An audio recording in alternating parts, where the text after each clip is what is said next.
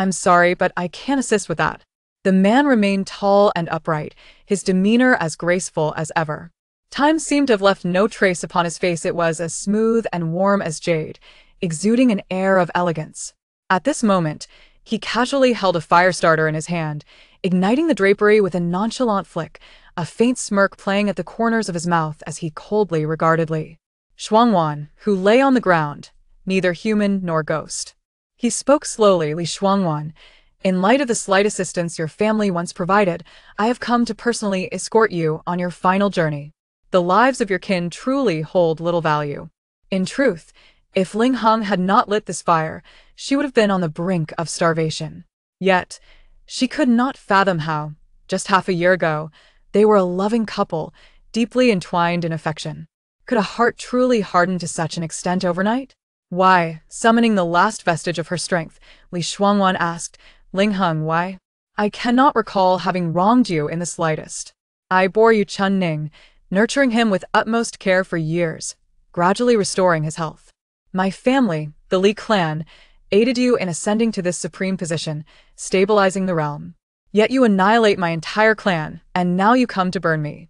After a decade as husband and wife, can you not reveal to me why? Why? Why had her cherished son, Ting Ning, not visited her even once in these past 6 months? Why could a person turn so cold and indifferent? Ling Heng grimaced in disgust. A decade of marriage? Ha!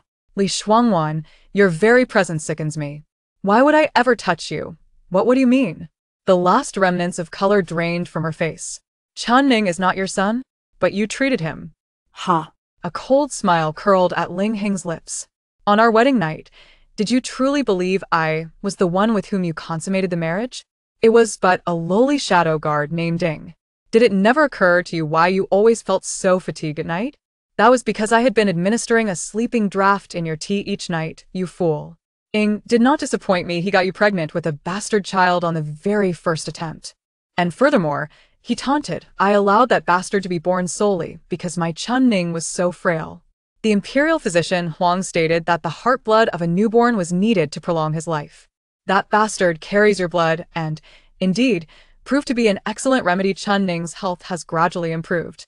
Li Shuangwan trembled violently. The child she had painstakingly nurtured for 9 years was now revealed to be not her own flesh and blood.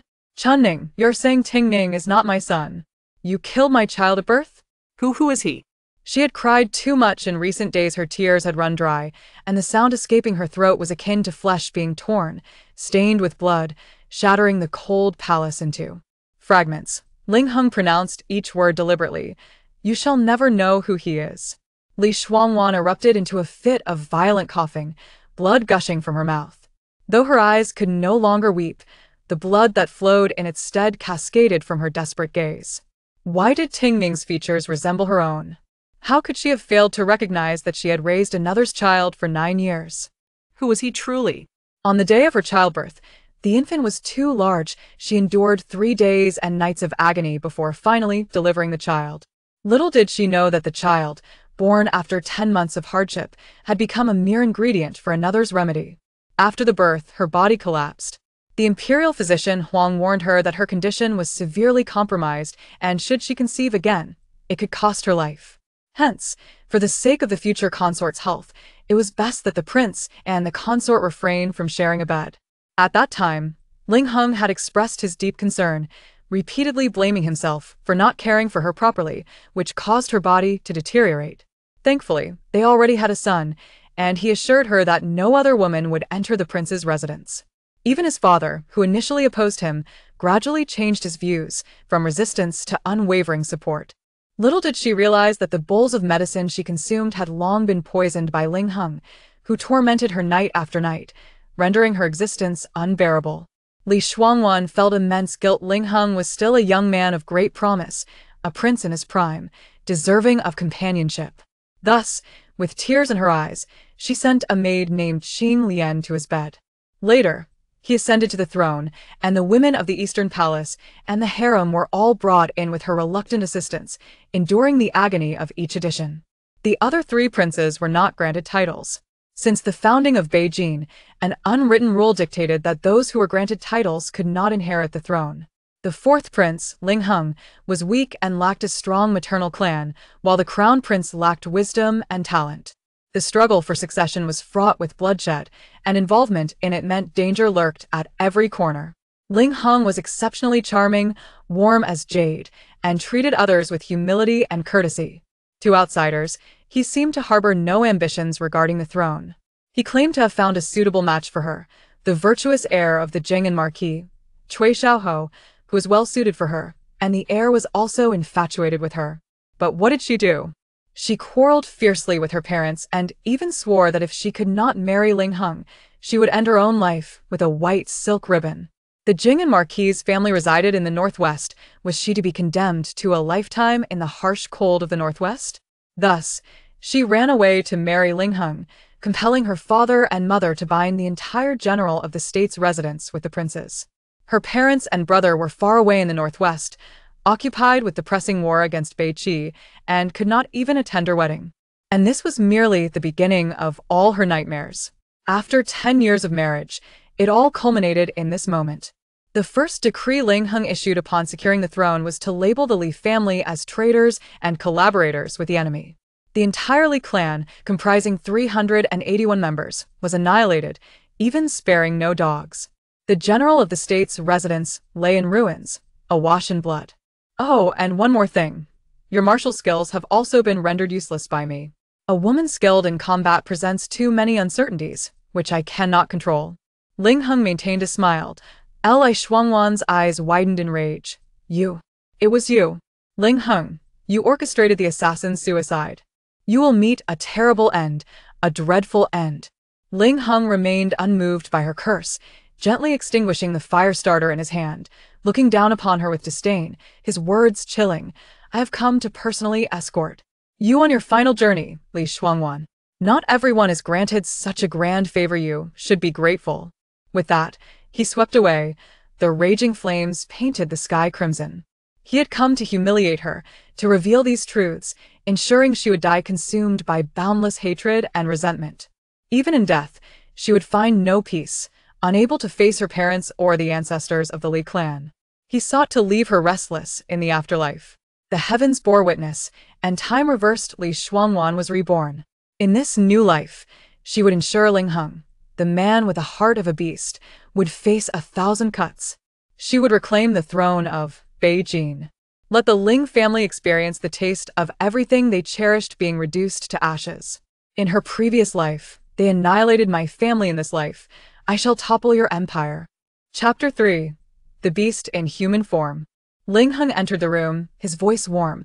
I had someone prepare a bowl of noodles for you. Are you hungry? What happened earlier? I was so worried. Ling Hung placed the noodles on the table and lit a bright red wedding candle.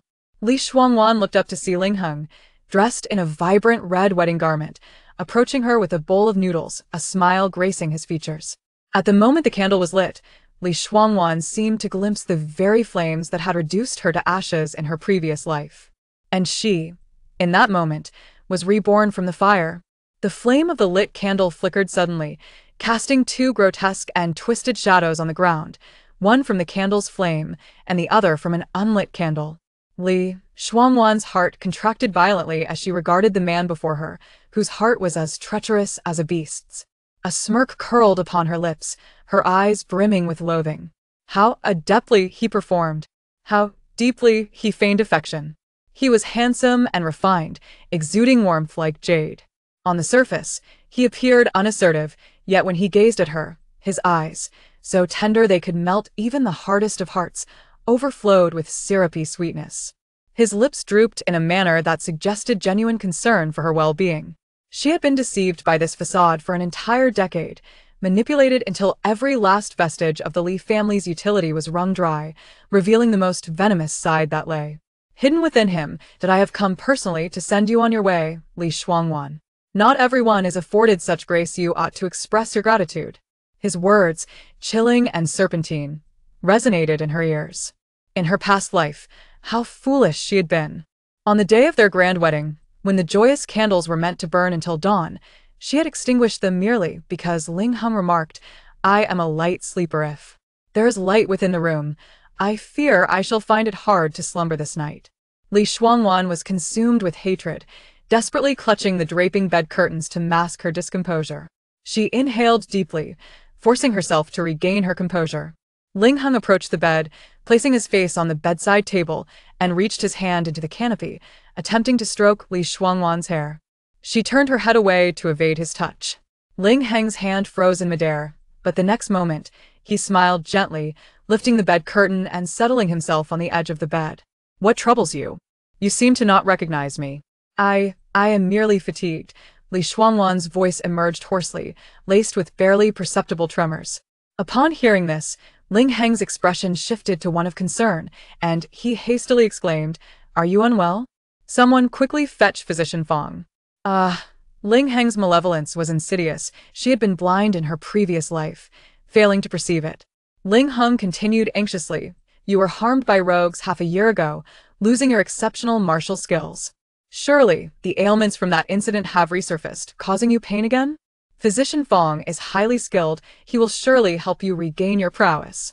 That wretched man dared to bring this matter up. Suppressing her emotions, she replied softly, "No, I am simply fatigued. Furthermore, Physician Fong is the Emperor's personal doctor. If he is summoned late at night, it may displease the Emperor, and he will surely blame both your Highness and me for being inconsiderate." Ling Heng chuckled lightly. How could that be? Even if the Emperor were to find out, he would not speak ill of it, considering the reputation of the general's household. "Your father guards the northwestern frontier with great honor, and now, during this critical time of war with Beiqi, the Emperor would not quibble over such a trivial matter." How foolish she was, how muddle her thoughts. Ling Heng had uttered such words countless times in her past life, yet she had failed to grasp their meaning. Upon marriage, a woman belongs to her husband. My father is my father, and I am myself. Now that I am wed to your Highness, I cannot flaunt my identity as the legitimate daughter of the general's household. If I were to bring trouble upon your Highness, it would be my fault. Therefore, your Highness, please refrain from such remarks in the future. Moreover, as a military man, it is my father's duty to protect the nation. How could I use that as leverage?" Ling Heng's expression faltered, his grip tightening slightly as he scrutinized Li Shuangwan's face, seeking to glean something from her countenance. Yet her visage was charming and radiant, adorned with a faint blush, her dark eyes clear and bright. She declared, "I am indeed, I am merely fatigued. Today, I fear I cannot attend to your Highness." Ling Heng forced a smile, though his brow furrowed in concern. "Owen, do you resent me for not providing you with a grand wedding? You know I am not favored by the Emperor, and my mother holds a low rank, which has caused you distress. Surely you do not harbor grievances? As husband and wife, we must not let such matters create discord between us." Li Shuangwan suppressed all her emotions, raising her gaze to meet Ling Heng's face. His peach blossom eyes, high nose, and thin lips formed a strikingly handsome countenance, designed to ensnare hearts. This fraud of false affection had bled her dry, leading to the destruction of her family. She had to confront it. Li Shuangwan offered Ling Heng a faint smile. "How could that be, your Highness? You overthink. I am simply tired. Today is our wedding. Should your Highness feel unfulfilled, it is my fault. Perhaps it would be better to wait a few days until I have rested, and I will gladly attend to your Highness." Upon hearing her words, Ling Heng's demeanor relaxed, his previously probing gaze softening. "Then I shall take my leave to freshen up, eat this bowl of noodles, and I will return to keep you company." Ling Heng rose, as if to take her hand, but ultimately refrained. "We shall grow old together. Do not let your thoughts wander. Grow old together?" Once Ling Heng departed, Li Shuangwan immediately rose and brought the bowl of noodles to her nose to sniff. Alas, she was no physician. She did not know what had been added to the dish. In a secluded room within the prince's residence, a man knelt upon the ground. He was clad in the same resplendent red wedding attire as Ling Heng, his tall figure bearing a striking resemblance to Ling Heng's silhouette. Aside from his distinct phoenix eyes, his features and complexion were nearly identical to Ling Heng's. This man had just received a kick from Ling Heng, blood trickling from the corner of his mouth, with more seeping from his chest, his wedding attire soiled with mud. Ling Heng's face was etched with fury. "Speak." "Did Li Shuangwan harbor suspicions about you? What have you done to alert her?" His body trembled, nearly unable to maintain his kneeling position. The princess merely stated she was fatigued today and wished to rest, unable to attend to the marriage bed. His voice bore a striking resemblance to Ling Heng's, yet was entirely different from the tone he had used while conversing with Shuangwan moments before. Ling Heng scoffed coldly. If that fool realized he was using one of the lowest-ranking shadows of the prince's household to consummate the marriage with her, it would be a miracle. If she didn't erupt in fury, rather than gazing at him so tenderly and speaking softly. Chapter 4. The lowly shadow guard. Best to be this way, shadow. Do not forget your identity. Be clear about what should and should not be done.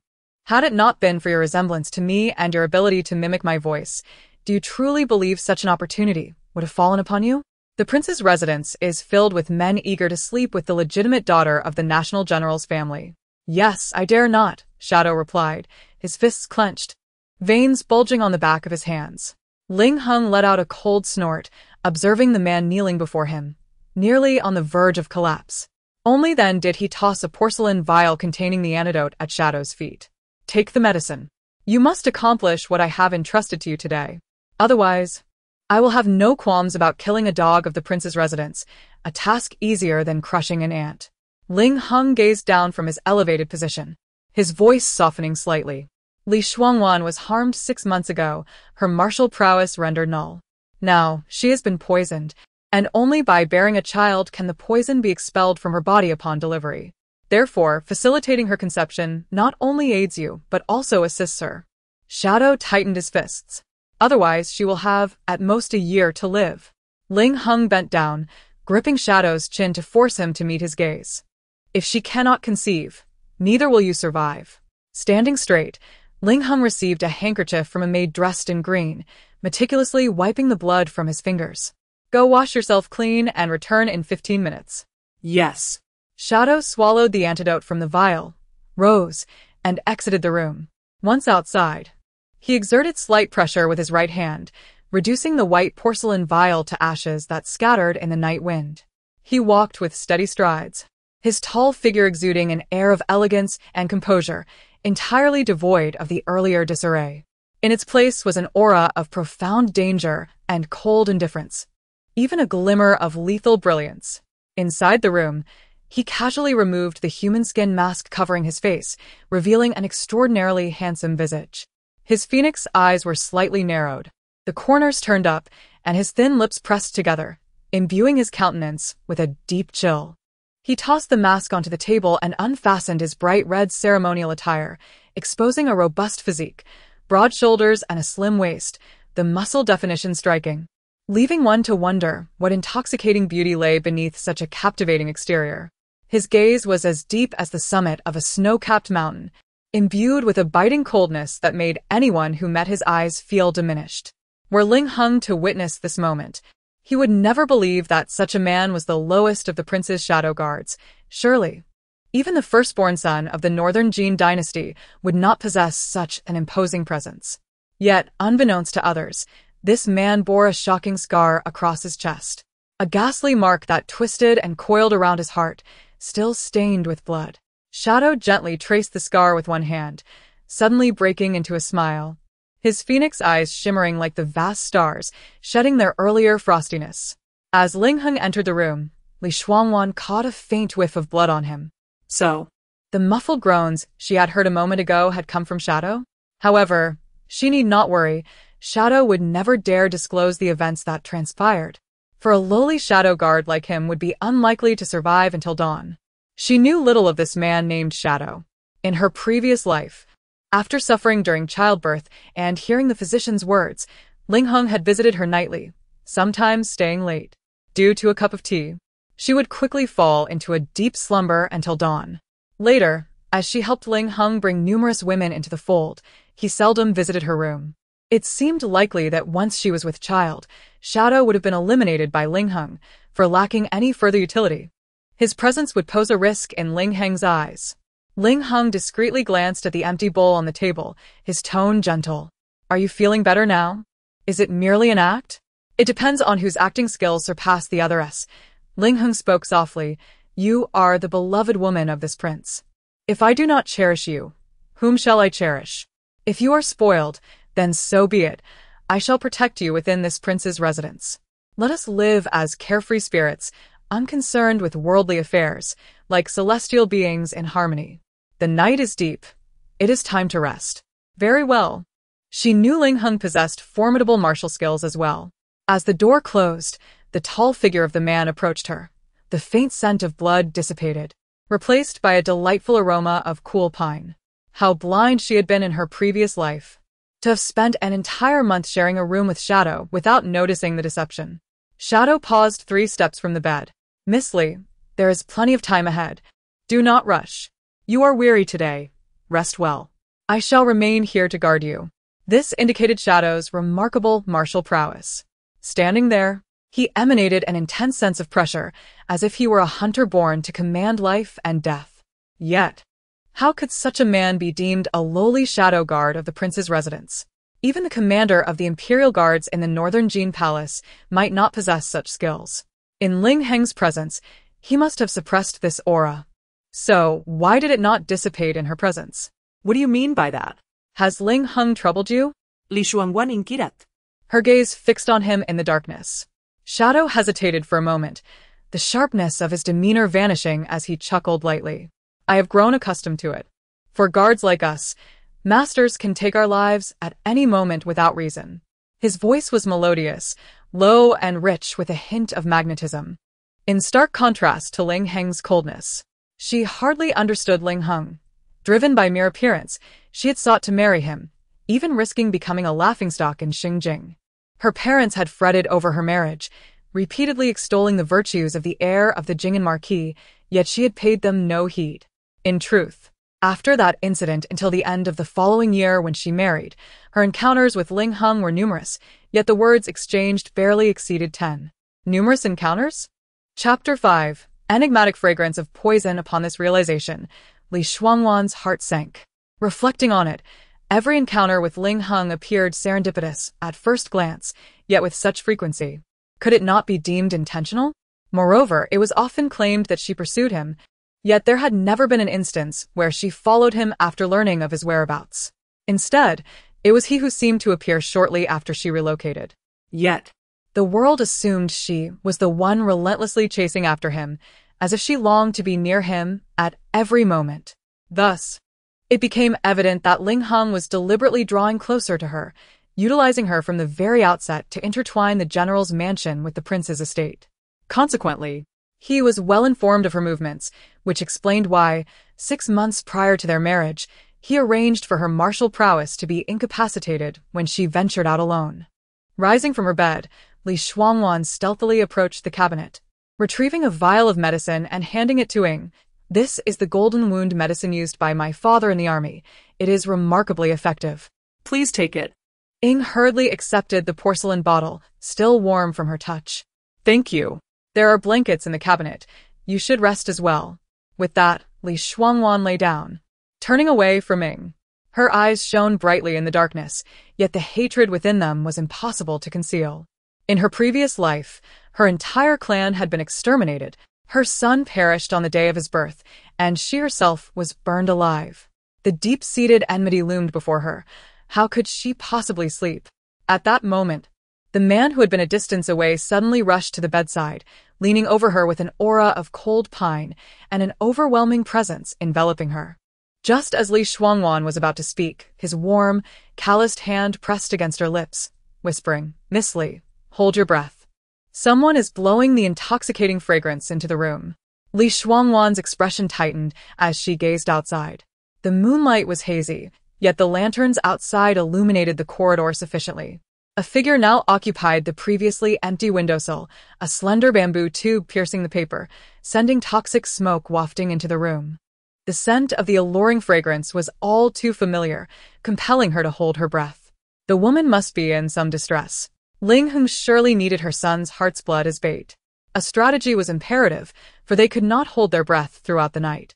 Yet, among her dowry, which consisted mainly of clothing and a few vials of golden wound medicine, who would prepare antidotes for aphrodisiacs on the day of their wedding.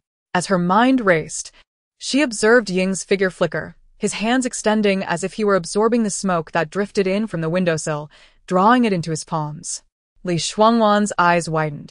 Ying's martial skills were far beyond her expectations. The royal assassins trained by the northern Jin were not of this caliber. In an instant, Ying was caught off guard as Li Shuangwan tackled him onto the bed. Did she not realize the peril of the intoxicating fragrance as poison? Her actions were potentially fatal to him. Yet, before Ying could push her away, he heard her whispering, her voice laced with a seductive allure, low and suppressed, igniting a tension within him that made his body tense involuntarily. The fire of desire surged through him, as if 1,000 horses were urging him to pin her beneath him. However, his reason prevailed, and he fought against the urge, beads of sweat forming on his forehead as he struggled for control. The moment he entered the room, he had shed his disguise.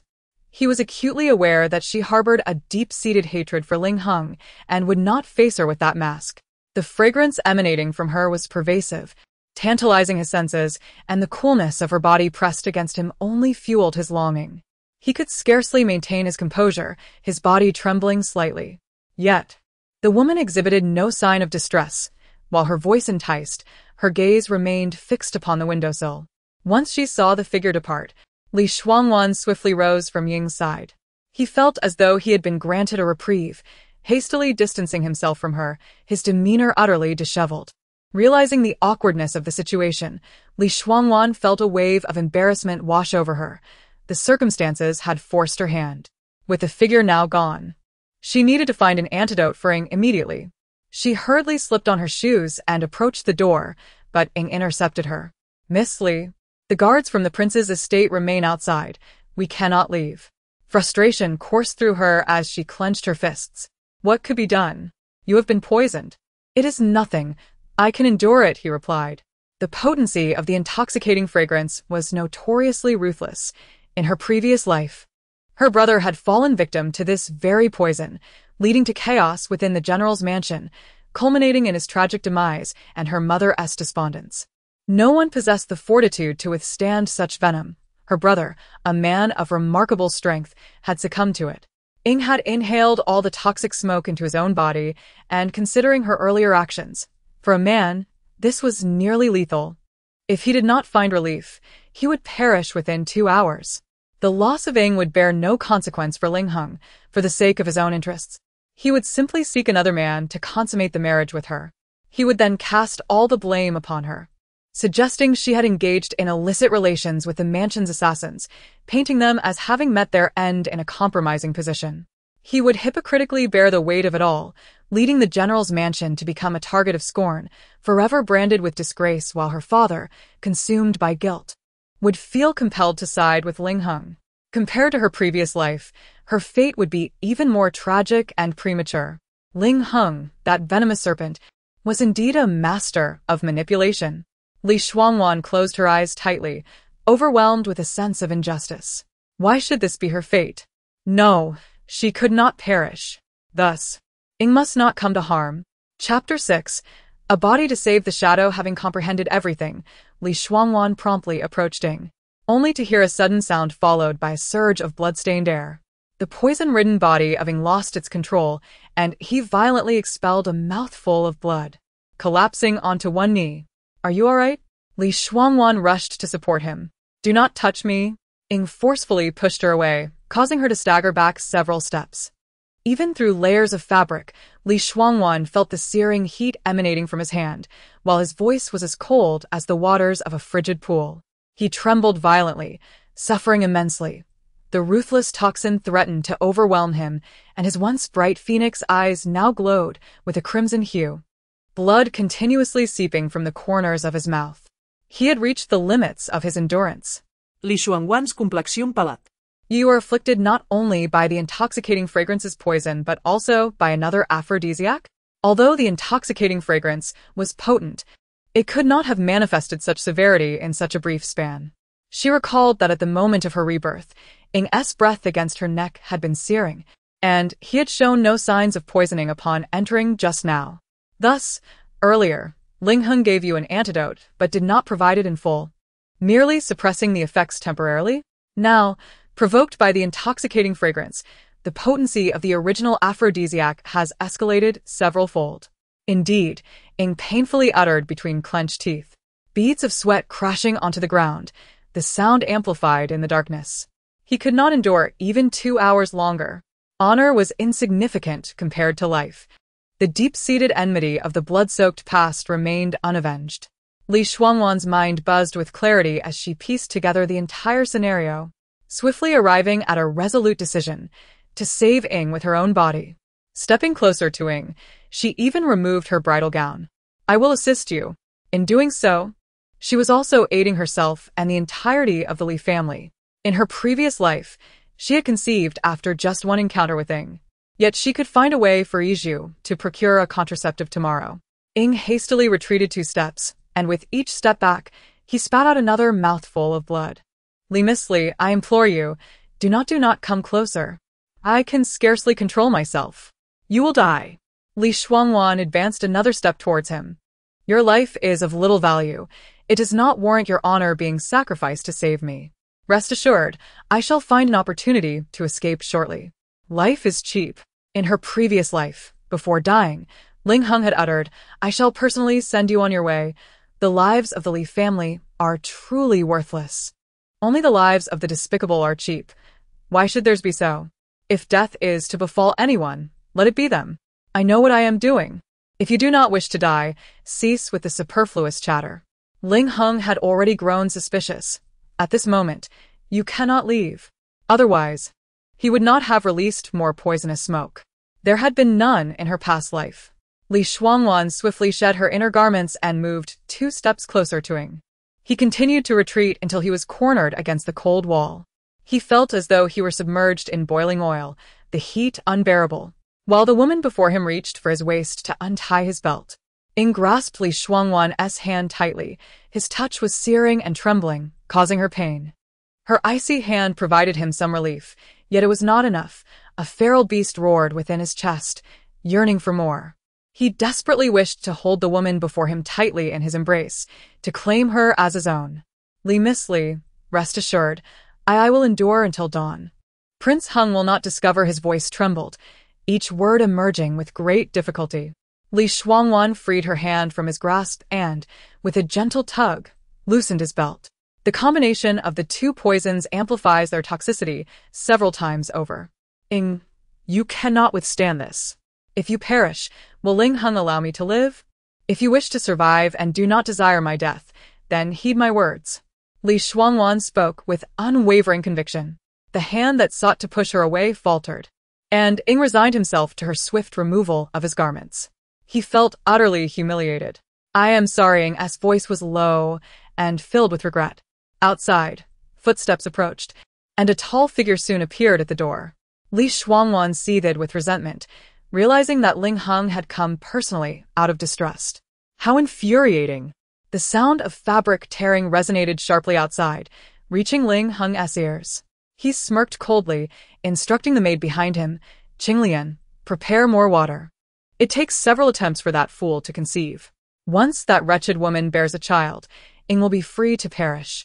Li Shuangwan hoped that Ling Heng would finally depart.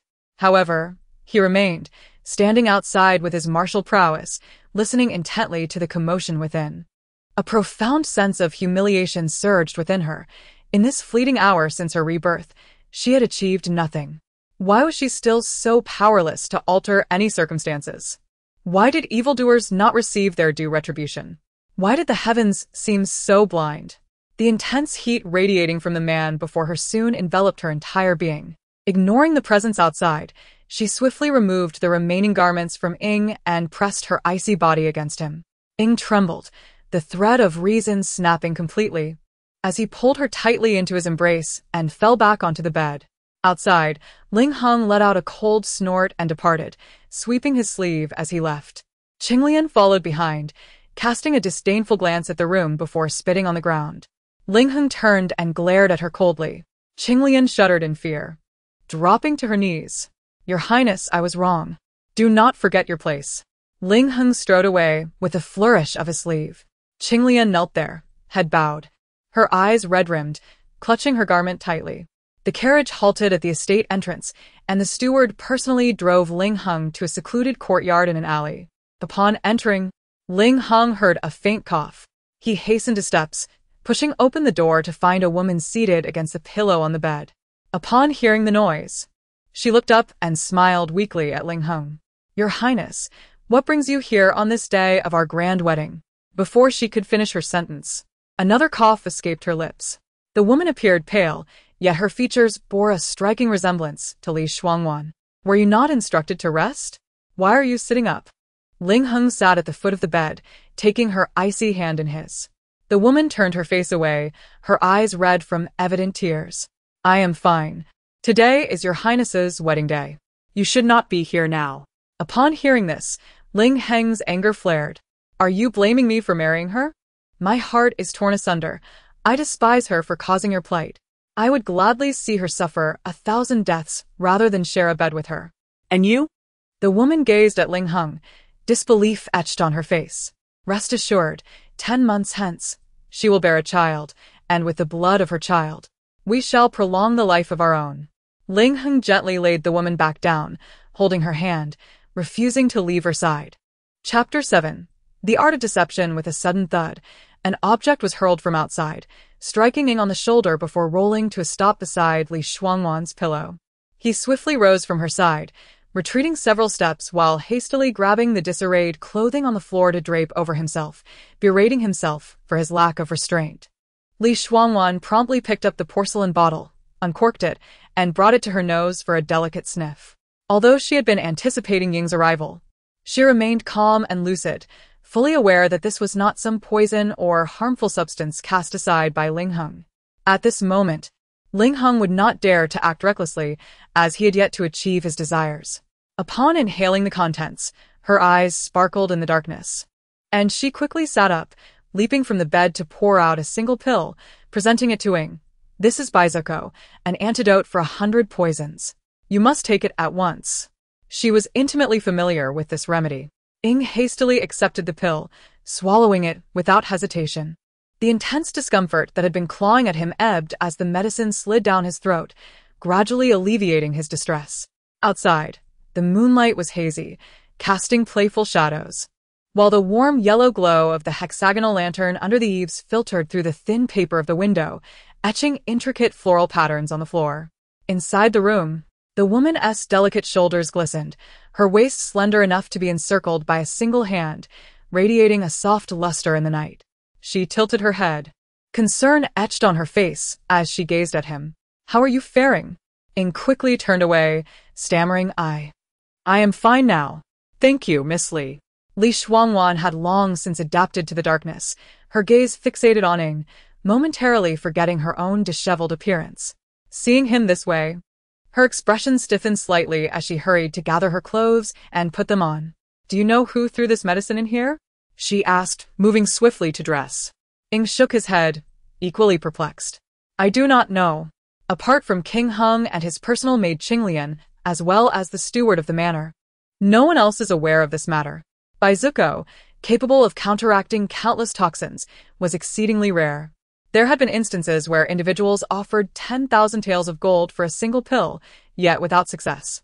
Her knowledge of it stemmed from a fortunate encounter her father had, who had brought it to her as a treasure, only for it to be deceitfully taken by Ling Heng.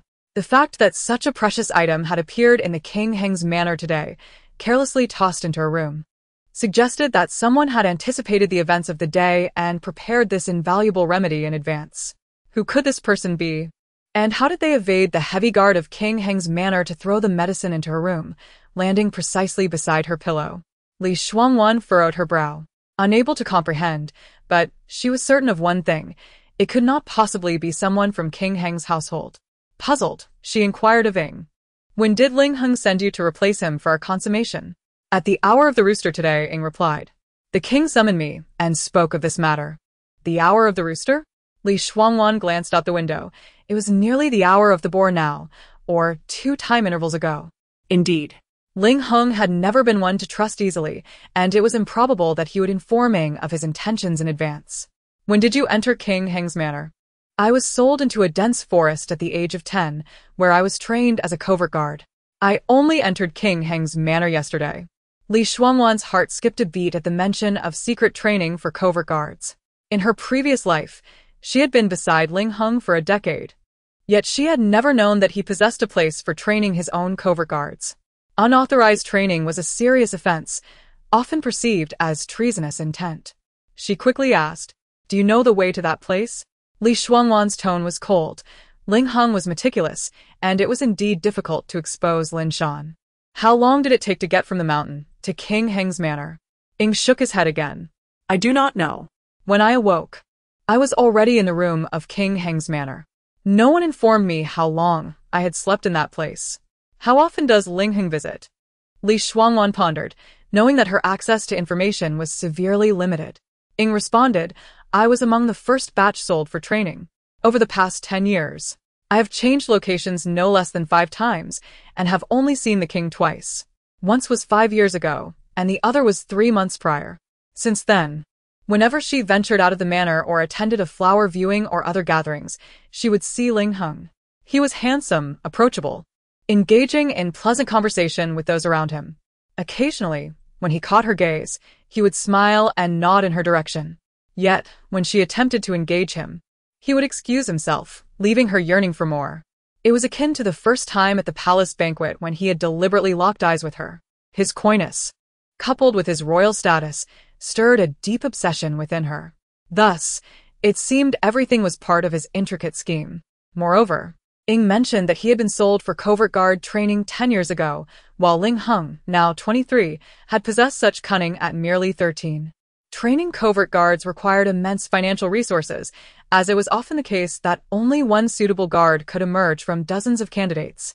After Lin Pin gave birth to Ling Heng, the Lin family's fortunes inexplicably plummeted, suffering losses at every turn, reducing their once mighty enterprise to a mere shell. It was from that point forward that Lin Pin lost her favor. In her previous life, she had only later realized that this was merely a ruse orchestrated by the two of them. With every shop closure, there would be another opening elsewhere. In the vast realm of Beijing, countless shops shuttered daily, only to be replaced by new establishments, with the cash flow quietly diverted into the shadows. Chapter 8. Defying fate, the Lin family had been prosperous, yet their lineage remained sparse until the generation of Lin Wanru, who bore only a single daughter, later taken into the emperor's harem. Reflecting on this, it occurred to her that aside from the dark guards, Ling Heng might possess his own private army. However, in her past life, she had overlooked this detail due to her father's command of 300,000 troops. Yet, she recalled that following Ling Heng's ascension, the palace guards had been entirely replaced, including those guarding the imperial city of Xingjing. Could those replacements be Ling Heng's private soldiers? What a treacherous usurper he was, cleverly leveraging the Li family's contributions to ascend as the new emperor of Beijing. Ing remarked, after King Heng left. There were those skilled in mimicry who taught the subordinates to adopt his accent. Li Shuangwan abruptly lifted her head to gaze at Ing. In the darkness, she beheld his tall, slender figure. As he looked down at her, his unbound raven hair cascaded over his broad shoulders. Yet his face remained obscured. 3 months prior, she had finally recognized Ying's worth. Li Shuangwan sank onto the bed, utterly exhausted. Ing said, Miss Li, it is late. You should rest. I will watch over you, and there will be no further disturbances. She raised her gaze to the man before her. Claiming she harbored no hatred for him would be disingenuous. However, from what she discerned today, it was evident that Ing bore no intention of humiliating her. Moreover, in her past life, after becoming pregnant, it was likely that she had also suffered at his hands. Ing and she were both victims, and it was she who had been blind. She had no right to despise him. She stated, Ling Heng is ruthless. His intent in sending you to my chambers today is undoubtedly malicious. Should his scheme succeed, you will not survive. You must tread carefully from here on. In the depths of night, Ying's heart tightened. Even in her dire situation, she still felt compelled to warn him. Such a remarkable woman should not be subjected to such treatment. A faint smile graced Ying's lips, his phoenix eyes twinkling like brilliant stars, his voice carrying a hint of joy as he replied, Yes, I shall be cautious. King Heng is eager for you to conceive. His impatience suggests he has plans for the child within you. You must take care. What does he want with her child? Ling Heng, in this new life, your son, Chun Ning, may as well perish. She resolved to send a letter to her parents. She had devised a way to extricate herself. Indeed, She intended to send every individual responsible for her suffering in the general's household to hell. Yet Ling Hong was shrewd, and not a single official among the noble Ling clan was a fool. The path of revenge would be fraught with thorns, and she needed to strategize meticulously. Not only must she eliminate them, but she also had to ensure no suspicions were aroused. As the night deepened, her mind was a whirlwind of thoughts, and before she realized it, Li Shuangwan fell into a restless slumber.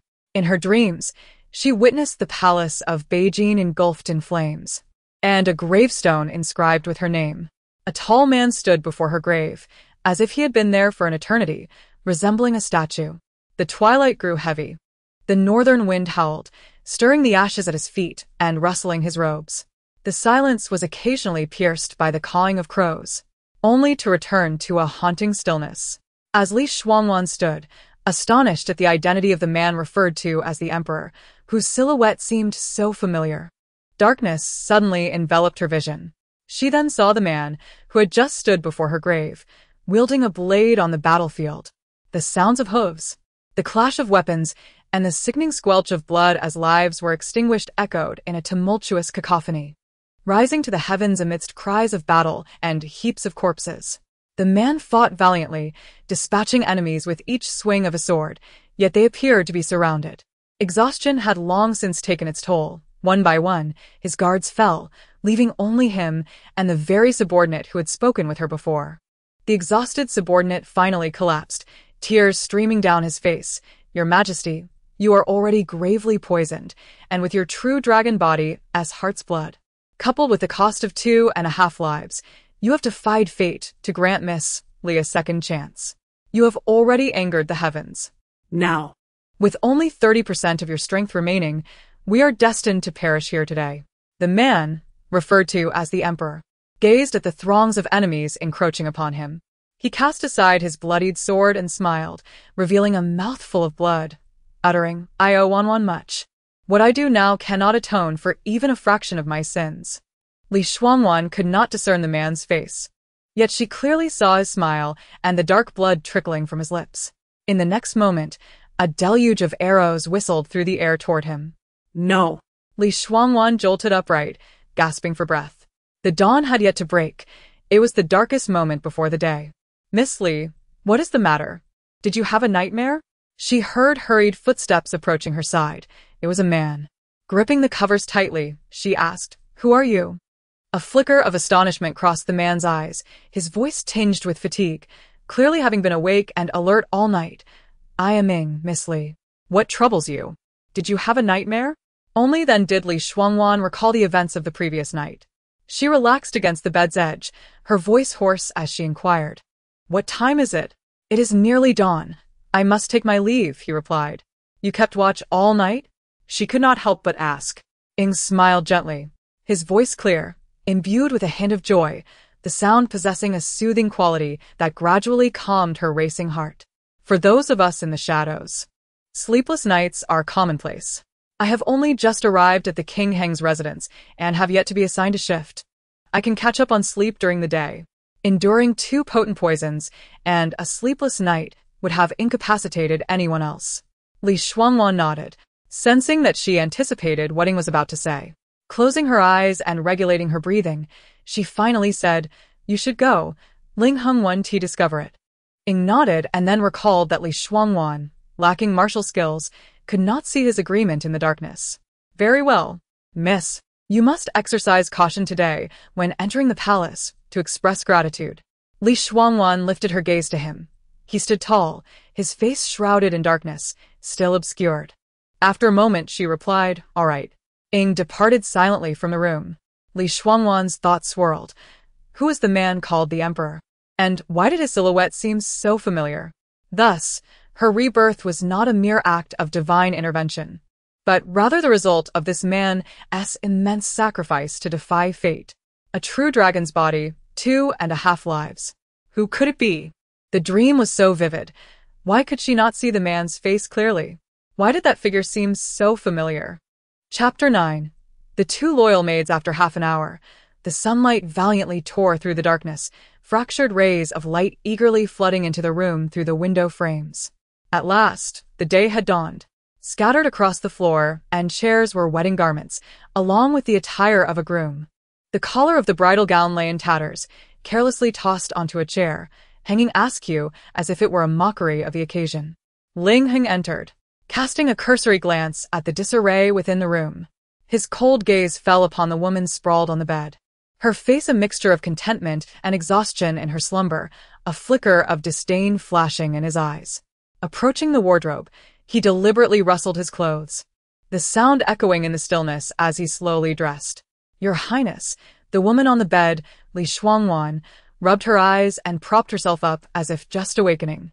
She gazed at the man standing before her, his attire still in disarray, her voice soft and alluring. Ling Heng turned, a light laugh escaping his lips. "Did I disturb your slumber? It is still early. Sleep a while longer." "No, I must go to the palace shortly to express my gratitude," she replied. Ling Heng's gaze lingered on Li Shuangwan's face, his eyes catching the marks on her neck. "Last night was our wedding night, Oan. I could not restrain myself. You must have suffered." A faint blush crept across Li Shuangwan's cheeks. The marks were of her own doing, a consequence of the torment inflicted by poison. Yet the shadow had not overstepped its bounds. Concealed beneath the covers, she lightly pricked her finger with a hairpin, smearing the blood onto a handkerchief. She chastised softly. "Your Highness, what are you saying?" Ling Heng smiled, leaning closer to her. "Awan's body renders me insatiable. Thus, tonight." Looking upon his insincere countenance, Li Shuangwan felt a wave of nausea rise within her. She suppressed her disgust, lowering her head shyly. "Your Highness." Straightening his posture, Ling Heng laughed heartily. Li Shuangwan rose from the bed, and he discreetly cast a glance at the handkerchief, noticing the 2 crimson stains upon it. She too observed them, the shadow having anticipated this detail before departing. Moreover, it appeared there were traces of a man's presence. Suddenly, Li Shuangwan's face flushed. As she stepped down from the bed, her knees buckled, nearly sending her to the floor. Satisfied by her apparent suffering from the previous night, Ling Heng swiftly caught her. "Did I cause you pain last night?" Li Shuangwan's hand, resting on his arm, twitched slightly. In her past life, Ling Heng had uttered similar words. However, back then, she had been unaware that he was not the same person, and thus had been quite proactive, eagerly shedding the shadow's garments in the dark, pressing him down. She recalled how, when Ling Heng came to lift the veil, he held a bowl of noodles, and having not eaten all day, she devoured it completely. Reflecting on her past life, it became clear that her fervent actions in the dark had been induced by some drug in that very bowl, leaving her devoid of reason. In Ling Heng's presence, she could not reveal any signs of her inner turmoil. "I will attend to your dressing, Your Highness." Ling Heng smiled tenderly, assisting her to sit on the bed. "You are weary from last night. Rest well. I shall wash up in the adjacent room." At that moment, Qinglian entered with a basin of water. Hearing Ling Heng say, "Oan, the 2 maids you brought are not yet familiar with the palace. Qinglian has been serving me faithfully in my courtyard. Allow her to oversee the matters of the Lushao courtyard." Lushao courtyard was where she resided in the Hengwangfu for 5 years. Li Shuangwan replied with a gentle smile, "Very well." She then addressed Qinglian. "As I am new here, I hope you will take good care of things." Qinglian bowed her head. "It is my duty, my lady. Your words are overly gracious." Yet her voice carried a hint of something amiss. Li Shuangwan noticed her slightly reddened eyes and the displeased frown that briefly crossed Ling Heng's features before he quickly concealed it. After dressing, Ling Heng retired to wash up, with Qinglian following to assist him. Yizhu and Luoman entered the room, carrying fresh garments and a wash basin, their faces beaming with smiles. "Miss, you are awake?" Yizhu approached, lifting the bed curtains, her gaze falling upon the stained handkerchief on the bed, her face flushing slightly. She hastily instructed Luoman to fetch a box for it. The handkerchief was to be taken to the palace for inspection by the imperial consort Lin. Seeing Yizhu and Luoman, Li Shuangwan was overwhelmed with emotions. The 2 had accompanied her since childhood, born in the general's household, fiercely loyal to her. They had perished in the desolate palace, drowned in a dry well. Yizhu had been sold to the lowest of brothels during her greatest agony on the birthing bed, tortured to death. From that moment on, she had been devoid of loyal companions. Ling Heng had claimed that the size of her unborn child was due to Iju's excessive feeding, and her constant address of the consort as Miss indicated her ulterior motives, wishing to harm her. Shuangwan had once believed this notion, slapping Iju several times in anger. At that time, Iju had knelt before her, weeping, "Miss, you truly cannot eat so much. It will be too painful during childbirth." "Miss, I have been married to His Highness for several months. Everyone calls me consort of Shuangwan, yet you alone call me Miss? Iju, do you think my eyes are blind?" Had she not been blind indeed?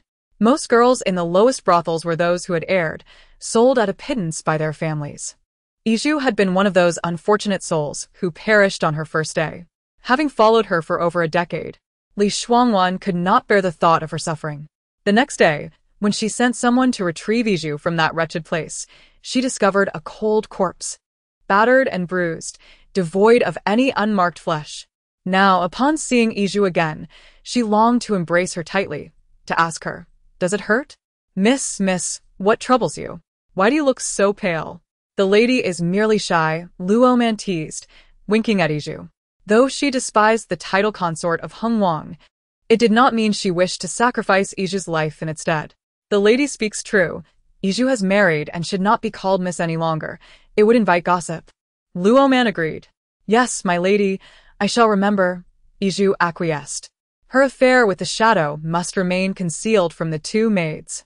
Additionally, the laws of Beijing dictated that a wife or concubine without offspring must accompany her husband in death. The royal family forbade divorce. Whether to endure a lifetime of solitude or to meet her end by a single white ribbon, she needed to devise a foolproof plan to extricate herself from Hung Wangfu and cast Ling Heng into the abyss. In her past life, he had claimed he would personally see her off, should she express her gratitude. In this new life, Ling Heng, it is time for a reversal. I, Shuangwan, shall personally send you to hell. Chapter 10. Blind Eyes, Blind Heart. After completing her morning routine, Qinglian instructed the servants to set the breakfast table. Shuangwan, Your Highness, today I wish to request a favor from you. What are you saying, Awan? Whatever you desire, I shall comply. Since my stomach has always been weak, I have been attended to by these two maidservants for my meals in the mansion. Thus, I would prefer to prepare my 3 daily meals myself in my little kitchen. Is that permissible, Your Highness? She gazed at Ling Heng with her wide, watery eyes, appearing utterly innocent and bewildered. Qinglian discreetly glanced at Ling Heng. Ling Heng paused his breakfast, then chuckled softly. It is but a trivial matter. Why would Awan need to seek a favor from me? Since you have married me. This prince's residence is your home. In your home, you may do as you please. Shuangwan, as if receiving a treasure, grasped Ling Heng's arm with both hands. I knew you would be the best to me, Your Highness. Though Qinglian kept her head lowered, her gaze remained fixed on Ling Heng. After the meal, Qinglian tidied up and left. As Shuangwan sat before the vanity, Ling Heng took the comb from Luoman's hand. You may all leave now. Awan, allow me to assist you in your grooming and makeup. Shuangwan smiled slightly, knowing full well that Ling Heng would not actually groom her. With a playful smile, she replied, Very well, I appreciate it, Your Highness. Ling Heng's expression darkened. Do you not see that I am occupied? I have told you before, simply proceed as you wish. Why do you seek my approval? The old steward hesitated. But, Your Highness, you said that matters concerning the princess must not be taken lightly. I dare not act on my own. Shuangwan clung to Ling Heng's sleeve, her large, expressive eyes innocent yet insistently pleading, causing Ling Heng's brow to twitch. She snatched the comb from the table and thrust it into Ling Heng's hand, beaming at him. Then, Your Highness, let us begin. Ling Heng. Your Highness, the medicine you have been searching for has finally been found. Just as Ling Heng reluctantly took the comb, he heard Qinglian's voice at the door. Ling Heng immediately turned to Qinglian. Is that true? Qinglian nodded, her face alight with joy. Indeed, a full basket. Would you like to see it yourself, Your Highness? Shuangwan sat on the stool, looking up at Ling Heng with confusion over Qinglian's implications. Your Highness, hurry, or we shall be late for the palace. Today is my first visit to my in-laws as a bride. Ling Heng sighed softly. When my mother gave birth to me, she suffered a head injury. And despite the physician's efforts over the years, there remains a rare medicine that is elusive. Being of low rank and lacking favor from my father, she can only rely on me, her son, to seek it out. Qinglian's words, though seemingly pleasant, implied that Li Shuangwan's continued attachment to Ling Heng was an act of filial disrespect. Disrespecting a concubine equated to undermining imperial authority, a heavy accusation to bear. Li Shuangwan coldly chuckled inwardly. You speak the truth, Qinglian. Your Highness, you should go. She urged him onward. Quickly, Your Highness, we have ample time ahead of us. Iju took the comb from Ling Heng's grasp, preparing to style her master's hair, when she heard her whispering to herself. Iju, once I enter the palace, have Zhou Bo go to my dowry estate and bring back the Qin siblings. Do not let anyone in the royal residence know. Ling Heng, aware of her need to maintain appearances, would not object to her wishes. Her voice was low, and her words rapid. So much so that Iju almost thought she was imagining it. In her bewilderment, she caught Li Shuangwan casting a deep glance her way, then her gaze fell upon Qinglian, who was about to follow Ling Heng out. I have heard that Miss Qinglian possesses exceptional skills in hairstyling. Might I request your assistance? Qinglian halted, turning to face Ling Heng. Ling Heng said nothing, merely glanced around the room before stepping outside. With her eyes slightly reddened, Qinglian bit her lip and reluctantly approached, taking the comb from Iju's hand. As a maidservant by the prince's side, why should she groom a woman who mingled with men in the military? Who did she think she was? She assumed that Li Shuangwan, with her background as the legitimate daughter of the general's household and now a consort of Prince Heng, would make things difficult for her, so she gritted her teeth and styled Li Shuangwan's hair with utmost caution. She was even prepared for the possibility of Li Shuangwan retaliating against her later that night. After all, that man named Ding was under the prince's thumb, and it would not be hard to threaten him into making Li Shuangwan suffer a bit. However, to her surprise, that did not occur. For half an hour, Li Shuangwan sat quietly as Qinglian styled her hair. Your Highness, do you find it satisfactory? Li Shuangwan gazed at her reflection in the mirror. Her brows were like emerald feathers, her skin smooth as jade, her nose elegantly high, and within her gentle demeanor lay a hint of coolness, complemented by an inherent air of nobility from her military lineage. The beauty mark between her brows added an extra allure to her already stunning visage. Li Shuangwan indeed possessed an enchanting beauty. Alas, this splendid exterior was marred by blind eyes and a heart blinded by ignorance. She smiled. Miss Qinglian, you are truly gifted. I am quite pleased. Therefore, today, you shall accompany your Highness and me to the palace to express our gratitude. Upon hearing this, the three maidservants in the room were taken aback. Luoman lowered her head, her eyes reddening. Li Shuangwan would not allow Qinglian to refuse. Turning to Iju and Luoman, you two stay here in the courtyard. Do not wander off. With that, she rose and walked toward the entrance of the residence. Qinglian raised her eyebrows, adopting an air of superiority. Following behind Li Shuangwan, the corners of her mouth curled up. How foolish. To seek the prince's favor while easily neglecting those who had been by her side since childhood. Truly, her mind was filled with nothing but men, leaving no room for anything else. Chapter 11. The fatty beneath the knife Luo man, with tears welling in her eyes, lamented, Sister Iju. The princess told me just last night that she would take me into the palace today. Qinglian has only styled my hair once. And now the princess no longer wishes to bring me along. In the past, she trusted both of us the most. This demonstrates the truth behind love for the house extends to the crow. Iju, cradling a quilt, approached Luo man and cast a sidelong glance at her. You can even weave idioms to criticize your mistress now.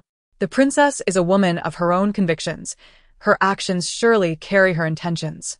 We have much to attend to today, including organizing the princess's dowry, and the people in this courtyard must become familiar with one another. Stop sighing about here. But. No buts. Did you not see the way the princess looked at us before leaving?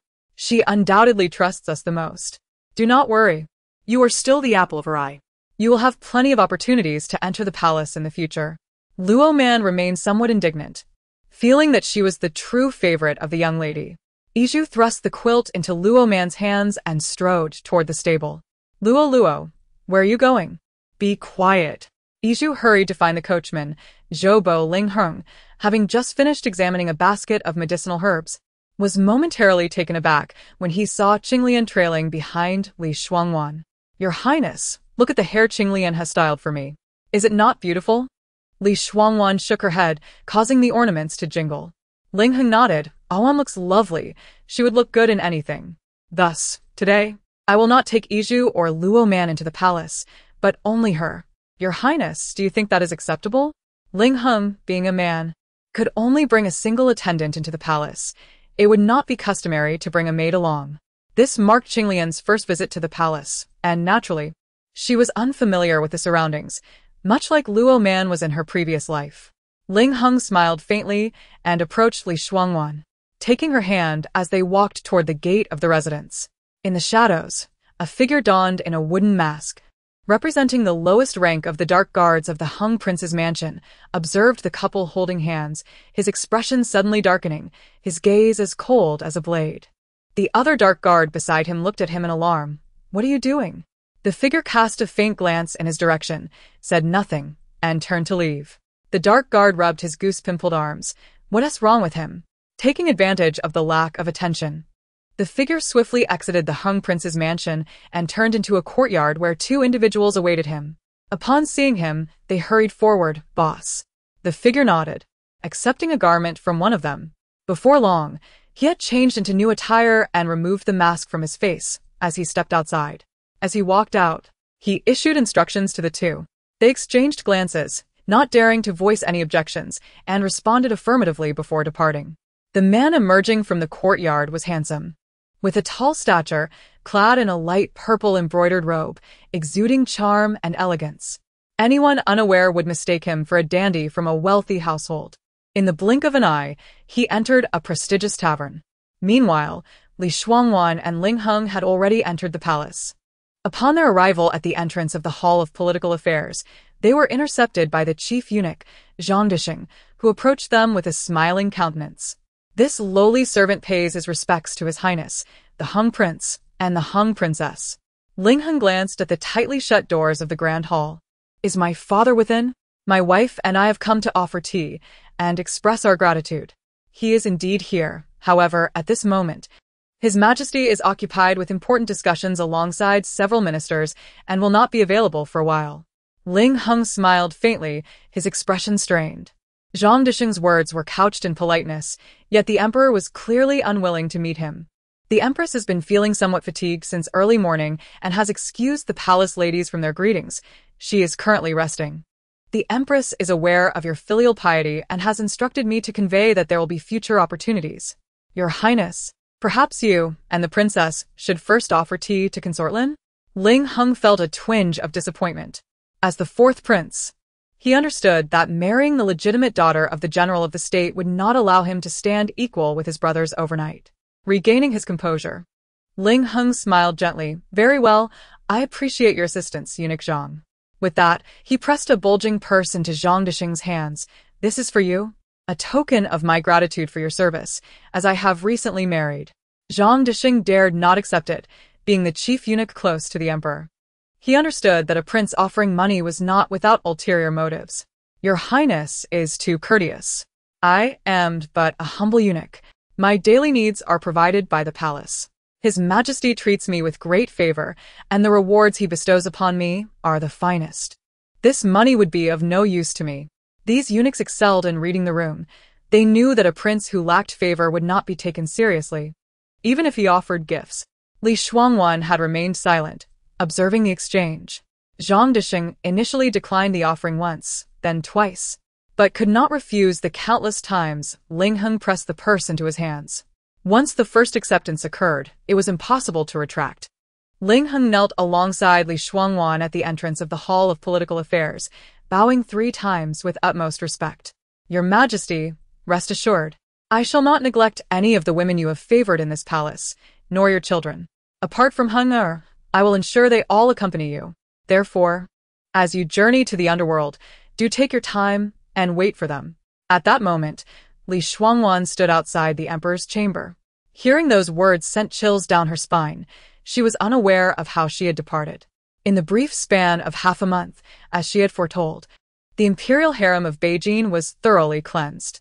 3 years later, once they had secured their reign, the Li family had lost its value, and a twisted imperial edict would ultimately condemn the entire Li clan to an irreversible fate. Not only had the Li family grown too powerful, but they also possessed knowledge of the dark secrets surrounding Ling Heng and his mother. As she walked the path to Qian Palace after many years, the chilling laughter of that woman still echoed in her ears. Ling Heng, too, felt a tumult of emotions. By marrying into the Li family, his father would undoubtedly harbor reservations. Today was merely a subtle warning, reminding him that despite the backing of the general of the state, there were still long roads ahead. He remained unaware of how his 5 brothers would plot against him. The Li family, possessing a formidable army, had guarded the northwestern borders for decades, for hundreds of miles. Countless citizens only recognized the Li family, oblivious to the existence of an emperor in Shengjing City. This land belonged to the Ling clan. All 5 of his brothers desired to wed the legitimate daughter of the Li family, yet their greed held them back from openly seeking the emperor's approval.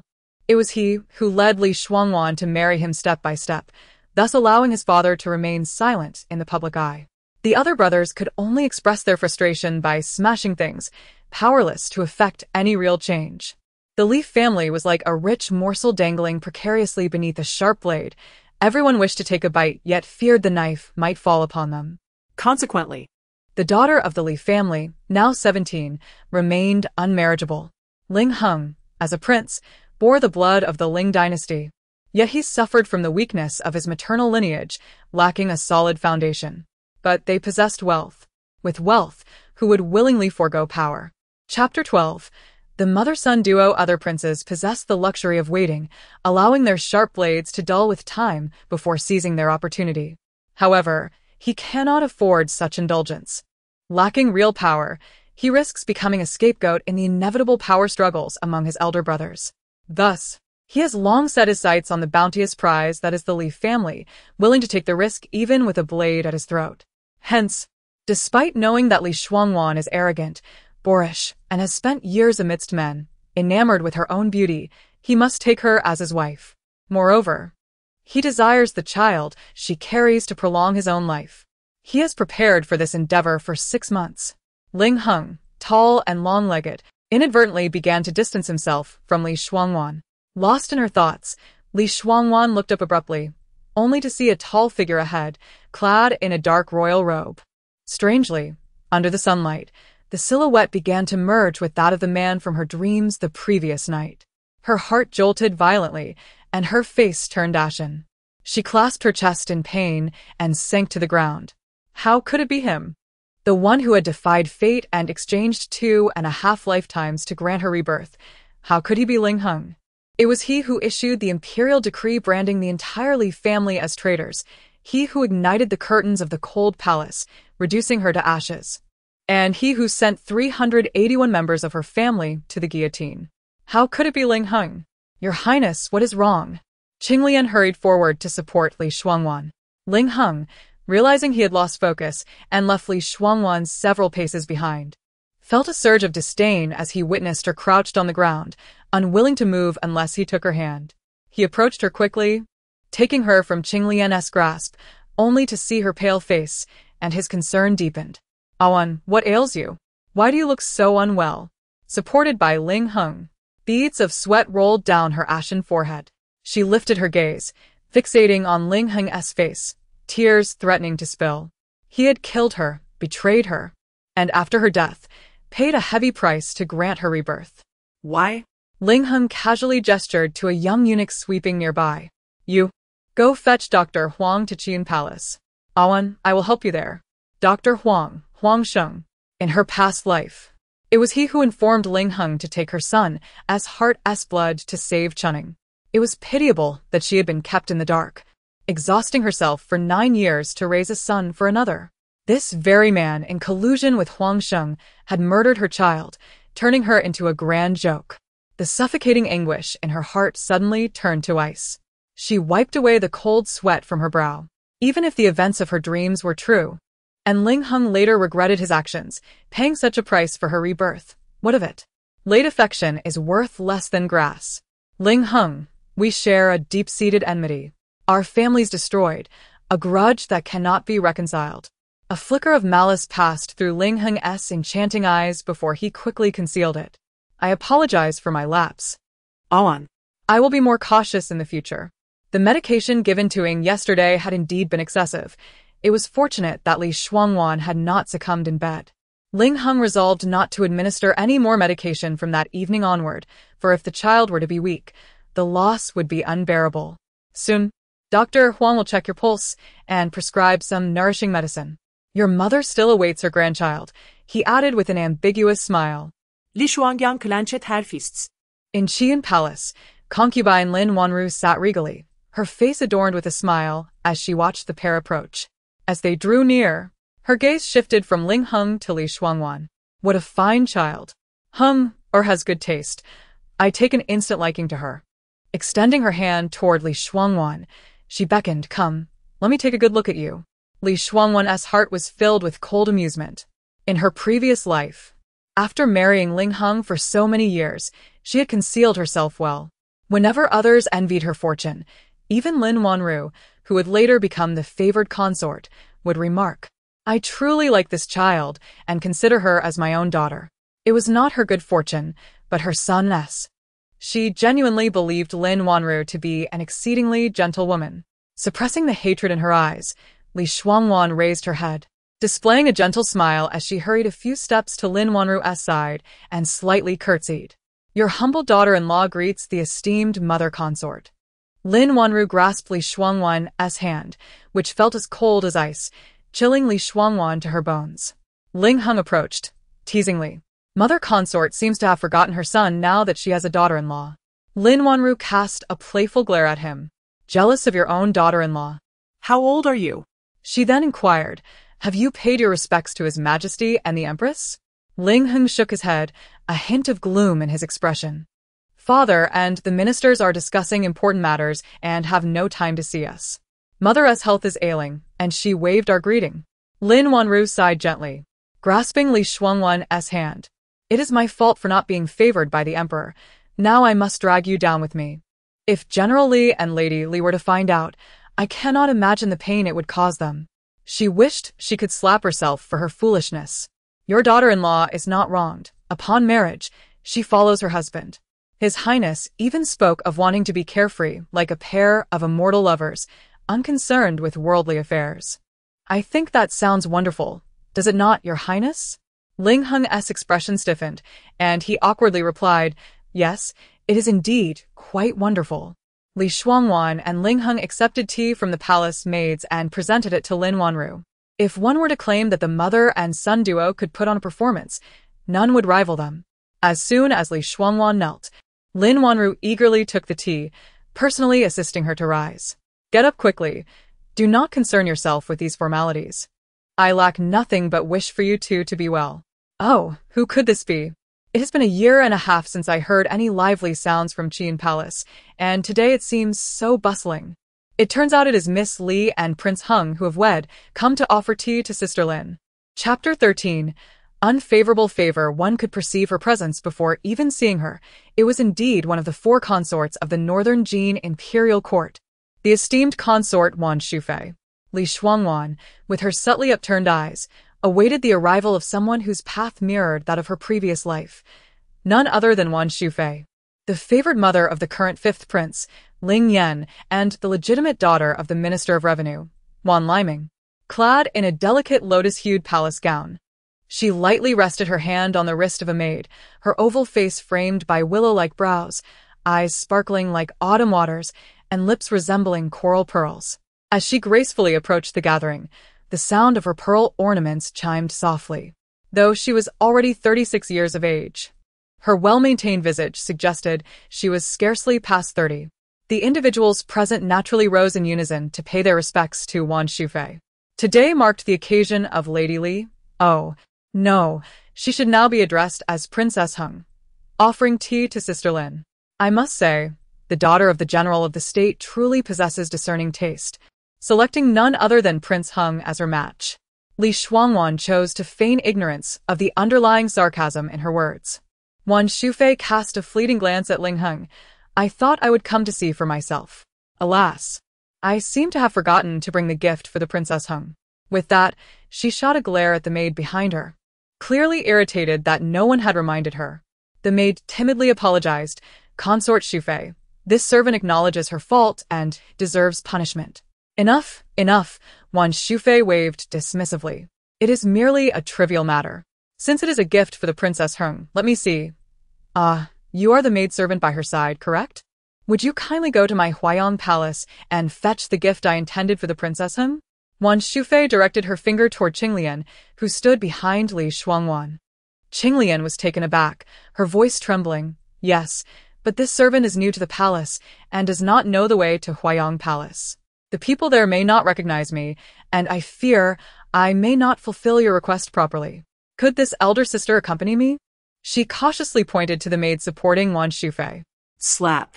Wan Shufei, accustomed to her domineering ways, stepped forward and delivered a sharp blow to Qinglian's face. What audacity a mere servant has to instruct me. Ah! Qinglian knelt, covering her face, tears streaming down her cheeks. Please spare me, Consort Shufei. I would never dare to overstep. Ling Hung frowned, glancing at Li Shuangwan, the unspoken message clear. Qinglian was now her maid, and it was her duty to intervene. Moreover, being the legitimate daughter of the general of the state, Wan Shufei, no matter how arrogant, would not dare disregard her family's standing.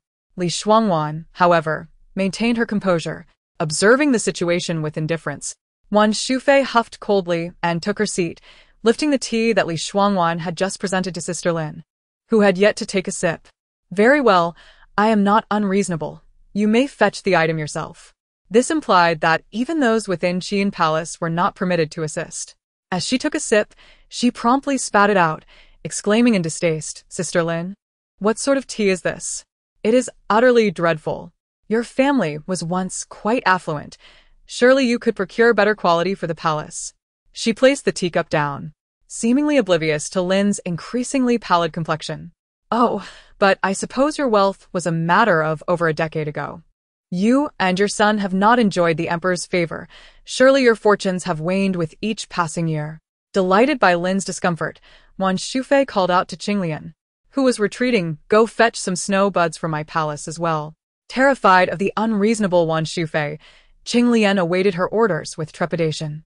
Wan Shufei, admiring her newly applied rouge, boasted, these snow buds are rare and precious. This year only 2 pounds were provided. The emperor, knowing I adore them, gifted them all to me. Today, I shall bestow half a pound upon you. Displaying a patronizing demeanor, Li Shuangwan regarded Wan Shufei as foolish and laughable, her actions befitting one who had not matured beyond the limits of her station. Lin forced a smile. Sister, your gifts are undoubtedly exquisite, yet I find myself unaccustomed to such delicacies. Wan Shufei snorted. Of course, after indulging in the finest, how could one return to this inferior brew? Enough of that. Let us focus on the gift for the Princess Hung. Qinglian exited Qian Palace. Sister, do you not find this rouge appealing? Do you think the emperor would like it? Wan Shufei, seated regally, raised her chin, showcasing her impeccably maintained hands to Lin. Lin's face grew increasingly pale, her silence betraying her discomfort. Realizing her misstep, Wan Shufei covered her mouth, laughing. Oh dear, how thoughtless of me. The emperor has never graced Qian Palace. How could you know if he would favor it? With a sidelong glance, she clucked her tongue, adding with a chuckle, Sister Lin, I must advise you to change the name of this palace. It is rather inauspicious. Which cloud in the heavens would halt for a mere view? No wonder you have not garnered the emperor's affection. It has been nearly a decade since he last visited you, has it not? Ling Hung, having cast numerous glances at Li Shuangwan, felt an overwhelming frustration. The indignities were being heaped upon his mother, yet she remained silent, merely sitting there as if nothing were amiss, sipping her tea. Truly, it was bewildering.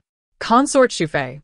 Each courtyard within the palace was named by our revered ancestors. Should your words reach the emperor's ears, it could invite trouble and bring shame to my brother. Ling Hung finally could not restrain himself, his teeth clenched.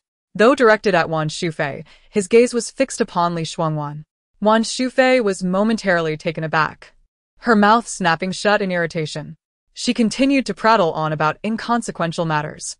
Li Shuangwan chose to remain silent, listening to her incessant rambling. She understood that Wan Shufei, emboldened by the emperor's affection and her family's influence, along with the fifth prince's esteemed reputation, was undoubtedly enjoying her moment of triumph, speaking without a filter. Yet, who could have foreseen that in her previous life, Wan Shufei and the fifth prince would be the second to face the emperor's decree of execution? With the Wan family suffering the annihilation of 9 generations? How strikingly similar this was to her own past. At that moment, a maid beside her whispered, "Consort Shufei. It has been half an hour. Why is the Princess Heng's maid not yet returned? Could she be slacking off or lost?" Chapter 14. Silencing the witness, she glanced at Li Shuangwan and said, "Princess Heng, this is your maid. Are you not concerned? What if something unforeseen were to occur on the road? After all, there lies the long-abandoned and supposedly haunted Bishio Palace." Li Shuangwan was well aware of the ulterior motive behind her mention of the Bishio Palace. With a smile, she replied, "Your Highness, the Empress Dowager, you jest. Qing Lian was originally a personal maid to His Highness, and today is merely her first day by my side. As for the Bishio Palace, being abandoned for so many years, it is undoubtedly desolate. I trust Qing Lian is wise enough to avoid it." With that, she picked up her teacup and took a sip. Wan Shufei had not anticipated that Li Shuangwan, accustomed to leveraging her family's prestige, would display such composure. Even more surprising was that she had brought along the maid assigned to her by Ling Heng instead of her own personal attendant on her first day in the palace. Ah, a woman with a mind clouded by love seldom meets a favorable end. The words she had bottled up were now a burden. She took a sip of tea, only to grimace at its taste, setting the cup down heavily on the table. After about half an hour, Lin Pin could no longer remain seated. She knew that Wan Shufei had come with ill intentions and had sent Qing Lian away with ulterior motives. Yet, her lowly status and lack of favor meant she had no say in the palace. She pondered how Wan Shufei intended to use Qing Lian for nefarious purposes. She turned to her eunuch and instructed, "Go check on her. Ensure she hasn't truly lost her way, for it would be ill-fated to offend any noble." As the eunuch was about to comply, he heard Wan Shufei's cold snort, her ire directed at the seemingly unperturbed Li Shuangwan. In the inner palace, she only tempered her demeanor in front of the empress. It was rare for anyone to make her feel so belittled. Since she is the maid of the Princess Heng, it is only right for her to fetch her. Why should the eunuchs from Qin Palace do the searching? "Princess Heng, do you not heed my words?" Li Shuangwan lifted her eyelids, a faint smile gracing her lips. "Today I learned that the Empress Dowager treats her servants with such kindness. One might think you have a harmonious rapport with the eunuchs and palace maids in Huayang Palace. It must be that the Wan family excels in nurturing their children, which is why your esteemed father is so beloved by the people." Wan Shufei, oblivious to the sarcasm, held her head high. "Of course. My father is benevolent, and who among his peers does not speak highly of him? Thus, he enjoys the favor of many officials." Ling Heng lowered his head to sip his tea, concealing the smile that flickered across his face.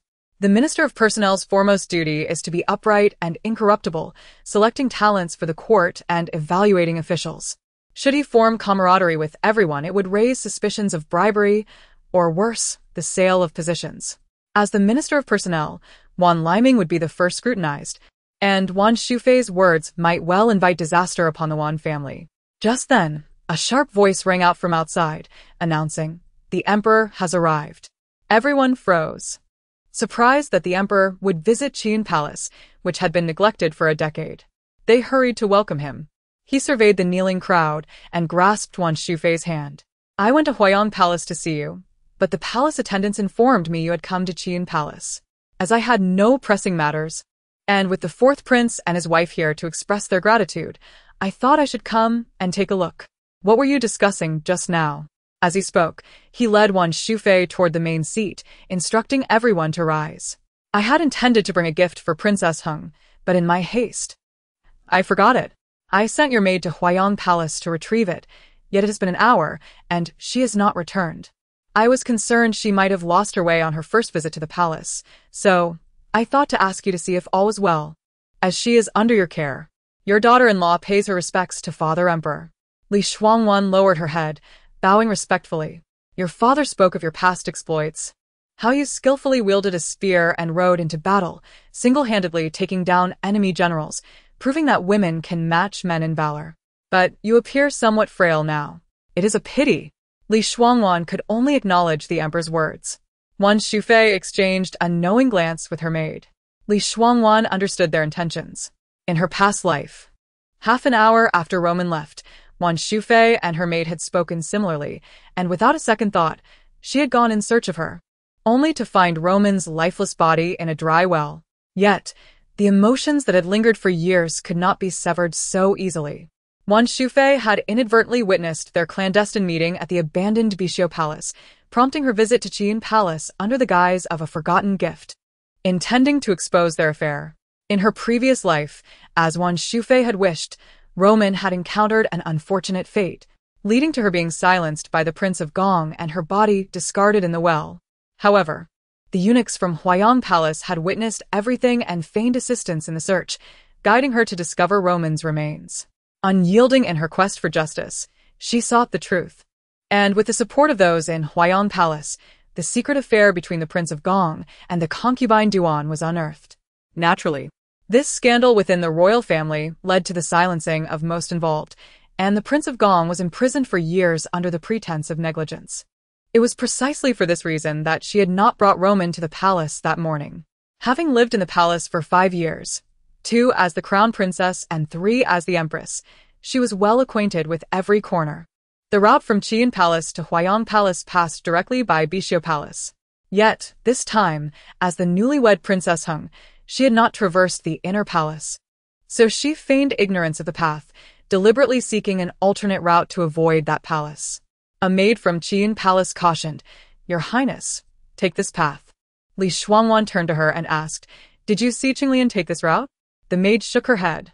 "I did not see her, but to reach Huayang Palace. Your Highness, this path diverges." "Then every aspect must be scrutinized," Li Shuangwan replied, disregarding her. At that moment, a shadow darted past them. Chapter 15. Proving innocence, Li Shuangwan's lips curled into a cold smile, identical to her previous life. At that time, she had not thought much, and hurriedly followed, eventually discovering Roman's corpse in the dry well. "Go over there, and take a look," Li Shuangwan instructed the palace maid behind her. Although Qinglian was not her maid and her death was of no concern to her, it was essential that Lingheng was informed. Li Shuangwan stood still, observing her surroundings. The Bixiki Palace lay in 2 different directions from here. Regardless of Qinglian's inability to navigate, her instincts were stirring with unease, a foreboding sense that something was about to transpire. The silence was unnaturally eerie. Li Shuangwan dismissed her thoughts and promptly moved towards a more populated area. Before long, she arrived at an abandoned pond, now only filled with decaying reeds and shallow, muddy water. Beyond the pond lay the expansive palace path, bustling with eunuchs and palace maids. Li Shuangyan quickened at her pace. Yet at that moment, she was suddenly shoved from behind. Li Shuangwan was propelled towards the pond. In her previous life, her martial prowess would have alerted her to any approaching danger, but now, her skills had been stripped away by Lingheng's orders. While she was capable of swimming, the loss of her abilities left her vulnerable to the cold. It was winter, and today she was clad in heavy winter garments and the attire of a princely consort, adorned with jewels. Falling into the frigid water, even if she could swim, her elaborate clothing could prove fatal. Moreover, the muddy surroundings resembled a swamp, capable of ensnaring her.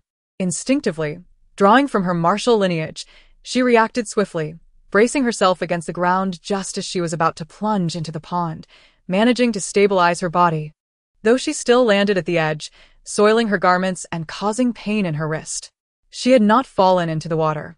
Ignoring the ache, she immediately turned to locate her assailant, but the figure had moved too swiftly. She only caught a glimpse of a fleeting shadow. A eunuch silhouette, yet even that brief sighting revealed something. When he had pushed her, she had faintly seen a jade pendant at his waist, a pendant she recognized. In her past life, it had been he who led her to the Bixiki Palace and to Roman's body, guiding her to eliminate the 6th prince, a pawn in Wan Shufei's scheme. Li Shuangwan lay on the ground for a moment, regaining her composure and gently moving her hands. Fortunately, no bones were broken. She was unharmed, but calling for help would only complicate matters and, most importantly, would inevitably draw attention to Qinglian's death, fulfilling Wan Shufei's ulterior motives. There was no need for that. However, the eunuch who had harmed her would not survive long.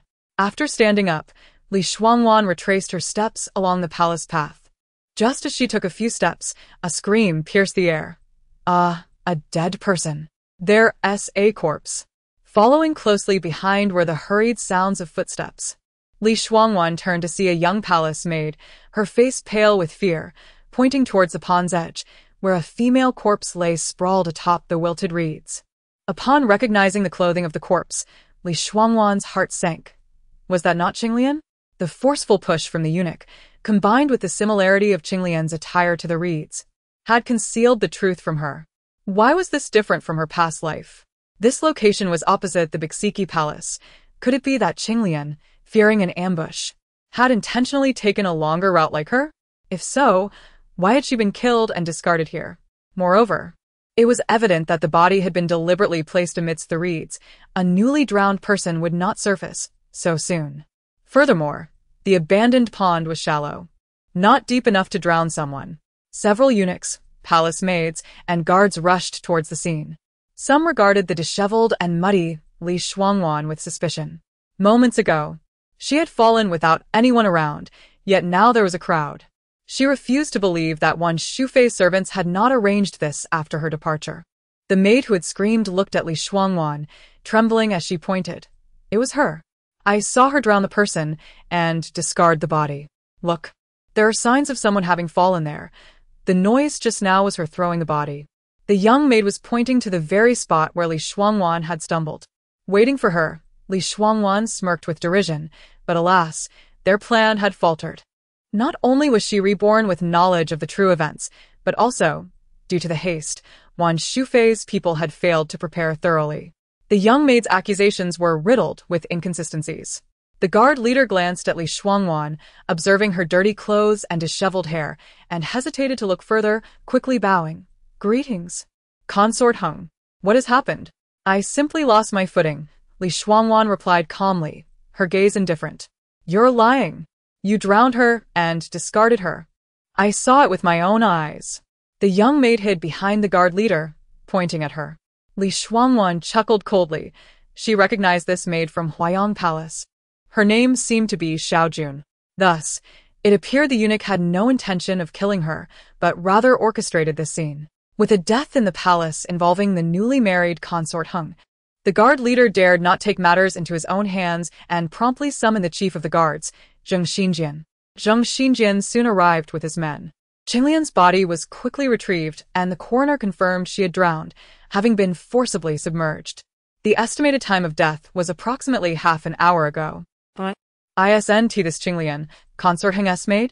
How did she die? Wan Shufei seemed quite shaken by the sight of the body. Shuangwan's hair was disheveled, her luxurious attire stained with mud, her hands equally soiled, rendering her presence highly suspicious.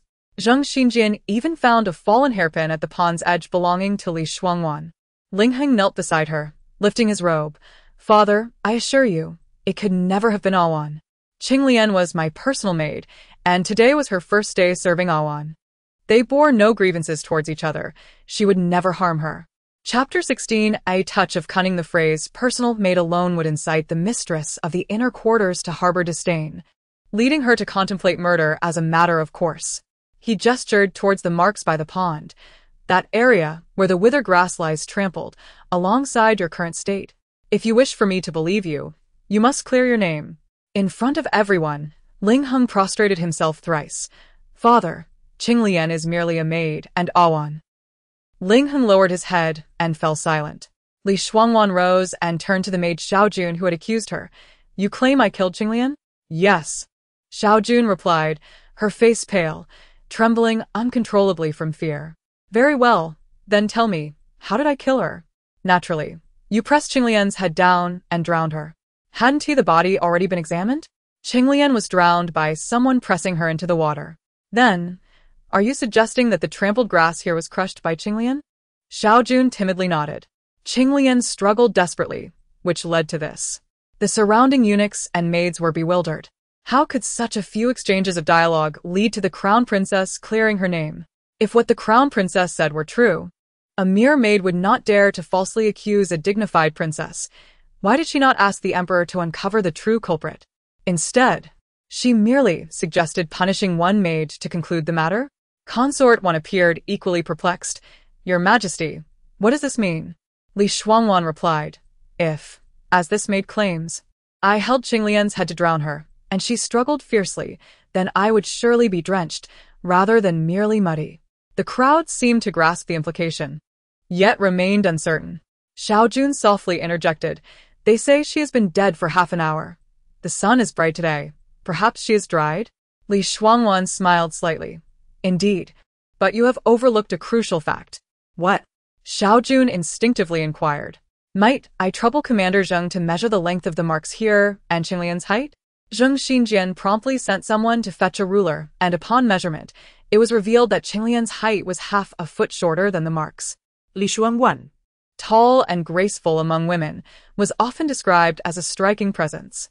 On the battlefield in the northwest, she frequently disguised herself as a man to fight alongside her father and brothers and the people of Beiki, while admiring her exceptional martial prowess, remained oblivious to her true gender.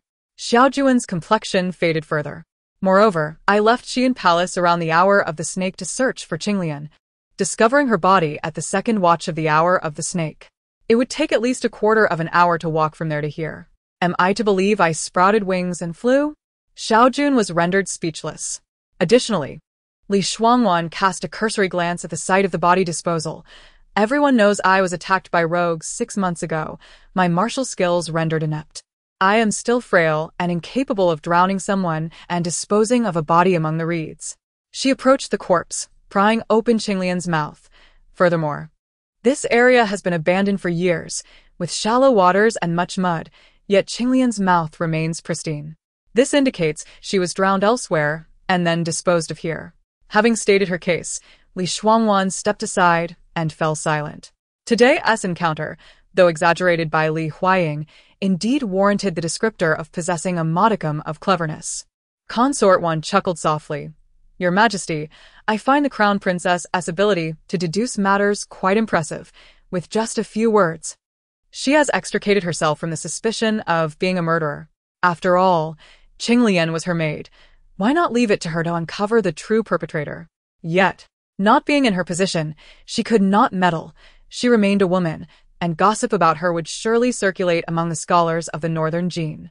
Furthermore, she needed to ensure Ling Heng did not interfere in this matter. She had not yet extricated herself from the Crown Prince's residence. Ling Heng's involvement would render her actions futile. As for how Qinglian's body ended up here, well, that was a question for Consort Wan. She turned to the terrified maid Xiaojun, her face ashen. Father, she has slandered your daughter-in-law of murder. I ask for your judgment and severe punishment. Xiaojun, terrified, fell to her knees.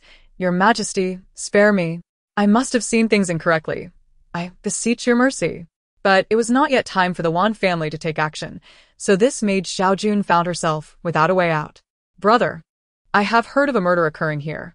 The Duke of Gong appeared, seemingly just now realizing the gravity of the situation, adopting a demeanor of indifference. Shuangwan glanced at the Duke of Gong. He was tall and handsome, yet his shoes were caked with yellow mud. To the unknowing observer, he might appear as a refined and elegant gentleman, unaware of the many women in his household who had suffered under his torment. Chapter 17. Another death since that time.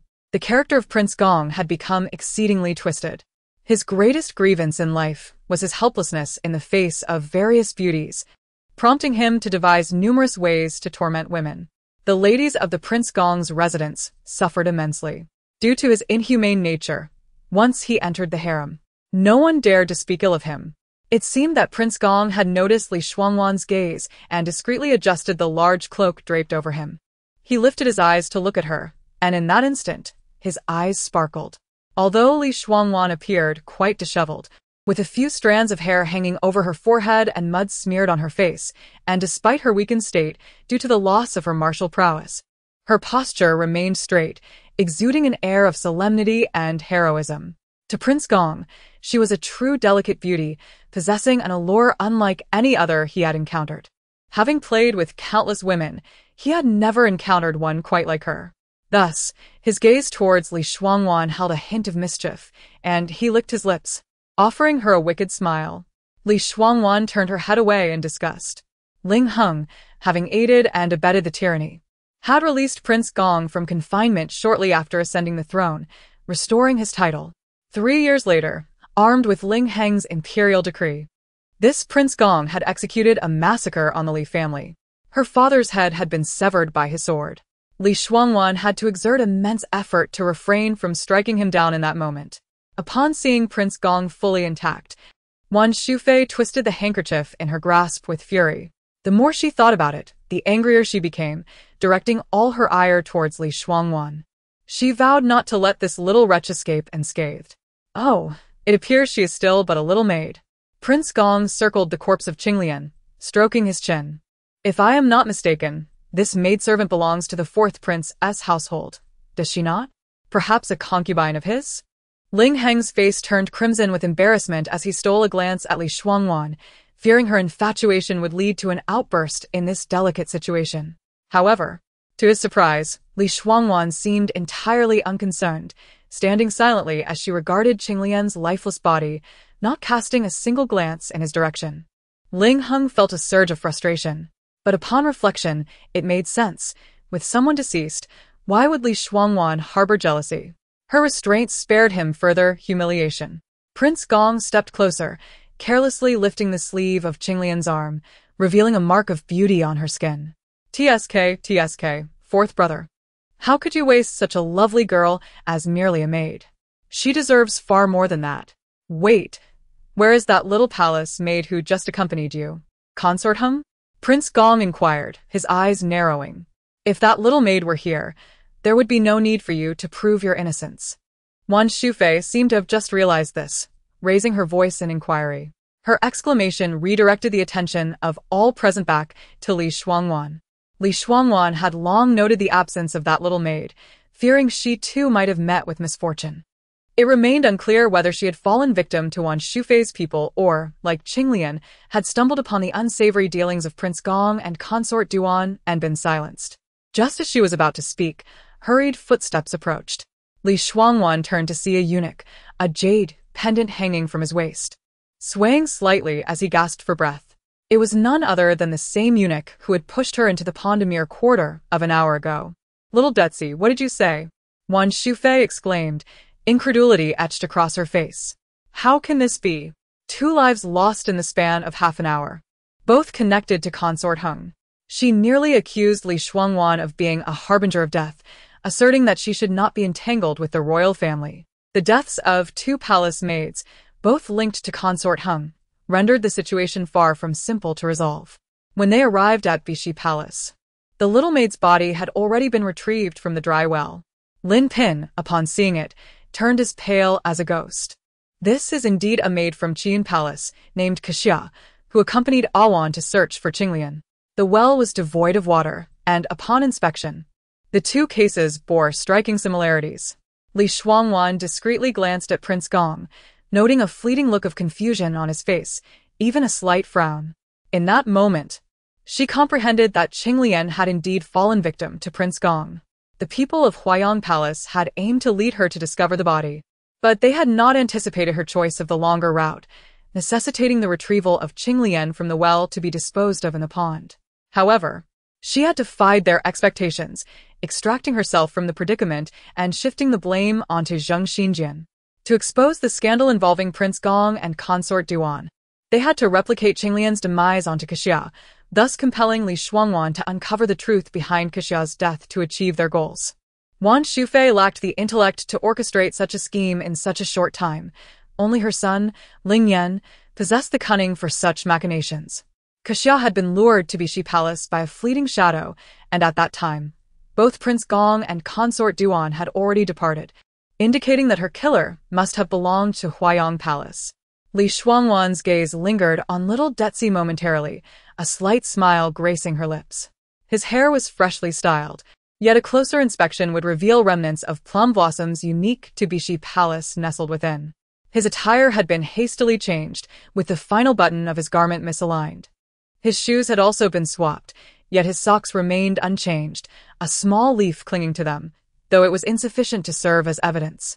Bishi Palace was once the residence of the late emperor's favored consort, Dong Xianfei, adorned with an abundance of green plum blossoms. It was said that she had once captured the late emperor's heart, but fate had been unkind, leading to her untimely death during childbirth. Following the late emperor's mourning period, he ordered the closure of Bishi Palace, transforming it into a forsaken domain. Now, only the last remaining green plum blossoms stood amidst the remnants of what had once flourished. Chapter 18. The Conspiracy of Poison. Xiao Detzi lifted his head to glance at Li Shuangwan, who had remained silent by his side. Suddenly, he turned towards her and bowed his head repeatedly. Your Highness, though Xia is not your maid, she accompanied you in search of those missing. Now, Both of the servants have met with untimely deaths, and it is within the palace. Your Highness, I implore you to seek justice for them. A life is still a life. Indeed, Xiao Detzi exclaimed, seemingly incredulous as he regarded Li Shuangwan. Your Highness, will you truly remain indifferent? Li Shuangwan cast a cool glance at him. Do you wish for me to defy the edict and interfere in palace matters? Startled, Xiao Detzi hurriedly bowed in submission. His back already damp with sweat in the winter chill. Yet, he felt compelled. If he failed to carry out his master's orders, even his own family would suffer. I would not dare, Your Highness. I merely feel. Feel what? Li Shuangwan interrupted coldly. That Qinglian was brought into the palace by me, and Xia followed me from Qian Palace, hence I must bear responsibility for their deaths? Even if I were to defy the edict, what of it? Xiao Detzi looked at her in panic, then at Wan Shufei, whose face twisted with rage, indifferent to the concerns of a mere servant. As Li Shuangwan passed by a green plum blossom, she brushed her hand against it, plucking a petal that she lightly tossed onto Xiao Detzi's somewhat damp sock. A single petal from the green plum blossom could not prove him guilty, yet it might attract Zheng Xinjiang's attention, leading to the discovery of the petal nestled in his hair. With the timeline having absolved Li Shuangwan of suspicion, and being a princess consort, Zheng Xinjiang, after posing a few questions, naturally refrained from apprehending her. Xiao Detzi was taken away. A perceptive palace maid brought a cloak to Li Shuangwan. Ling Heng, as if just remembering her disheveled appearance, stepped forward to offer his own great cloak to drape over her shoulders. However, Li Shuangwan was quicker. She accepted the cloak from the maid and wrapped it around herself, addressing Ling Heng with a hint of indifference. Let us go. Ling Heng felt somewhat awkward, wanting to offer an explanation, but then reconsidered. As a prince, why should he lower himself to a woman? Furthermore, even if he chose to ignore her, Li Shuangwan would still gravitate towards him, which was beneath his dignity. Why waste his breath? Li Shuangwan moved at a leisurely pace, contemplating how furious Wan Shufei must be for failing in her schemes today, and what sinister plots she might concoct next. Inside Huayang Palace, eunuchs and maids knelt on the ground as Wan Shufei, in a fit of rage, swept everything from the table to the floor. Fine porcelain and jade cups shattered all around her. How could Li Shuangwan be so foolish as to remain oblivious to the murder of her own maid? Was she truly so cold-blooded? All her meticulously laid plans were now in ruins. Ling Yan approached, helping Wan Shufei to a seated position before dismissing the palace attendants, leaving only the two of them. Mother, there is no need for such fury. If this fails, we shall seek another opportunity. The matter with Uncle Wang and consort Duan will eventually reach father. Wan Shufei's chest heaved with anger. Today's blunder has startled the snake in the grass. Finding such an opportunity again will not be easy. Yenner, Xiao Detzi is after all from Huayang Palace. Do you think Gong Qingyang will suspect us? Ling Yan gently rubbed the jade ring on his finger. Mother, Xiao Detzi cannot be allowed to remain. Wan Shufei sighed and shook her head. Zheng Xinjiang has taken him away. It will not be easy to silence him. This Zheng Xinjiang has repeatedly resisted our attempts to bribe him. Ling Yan poured a cup of tea and handed it to Wan Shufei. Leave it to Yang Jifang, he will handle it. Yang Jifang was the young captain of the Forbidden Army from earlier. Wan Shufei nodded, taking a sip of tea, her expression darkening. It is all that wretched Li Shuangwan's fault for my misfortune. With that, she slammed the teacup down onto the table. The thought of Li Shuangwan reminded her of the way Gong Qinyang had looked at her, filled with amusement. Li Shuangwan, tall and elegant, with skin as smooth as jade and striking features, retained the commanding presence of a general forged in the crucible of battle, despite her lost martial prowess. She exuded a regal air cultivated in noble households, accentuated by a beauty mark between her brows, adding an alluring charm that was a fatal temptation for Gong Qinyang. Countless women had perished at his hands in the courtyard of the Gong Qinyang residence. Should Li Shuangwan fall into his grasp, it was uncertain how long she would endure. As Wan Shufei contemplated this, her spirits lifted, and a malicious scheme began to take root in her mind. However, given the recent events, if she acted now, and the emperor were to find out, it would spell disaster. The year was drawing to a close. Once the new year arrived, opportunities would abound. Inside the carriage, the two sat facing each other. Li Shuangwan turned her face away, lifting the curtain at the corner of the carriage to gaze quietly outside. Ling Heng's cold eyes were fixed upon her. Did he expect her to remain silent simply because he chose not to speak? Before their wedding, she had been unabashedly flaunting herself before him. Yet now, just 2 days post-nuptials, she dared to show him disdain. How trivial. Was it merely a matter of forgetting to drape her with a cloak? What audacity for Li Shuangwan to harbor such a temper. He had shown her leniency by not chastising her for the embarrassment she had brought upon herself, yet she still dared to turn her back on him. It was clear that she had grown arrogant, emboldened by her connection to the general of the state, and was utterly unreasonable. Chapter 19.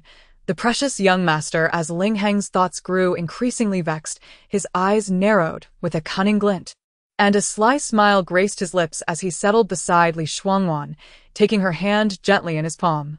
"Awan, I was in the wrong. Will you forgive me?" he implored, his tone laced with feigned remorse. "In the palace earlier, I was overwhelmed with anger. You are too kind. How could they unjustly accuse you? I simply forgot to drape a cloak over your shoulders." Ling Heng enveloped her in his embrace, his voice softening. "Please, Awan, will you forgive your husband? We are still newlyweds. Let us not bicker." Suppressing her disgust, Li Shuangwan refrained from breaking free from his hold. Gazing at his familiar face, with its arched brows and teasing smile, she felt an unsettling familiarity. After 10 years of marriage, she was acutely aware of his cunning schemes. Li Shuangwan managed a smile. "How could I possibly be angry with His Highness?" "Truly?" he inquired, his interest piqued. "Indeed, it is true." Yet, her heart raced with urgency, burdened with many tasks awaiting her attention. Unfortunately, she could only muster the patience to indulge Ling Heng in their charade of marital affection. As the wind stirred the carriage curtains, a flicker of recognition caught the corner of her eye. She swiftly pulled aside the curtain, and the sight before her caused her heart to skip a beat. "What's the matter, Awan?" Ling Heng questioned, noting her sudden pallor. Hastily, she closed the curtain. "Oh, it's nothing." Ling Heng's captivating eyes scrutinized her face, sensing her discomfort. He clasped her hands with both of his. "Awan, as husband and wife, there should be no secrets between us. I, Ling Heng, have chosen you as my wife for life. I would never conceal anything from you." Li Shuangwan broke into a sudden smile. "I trust your words, Your Highness. It is nothing. I merely thought I saw someone, but it seems I was mistaken." "Oh, who did you think it was?" "Qing Lian," she replied with a knowing glance. Even Ling Heng, typically skeptical of the supernatural, paled at her words. "Awan, "Do not jest so carelessly in broad daylight. Qing Lian has long since passed. Indeed, which is why I was startled." Seeing her still shaken, Ling Heng began to believe her. However, the figure she had seen was not the deceased Qing Lian, but rather Cui Jingyu, the heir of the Jing'an marquis and the suitor her parents had chosen for her. Initially dismissive of him due to his carefree demeanor and distant home in the northwest, she had never consented to their union. Why had he appeared here unexpectedly? Contemplating Cui Jingyu, a shadow of regret crossed her mind. Had she obeyed her parents' wishes and married him, perhaps the tragic downfall of the Jingguo General's household could have been averted. In her past life, she had loathed herself for being unfeeling, for rejecting their engagement, and for the countless obstacles he had secretly placed in her path. When Ling Heng issued an imperial decree accusing the Jingguo General's house of treason, she had knelt before him, pleading for his assistance to save her family. Young Marquis Cui, I have wronged you. My judgment was clouded. You know my father would never betray the crown. His loyalty to the emperor and the northern Jin is unwavering. The Li family has defended the borders for decades without faltering. Your family, the Jing'an Marquis, is a close friend of my father. You understand his character.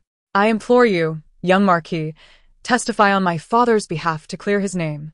Please, I beg you, save my father, save the Jingguo General's family.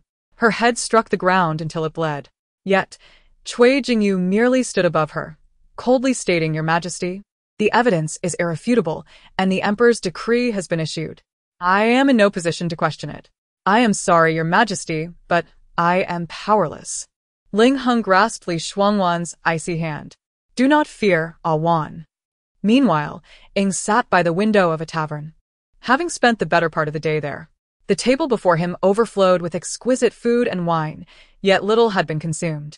His striking appearance drew curious glances, but the fierce glint in his phoenix eyes deterred onlookers, causing them to retreat in fear. Whispers filled the air as patrons speculated on his purpose.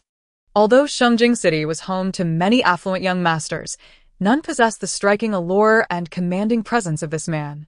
Ying's gaze lingered on the street below, then shifted to the sun outside. The one he awaited must be arriving soon. Boss, the person has arrived, reported two of his attendants, hurrying up from downstairs. These two had been sold alongside him for training as shadow guards and had just been sent to the Hung Prince's residence with him. They always referred to him as boss. Ing nodded, rising to descend. The tavern servant had observed him for some time. This distinguished gentleman had ordered an abundance of dishes, but had yet to eat or depart. Seeing him leave with company, the servant rushed after him. Sir, you haven't settled the bill. Ing turned, perplexed. What bill? The servant awkwardly pointed to the table filled with food. Sir, you ordered quite a feast. It totals 5 taels of silver. I have no money, Ing stated matter-of-factly. The servant's lips twitched in disbelief as he scrutinized Ing. Sir, you must be joking. With your attire and 2 attendants, you can't possibly lack 5 taels? Ing patted his pockets, revealing no bulge. See? Not a single coin. He then turned to his companions. Do either of you have any? Both shook their heads in unison. Did you hear that?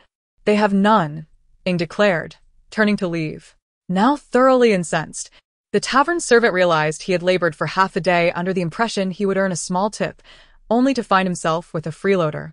Establishments of this size in Shuangwan City seldom operated without powerful backing. The servant rolled up his sleeves and shouted, Brothers, stop them. They haven't paid for their meal.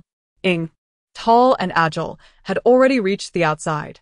The servant's shout prompted 7 or 8 enforcers, armed with clubs, to rush out and surround them. The citizens of Shuangwan City, always eager for spectacle, reveled in the sight of a once magnificent young master now reduced to a penniless wretch. The irony of a nobleman attempting to dine and dash was a rare delight.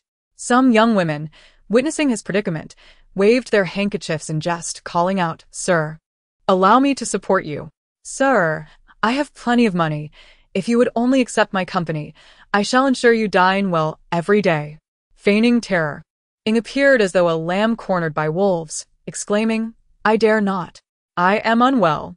His declaration of unwellness elicited uproarious laughter, further congesting the street. As the enforcers advanced toward the trio, it seemed inevitable that a blow would soon fall. However, at that moment, several figures sprang forth from the side, swiftly dispatching the enforcers with well-placed kicks. The onlookers, instinctively reacting, fled in all directions. Chapter 20. A unique identity. The shadow cast a glance at those who aided him, among whom stood a rugged middle-aged man, evidently their leader. Despite his trembling legs, the waiter did not forget his purpose. How brazen! Under the emperor's very feet. To dine without payment is one thing, but to resort to violence? The middle-aged man, unwilling to waste time, tossed a silver ingot to the waiter and turned to the shadow. Esteemed sir, might you grant us the honor of sharing a drink? With a mere glance, he commanded the few who had just toppled the assailants to form a protective circle around the common folk. The shadow regarded the middle-aged man and smiled faintly. Very well. Lead the way. The two attendants trailing behind him were bewildered. Was it truly this simple? Upon exiting the tavern, they were struck by the revelation of their unique status. Their leader was not merely referred to as Shadow but, in the confines of their home, was known as Gio. Henceforth, they were to address him as Brother Gio. Moreover, they were not mere faceless shadows. They possessed their own names, Shu Wenba and Liang Tianyu, both melodious in their own right. Ling Heng released his grip on Li Shuangwan's hand and instructed the two attendants, ensure the princess is well taken care of during her bathing and dressing. He gently embraced her shoulders, speaking softly, Awan, you must have been frightened in the palace today. Fear not, I shall shield you from all harm. After your bath, rest well. Should you need anything, simply call for me, for I shall remain here in the courtyard. Ling Heng stood with his hands clasped behind his back beneath the grand kapok tree in the courtyard, resembling the figure from her dreams just the day before, tall and imposing. The attendants beside him addressed him as Your Majesty, and apart from Ling Heng, she could think of no other. Yet he was the one who had brought her such pain. He had even set the imperial palace of Beijing ablaze, and as a member of the Ling family, such actions would surely incite an uproar at court. Could it be that his subsequent siege was a consequence of this very incident? Li Shuangwan shook her head, refusing to dwell on these thoughts. Regardless of the circumstances, Ling Heng was her mortal enemy.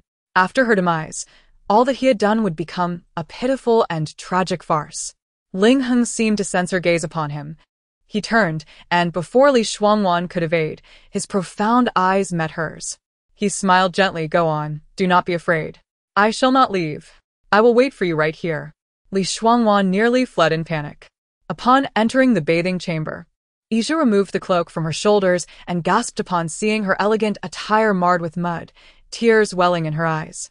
Iju, filled with concern, asked Princess, what did His Highness mean by those words? She began to inspect for any injuries on her. Li Shuangwan smiled and reassured them, I am fine. Qinglian is dead. The proclamation struck the two like a thunderclap.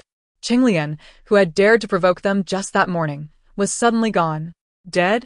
How could that be? Princess! What on earth transpired? Li Shuangwan briefly recounted the events in the palace. Luomon's face turned ashen. Had she not switched places with Qinglian, it would have been her fate. Princess, do you think Qinglian was killed by Wan Shufei?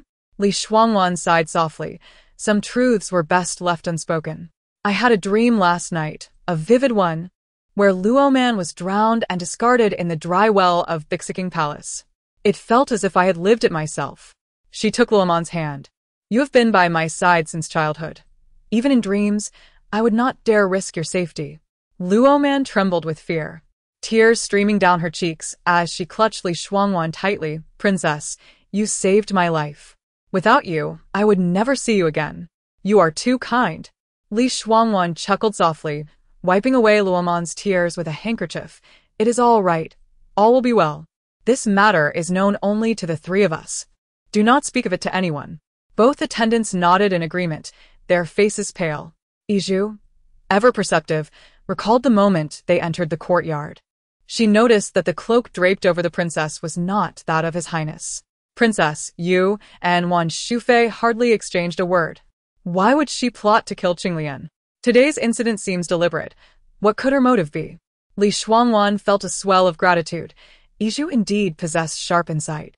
The truth, of course, could not be divulged. She shook her head. I do not know. In any case, the inner palace and the court are intertwined. If Wan Shufei's scheme fails, she will devise another plan. We must exercise caution. Iju, fearful, remarked, it is fortunate you emerged unscathed from this ordeal. Princess, if possible, let us avoid the palace. It is too terrifying. Li Shuangwan nodded with a smile. Indeed, she was relieved to have escaped this incident. Luoman, in this life, I have protected you. Now, cease your tears. Remain outside while I cleanse myself. Yes. Iju and Luoman prepared clean garments and warm water before exiting the room. Having been by their mistress's side for over a decade, they understood her well.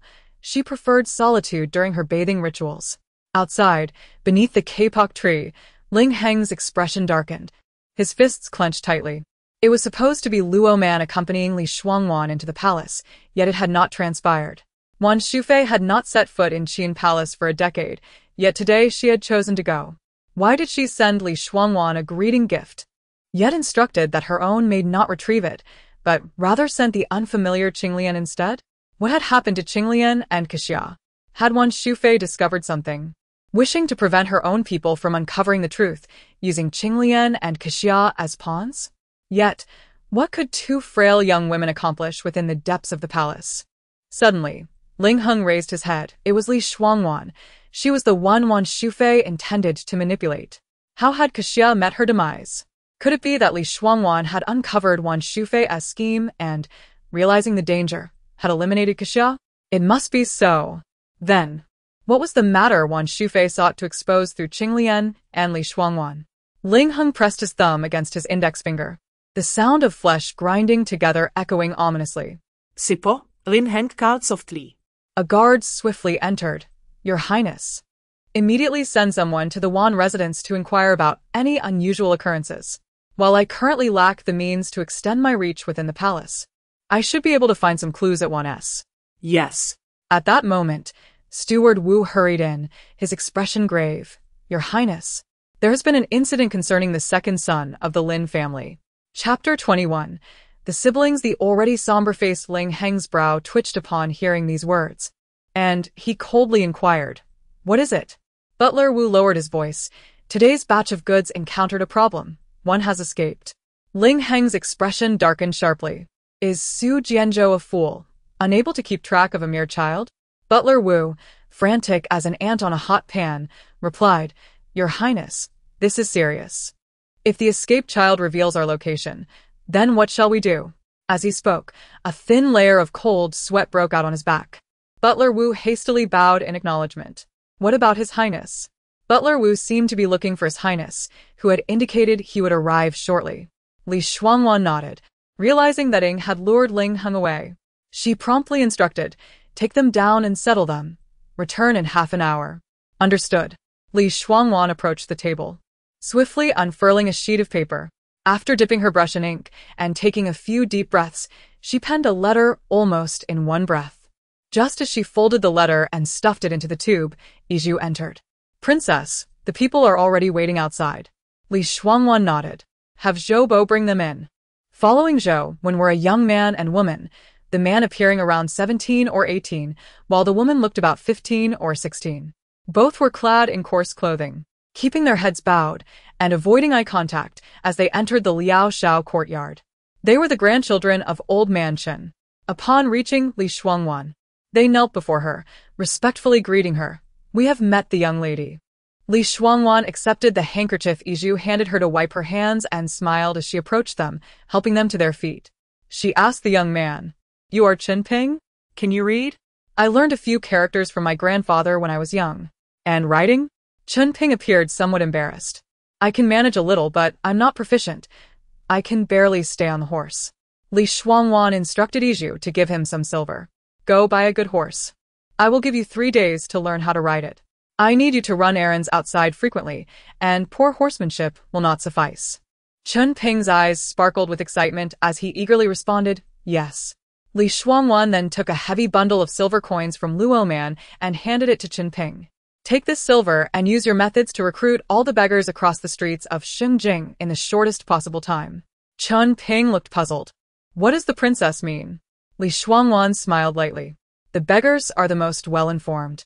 Chen Ping's understanding dawned upon him, and he accepted the coins with a firm nod. Understood. I know what to do. The number of beggars in Xingjing collectively is not insignificant. Chen Ping, you must manage them well and ensure no one discovers this. Chen Ping straightened his posture. Rest assured, princess. I will handle this meticulously. And you are Chen Rong? Chen Rong's face flushed, and she shyly smiled. The young lady has a good memory. I am Chen Rong, and I have met the young lady. I can also recognize a few characters, having learned them with my brother under our grandfather. She chuckled bashfully. But I have not learned to ride. However, I can learn, and I can master it in 3 days. Li Shuangwan nodded with a smile. Very well. Once your brother has learned, he shall teach you whenever he has the time. Yes, Thank you, Princess.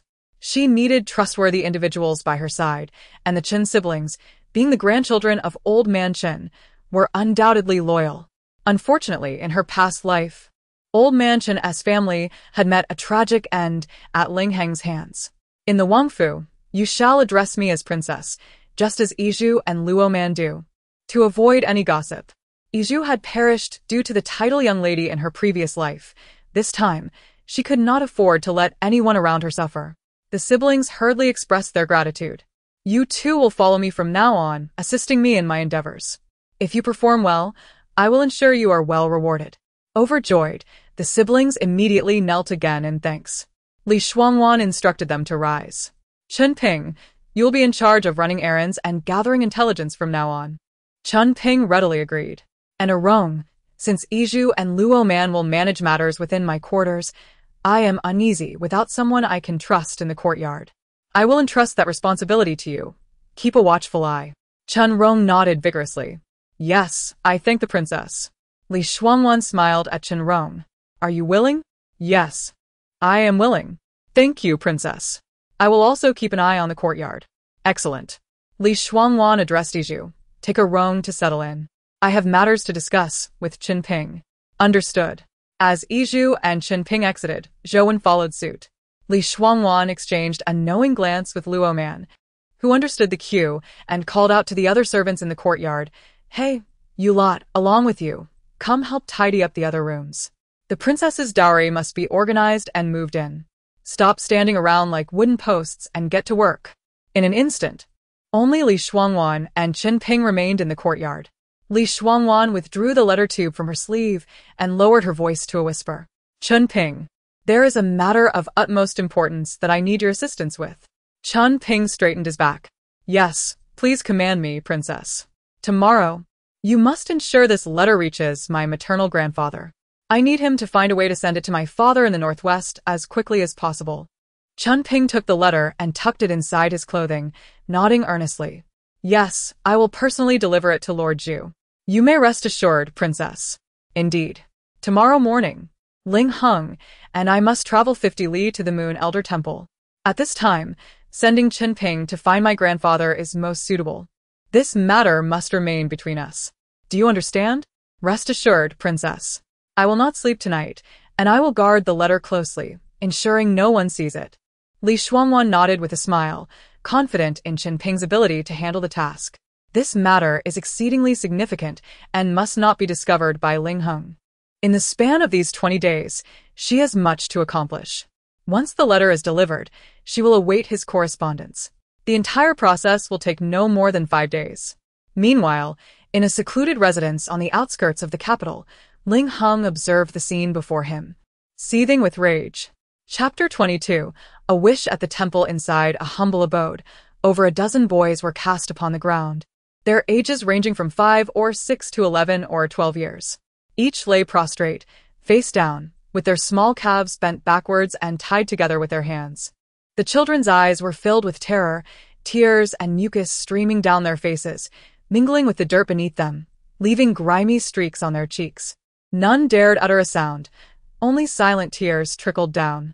A mere quarter of an hour prior, one boy had escaped, and the guard responsible for their custody was swiftly executed, his head severed from his body. The severed head rolled nearby, its eyes wide open, unblinking in death, while the corpse lay just half an inch from them, blood gushing from the severed neck, pooling beneath them. Occasionally, the acrid stench of urine wafted through the air. In a room just a wall away, a severed rope lay scattered on the floor. Ling Heng stood by the window, silent and contemplative. A man in his 40s, portly and sporting a small goat beard, wiped the cold sweat from his brow, his body trembling uncontrollably. This man was Su Jianzhao, who had long been managing Ling Heng's extensive enterprises across various prefectures in northern Jin. Moments later, someone reported, "My lord, the person has not been found." Su Jianzhao, frightened, fell to his knees. "My lord, what shall we do now?" Ling Heng turned, casting a cold glance at the man on the ground, and after a moment, approached and helped him to his feet. "Uncle, did the escaped child see your face?" Su Jianzhao hurriedly wiped the sweat from his face with his sleeve, trembling. "No. Absolutely not. I had just received news of a new shipment and came immediately. I hadn't even dismounted when I heard that a child had escaped. Ling Heng took a deep breath. That is good. Since the matter has occurred, further discussion is pointless. This location can no longer be used. We must find a more discreet place. Su Jianzhao responded. Yes, I have already thought of a place. Today, everyone must go, leave not a single one. Su Jianzhao, feeling weak, knelt again. My lord, not a single one? Ling Heng snorted coldly, turning to leave. If you cannot manage such a trivial matter, then there is no need to keep you. He instructed. You are to immediately hand over the remaining children and send them away. Su Jianzhao's forehead glistened with cold sweat. Yes, I will hand them over, right away. As for the exact location, he knew not, nor did he wish to know. Li Shuangwan was writing in the study. Ling Heng encircled her from behind, resting his head on her shoulder, his breath warm against her face. Awan, what are you writing? Li Shuangwan felt a shiver run down her spine and broke free from his embrace. Copying Buddhist scriptures. We are going to the Yulao temple tomorrow, and the elder said that offering hand-copied scriptures before the statue of Yulao is more auspicious. Ling Heng chuckled softly, his heart filled with derision for the ignorant woman. You believe in such things? Dinner was laid out on the table. Ling Heng placed a piece of food into her bowl, lifting his eyelids to glance at her. I heard you sent Zhou into the farm to bring 2 people to the palace? Yes, a pair of siblings, honest farmers. Their grandparents have always looked after the farm for my parents, and I quite like them. I asked Uncle Zhou to fetch them early this morning. Ling Heng gazed at the woman before him, his charming eyes sparkling, as if he could glean something from her countenance. What is the matter, Your Highness? Why do you look at me so? Ling Heng laughed lightly. It is nothing. If I did not know today's incident with Qinglian was an accident, I might have thought Awan possessed the gift of foresight, bringing Zhou when to fetch them in advance. Li Shuangwan's heart skipped a beat, her face remaining impassive. Your Highness, why do you say that? If I had such abilities, I would have accompanied Qinglian when the noble consort sent her to retrieve something. She has served you for so many years, yet her demise is truly lamentable. Ling Heng served her a bowl of soup. I merely spoke in jest, Awan. Where did your thoughts wander? Li Shuangwan lowered her gaze. I was in the wrong. I should have informed you of this matter sooner. I overstepped. Though the Wang residence was modest, it could still afford a servant or 2. Just ask Steward Wu for assistance to avoid unnecessary trouble. Ling Heng's heart was filled with mockery, yet his demeanor remained gentle. Very well, since they have already arrived, let them stay. It would only make him appear stingy. And he could always have someone investigate. If problems arose, the dark guards could handle it swiftly. But I reiterate, if you need more hands, do not hesitate to ask Steward Wu, Awan. You know how it is. The Wang residence is not like other households. Caution is paramount. Yes, I will remember. Ling Heng pushed the soup toward her. The kitchen has just prepared the soup, enhanced with dried shrimp for flavor. Do try it. Li Shuangwan scoffed internally, wearing a faint smile. Your Highness, I am allergic to shrimp. Ling Heng's hand froze midair, awkwardly clearing his throat. I apologize. I was unaware. Awan, it is my mistake. I will ensure that shrimp is banned from the kitchen in the future. Li Shuangwan said nothing. After dinner, Sipa brought news that there had been no information from the Wan residence. Ling Heng cast a deep glance at Li Shuangwan. Could the deaths of Kaxia and Qinglian truly be unrelated to her? The next morning, Yizhu attended to Li Shuangwan's grooming while informing her. Princess, His Highness has an urgent matter to attend to in the palace. He said you should head to the Yulao temple first. He will come as soon as he finishes. Li Shuangwan responded with a faint acknowledgement. The matter in the palace was a pretext, for he wished to avoid sharing a carriage with her. She was more than willing. An hour later, the carriage arrived at the Yulao temple. Just as Ling Heng was arriving on horseback, dismounting swiftly, he approached the carriage and extended his hand. Awan, come. Be careful. I will assist you down. Li Shuangwan was most reluctant, yet before withdrawing completely, she could not allow Ling Heng to perceive any hint of her distress. Smiling, she placed her hand in his and stepped down from the carriage. Has Your Highness concluded all matters? Seeing this hypocritical man before her, Li Shuangwan felt that today, Ling Heng seemed to lack something he usually possessed, though she could not quite pinpoint what it was. Ling Heng held onto her hand, guiding her toward the main hall. It is nothing of great consequence. Commander Zheng wished to inquire about some matters concerning Qinglian and sent someone early this morning to check if I was available. The culprit has yet to be found? Ling Heng scrutinized Li Shuangwan, noticing her calm demeanor. The beauty mark between her brows glimmered under the morning sun, captivating yet enchanting. He chuckled lightly. Not yet, but it should be soon. The offerings at the Yu Lao temple were divided into two parts.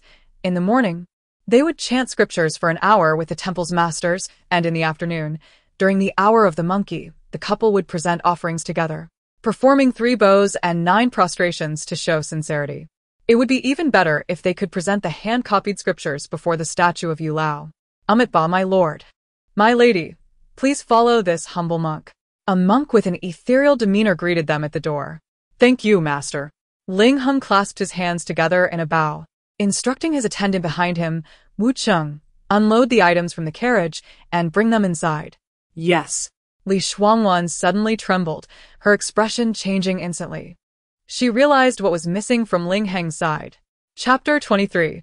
The Strategy of Inheritance. Ling Heng discerned that something was amiss with Li Shuangwan, and an overwhelming sense of annoyance surged within him. Were it not for the fear of revealing any flaws in broad daylight, he would have preferred to send the shadowy guard named Ding to replace him. Feigning concern, he asked, Awan, what troubles you? Your complexion appears rather pale. Li Shuangwan immediately clasped her abdomen and replied, Your Highness, I am feeling unwell. She then called out, Someone fetch a physician. Li Shuangwan shook her head, saying, No need, I can manage a visit to the cleansing room. It is nothing serious. Without hesitation, Ling Heng nodded and instructed Iju, Take good care of your mistress. Iju was equally alarmed. The breakfast served to the princess had been scant, and they had hardly eaten anything. Why then was the princess? She quickly assisted Li Shuangwan, flanking her with Luo Man on either side. The abbot remarked, We have prepared a secluded courtyard for the prince and princess. I shall have someone escort the princess there. Thank you, master. As he watched Li Shuangwan depart, he noted that although she was hunched over, her pace was remarkably swift, prompting a slight furrow in Ling Heng's brow. Your Highness, this way please. Before Ling Heng could grasp the fleeting thought in his mind, the abbot's voice interrupted. Ling Heng nodded slightly and followed the abbot. On the path to the courtyard, Li Shuangwan whispered to her 2 handmaidens, Did you see Po when you arrived? Luo Man shook her head. I did not pay attention. Iju pondered earnestly. It seems he was not present. Luo Man remarked, Is that so? How peculiar.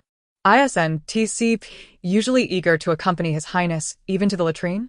Today, His Highness and the princess are to spend the entire day at the Matchmaker Temple.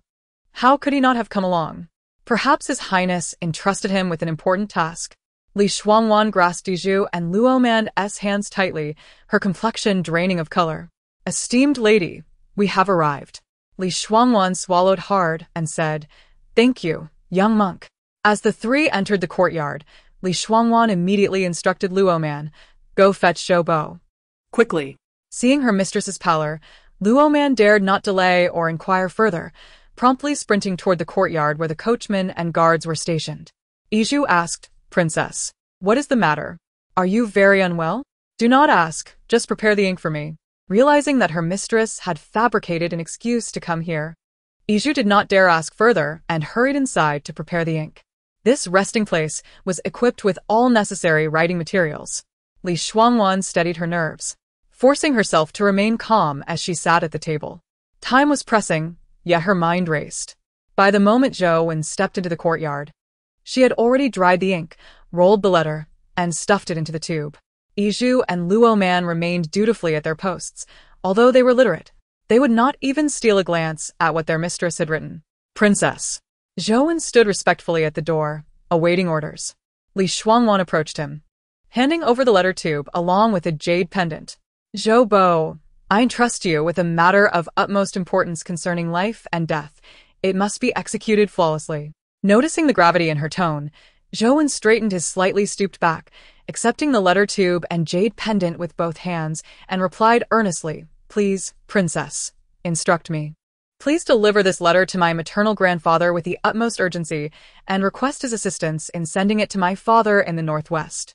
Most importantly, ensure that the letter in Chen Ping's possession is intercepted. Zhou Bo, remember, you must intercept the letter I sent to Chen Ping yesterday. Understood. Rest assured, Your Highness. I will handle it.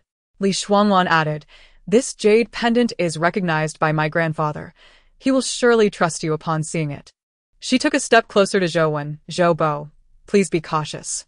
If anyone attempts to seize the letter from you, feign resistance, but do not reveal the slightest flaw.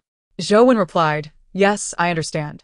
It is acceptable for them to receive this letter, but the one meant for Zhu Lao must be intercepted. Exactly. Li Shuangwan took a deep breath. It matters not if this pendant falls into their hands. It holds little monetary value, yet it bears a significance unique to me. The jade is chipped, a remnant from when I was struck by an arrow on the battlefield, saving my life. While flawless jade is valuable, this flawed piece is worth little. If noticed, they might simply assume I deemed it worthless and gifted it to the coachman. Yes, I will heed your instructions, Princess.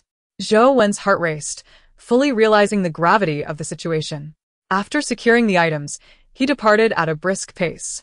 Li Shuangwan watched Zhou Wen's aging figure swiftly vanish through the courtyard gates. Taking several deep breaths, she gradually calmed her racing heart. The letter she had dispatched was cleverly crafted. In it, she warned her father to be wary of the second branch of the Li family, particularly her uncle's son, Li Wanming. She suspected that her uncle's family was working for a certain prince, though she refrained from specifying who. At this moment, her uncle's family had yet to align with Ling Heng.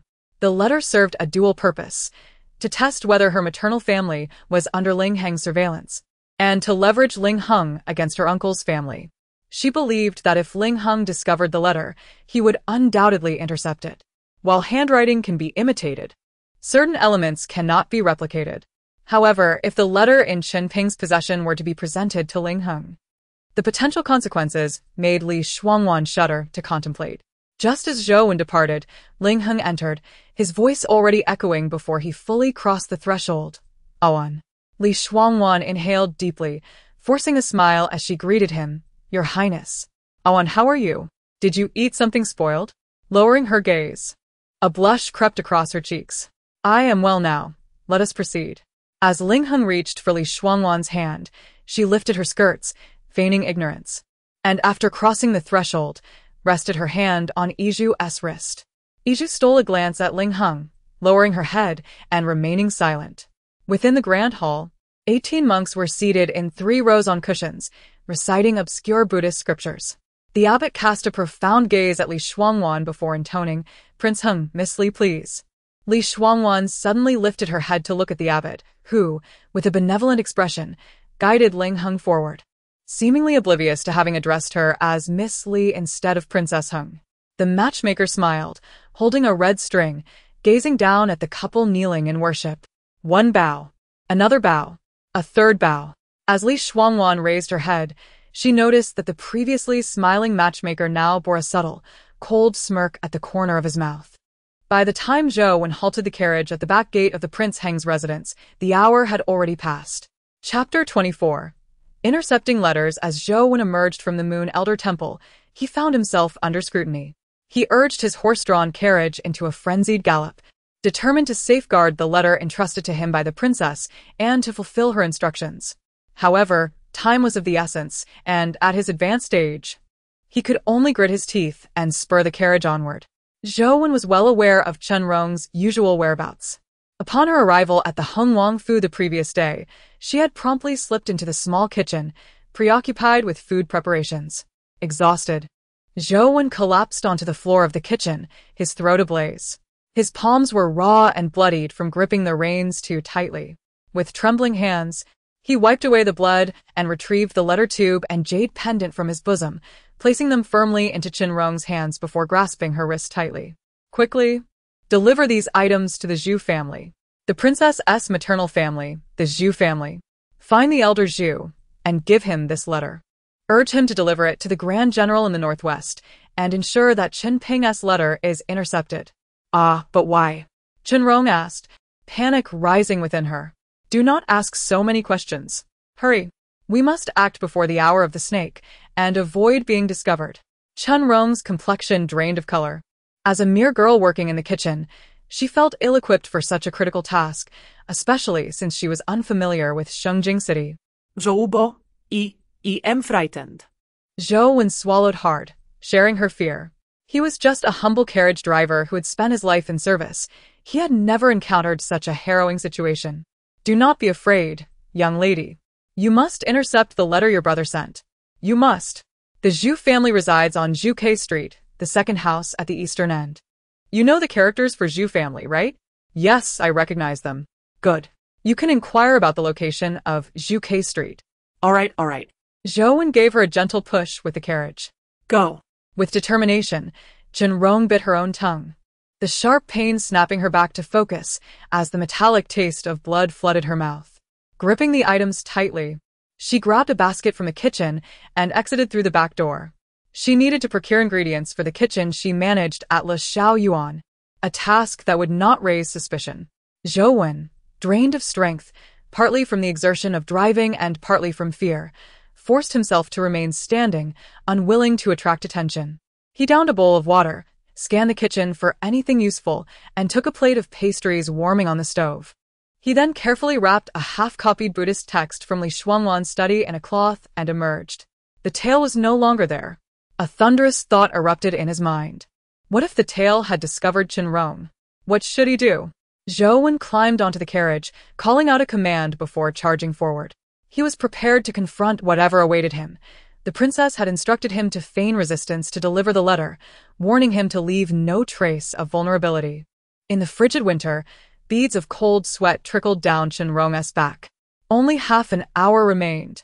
Zhou had stressed the importance of acting before the hour of the snake. Chunrong hastened her pace.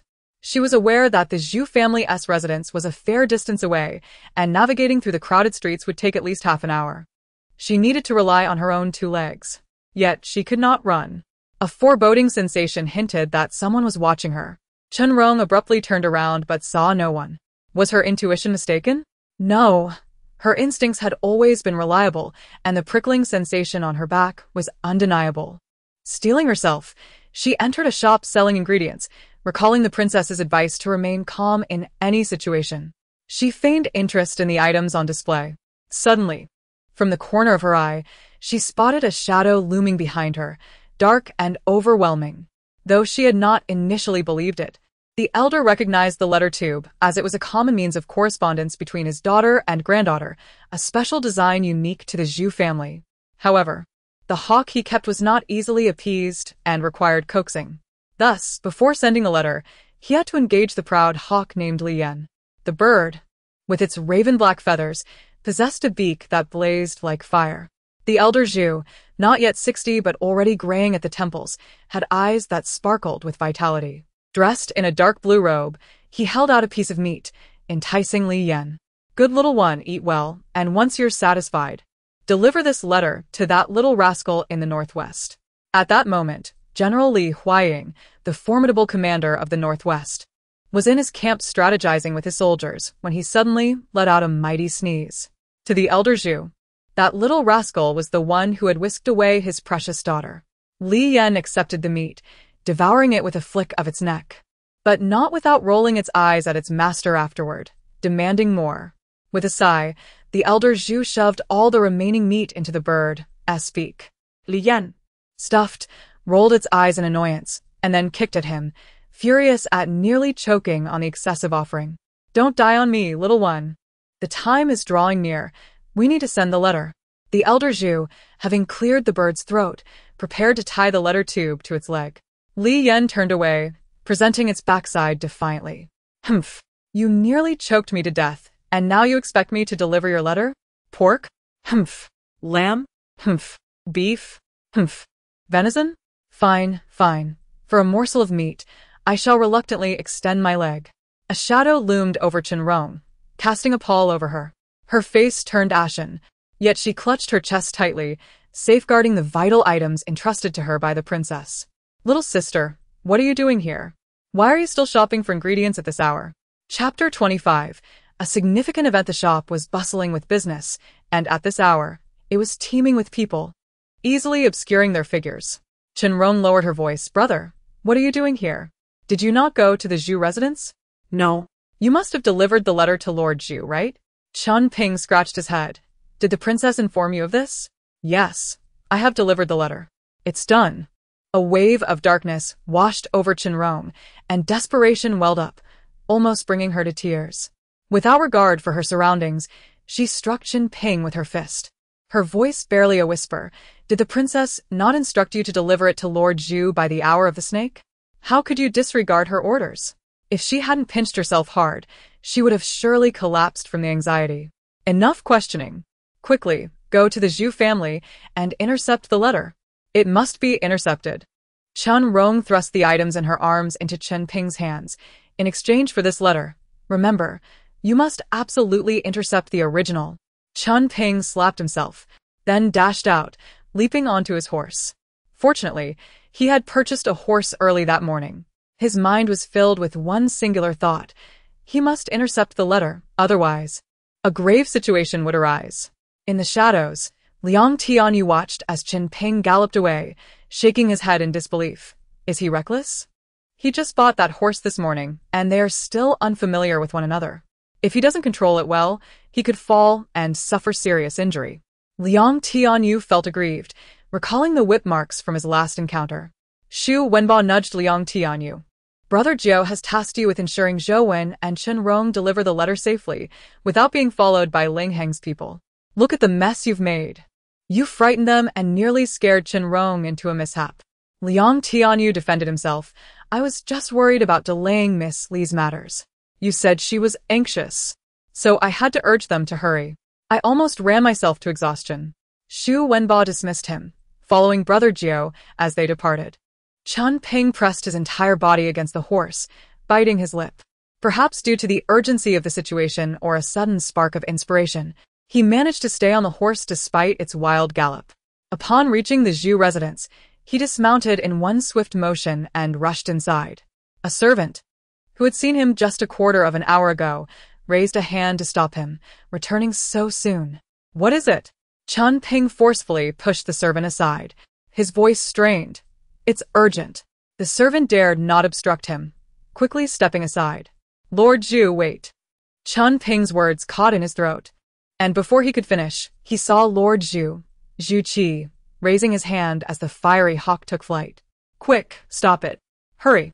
Chen Ping's voice cracked with urgency. Zhu Qi, startled by the shout, quickly whistled, summoning the hawk back from the sky. The hawk, mid-flight, spotted Chen Ping and dove towards him, ready to peck. Not only did he escape being choked, but he was also nearly frightened to death. Life as a hawk is truly difficult. The fiery hawk bared its teeth at him. Zhu Qi gently patted it as if to soothe it. Easy now. Chen Ping let out a sigh of relief and finally managed to smile. Having forgotten all decorum in his haste, he collapsed onto the ground, utterly exhausted. His hands were bloodied from gripping the reins, and he felt a metallic taste rising in his throat. Zhu Qi refrained from scolding him. He knew that someone nurtured by his granddaughter would not be so unruly without good reason.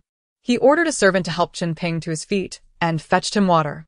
After drinking, Chen Ping caught his breath and gradually regained some strength. He took a damp cloth from the servant to clean his hands before producing another letter tube, offering it along with a broken jade pendant. Lord Zhu, I beg your pardon for my lack of manners. It is a matter of urgency. Upon seeing the jade pendant, Zhu Qi's interest was piqued. He recognized it well, knowing how dearly his granddaughter cherished it, and she would rarely part with it. He accepted the letter from Chen Ping's hands, no worries. Does my granddaughter have anything else to convey? Chen Ping clasped his hands respectfully. Yes, the princess requests you to exchange the letter. Oh, why is that? What has occurred? Zhu Qi, like his daughter and son-in-law, held a skeptical view of Prince Heng. Anyone with the surname Ling seemed to covet that position, and yet Ling Heng disguised himself well, appearing gentle and refined, proclaiming himself a laid-back prince uninterested in court politics. Even his 5 brothers believed him, not considering him a rival. If you do not engage with the ministers, then do not marry my granddaughter. Hypocritical. Chen Ping shook his head. I truly do not know. I only know that the princess is very anxious and has repeatedly emphasized the need to exchange the letter. If it were not for the sight of the jade pendant, Zhu Qi would not have easily believed him. Seeing his earnestness, he asked no further questions, promptly exchanging the letter and instructing a servant to apply ointment to Qin Ping's hands. The fiery hawk, summoned once more to deliver the letter, proudly lifted its neck and let out a long screech as it soared into the sky. On the way, Zhou encountered Qin Rong, and seeing her nod gently at him brought him great relief as he rushed towards the Moon Elder Temple. At the Moon Elder Temple, Ling Heng and Li Shuangwan had completed their hour of chanting and were now resting. During that hour, Ling Heng had not been fully present. Of course, Li Shuangwan had opened her mouth but uttered not a sound, let alone recite any prayers. Now, she lay on the couch feigning sleep, her anxiety known only to herself. As she awaited news from Zhou, "Your Highness." Hearing the guard call him, Ling Heng glanced at the person lying on the couch before stepping out of the room. Li Shuangwan opened her eyes, her hands clenched tightly into fists. Chapter 26. Fate or misfortune. Keeping a distance from the house, Ling Heng inquired, "What is the matter?" The guard lowered his voice, "Your Highness, the carriage driver of the princess has gone missing." Ling Heng's sharp gaze pierced through the guard. "When did this occur?" The guard, overwhelmed by the intense pressure, immediately knelt. "An hour ago." "What was he doing?" "I do not know." "Incompetent fool."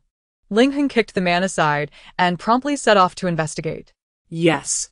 Just as the guard stood up, preparing to leave, Zhou approached, wiping sweat from his brow. Ling Heng furrowed his brow slightly. Zhou bowed. "Your Highness." Ling Heng nodded indifferently. The guard, attempting to sound casual, asked, "Zhou, why are you drenched in sweat? Where have you been?" Zhou extended his hand. "The princess forgot the Buddhist scriptures she copied yesterday and ordered me to fetch them immediately." Oh. The two maidservants of the princess are so careless that they could not remind her of such a trivial matter? Zhou chuckled. "How would I know? Whatever the princess commands, I simply obey. I would not dare question why they failed to remind her. Isn't that right, my lord?" The guard scoffed. Noticing the look Ling Heng shot him, he took the item from Zhou's hand and flipped through it. "Indeed, it is Buddhist scriptures. But why is only half of it copied?"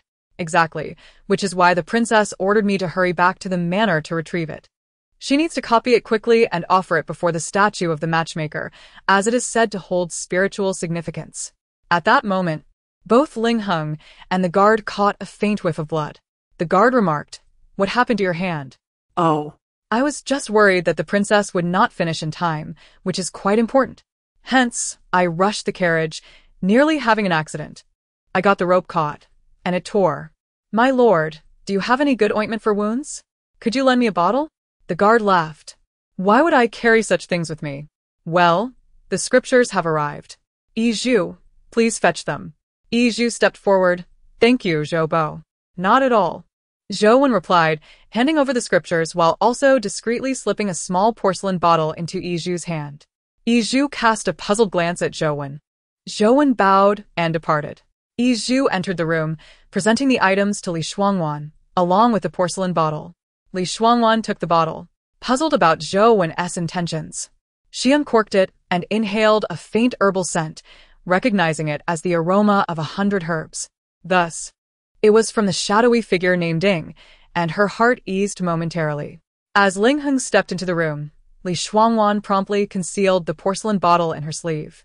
"Your Highness, there are developments regarding the case in the palace."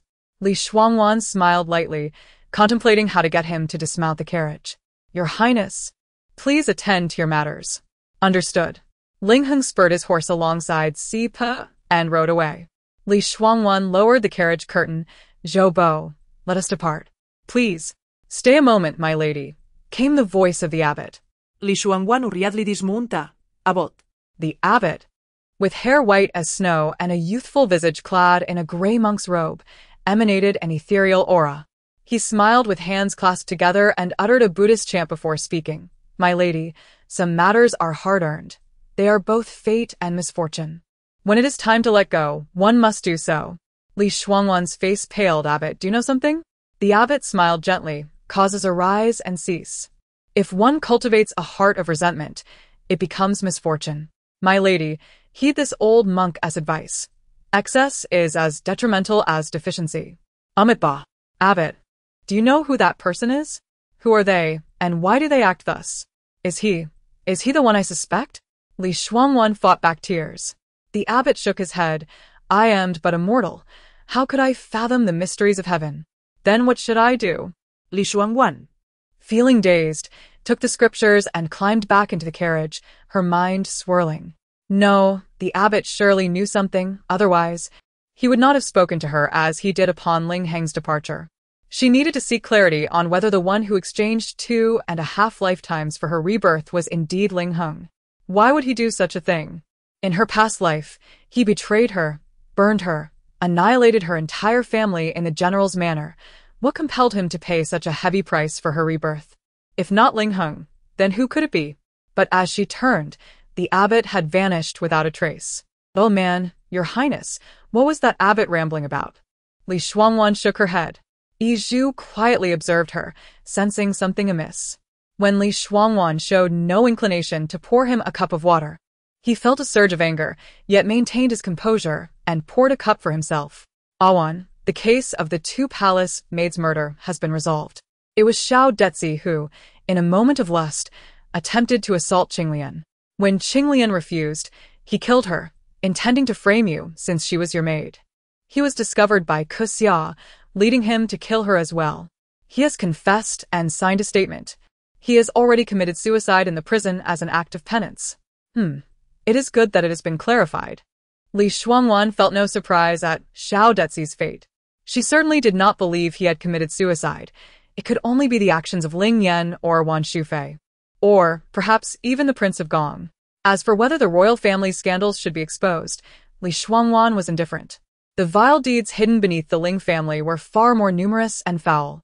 Ling Heng, witnessing her lukewarm demeanor, felt an anger rising and sought to humiliate her. Chapter 27. The 3-day return with a slight curve of disdain upon his lips, he remarked, Qinglian has been loyal to me for many years. Her tragic demise weighs heavily on my heart. I have instructed Si Pe to retrieve her remains from the palace, intending to grant her a proper burial. Ling Heng grasped Li Shuangwan's hand, saying, Owen, I wish to entrust this matter to you. As the mistress of the Heng Wang Fu, it is essential for you to manage the household affairs, and this could serve to win the hearts of those within the residence.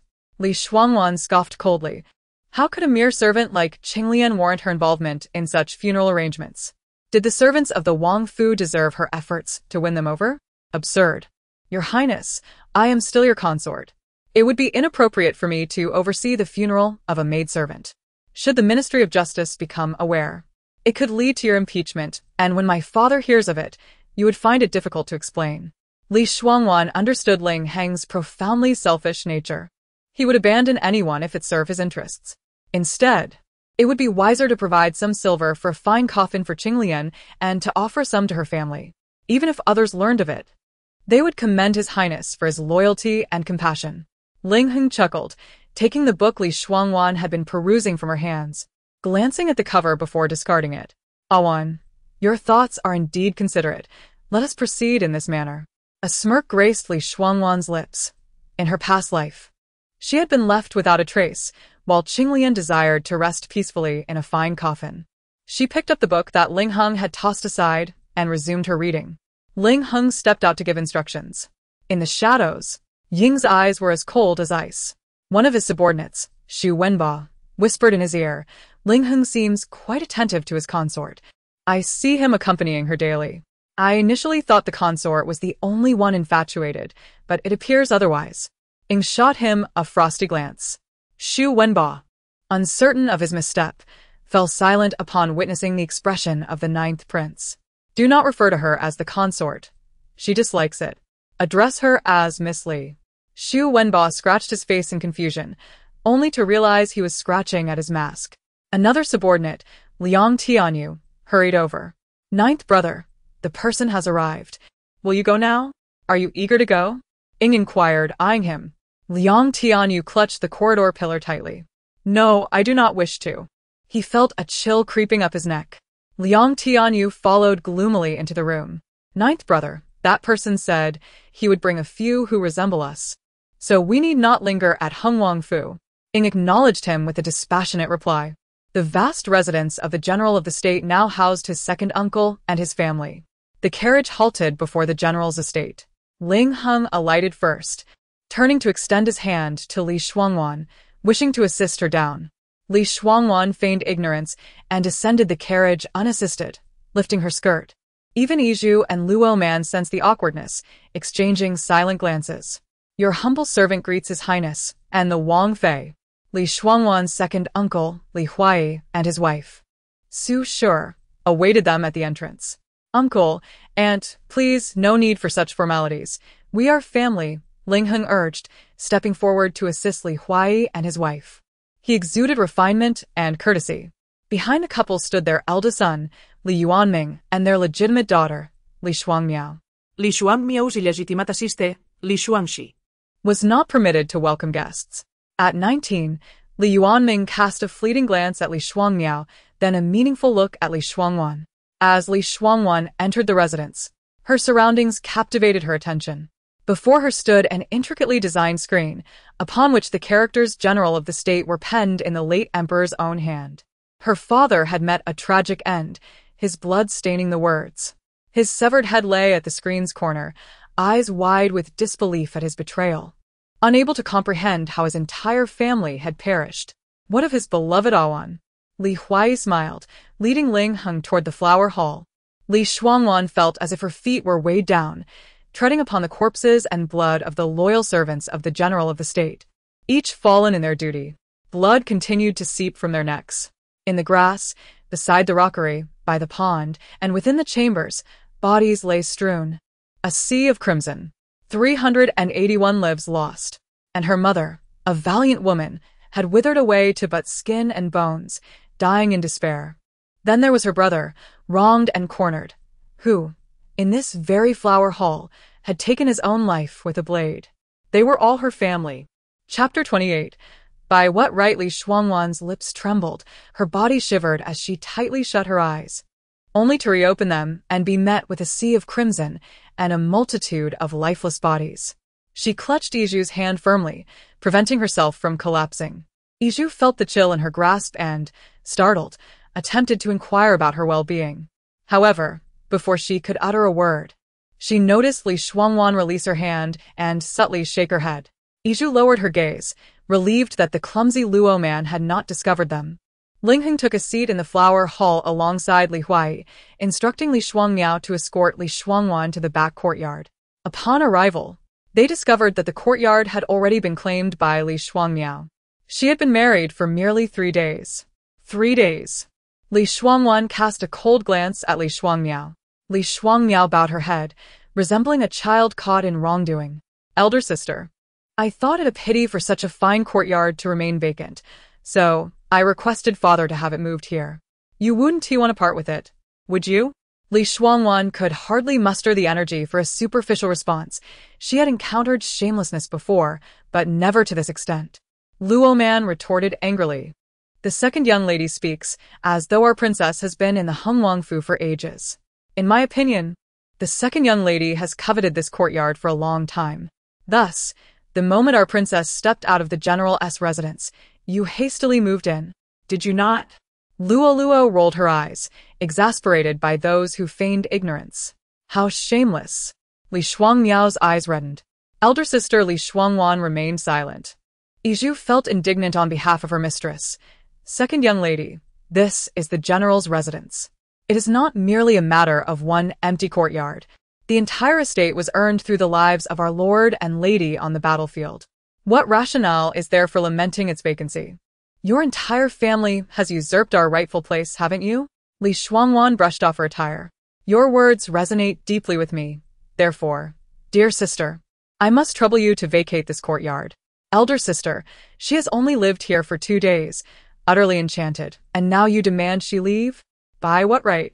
Li Shuangwan, tubaring ube Li Shuangmiao, shuklat legally. What, unwilling? If so, why not let uncle and aunt arrange for their own residence? I firmly believe, given their affection for you, the best courtyard in the back will certainly be reserved for you, and no one shall displace you. Li Shuangmiao, do not forget, this is the general's residence. belonging to our branch. Li Shuangmiao's eyes instantly filled with tears. No, no. I shall move. I will have my servants do it. If they've vacated this residence, their parents would have no means to procure a proper dwelling, nor could they leverage the general's name. The world would look down upon them, and rewards from the palace for the main branch would be utterly unattainable. Everything they wore was bestowed by the main branch. Li Shuangmiao bet profuseli. I will move. I will move. Eldest sister, no, Princess Heng, please do not drive my parents away. I beg you. Luo Man laughed in anger. Second young lady, you are mistaken. The princess is asking you to vacate this courtyard, not to expel the second master and lady. Please do not tarnish our princess with unfilial accusations. Li Shuangwan thought Luo Man spoke incorrectly. She currently lacked the energy to deal with the second branch. Once she extricated herself from the Heng Wangfu, the general's residence would no longer be theirs to occupy. Furious, Li Shuangmiao glared at Luo Man. Fine. I will move. I shall do it now. Li Shuangwan smiled coldly. Luoman, did you hear that? In a couple of days, you must personally come to supervise and ensure the second sister leaves nothing behind in my courtyard. Luo Man complied firmly. The maid answered affirmatively. Luo Man rolled her eyes. The group proceeded to Su's courtyard. Upon arrival, Su approached with a beaming smile, unaware of the turmoil that had transpired. Observing her radiant demeanor, Li Shuangwan surmised that the gifts from Ling Heng had pleased her greatly. Indeed, Ling Heng excelled in superficial gestures. Otherwise, how could one be so blind and naive? As soon as they were seated, Su grasped Li Shuangwan's hand tightly. Wan, does the prince treat you well? I see his gaze remains fixed upon you. So, the gifts he brought are to your liking, dear aunt? Li Shuangmiao glared at Li Shuangwan, her eyes filled with resentment. She had longed for the man, and yet he had become Li Shuangwan's husband. By what virtue did she deserve this? What distinguished her from Li Shuangwan, who had grown up in the northwest amidst men? She no longer wanted the finest courtyard of the general's residence. She wanted Prince Heng. The prince is wonderful, gentle as jade, a true gentleman, treating me exceedingly well. So surmised soon. Awan, let me tell you, in the inner chambers, the most crucial aspect for a woman is to bear children. Since the prince treats you so kindly, you must strive to conceive a child soon. Li Shuangwan fixed her gaze upon Su. In her past life, Su had expressed similar concern for her fertility. A month later, when she finally became pregnant, Su had personally visited the back courtyard of Heng Wangfu, bringing a bounty of nourishing supplies. At that time, she had felt that this aunt was even better than her own mother. But now, she wondered if there were hidden motives behind it all. Elder sister, given that the prince is a royal, will there not be other women entering the inner chambers of Heng Wangfu in the future? Li Shuangmiao inquired cautiously, her eyes ablaze. Luo Man could no longer contain her indignation on behalf of her mistress. Second young lady, one should not speak in such a manner. Chapter 29. Dismembered remains. The expression on Madame Su's face darkened. What nonsense are you speaking? Your elder sister has just wed the prince, who holds deep affection for Awan. How could any other woman enter the prince's residence? Li Shuangmiao lowered her head, her eyes immediately reddening, her hand twisting the handkerchief tightly. Surely, she could not be the only woman in the prince's heart. What merit did she possess to win the affection of His Highness, the Prince of Heng?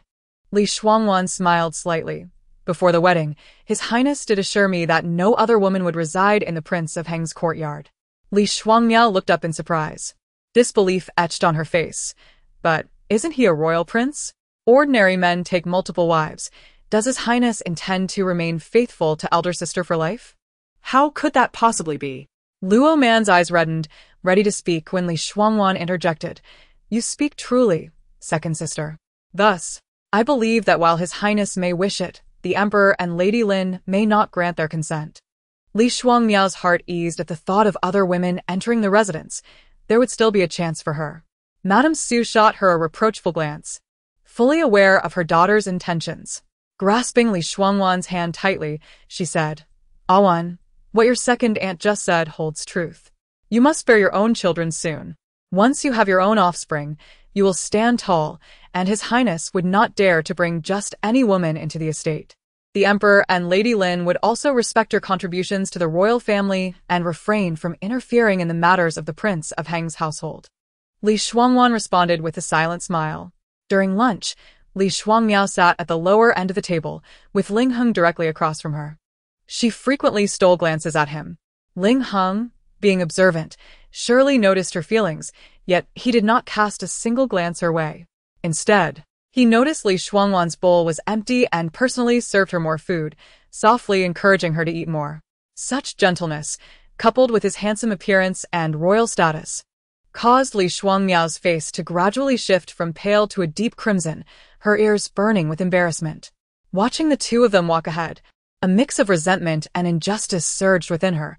Her fingers clenched tightly around her handkerchief as tears fell. What right did her elder sister have to marry such an exceptional man as His Highness, the Prince of Heng?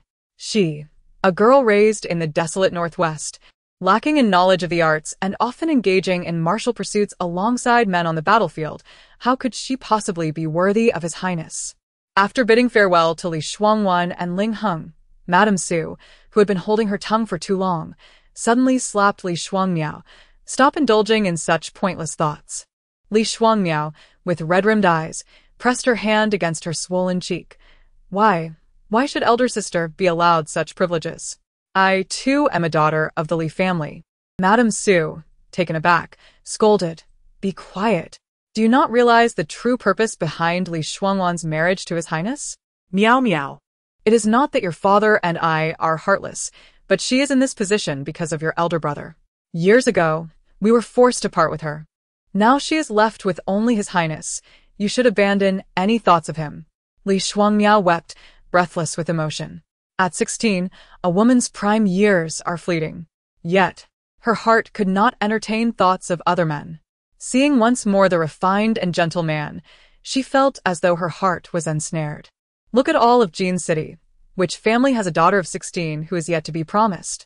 Many are engaged by 12 or 13, married shortly after coming of age. But you? Madame Su took a deep breath, softening her tone.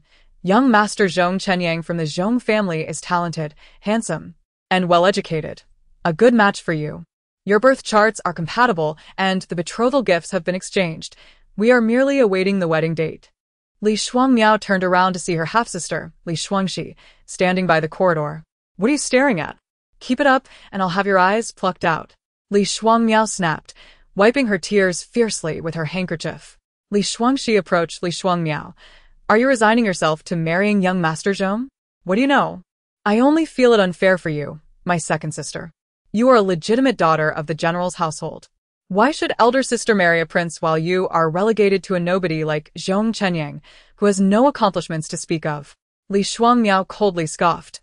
Ha! Him? A mere toad. How could he be compared to His Highness?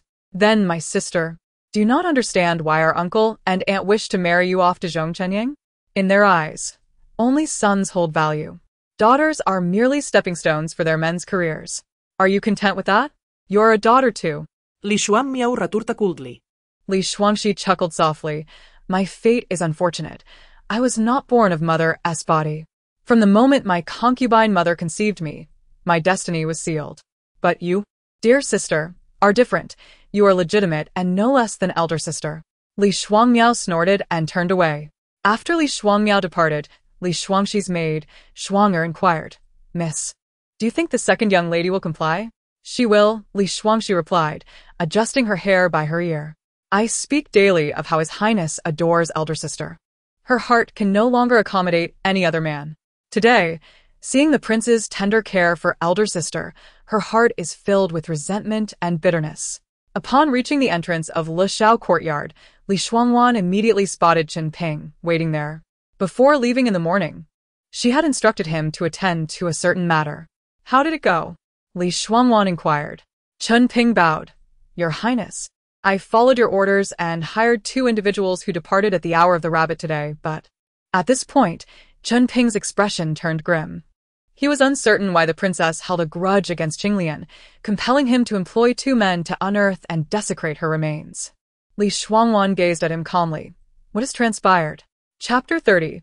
Carved into the bloodline as the conversation progressed, Chen Ping's voice dwindled to a whisper. The scene before them was nothing short of horrific, leading the three of them to retch. Chun Ping felt his knees, exclaiming, "I have failed in my duties. I implore the princess to punish me." Rising once more, he declared, "I shall head out immediately." With that, he made his way outside. Having received the payment yet failed to accomplish the task, Chun Ping felt utterly useless.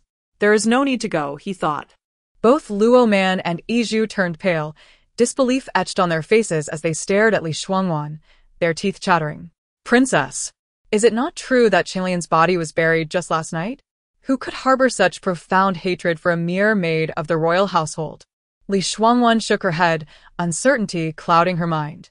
She recalled the 100 herbs that could dispel poison. It seemed that a mysterious figure was always one step ahead, orchestrating events before she could act. But who could this person be, and what was their motive for aiding her? Li Shuangwan handed a meticulously drawn paper to Chun Ping. "Please take this to the jewelry shop called Zifulai in the eastern part of the city.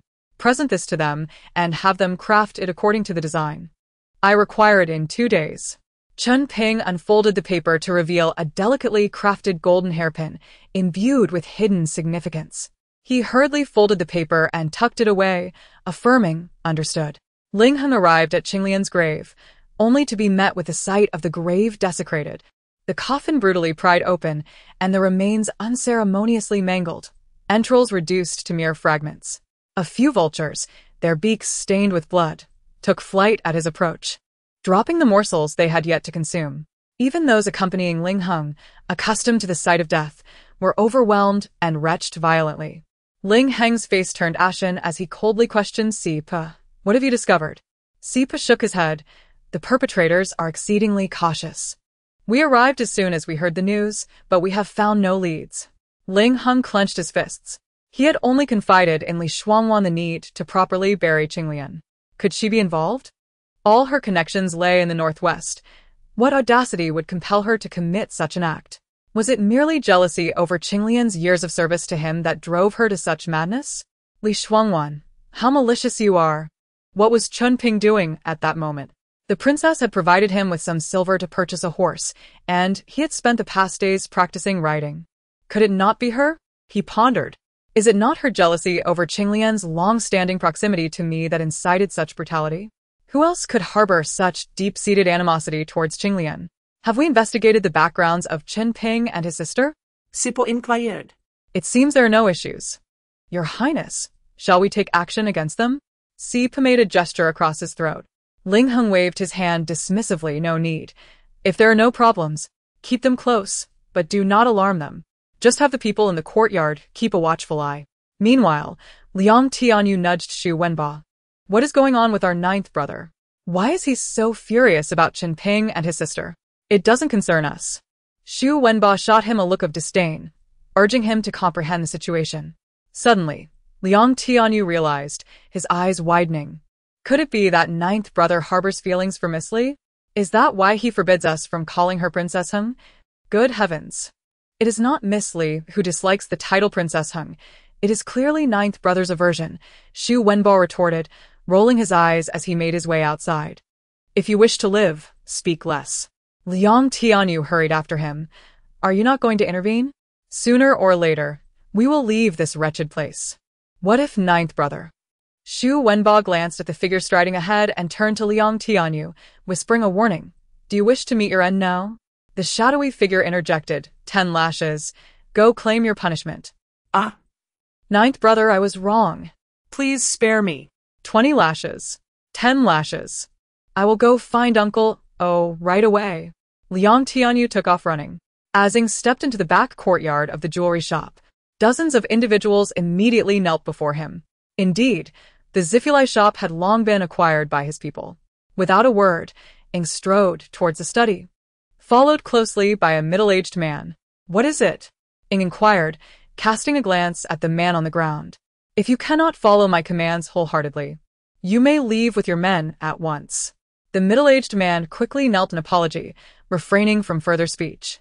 Ing rubbed his temples, fatigue weighing upon him as he sank into a chair. He had intended to leave with Li Shuangwan at the earliest opportunity, but he understood that she had her own plans. Whatever her intentions, he would pave the way for her. What are the tasks I assigned you? Ing asked, lifting his gaze with indifference. The middle-aged man retrieved a box from his cloak and presented it with both hands. Everything has been executed as per your instructions, my lord. Ing accepted it, opening the box to reveal a thin human skin mask. After applying a few drops of liquid, he pressed it against his face, transforming into the visage of an unremarkable young man. Henceforth, he would traverse the world bearing this countenance. As the middle-aged man exited, Liang Tianyu approached eagerly. Uncle, oh, how did it go? What of ninth brother? Oh, Jianglin shrugged, his expression filled with resignation. The newcomers were sorely mistaken. They assumed their master was easily approachable due to his past. Little did they know how far from the truth that was. After all, his noble lineage was etched into his very essence. Xu Wenba furrowed his brow. This may not be entirely disadvantageous. After all, the three of us are now shadow guards of the Heng Wangfu, afflicted by the vile poison of Lingheng. Without an antidote, we cannot leave recklessly. Jianglin sighed. I have mentioned this in my letters. We are currently researching it and discreetly seeking a divine physician. The antidote should not be overly difficult to procure. Xu Wenba remained skeptical. I fear it will not be so simple. Lingheng's poison is quite formidable. Nevertheless, we shall abide by ninth brother's wishes. When the time comes to depart, he will leave without needing your prompting. The group exchanged resigned smiles, aware of their precarious position. Their identities were too sensitive to be revealed to the Beijing court, leaving them unable to pressure Lingheng for the antidote. They could only hope to find a divine physician swiftly. Oh, Jianglin seized Liang Tianyu by the collar, dragging him outside. Young Master Liang, the master has ordered you to receive 10 lashes. Hey, wait. Chapter 31. The authority of the steward Lingheng gazed intently at Li Shuangwan. Your Highness, what troubles you? Why do you look at me so? Your complexion is quite pale. Lingheng furrowed his brow and sighed heavily. Qing Lian's coffin has been disturbed. Her body has been reduced to fragments and consumed by vultures. With a gasp, Li Shuangwan expelled a bowl of the rice she had just eaten. Her face turned ashen. Your Highness, how could this be? Who holds such a grudge against Qing Lian? Even in death, they cannot find solace, resorting to such cruelty as to dismember her corpse. Lingheng shook his head, his expression weary. From the moment he entered, he had been fixated on Li Shuangwan. This matter should have no connection to her. Your Highness, death is akin to a candle extinguished. It is possible that Qing Lian had enmities in life. Perhaps it would be better to provide her family with some silver. Lingheng nodded in agreement. Your Highness, there are visitors from the palace, see pronounced from outside. The matters at hand are pressing. Lingheng's heart felt as cold as his hands. A smile he could not suppress crept onto his face. Awan. My father has instructed me to commence my duties at the Ministry of Rites tomorrow, starting as a supervisor of the 6th rank. Congratulations, Your Highness. Li Shuangwan replied with a smile. Lingheng embraced Li Shuangwan tightly. Awan, you truly are my lucky star. 3 days later, she was to begin her official life in the rear courtyard of the Heng Wangfu. Indeed, Lingheng announced, tomorrow, I shall have Steward Wu introduce you to the residents of the estate. There are about 120 servants and guards. If you find it too troublesome, feel free to delegate the management to him. Though the Heng Wangfu is modest, I still wish to spare you the burden, especially since your health is delicate. Moreover, your parents have provided you with a considerable dowry, including shops and estates for you to manage, so there is no need to be consumed by the trifles of the Wangfu. Simply enjoy your life here. I will visit whenever I can. Of course, if you find managing your shops and estates too tiresome, you may entrust everything to Steward Wu and have him report to you periodically. Li Shuangwan replied cheerfully, very well. In the Lushao courtyard, there was an independent study for Li Shuangwan. Rows of imposing bookshelves were adorned with numerous novels and miscellaneous texts, while porcelain ornaments were plentiful. The walls were decorated with a few modest paintings. A set of pearwood tables and chairs, along with a daybed by the window, was thoughtfully equipped with a light blanket and 2 pillows. It was far more exquisite than Lingheng's austere study, a space he had prepared for her and those she had brought from the general's residence. The following morning, Li Shuangwan rose slowly. After 2 maidservants assisted her with washing and breakfast, she ambled towards the study. In addition to her 2 companions, Yizhu and Luo Man, and the newly arrived Chen Ping and Chen Rong from the estate. There were also 2 maids responsible for cleaning, 2 rough servants, and 6 of Steward Wu's assigned staff from the Hung Fu. As she occupied the study, the 6 attendants outside wandered about aimlessly, a detail she had overlooked in her previous life, now realizing they were likely there to keep her under surveillance. She needed to find a way to send them away. As fate would have it, an opportunity soon presented itself.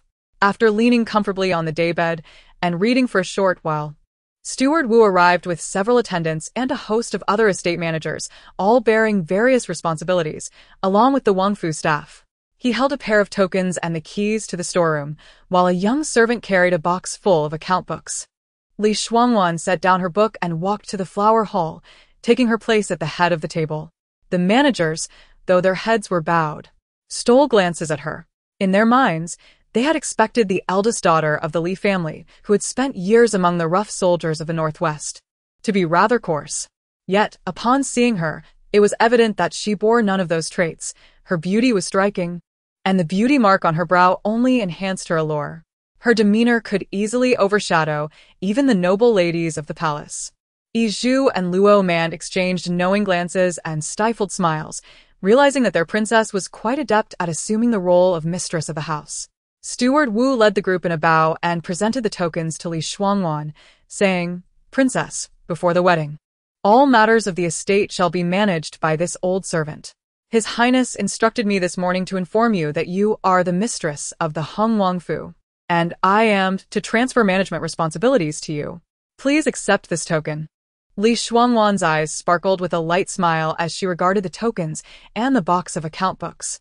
Steward Wu stood before her, his expression respectful, yet his posture rigid, betraying the demeanor of a steward. It was clear he had been instructed to perform this charade. But could he truly trust a woman who had spent years mingling with brutish soldiers, lacking any experience in the refined world of the capital? "Steward Wu," she said with a gentle smile, "thank you for your efforts. Should I find any uncertainties in the future, I will seek your guidance." Steward Wu was taken aback. She accepted it with such ease.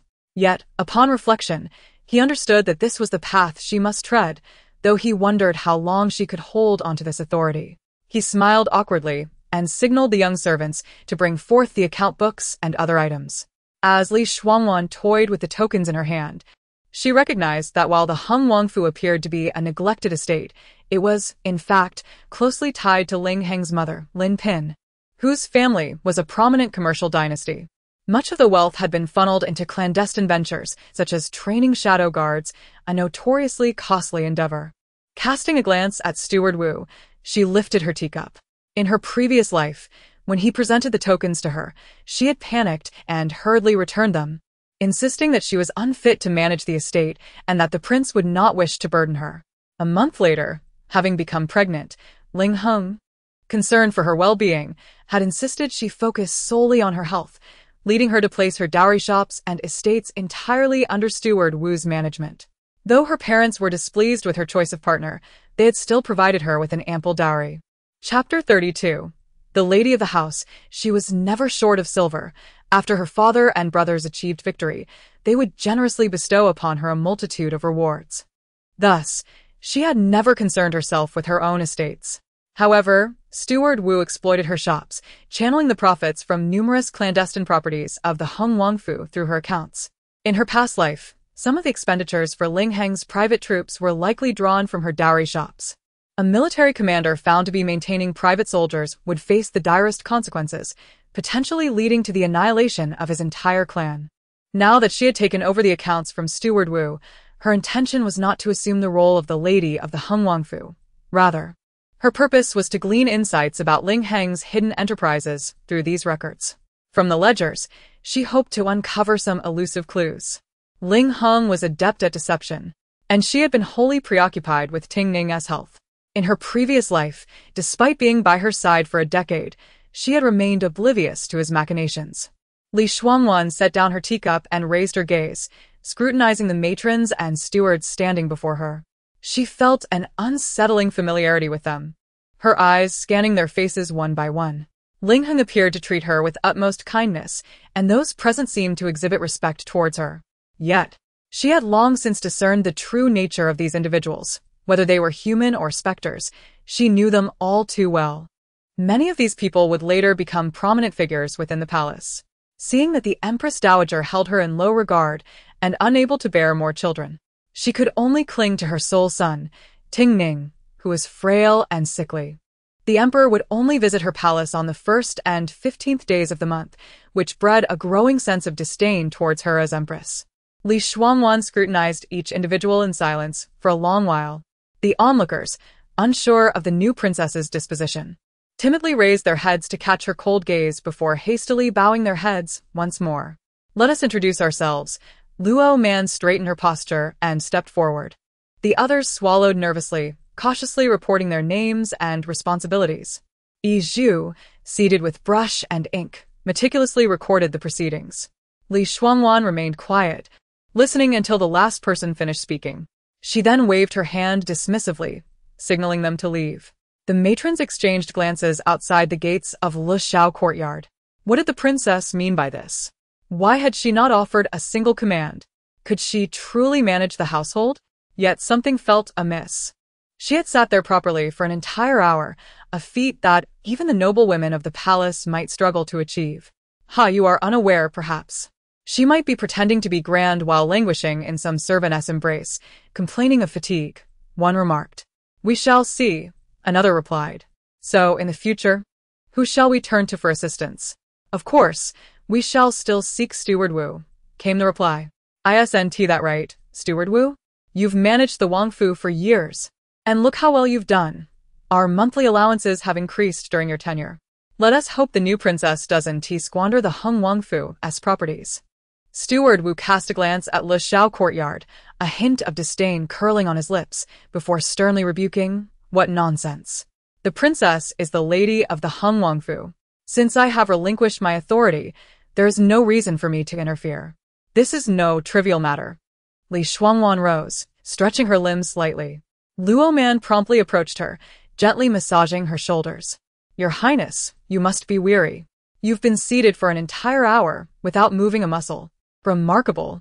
Help me move these ledgers to the study, Li Shuangwan instructed. And Luo Man stuck her tongue out at Yi Zhu.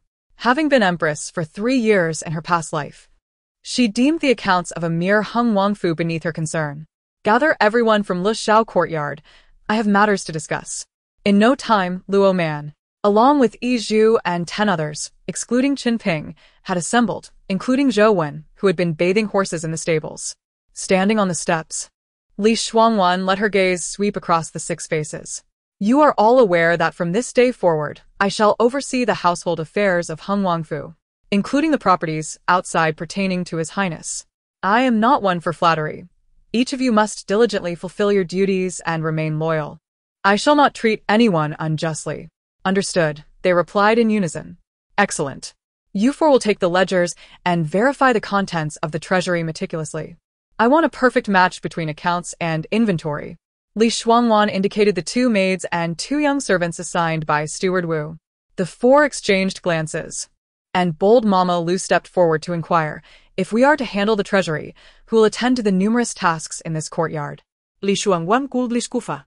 Didn't His Highness mention yesterday that the properties of the Wangfu are minimal? Is it possible that the treasury is overflowing with mountains of gold and ancient artifacts? You won't be able to finish in a single day? Mama Lu's expression faltered. She did not dare to retort and quickly apologized. Li Shuangwan turned to the 2 rough maidservants. You 2 shall clear out the eastern courtyard of Le Xiao courtyard. I will need it in a few days. One maidservant hesitated. Your Highness, the eastern courtyard is vast. When shall we complete this task? Indeed, Your Highness, this is too much for just the 2 of us. We cannot possibly finish without additional help, the other chimed in. Casting glances at Yi Zhu and Luo Man, Li Shuangwan let out another cold laugh. What? You are unwilling to work? If you cannot follow my commands, then you need not remain in Le Xiao courtyard. Luo Man, Zomon Steward Wu. I cannot afford to keep these 2. Please have them taken away immediately. Understood. The 2 maidservants were taken aback. If Steward Wu led them away, they would face only the prospect of being sold from the estate. They quickly knelt, pleading, Your Highness, we understand our mistakes. We can manage. After dispatching the individuals in the courtyard, Li Shuangwan entered the study. Yi Zhu handed her the notes she had just taken. Your Highness, I have recorded everything for your review. Li Shuangwan accepted the paper, and the names upon it seemed to materialize, growing claws that clawed at her, reminiscent of the past life they had inflicted upon her and the general of the state. Her expression turned frigid as ice. She would not spare a single one of these individuals. Chapter 33. A swift resolution once. She even carelessly tossed a steamed bun onto the ground and stepped on it, compelling her to crawl like a dog and gradually swallow that filthy bun from beneath their feet. This time, however, she did not wish to squander any more time on such insignificant pests, so she decided to resolve the matter swiftly. Seeing the grim expression on Li Shuangwan's face, Luoman assumed she was concerned about her performance and furrowed her brow. Your Highness, why burden yourself with such a laborious task? You only need to grasp the money in your hand. Let the steward Wu handle the rest. It is far too arduous. It is nothing. Iju shot her a glare. What nonsense are you speaking? The princess is the mistress of the palace. How could a mistress neglect her duties? Go fetch Chen Ping. Shortly thereafter, Chen Ping arrived. Li Shuangwan whispered a few instructions. Chen Ping's body quivered momentarily, yet he straightened his posture and replied, Yes, Your Highness. Rest assured. I will handle it perfectly and ensure that no one finds out. Li Shuangwan nodded slightly. After Chen Ping departed, Li Shuangwan finished her lunch and, after a brief rest, rose to her feet. The hour was growing late. Noticing her rising, Iju approached her. Your Highness, why not sleep a little longer? No. You and Luoman accompany me for a brief outing. Is the princess in need of something? Just a casual stroll. She recalled where Ling Heng's properties were located in Shengjing and intended to explore the area today. Iju dared not inquire further. Ever since the wedding, it seemed that the princess was concealing something from them, becoming increasingly composed than before. This, Iju mused, was a good sign. If the princess had exhibited such composure earlier, she would not have been goaded by the second house into eloping with His Highness Ling Wang. One could only imagine the disparaging remarks made about the princess by those noble women behind her back. Undoubtedly, they were unflattering. The trio exited the residence and meandered aimlessly through the streets. Is that not Miss Li? How curious. Wandering alone. An inappropriate voice called from behind them. Li Shuangwan turned to see the source and immediately felt revulsion. It was the perverse Prince Gong, Ling Shizhong. He prided himself on his appearance, holding a boneless fan. Arching an eyebrow as he approached Li Shuangwan, Li Shuangwan offered a shallow bow. Greetings, little Wang Shu. Prince Gong chuckled. Miss Li, calling me that feels rather distant. Address me as Your Highness or Shizhong. Either will suffice. No need for such formality. As he stepped closer, Li Shuangwan frowned and retreated a step. If her disdain for Ling Heng ranked first among the Ling clan, then this man was a close second. And that face, with its willow-like brows, especially the beauty mark in the center, gave her cold demeanor a hint of allure. This allure, if increased, would entice any man to pounce. How unfortunate that such a striking woman ended up in Ling Heng's bed, marrying that hypocrite. Little Wang Shu, this is against decorum. I am now married to Ling Heng and am your nephew's wife. Ling Shizhong attempted to provoke her further, but the attendant behind him quietly reminded, Your Highness, the Emperor is still awaiting your presence. In a fit of anger, Ling Shizhong kicked the attendant. Afterward, he burst into laughter and departed. Li Shuangwan felt a wave of nausea wash over her. Luoman fumed, Your Highness, that Prince Gong is utterly excessive. Luckily, his lineage has been rendered barren, otherwise, how many virtuous young women would suffer at his hands? He deserves to be cut off from progeny. Luoman. Be cautious with your words. Do you think such remarks are fitting? Luoman promptly fell silent. Iju glared at her. Mind your tongue. Know what is appropriate to say, and what is not. Think before you speak. Do not embroil the princess in trouble. Luoman lowered her head in contrition. Yes, I recognize my error. Though it appeared that Li Shuangwan was wandering aimlessly, she was meticulously processing everything she saw and heard in her mind. With time still on her side, she headed to her study, intending to compare her observations with the account books. Just as she picked up the ledger, Lu Mama, the stewardess of the Le Xiao courtyard, rushed in, her face pale. Your Highness, help me. Iju raised a hand to stop her. Lu Mama, what is all this commotion? You are the stewardess here. You must first establish decorum. We cannot let others think that the princess has failed to train you properly, tarnishing her reputation. Lu Mama trembled. Miss, it's a matter of life and death. 2 lives at stake. Now is not the time for rules. Just then, Luoman emerged from her room, slamming the door behind her, hands on her hips. Oh, who do we have here? Lu Mama, what brings you to such a dire state? Lu Mama's face was mournful. Miss Luoman, it's not that I lack discretion, but this is a matter of life and death. Ha!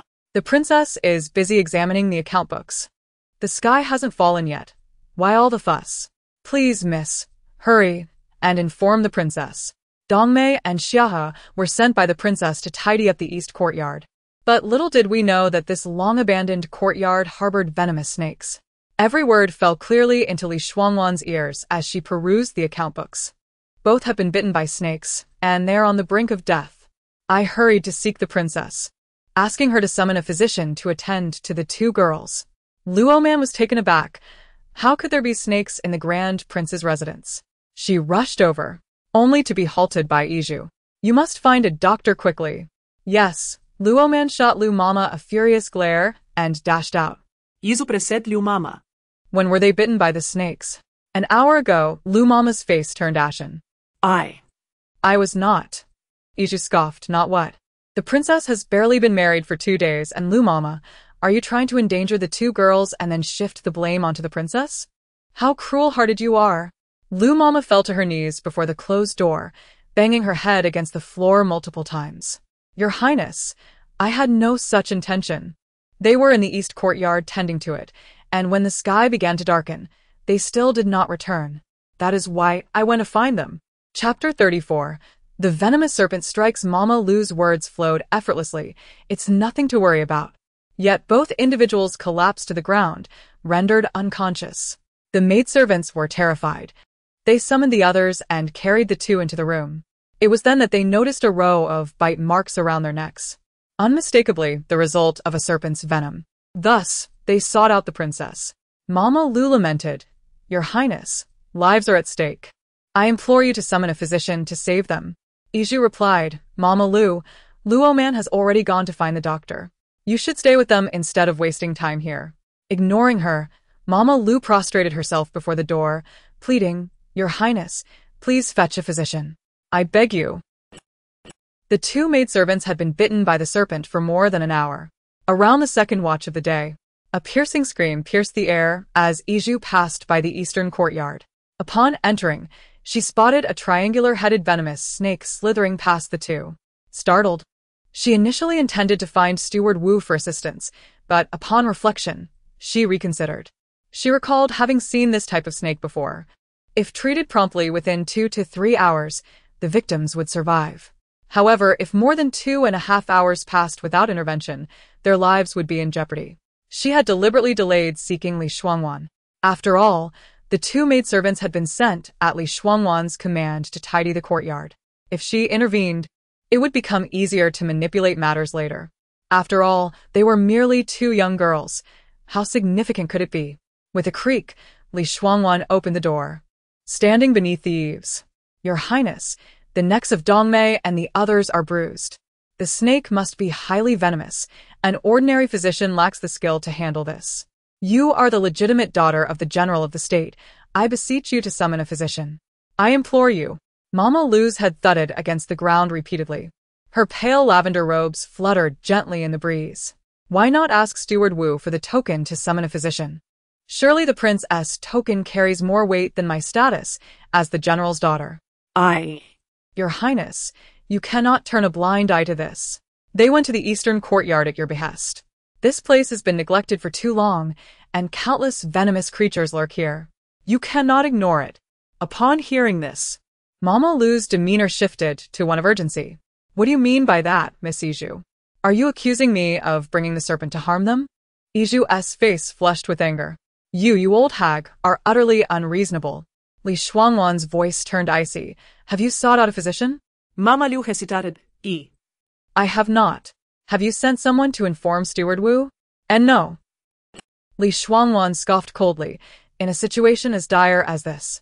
With a venomous snake on the premises, you neither sought a physician to save lives nor informed Steward Wu about the snake. Why are you here making a scene in my courtyard? Are you trying to show off your capabilities? Stepping closer, Li Shuangwan added. Or do you wish for the master of this estate to be bitten as well? What is your true intention, Mama Lu? Fear coursed through Mama Lu as she quivered. She had never encountered such a formidable Li Shuangwan, whom she had always deemed easily manipulated. I dare not harbor such thoughts. Li Shuangwan's smile was glacial. I see you are quite audacious. Speak, whose spy are you? What does the princess mean? I do not understand. Luo Man rushed in, her face pale, breathless. Your Highness, the physician has arrived. And the outcome? Luo Man shook her head, glaring at Mama Lu. They've been dead for 2/4 of an hour. Mama Lu. The physician stated that they were bitten by a silver-ringed snake, which, if treated within 2 hours, should not be fatal. Why did you not seek help sooner? Mama Lu's mind spun. She collapsed in terror. Dead? How could this be? She abruptly raised her head, gathering her strength. Your Highness. They went to the eastern courtyard at your command. The serpent. Before she could finish, Li Shuangwan shot her a glance, and Luo Man, receiving the cue, struck Mama Lu with a resounding slap. What audacity! You clearly caused their demise. The physician said the silver-ringed snake is manageable with prompt care. Yet you let them languish for 2.5 hours. Now, you maliciously wish to shift the blame onto the princess, who had no knowledge of the serpent's presence, especially in the dead of winter. Mama Lu, how wicked is your heart? I did not know when they were bitten. Your Highness, I swear I did not. Mama Lu's face was drenched in tears, the reality of her fear finally dawning on her. Li Shuangwan retorted, if I recall correctly, you told me they were bitten an hour ago. Now, what time is it? Iju sneered. Li Shuangwan asked, has the serpent been caught? Luo Man replied, yes. It has been captured. It is indeed a silver-ringed snake. The physician confirmed that while it is venomous, proper treatment can prevent loss of life, as most physicians know how to address it. I did not. It was not me. 2 guards entered, seizing Mama Lu by the arms. She was drenched in cold sweat, desperately kicking and crying. Your Highness, spare me. I will never dare again. I am innocent. Luo Man swiftly stuffed a rag into Mama Lu's mouth. Chun Rong entered with a tray of food. Your Highness, I have prepared several dishes for you to sample. No need to wait for him, Li Shuangwan declared, picking up her chopsticks. In this life, she would no longer wait for him to dine. Chapter 35. The birth mother of Tingning. The 3 maids exchanged glances. Chun Rong's eyes were fervently fixed on Li Shuangwan's chopsticks, her heart racing with anticipation. As Li Shuangwan took a bite of the dish, her eyes narrowed in delight. Not bad. The flavor is exquisite. Chun Rong, as if having received a great prize, knelt before Li Shuangwan, expressing her gratitude. Thank you, Princess. In her previous life, she had waited almost every night for Ling Heng to dine. Yet the moments he truly shared a meal with her were few and far between. In retrospect, he was likely always beside the birth mother of Tingning. Tingning bore a striking resemblance to her, particularly in her eyes, while Ling Heng insisted on using her child's life essence to save Chun Ning, indicating a blood relationship between Chun Ning and herself. Her eyes also mirrored those of her father. Thus, it was evident that this woman must be a member of the Li family. Her grandfather had 1 wife and 1 concubine. Aside from her grandmother, there was another concubine who bore a son. After her grandmother's passing, this concubine was elevated, leaving her father with only 1 brother, her second uncle. The second uncle had 1 legitimate son and 1 daughter, as well as a daughter born of concubinage. The latter, Li Shuangxi, ultimately paved the way for her second uncle's career. As for the legitimate daughter, Li Shuangmiao, she later became one of Ling Heng's consorts. Albeit her eyes were filled with animosity whenever she looked at Chun Ning, and on several occasions, had it not been for Chun Ning's vigilance, she would have almost fallen victim to her malicious intentions. Therefore, it was clear that Tingning could not possibly be her child. After dinner, Li Shuangwan picked up a book and quietly leaned against the couch to read. What are you reading? Just a leisure book. Ling Heng snatched the book from her hands and tossed it aside. If it's just a leisure book, What is there to find interesting? Li Shuangwan merely cast him a fleeting glance. Today, I encountered old Master Zhu, who seemed even younger than before. Ling Heng remarked with a smile while washing his hands by the basin. Li Shuangwan retrieved her book and continued to flip through its pages, ignoring him, only offering a faint hum in response. In her previous life, she would have approached him, eagerly assisting him with his hand-washing, and playfully smiled, saying, "My maternal grandfather dotes on me, Your Highness. If you have time tomorrow, shall I take you to meet him?" How foolish she had been. Have someone serve the meal. Noticing her indifferent demeanor, Ling Heng felt a surge of anger rising within him, his voice laced with coldness. Ha! I've already eaten. It's so late. Have you not dined yet, Your Highness? I assumed you had already eaten at the palace. Perhaps you should dine in the flower hall. Her words struck him like a whip, delivering a stinging blow. All his life, his father had never allowed him to dine with him. His mother also dared not keep him in the palace for long. Not to mention, today he had not even had the chance to see his father. He had only caught a distant glimpse of that old Zhu Qijing. Seeing that Li Shuangwan seemed oblivious to the hurt her words caused him, her innocent black and white eyes looking at him made him feel even more irritated. How dare she, Li Shuangwan, disregard him when his own father did not favor him? As a prince, he had not yet dined, and yet she had the audacity to eat first, truly outrageous. The Li family was indeed uncouth. Yet he forced a gentle smile, raising his voice. No matter if you are hungry in the future, feel free to eat first. But let us see how shameless you can be. Fine. I think so too. Your Highness is busy with official matters and may not be able to dine on time. Sometimes there may be social obligations.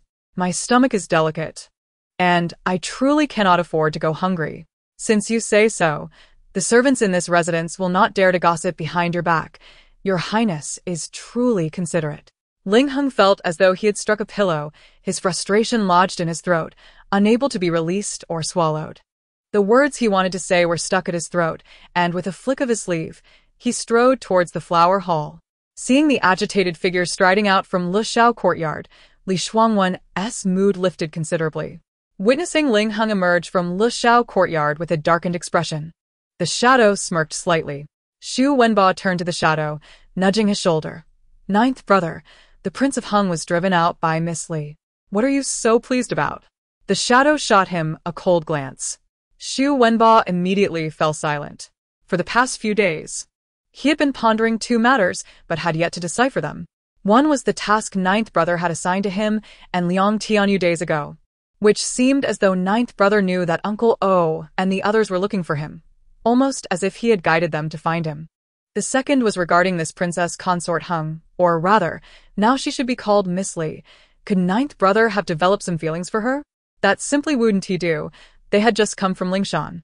Was this what they referred to as love at first sight? Wasn't love at first sight merely lust? Was Ninth Brother inherently a lecher? Xu Wenba shuddered at the thought. Butler Wu followed closely behind Ling Heng, lowering his voice. "Your Highness, I have gathered the medicinal herbs mentioned by Dr. Huang. We just happen to have them in a hidden store. Do you wish to send them over immediately?" Ling Heng gazed up at the starry sky, helplessly massaging his brow, and sighed. "Understood. You take them over personally." The thought of the woman in that secluded courtyard left him feeling stifled. Remembering Li Shuangwan's earlier coldness towards him only added to his turmoil. Li Shuangwan must conceive soon. At that moment, Sipa hurried over, whispering a few words in Ling Heng's ear. Ling Heng frowned slightly. How could there be venomous snakes in the residence? What have the two people Miss Li brought from the estate been doing all day?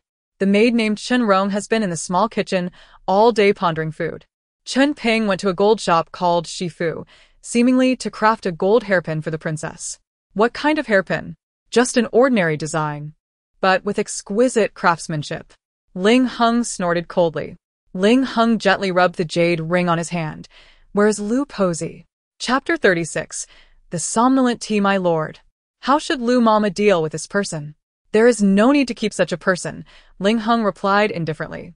Before Li Shuangwan could express her anger, Ling Heng encircled her, placing his hand on her abdomen, his voice laced with tenderness and seduction.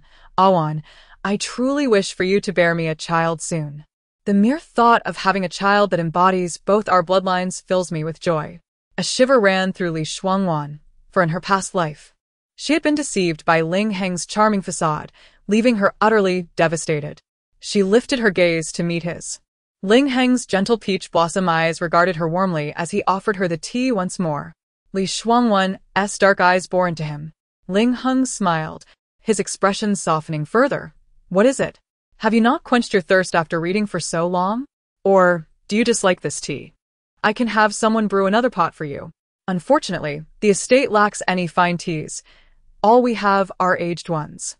No, it's just that it's late at night, and I worry that drinking tea might disrupt my sleep. Li Shuangwan placed the cup on the table. Ling Heng picked it up again. How could that be? This tea is meant to soothe the spirit. I had Butler Wu prepare it specifically for you. I heard from your two maids that since your injury 6 months ago, not only have you lost your remarkable martial skills, but you also frequently struggle to sleep. Li Shuangwan exerted great effort to refrain from slapping Ling Heng across the face. I am much better now. Thank you, Your Highness. Ling Heng once more extended the cup towards her.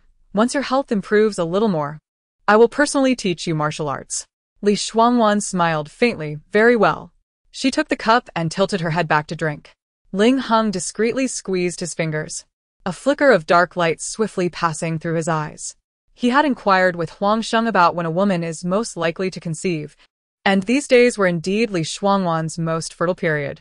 A cold smirk graced Ling Heng's lips as he turned to extinguish the lamp. He reached out, taking Li Shuangwan's hand and guiding her to the bedside. You know, I have a light sleep. Even a hint of light makes it difficult for me to fall asleep. Awan, please bear with me. That's fine. If you find it dull, you may stroll outside. Since you have married me, you are the only woman in the rear courtyard of the Wang residence. Unlike my brothers, I will not confine you to the courtyard. Just one thing. Ensure you are accompanied by enough people to safeguard your safety. Very well. This was a blatant invitation to have her monitored. Ling Heng's hands began to unfasten her clothing, deliberately exhaling warmth upon her neck. What is this? Ling Heng asked with a laugh. Are you feeling shy? We were so intimate last night, Awan. Your body leaves me utterly captivated. Tonight, I wish to. Your Highness. I can manage on my own. Li Shuangwan thought of slapping him. The moment the bed curtains fell, she realized that Ing had replaced Ling Heng. The bed was wide, and Ing lay at the edge, far from her, his body swaying, causing the bed to creak. Li Shuangwan's suppressed voice and the bed's creaking echoed out to Ling Heng at the door, who clenched his fists in frustration. He felt regret. Had he not allowed Ing to replace him on their wedding night, but instead consummated his marriage with Li Shuangwan himself, he would not be experiencing such discontent today. This woman still possessed a certain charm. Li Shuangwan was his, yet she had lost her virtue, making him feel disgusted. The only way to quell his resentment was to hasten her conception and then eliminating. Ling Heng closed his eyes, suppressing the turmoil within him, and exited the courtyard. Ing swiftly rose from the bed and stepped back 2 paces, presenting a vial of medicine to Li Shuangwan. Miss Li, the tea that Wang had given you contained a slow-acting somnolent. Here is the antidote. Li Shuangwan sat up, gazing at Ing, whose face was shrouded in darkness. You knew? Yes. The Wang did not want you to discover the switch, which is why. Ing lowered his head, his voice tinged with an unrecognized sorrow. I have already taken the antidote. His eyes brightened in the dark as he smiled faintly. Indeed, Miss Li is an exceptionally clever woman. Li Shuangwan accepted the porcelain vial, uncorked it, and inhaled the aroma of the exquisite pills within. This vial must be worth a fortune, far beyond what a mere lowly shadow guard could afford. Ing's identity was undoubtedly more complex than that of a mere shadow guard. Every individual in the Wang residence held secrets, even Ing. Thank you, Miss Li. The Wang is eager for you to conceive, harboring ulterior motives. If possible, it would be best to depart from the Wang residence as soon as possible. Li Shuangwan understood the urgency of leaving, yet the Northern Jin dynasty had existed for nearly 2 centuries without a prince or noble ever successfully divorcing. Even common folk found divorce exceedingly challenging. For a woman to initiate it often meant suffering greatly. In affluent families, there were only tales of wives dying from illness, hanging themselves, or being sent to temples as nuns. Never had she heard of a woman successfully divorcing. To seek a divorce was an arduous endeavor. Most infuriatingly, the Northern Jin royal family was rife with barbaric customs. Whenever an emperor passed away or a prince died, wives and concubines without offspring would be sacrificed. Some were hanged from beams, while others were even buried alive. Thus, she was desperate to send a message to her parents. This matter was monumental. Apart from her parents and brother, no one else could be informed, not even her two closest maids, for revealing it would endanger them. However, she must first ensure that her maternal grandfather was not being watched by Ling Heng's men. Should that letter fall into Ling Heng's hands, the consequences would be dire. Li Shuangwan closed her eyes tightly. She could only wait. This matter requires careful deliberation. Ing stepped forward urgently. We cannot afford to delay. We must leave the Wang residence swiftly. Li Shuangwan regarded him. Do you know something? Chapter 37. Shadow, who are you? The shadow fell silent for a moment before nodding. Yes, I understand this statement is rather cruel, yet it must be uttered. The king has commanded me to ensure that Miss Li conceives this month. Clearly, he is quite anxious, as the child within you holds immense significance for him. Has Miss Li ever pondered what he intends to do with this child? The tremor in the shadow's voice betrayed the turmoil within him, as if his throat were choked with a cotton ball soaked in vinegar, making it difficult for him to breathe. Recalling the child from her previous life, whom she had never even glimpsed, Li Shuangwan felt a piercing pain. Her child, the one she had carried for 10 months, had not yet had the chance to behold this world before becoming a pawn for another. To her dismay, she had even nurtured the very child who had consumed her son's lifeblood for 9 years. Every time she reflected on this, she wished to gouge out her own eyes, lamenting her own blindness in failing to recognize that this was not her child. Suppressing the surge of tears, her voice quivered slightly. Are you worried that if I cannot conceive this month, he will seek another substitute? Yes. Therefore, it is imperative that you distance yourself from the king's residence within this month. The shadow's voice regained its composure. Have you considered that regardless of whether I conceive this month or not, Ling Heng will not allow you to live? I am aware. And what about you? Have you contemplated how to extricate yourself from the king's residence? The shadow was taken aback. He had not expected that, at this moment, Miss Li would be concerned for his safety. Your own survival is in jeopardy, yet you still think of my affairs? He queried. Ling Heng has implanted poison within all the shadow guards to control you. If the antidote is not consumed in time each month, you will perish within 7 days, succumbing to a gruesome death. The shadow suddenly smiled, burying his turmoil deep within his chest. I will devise a plan. He had no foolproof solution. The poison was uniquely concocted by Ling Heng, and only he possessed the antidote. All he could do was to scrape by, surviving in a state of constant peril for years. Each time the poison took effect, he longed to end his life immediately. My subordinates are inconsequential. The pressing matter is that you, Miss Li, must swiftly sever ties with the king. The shadow gazed intently at Li Shuangwan, wishing he could whisk her away to a far-off place. Yet, deep down, he felt unworthy. Li Shuangwan desired nothing more than to escape. But her vendetta from her previous life remained unavenged. She could not bear to see Ling Heng live freely day by day. Moreover, the one who had wronged her entire family was not solely Ling Heng. She intended to ensure that they all faced their reckoning. Seeing Li Shuangwan remain silent, the shadow continued. Half a year ago, your martial arts were rendered useless by Ling Heng. He could not entrust you to remain in the back courtyard of the king's residence due to your exceptional skills, which is why he ordered your abilities to be dismantled. You are still poisoned. Li Shuangwan's gaze shot up, locking onto the figure in the darkness. How do you know this? In her previous life, she only learned of this when she met her demise, hearing it directly from Ling Heng's lips. The shadow clenched his fists. How could he not know? Had it not been for Ling Heng's assertion that the poison within her could only be expelled through childbirth, he would never have. He felt an overwhelming sense of shame.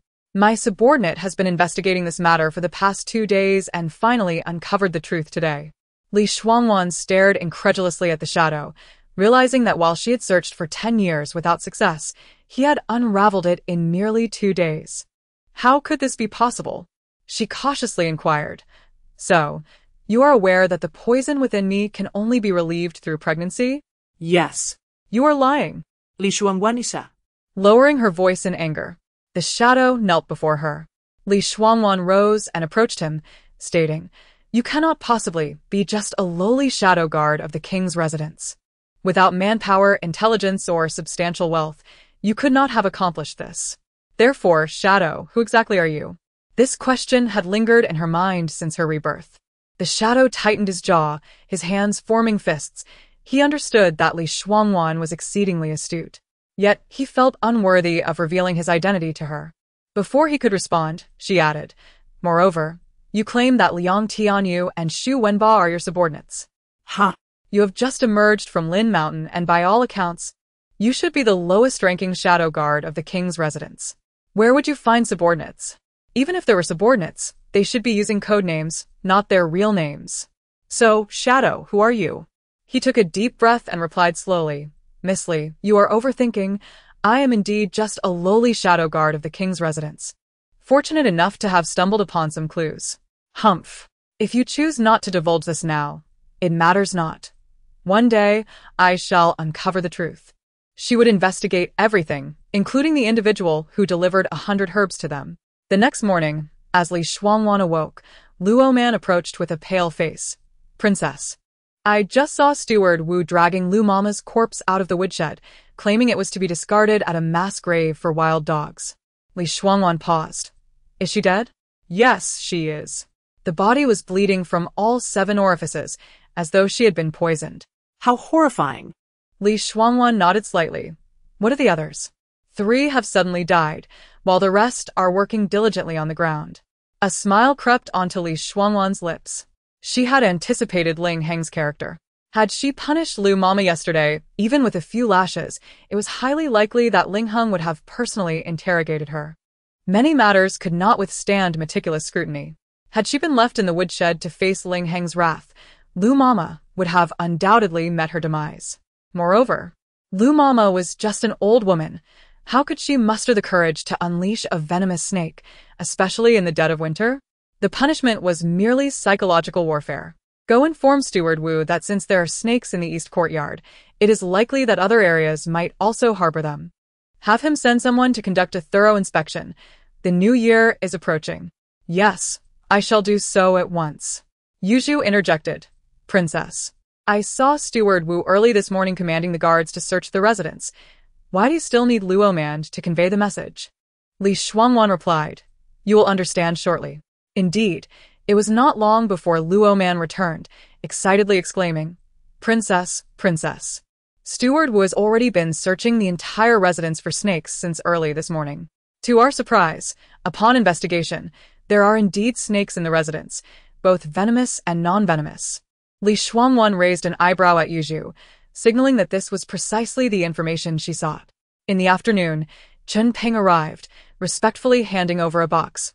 "Princess, the task you assigned has been completed." Luo Man hurriedly took the item from Chen Ping's hands and presented it to Li Shuangwan. She opened the box and extracted a golden hairpin, which appeared to be a finely crafted ornament. With a swift motion, she pulled at the tip of the pin. Luo Man gasped in shock as the hidden sharp end, forged from dark iron, glimmered ominously in the sunlight, resembling a miniature dagger. Li Shuangwan was exceedingly pleased.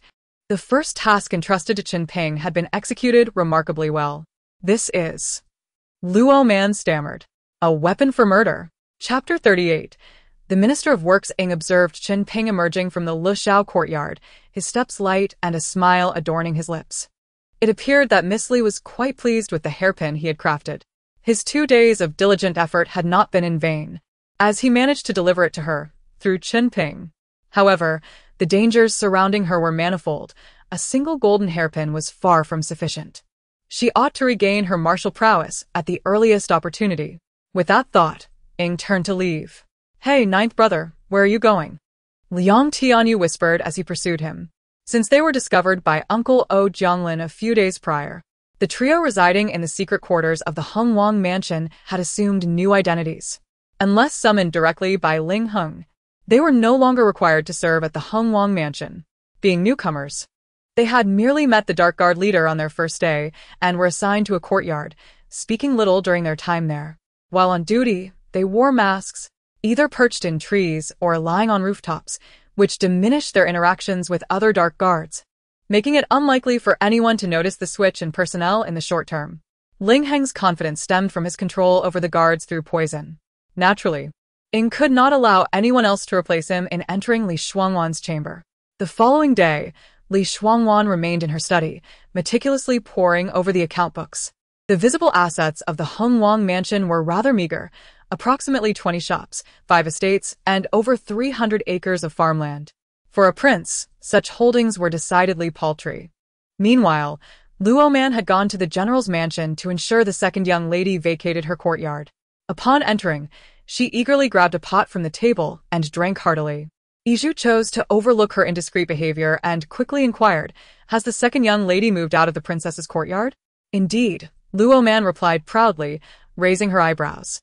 "Princess, you should have seen the unwilling expression on the second young lady's face. It was utterly black. But what could she do? She had no choice but to move out." The maid did not exert too much pressure, merely sitting on a stool by the door to observe the moving process. "Princess, can you guess what shameless words the second young lady uttered?" Li Shuangwan smiled brightly at her. "I can't guess, do tell me." Iju was nearly incensed to laughter. Did she truly say that? Absolutely. It nearly drove me mad. It was exceedingly shameless. Luo Man lowered her voice. "Oh. So the second young lady is aware that her elder sister is now the Hengwang Fei, and they are all living in the general's mansion. What audacity she has to occupy a place that is not rightfully hers. She allowed you to speak so boldly, without repercussions?" Huh. "Their entire family resides in the general's mansion, built by the great general himself. What face do they have to confront me? Moreover, I spoke the truth. The second young lady was so angered she cried." Luo Man puffed out her chest. "I fear her not. And with the princess's backing, who could challenge me?" Iju asked. "By the time you left, had they finished moving?" "Of course. Princess, this is what they call a gentleman's revenge. It is never too late. For a woman, revenge cannot be delayed even for a moment." Iju thought it was best to let Luo Man disregard the rules. Such matters were beyond her capability. Upon hearing the name Zhao Mama once more, Li Shuangwan's face was suffused with unrestrained hatred. Zhao Mama had been her wet nurse, personally selected by her grandmother, and had cared for her with loyalty. Yet, this person had insatiable desires, like a snake swallowing an elephant. Luo Man had died the day after her wedding, and Iju had been sent to a disreputable place by Ling Heng on the day of her childbirth, where she was tortured to death. Only Zhao Mama had lived well, serving Lin Pin, who later became the empress, until her own demise. It was this very woman who had presented her son, born amidst near death, to Huang Sheng, feeding him the blood of her child before claiming it as her own. Li Shuangwan deeply closed her eyes, suppressing the tumultuous emotions within her. This person would indeed serve her well. Iju glanced at her mistress, who was absorbed in her meal, and silently set down another pair of chopsticks. "Awan, what have you done today?" "Your Highness, one should not speak while eating, nor while resting." Ling Heng chuckled lightly, unfazed. "Very well, I shall heed Awan's wishes." Throughout the meal, Li Shuangwan found little joy in her food. Just as she wiped her mouth and accepted the water Iju offered to rinse her mouth, Steward Wu approached, holding a box. "My lord, the gift you requested has been prepared. Please take a look." As he spoke, Steward Wu opened the box to reveal a statue of Guanyin made of jade. Though not the finest quality, the jade was a vibrant green, without a single flaw, perfectly suited for Ling Heng's current status. Li Shuangwan furrowed her brow. To whom was Ling Heng giving a gift? Such a token could not be presented when soliciting a favor. If it was not for that purpose, why present a gift that bore such ambiguity? Seeing her confusion, Ling Heng smiled. "Tomorrow marks the 60th birthday of old Madame Liu of the Ministry of Works. I received an invitation 2 days prior to our wedding. I instructed Steward Wu to prepare a gift. Will your Highness not attend?" In her past life, had Ling Heng expressed disinterest, Li Shuangwan would have naturally followed suit. However, this time she intended to go. She was keen to uncover the secrets lurking within the Liu mansion. Minister of Works Liu Ziki had led the charge to raise the general's mansion after her family was wrongfully executed in her previous life. This man had long been in collusion with Ling Heng. This vendetta she vowed to settle in both this life and the next. Li Shuangwan took the box from Ling Heng's hands and declared, "If your Highness does not wish to attend, I shall go." Steward Wu was taken aback, clearly unprepared for Li Shuangwan's decision to attend personally. He cautiously glanced at Ling Heng before speaking. Well, the Lord merely intended for a gift to be sent. Many nobles will be present at the Lu mansion tomorrow, and the Lord does not wish to cause any misunderstandings, so the princess. Chapter 39. Every word resonates before Steward Wu could finish speaking. Li Shuangwan smiled gently. What is there to fear?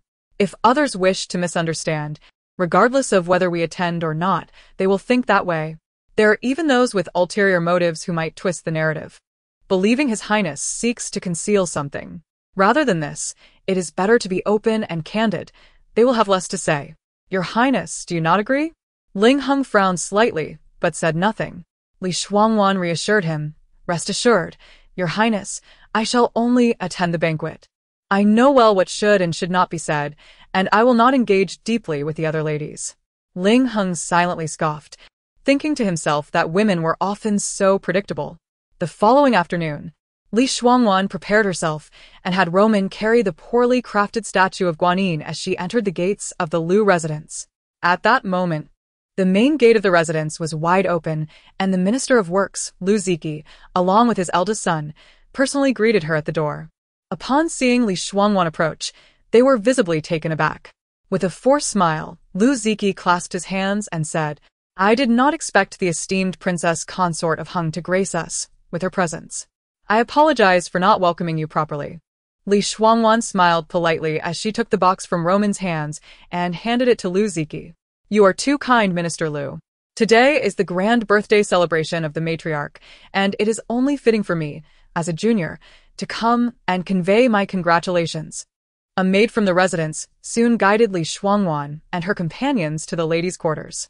By the time she arrived, several noble women from Xinjing had already gathered, bringing their daughters and granddaughters. They greeted her with varying degrees of sincerity, some feigning politeness, while others were genuinely warm. Li Shuangwan smiled and urged them not to stand on ceremony. Please convey my respects to the Grand Princess. The Grand Princess inclined her head slightly. What brings the Princess Consort of Heng here? I recall that the fourth prince has never been fond of such gatherings. His Highness is currently occupied in the Ministry of Rites and cannot be present, so he has sent me to celebrate the matriarch's birthday, she replied, turning to the matriarch. I wish you longevity as boundless as the East Sea and blessings as enduring as the South Mountain. The matriarch, surprised by Li Shuangwan's arrival, expressed her delight.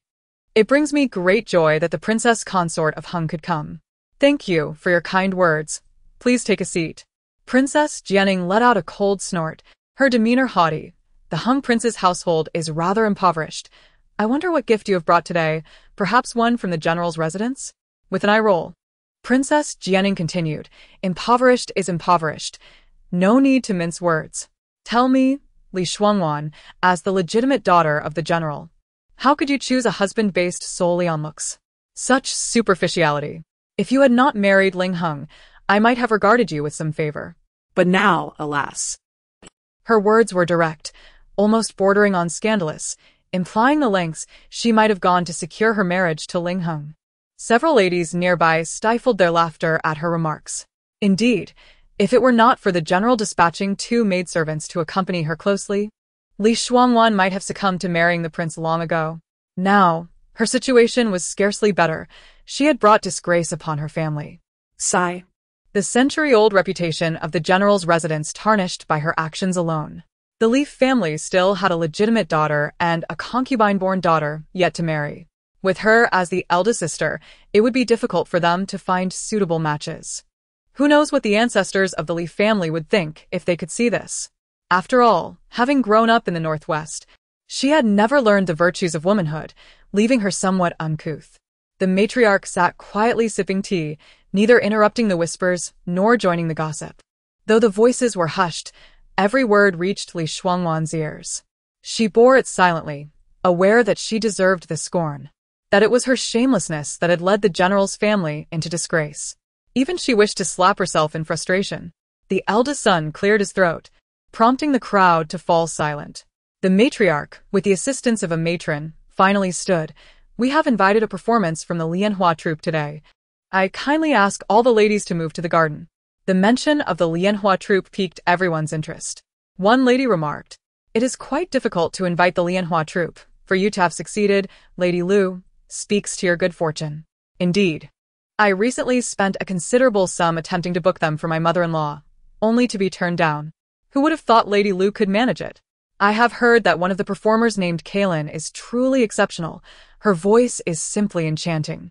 With laughter and chatter, the ladies grouped together and followed the matriarch, leaving Li Shuangwan to trail behind. Yizhu and Roman exchanged worried glances as they observed their mistress. The princess consort had been taken to the northwest by the general and his wife since she was 5, while other girls were still nestled in their beds. She had already mastered martial stances. While other girls practiced embroidery, she had honed her skills with swords and blades to perfection. While other girls discussed which fragrances were best for their skin, she bore scars from battles, applying only medicinal ointment. What right did they have to disdain the princess consort? However, they understood that their mistress deemed it beneath her to engage in their petty squabbles, having lived in the inner courtyard for so long. Their perspective was limited to the confines of their immediate surroundings. Before long, they arrived at the garden, where a stage had been prepared. The matriarch presented the list of performances to the Grand Princess, inviting her to choose. The Grand Princess chuckled. "Today, dear matriarch, you are the guest of honor. You should select the performances." The matriarch, no longer declining, chose several plays and passed the list to other ladies, who also made their selections. Chapter 40. Cautious steps. It seemed that the old matriarch of the Lu family had just recalled. What about the princess consort of the Shuangwan? The old lady realized that she had become muddled in her thoughts and decided that the princess consort should also be acknowledged. With a stiffened expression, she commanded someone to deliver the playbill to the troupe leader. The opera had been performed for over an hour.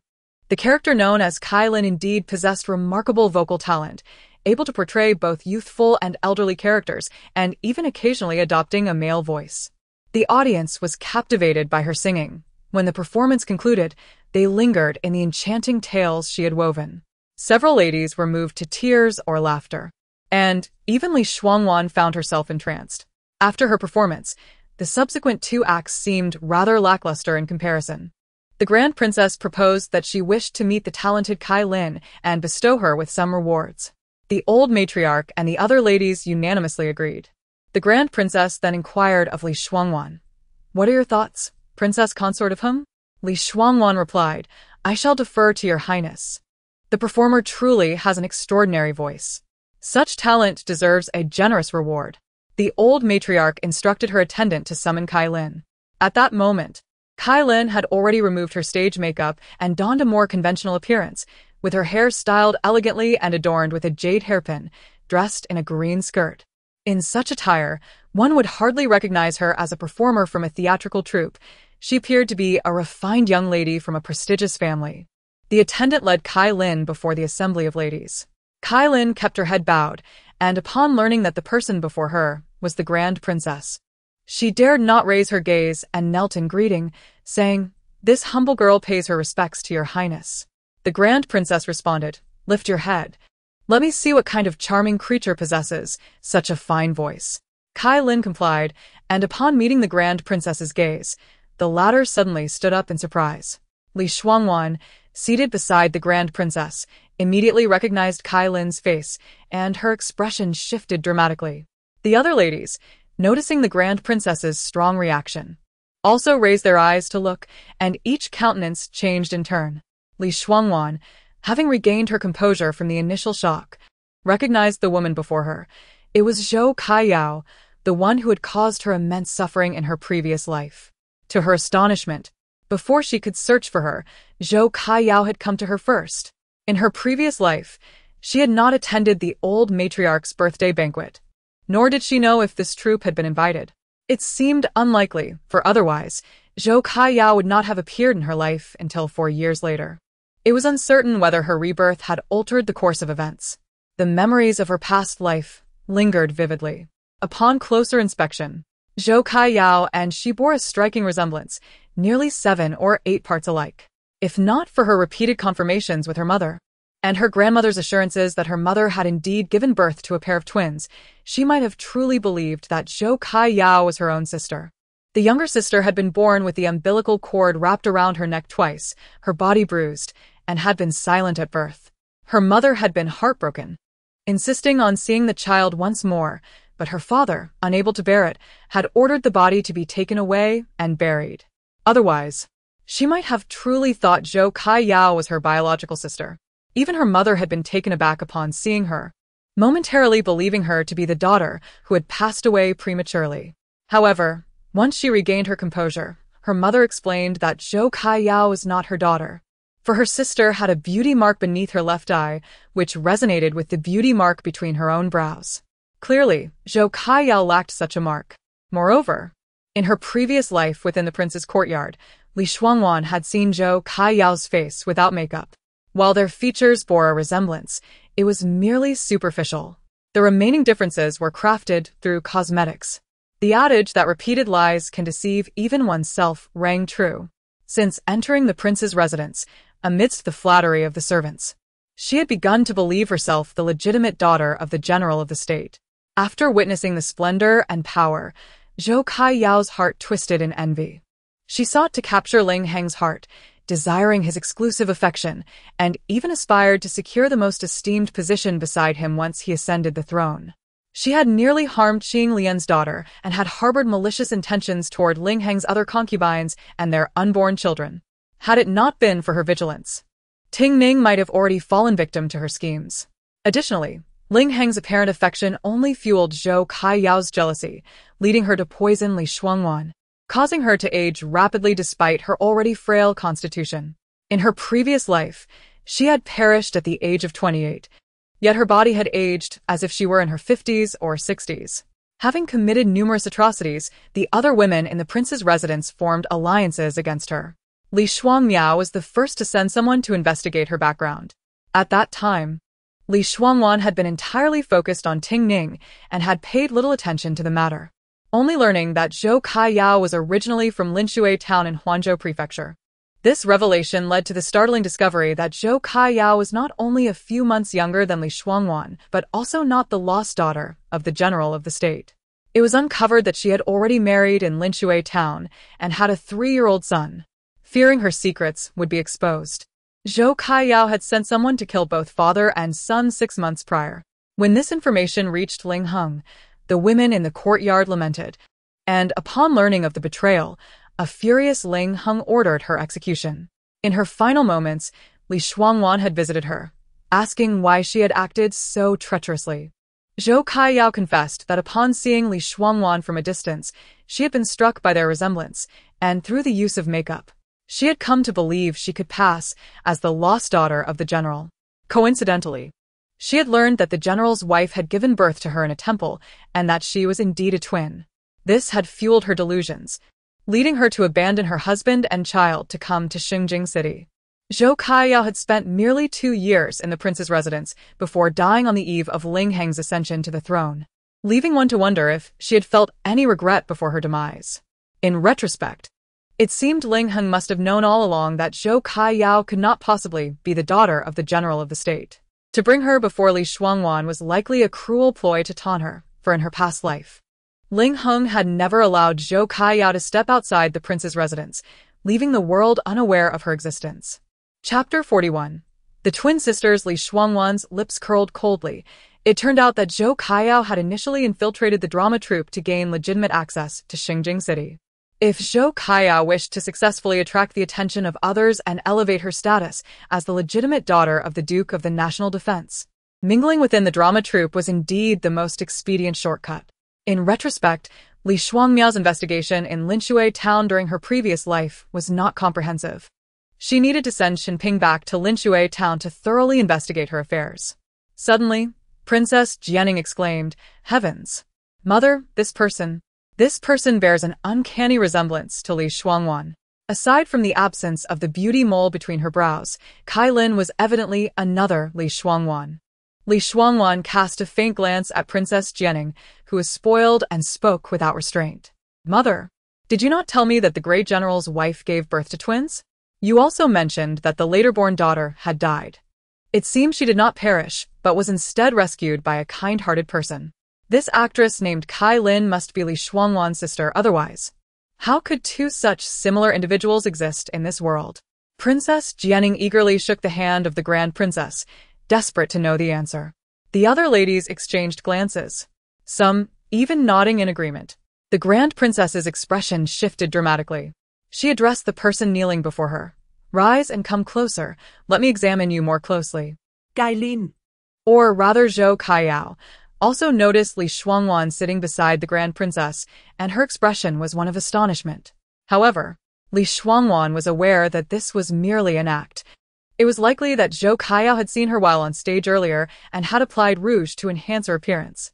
Thus, it was evident that due to her absence at old Madame Lu's birthday banquet, the news of her having a sister had not circulated, and Zhou Kaiyao had not seen her, uncertain of her current appearance, and therefore hesitated to make a move. Following the Grand Princess's invitation, Zhou Kaiyao approached her, and the Grand Princess, in disbelief, reached out to touch Zhou Caiyao's face several times. Who are your parents? Kailin is your stage name. What is your real name? Zhou Kaiyao, she replied. Do you know your birth date? What is the name of the temple where you were born? Jingxiu Temple.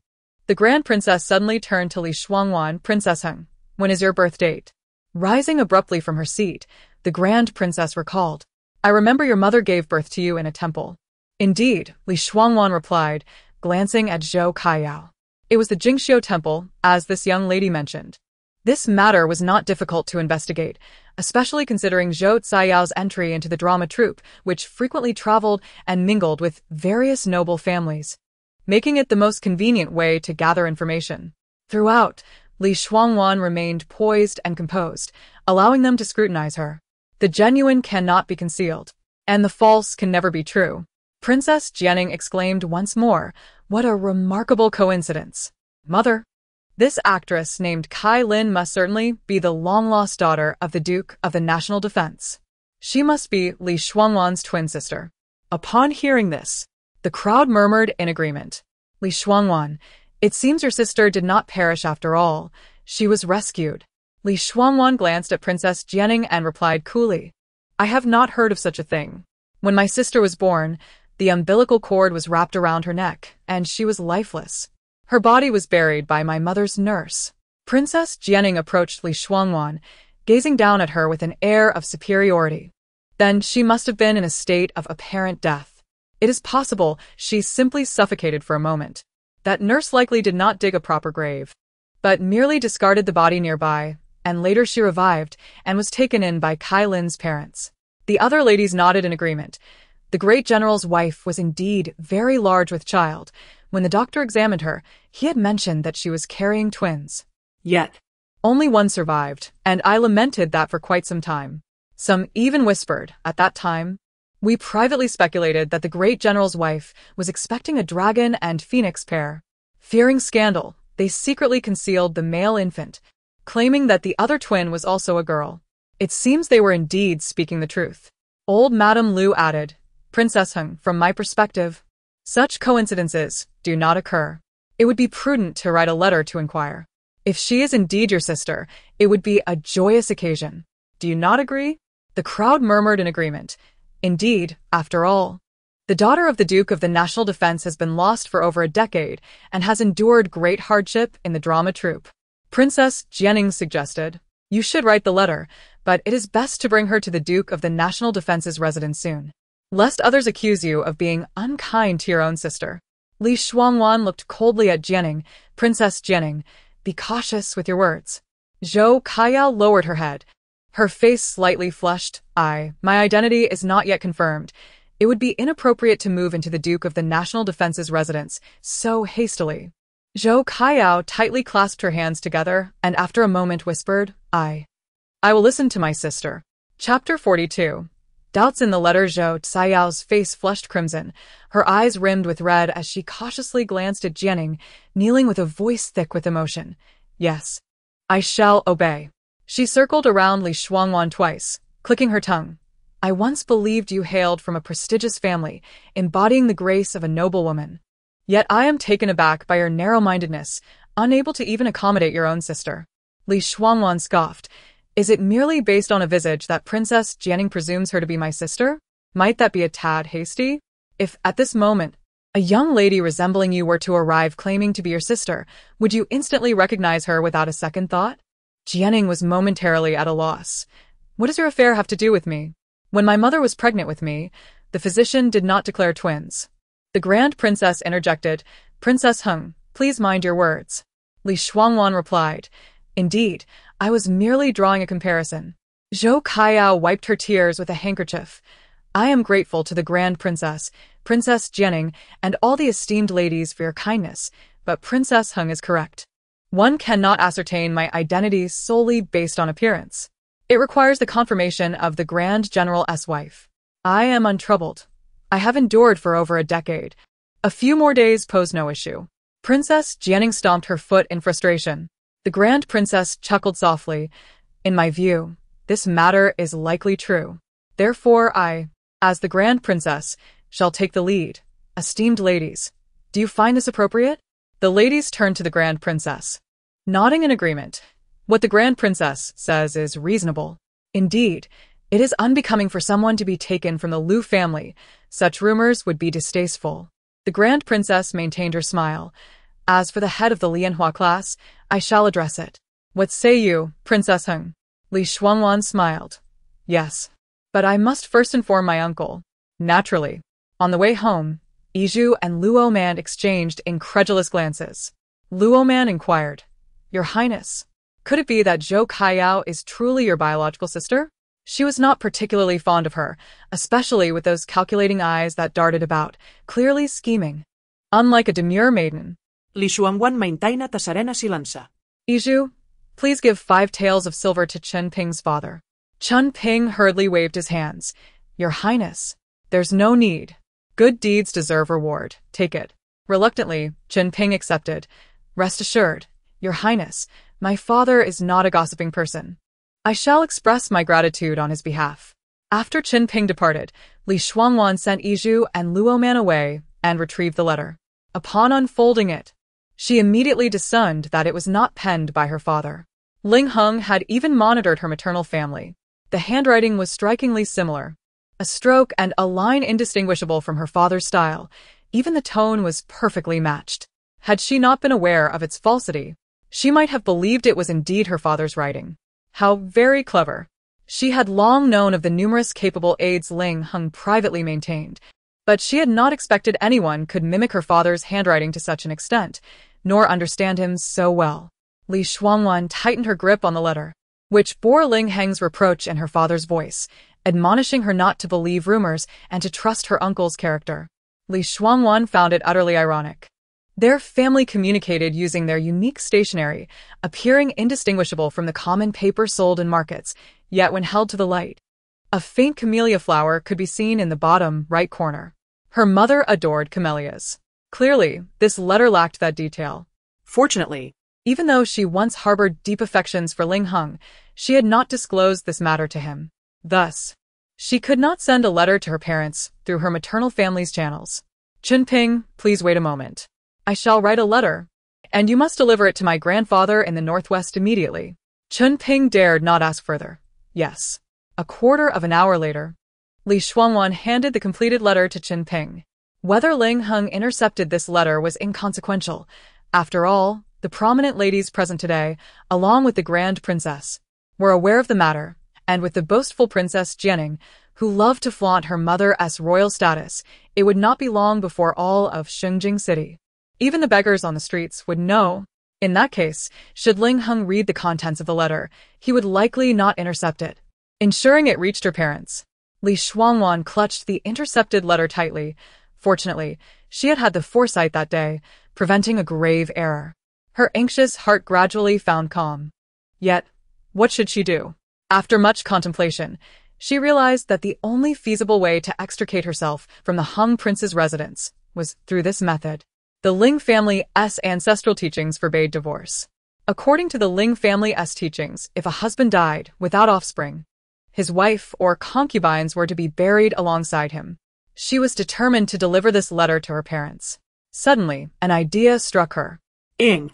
Though he vehemently denied it, the events since her rebirth indicated that Ing could not merely be a lowly shadow guard. Entrusting this matter to him would be the most prudent course of action. Opportunity arrived swiftly.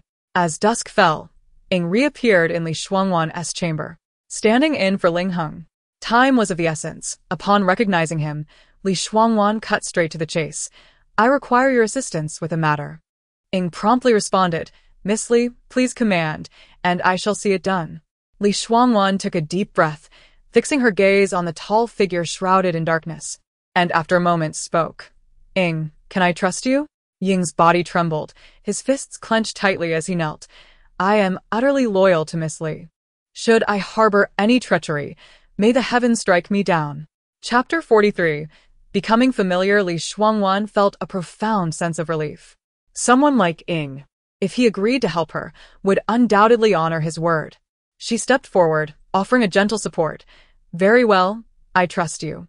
She presented the crucial letter to Ing, gazing up at the man before her, and slowly said, I kindly ask you to use your connections to deliver this letter into my father's hands.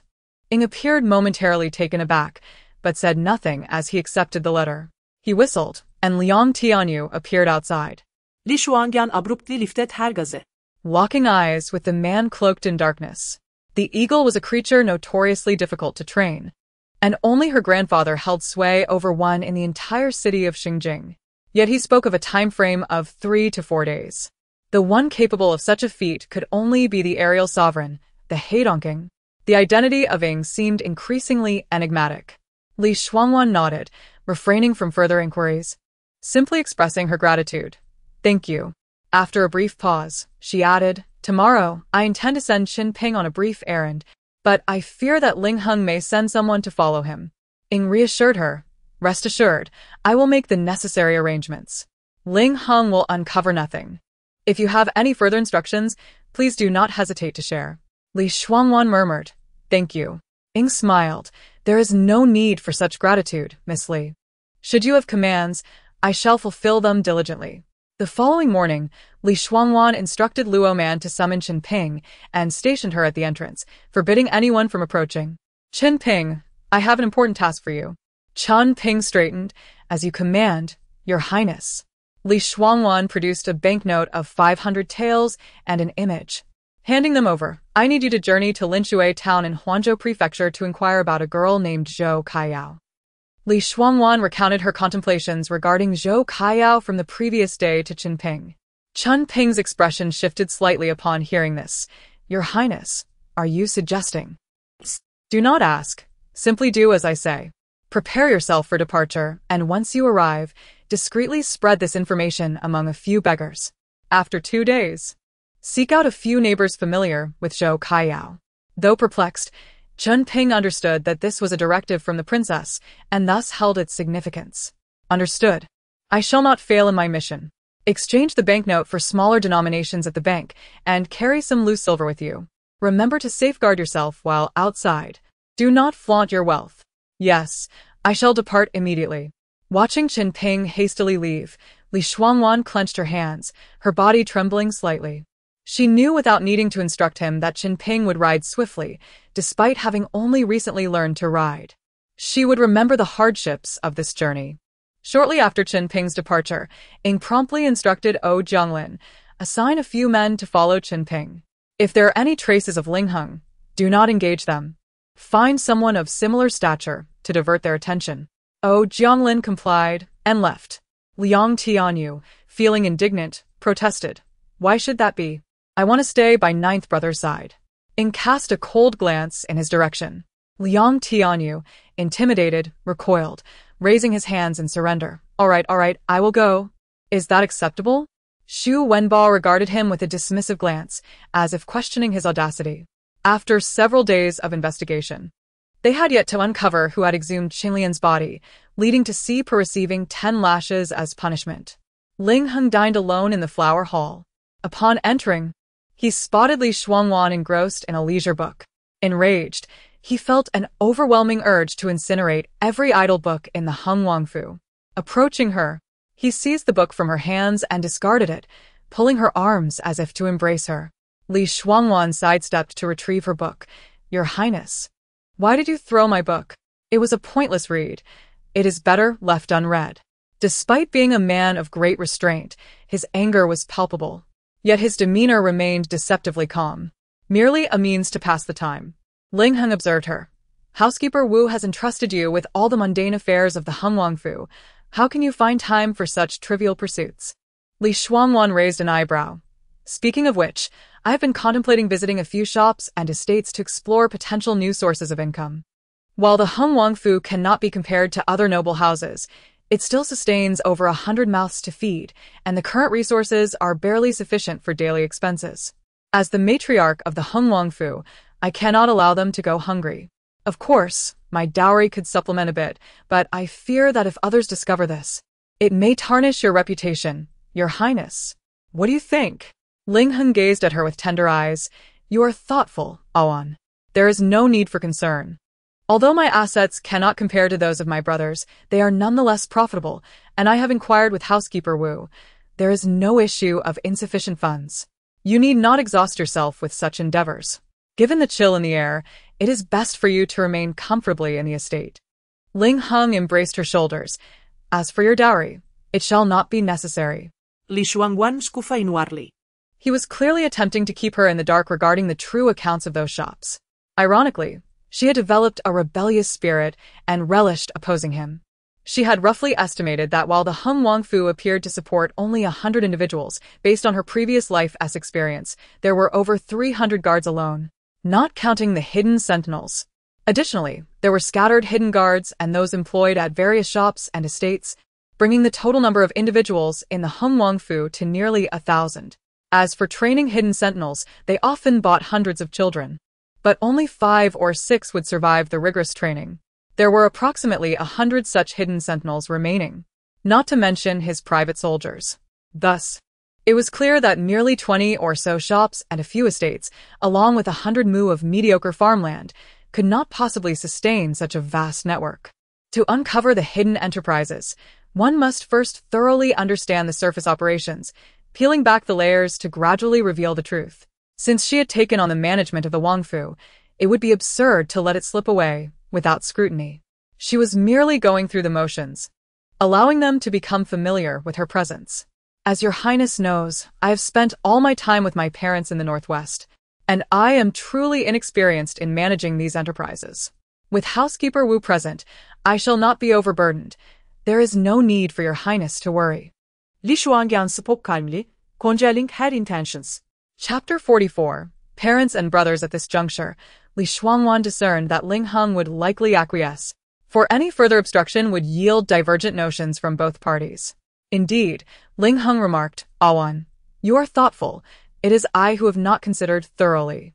Therefore, I shall instruct Steward Wu to take you and your family on a tour tomorrow.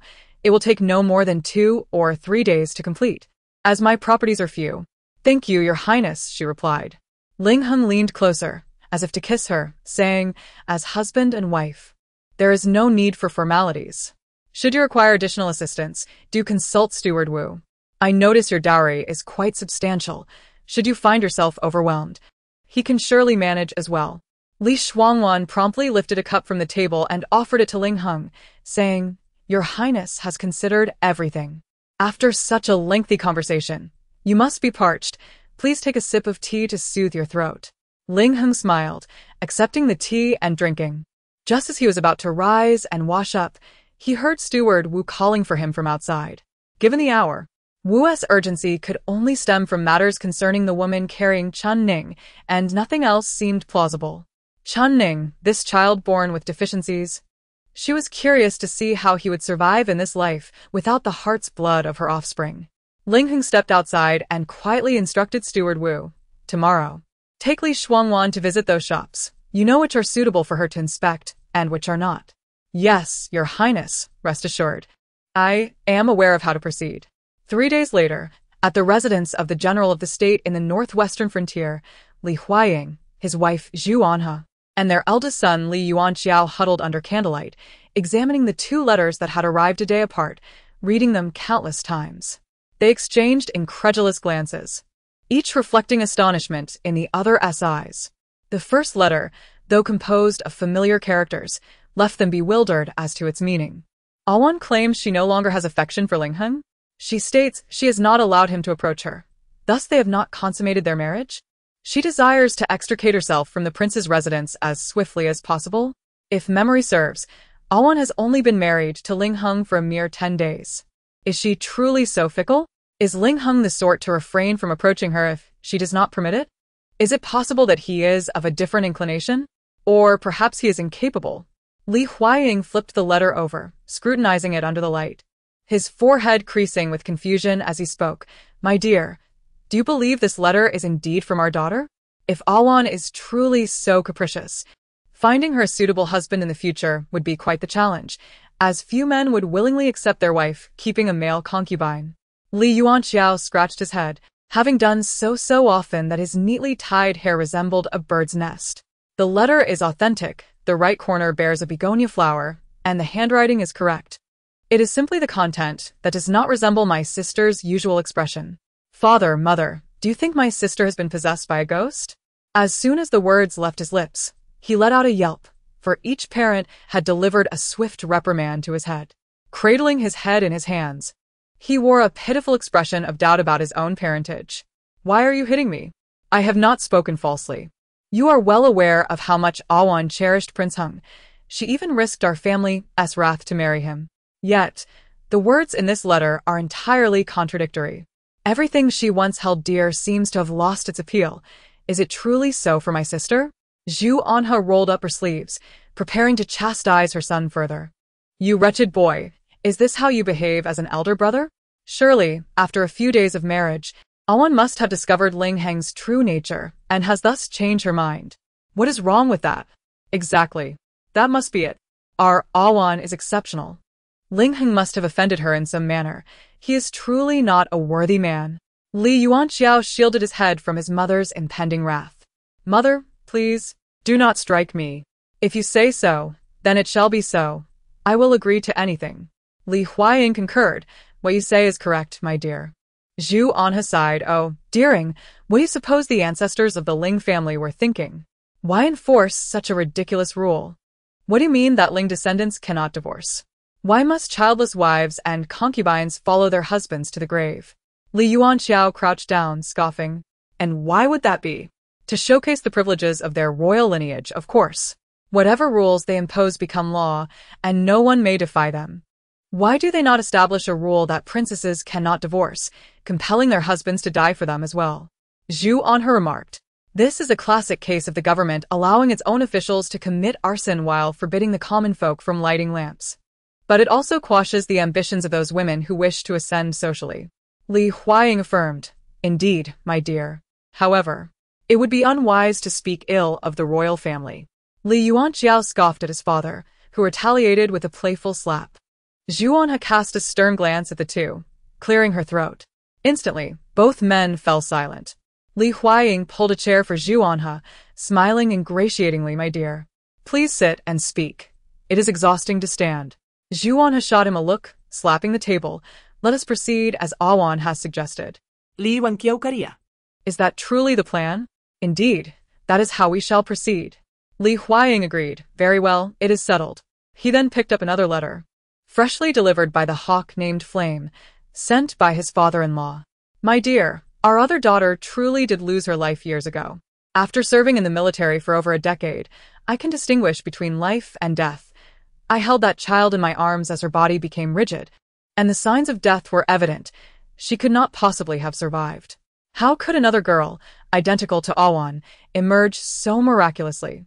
Is there such a coincidence in this world? Zhu Anhe shook her head. She is not our child. That girl was blue and purple all over, her body stiff. I held her for hours, unwilling to let go, and there is no way she could have lived. Pushing aside her sorrow, Zhu Anhe declared. Since we are all in agreement, I shall set out tomorrow to meet the girl named Zhou Kaiyao. Li Huaying's eyes widened. My dear, you intend to leave tomorrow? I have no objections. How could I dare to have any? Li Yuanxiao crouched down again, scratching his unruly hair. What shall we do about this Zhou Kaiyao? We cannot simply allow an unknown girl to claim the position of our daughter in the general's residence. Chapter 45. Ruin Zhu Anhe remarked. If she truly resembles Shuangwan, it must be fate. If she is a virtuous girl, your father and I shall adopt her as our goddaughter, arrange a suitable marriage for her, and provide her with a dowry. Moreover, as the Grand General of the state, Old Ing must exercise caution. We cannot allow outsiders into the residence easily, lest they be spies from rival nations. Li Huaying agreed. Indeed, Madam speaks wisely. Li Yuanxiao could not restrain himself. Father, can you not have your own opinions?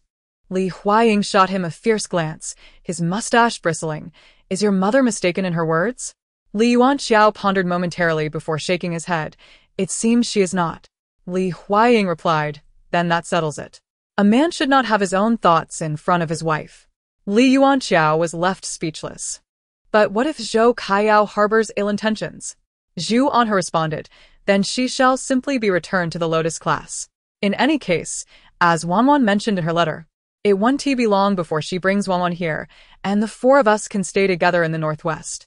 Whoever wishes to linger in Xingjing may do so. Li Huaying added, it also depends on the character of this girl. If she dares to bully Wanwan, I shall not spare her. Zhu Anhe concurred. That is indeed the principle. Li Huaying chuckled. Madam is too kind. Zhu Anhe instructed. Old Ing, write to Wanwan now. Xiao, you should compose a letter as well, assuring her of our full support. I shall pen one too, and let that eagle carry it to Wanwan, so she can proceed uninhibitedly. Do not write too much. I fear it may tire the bird on the way. Li Yuanxiao corrected her. Mother, that is not an eagle, it is a royal bird, the heidonking. Zhu Anhe countered. Isn't the heidonking still an eagle? Li Huaying affirmed. Madam is correct. Zhu Anhe cast a sidelong glance at Li Huaying, who instinctively recoiled and quickly began grinding ink. In half an hour, I shall write the letters. Madam, please begin. Li Yuanxiao suggested.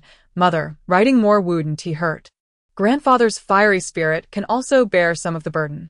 Though it may take an extra day, it is of no consequence. Zhu Anhe dismissed him. What nonsense! That is your grandfather's treasure. How could we bear to tire it? Li Yuanxiao fell silent. After breakfast, Li Shuangwan met with various managers and issued instructions regarding the daily affairs of the Wang residence before departing with 2 maidservants and steward Wu. Ling Heng's 20 or so shops and 5 estates were scattered throughout the region, the fields linked to the estates leased to various tenants. Each year, tenants paid 30% of their rent to the Wang residence. The shops sold only the most ordinary of goods, including fabrics, jewelry, taverns, or tea houses. Li Shuangwan visited each shop, met with their managers, and perused the accounts, saying little. She spent no more than half an hour in each shop before moving on to the next. Initially, Steward Wu observed her closely, doubting her understanding of the complex accounts. Yet he remained vigilant, mindful of Ling Heng's instructions. Li Shuangwan was not merely browsing through their ledgers or familiarizing herself with the staff. After visiting 3 or 5 shops, she discerned a pattern. Almost every shop had similar establishments adjacent to or opposite them, some single, others in clusters, all exquisitely decorated and thriving in business. In contrast, while Ling Heng's shops also performed decently, they lagged behind these others. Yet the accounts they presented were flattering. Li Shuangwan suppressa smila.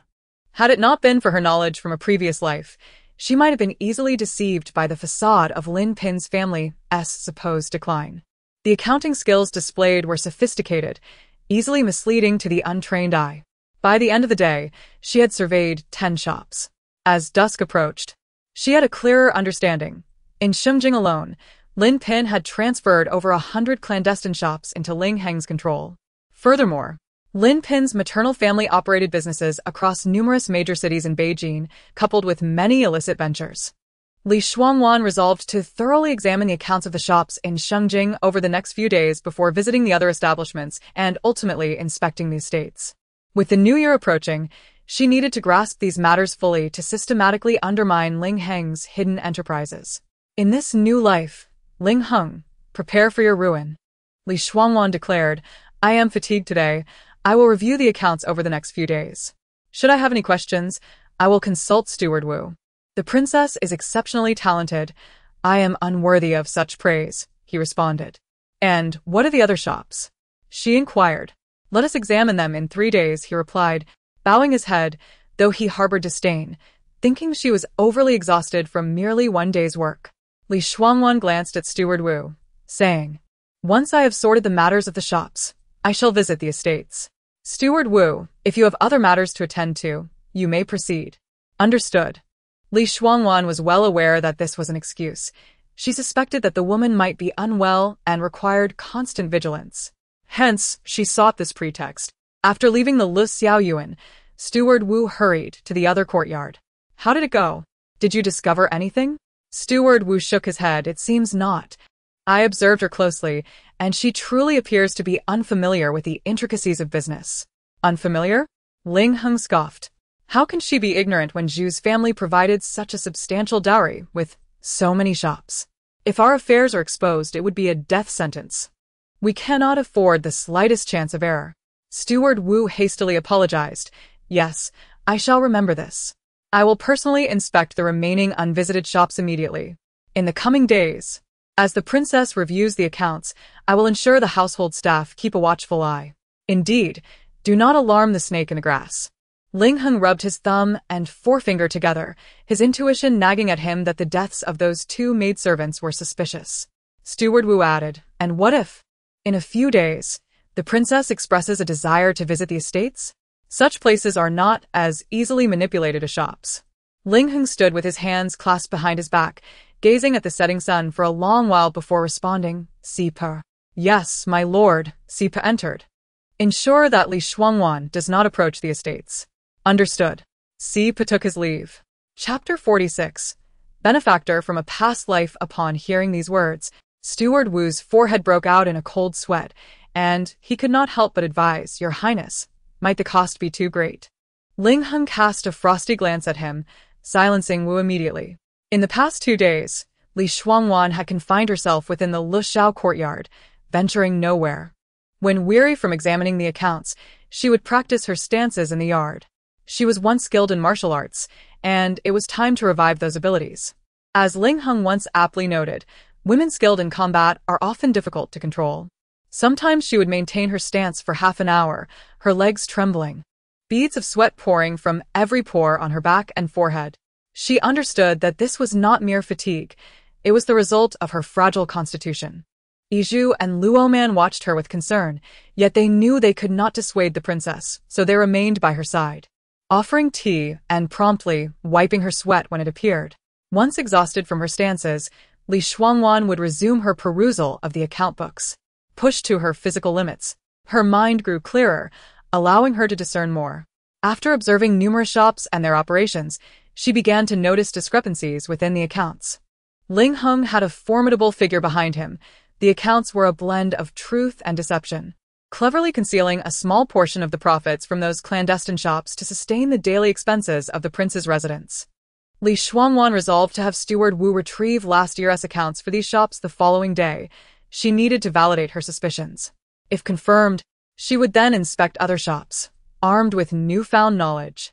Today marked the 4th day. The woman named Zhou Kaiyao filled her mind with resounding hatred. As dusk approached, a shadow arrived, and Li Shuangwan was overjoyed as she hurried to receive it. The figure stood tall beneath the eaves outside. Li Shuangwan lit the candle with anticipation, eagerly opening the letter. A faint begonia flower adorned the bottom right corner. Tears streamed down her face. There were not only words from her mother, but also from her father and brother. After the passage of life and death, seeing her mother's bold handwriting, her father's reproach mingled with concern, and her brother's unprincipled affection left her breathless. How wonderful it was, how wonderful! In this lifetime, it was not too late. In the study, Yizhu presented a cup of tea to Li Shuangwan and inquired, Princess, shall we visit the remaining shops tomorrow? No, we shall go now. Li Shuangwan stood up and, after a brief exchange with Steward Wu, who was already aware of her methods, he excused himself from accompanying them. Citing the busy affairs of the residence, Li Shuangwan was pleased with this arrangement and set out with Yizhu and Luoman. She calculated that in no more than 2 days, Qin Ping would bring Zhou Kaiyao. As she continued to review the account books and inspect the shops, Li Shuangwan's perspective transformed entirely. Upon a rough estimation, she discovered that nearly 30% of the shops in Shengjing City were registered under Ling Heng's name. What about the entirety of Beijing? Beyond the overt operations, there were also illicit trades in salt, military provisions, profiting from disasters, and even the despicable trafficking of women and children. Li Shuangwan's palms were now slick with perspiration. Ling Heng's wealth likely exceeded that of the Beijing treasury. In her past life, even without marrying her and lacking the support of her parents and brother, his capabilities would have eventually earned him the throne, albeit with a tarnished reputation. At this moment, she had truly pierced through the layers of fog, revealing the rocky undercurrents beneath. Yet, those rocks were densely packed, one atop another, threatening to coalesce and capsize the grand vessel known as Beijing. The road ahead demanded utmost caution. Her adversaries were not merely Ling Heng but the entire Beijing court. As she contemplated these matters, the carriage jolted violently, causing the three occupants to lurch forward. Had Li Shuangwan not reacted swiftly, grasping the carriage wall to steady herself, they would have been thrown out. Before she could inquire about the commotion, a loud thud resounded as a heavy object collided with the carriage shaft. Outside, a flurry of gasps erupted. Someone has been hit. How careless. This collision is severe. Look at him. His arm seems broken. How could he drive so recklessly on the street? Zhou Bo, what has happened? Li Shuangwan exclaimed as she pulled aside the carriage curtain.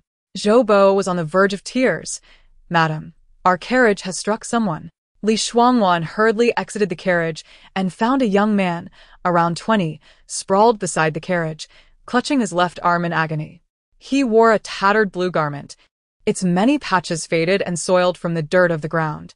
Are you all right, sir? I apologize, it is our fault, Zhou Bo. The young man lifted his head, and Li Shuangwan's words faltered as her complexion changed dramatically, her body stiffening. I am fine, he replied coolly, though the pain in his elbow drained the color from his face as he sought the culprit. He had been walking perfectly well until someone had thrown a stone to strike his knee, causing him to stumble and collide with the carriage, likely injuring his elbow further. Li Shuangwan gazed at the young man in a daze. Tears welled from the deepest recesses of her heart, rising inch by inch, ultimately overwhelming her. As if seeking to consume her whole, she recognized him, embodying the slaughter inflicted by Ling Heng upon her parents and brother. A massacre that was not a mere dream but a brutal reality, flesh torn from flesh, blood spilled, the suffocating agony of helplessness that rendered life unbearable. In this lifetime, they met under such circumstances. Madam, what troubles you?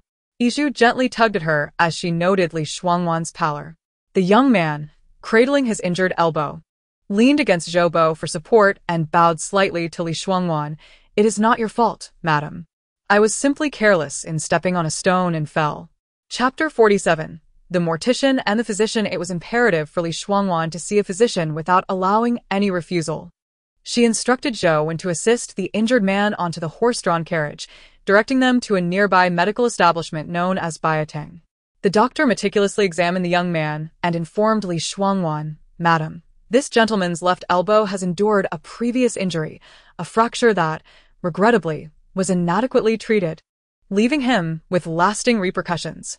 Li Shuangwan glanced at the man, whose face was flushed with embarrassment. The esteemed doctor speaks the truth. 2 years prior, I sustained a severe injury. Alas, my family lacked the means for proper treatment, and I have suffered ever since. His complexion deepened, reflecting the plight of those without wealth, who knew the pangs of hunger.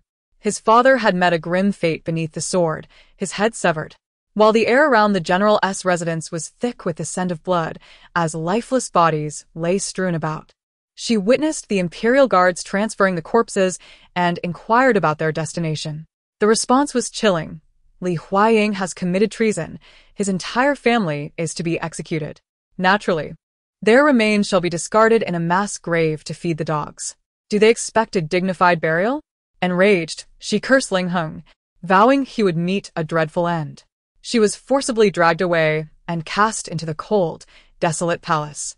That night, the palace rejoiced in celebration, reveling in the emperor's elimination of a significant threat, heralding a prosperous future for the northern Jin dynasty. Yet, she lay alone on the frigid ground of the cold palace. Under the cover of darkness, she rose, evading the guards and crawling through a dog hole, racing madly toward the mass grave. She understood Ling Heng's cruel design.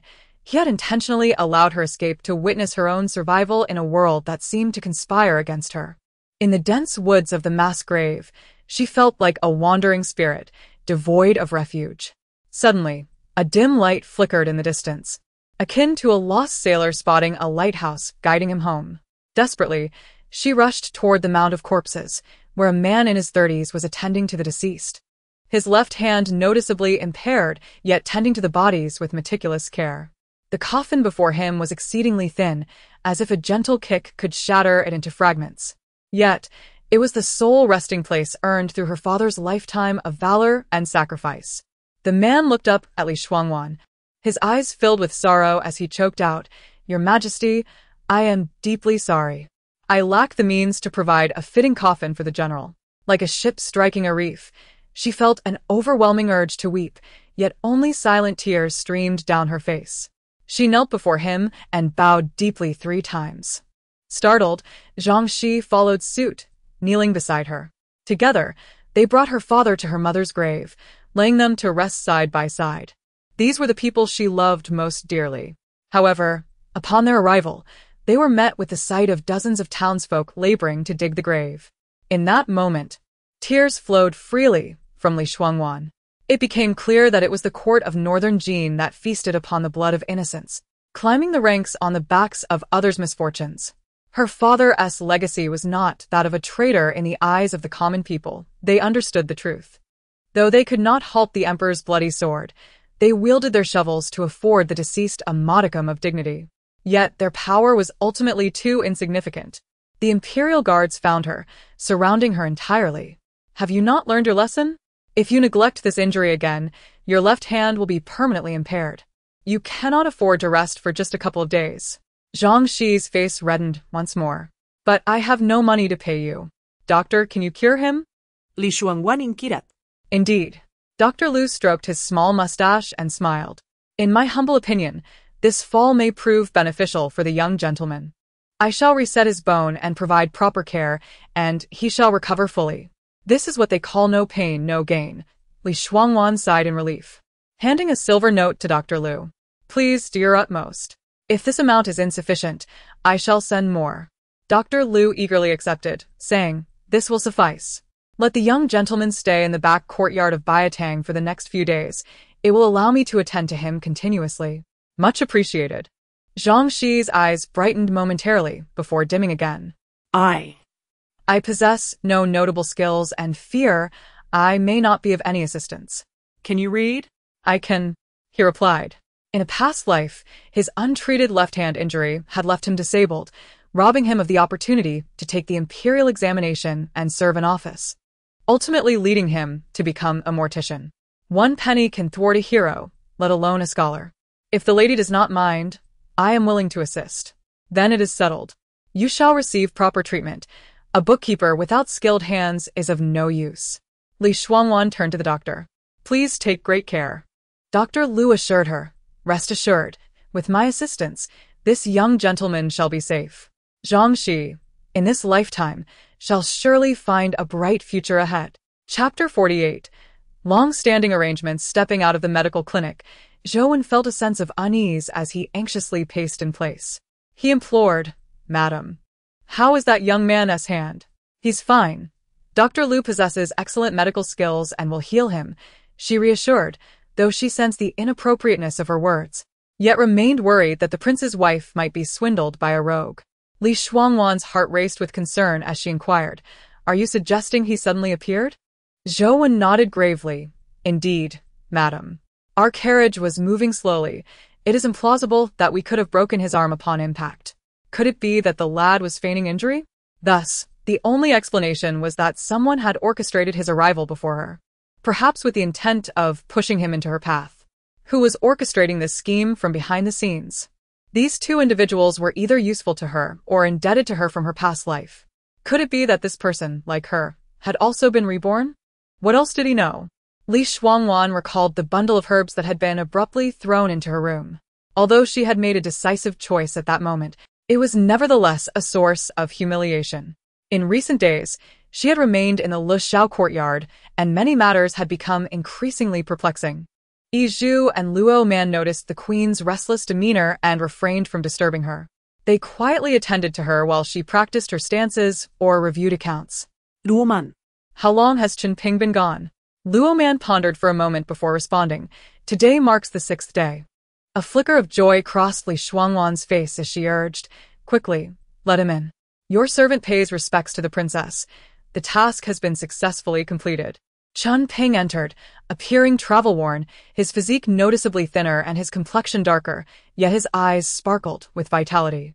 Noticing the dust that covered him, he quickly knelt, apologizing. I beg your pardon for my appearance. Li Shuangwan stepped forward to support him. I harbor no ill will. Please rise. Chun Ping, not daring to accept her assistance, promptly stood and bowed to Li Shuangwan before exiting. Seeing her still preparing to cook, he remarked, There's no need for such trouble. A bowl of noodles will suffice. I will wash up and return shortly. With that, he hurried out of the kitchen. Why does he leave without finishing his words? Chun Rong murmured. Chun Rong smiled brightly.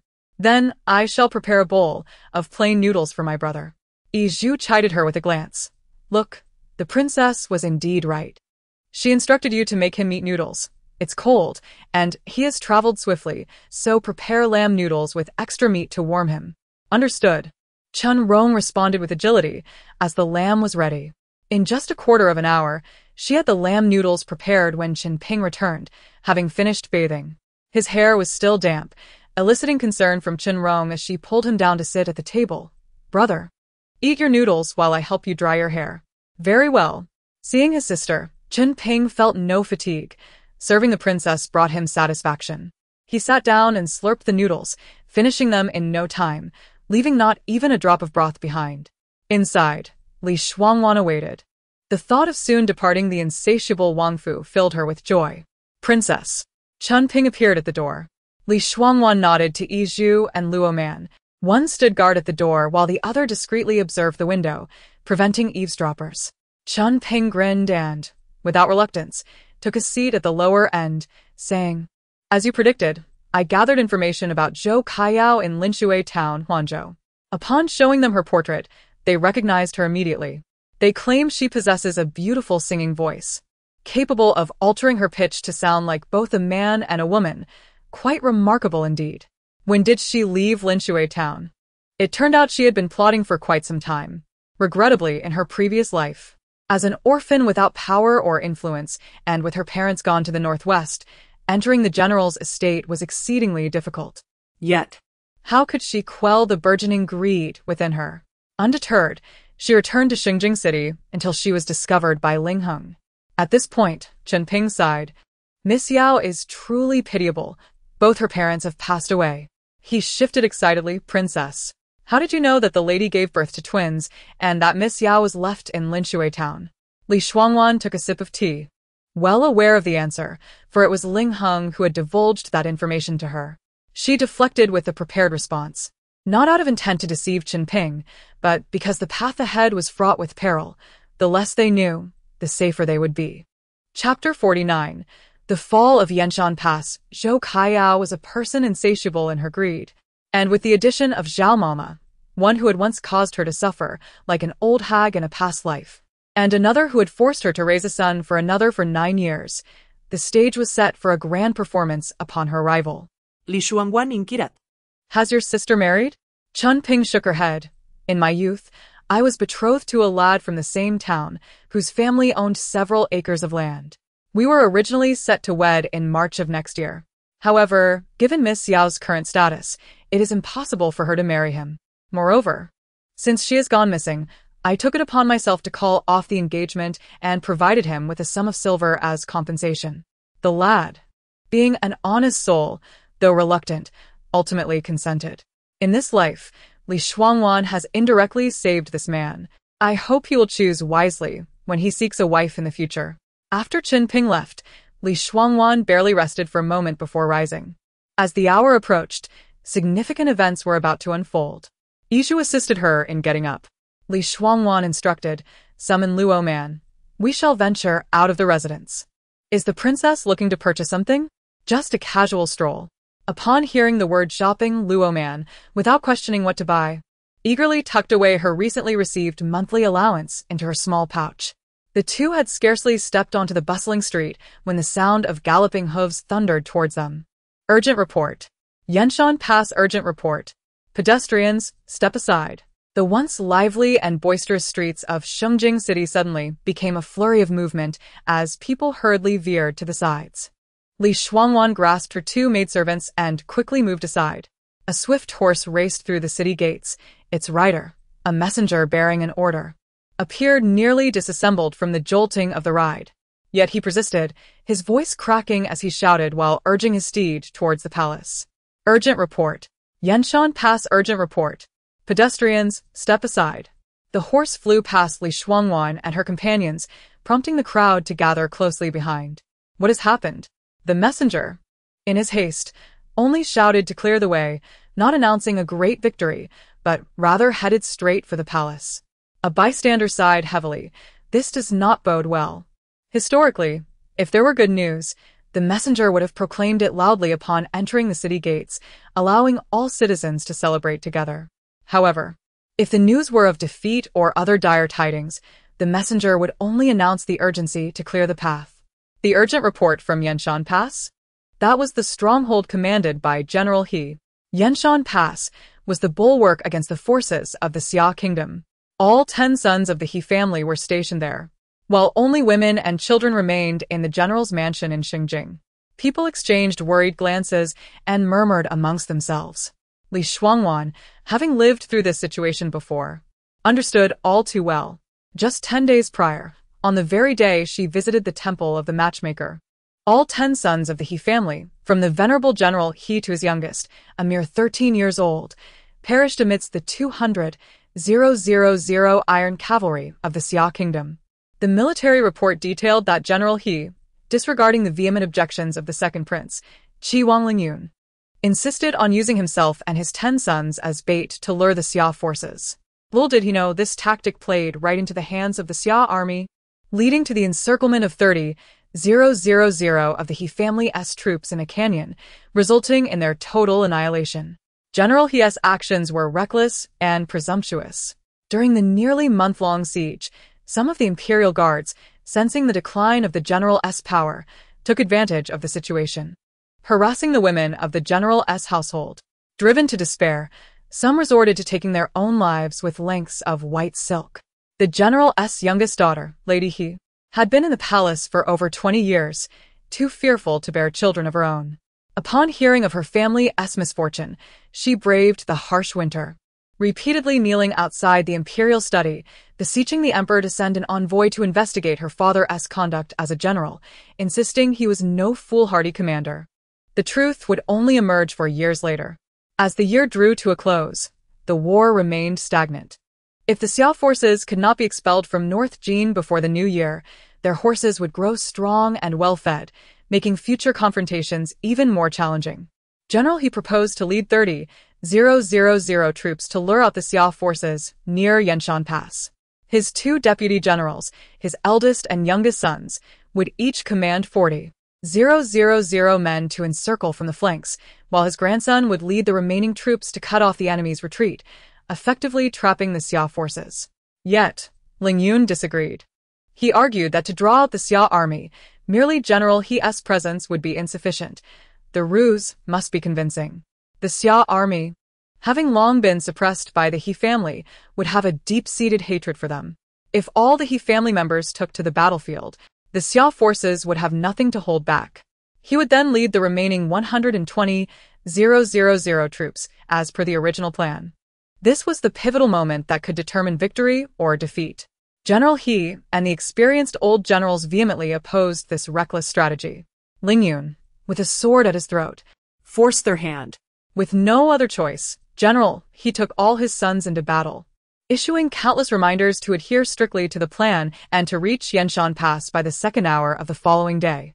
However, the most unpredictable element in this world is the human heart. Lingyun delayed for 2 entire days, only arriving with his forces on the 4th day. The general, deprived of reinforcements, fought valiantly alongside his men until the very end, ultimately reduced to mere bones by the flames of battle. Chapter 50. The general's mansion. Lingyun led the remaining 12,000 troops, encircling the Summer Kingdom's army that had not retreated in time from the canyon, capturing them as if in a barrel. Ultimately, This great battle concluded with Ling Yun achieving an unprecedented feat in retrospect. However, it all seemed devoid of meaning. At that time, Ling Hung asserted with conviction that while in the Summer Kingdom, he had rescued the documents of General He, who had been enslaved, and obtained the military records from that year, thus unveiling the truth to the world. What appeared reasonable then now seemed merely a cunning scheme by Ling Hung to undermine his brothers. This document must have been located by Ling Hung before his envoy to the Summer Kingdom, along with the military records from that era. Otherwise, such a diplomatic mission could have been managed by the Ministry of Rights without the need for Ling Hung, who was already a favored candidate for the crown prince. One point still perplexed. Why did Ling Yun delay sending reinforcements by 2 days? Li Shuangwan was filled with sorrow when a thunderous sound erupted. The swift horse could no longer endure. As its front hooves faltered, it collapsed, convulsing to death. The messenger rolled several times, blood pouring from his mouth and nose. Grasping the leg of the person nearby, he pulled them down and thrust the letter into their hands, trembling as he clutched it tightly. Struggling to utter a few words, Yanshan Pass has fallen. 30,000 He family soldiers have perished. General He, the deputy commander, and the brigadier general are all dead. Hurry, report to the emperor. Before he could finish, he drew his last breath. The passerby turned pale as a sheet, clutching the letter in confusion, shouting for him to wake up. The surrounding citizens were equally startled, their faces shifting dramatically. Yanshan Pass has fallen. 30,000 He family soldiers annihilated. All of He's kin slain. Fortunately, the city guard had raced over. The passerby handed the letter to him and, trembling, relayed the messenger's words. The guard's expression shifted drastically as he sprinted toward the palace. Yi Zhu and Luo Man were equally shaken, tightly grasping Li Shuangwan's hands. Li Shuangwan immediately declared, "Let us go to General He's mansion." By now, someone must have reported the news there. At this moment, there was a palpable sense of urgency. Yi Zhu anxiously shook her head at Li Shuangwan, having heard the messenger's words. The He family was in dire straits. Anyone associating with them now would surely face misfortune. Li Shuangwan gently patted Yi Zhu's hand, understanding her concerns, and led the two onto the carriage. "Do not worry, we shall be cautious. No one will notice us at this time. Zhou Bo, take us to the back entrance of General He's mansion swiftly." Zhou Wen cracked the whip. At this very moment, the general's mansion was filled with pallor. Everyone wore faces of dread, and within the estate, women and children trembled with anxiety. Some servants, sensing the impending danger, fled with valuables. Chaos ensued. The back entrance was left unguarded. Li Shuangwan led Yi Zhu and Luo Man directly to the courtyard of the old matriarch, where the layout of the grand estate was familiar to Yi Zhu, who quickly ascertained the matriarch's location. Without encountering any resistance, Li Shuangwan stood before the elderly matriarch, whom she recognized. Upon receiving the dreadful news, the matriarch appeared to age significantly in an instant, her spine seemingly collapsing under the weight of grief. Looking at the young woman before her, she merely trembled her lips and choked out, "The household is beset by calamity, and I cannot receive the princess consort. I implore the princess consort." Li Shuangwan stepped forward, her gaze steady upon the frail figure. "Matriarch He, do you truly believe General He was reckless, driven by a desire for military accolades? The old general is no mere braggart. How could he possibly engage 30,000 He family soldiers against 100,000 cavalry from the Summer Kingdom for 4 whole days? That would be akin to striking a stone with an egg. There are many uncertainties to unravel." Matriarch He. Shortly after Ling Ji was deposed, Ling Yun ascended to the throne as crown prince. His military achievements played a crucial role in this ascension. A general would never engage in a battle without a chance of victory. General He has commanded for decades, participating in countless battles. How could he be unaware? If General He intended to lure the Summer Kingdom's army, he alone would suffice, for he is the one they fear most. Yet why would he bring his entire family into such peril? Even if they all joined, how could 30,000 stand against 100,000 for 4 days? That is tantamount to offering their lives. Princess Consort, are you suggesting the timing of the reinforcements was amiss? Li Shuangwan nodded emphatically. Indeed. A day or 2 may be plausible, but 4 days is utterly impossible. Therefore, Matriarch He, before we uncover the truth, We must first locate the general's documents and obtain the military records. The matriarch abruptly rose, pushing away the hand of the maid supporting her. Princess consort, are you implying? Shuangwan nodded gravely. Matriarch, you once fought alongside the general in numerous battles. You understand better than I. I simply believe that if the general intended to use himself as bait, he would never allow himself to be trapped in a canyon. All the answers we seek should be found within the military records of the general's documents.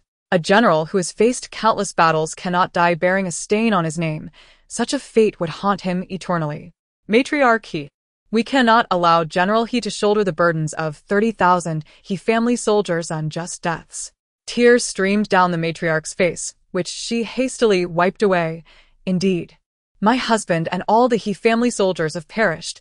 They cannot die in vain, bearing the infamy of recklessness that led to the annihilation of 30,000 soldiers.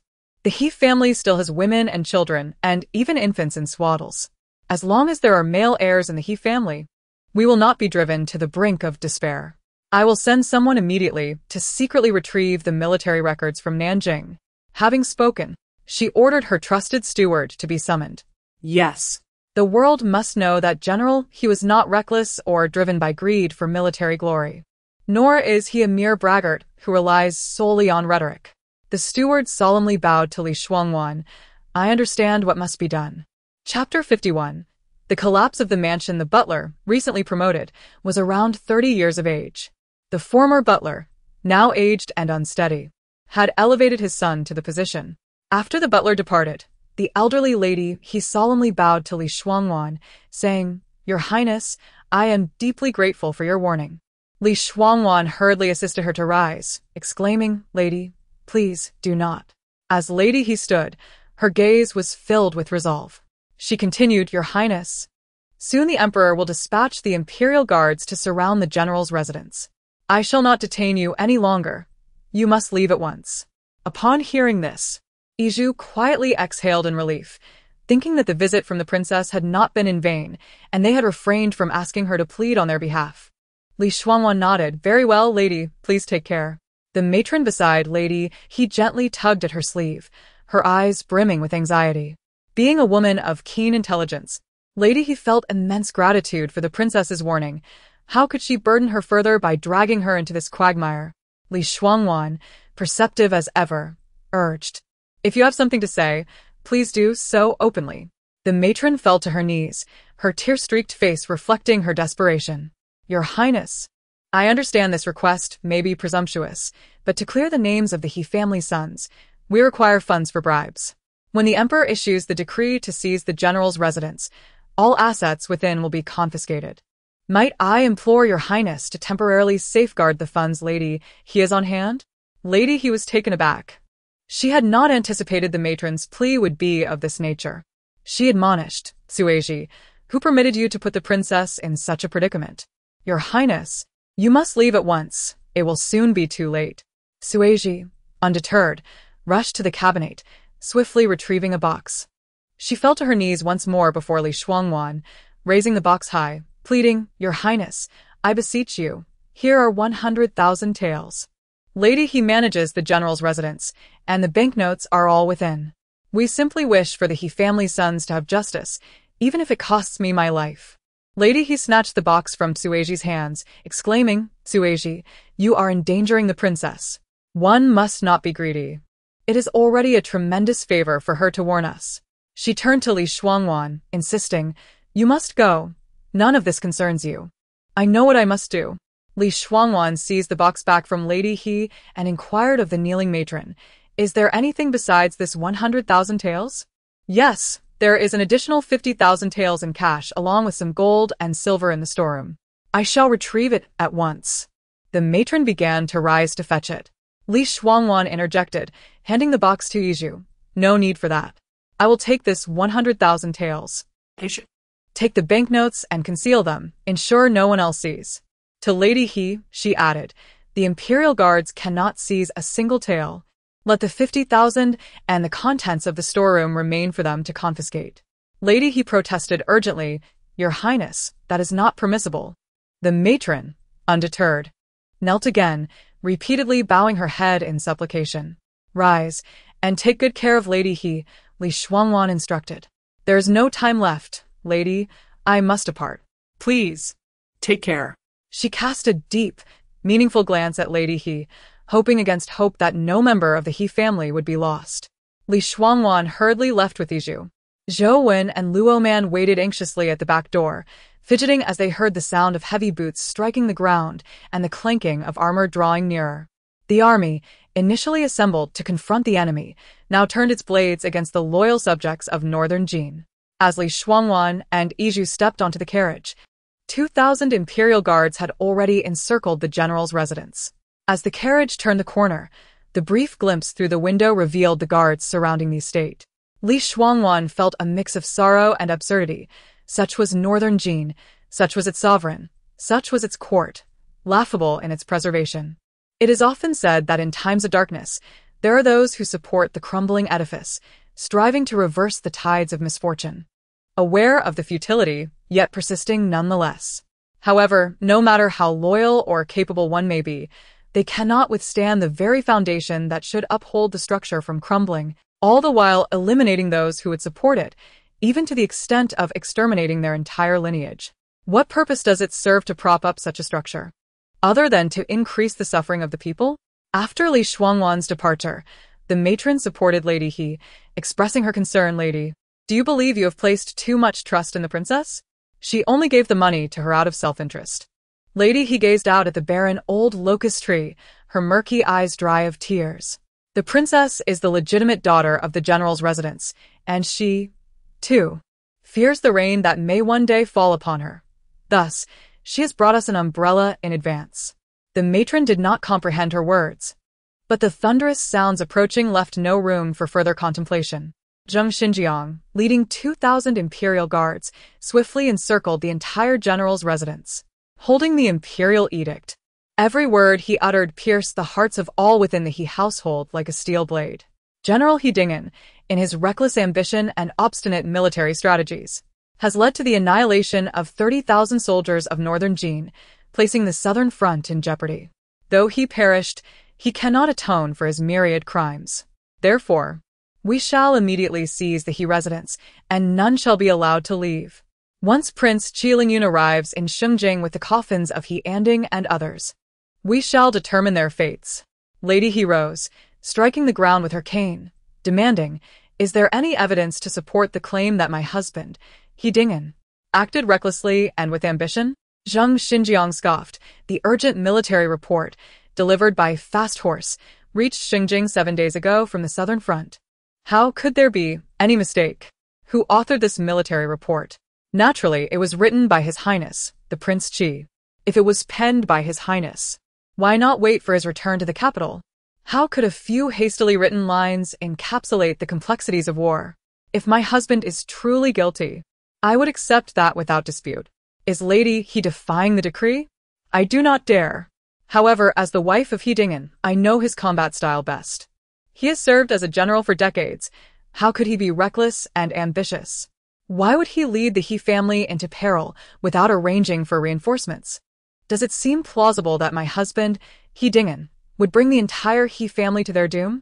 With her dragon-headed cane, Lady He advanced a step, forcing Zheng Xinjiang to involuntarily retreat.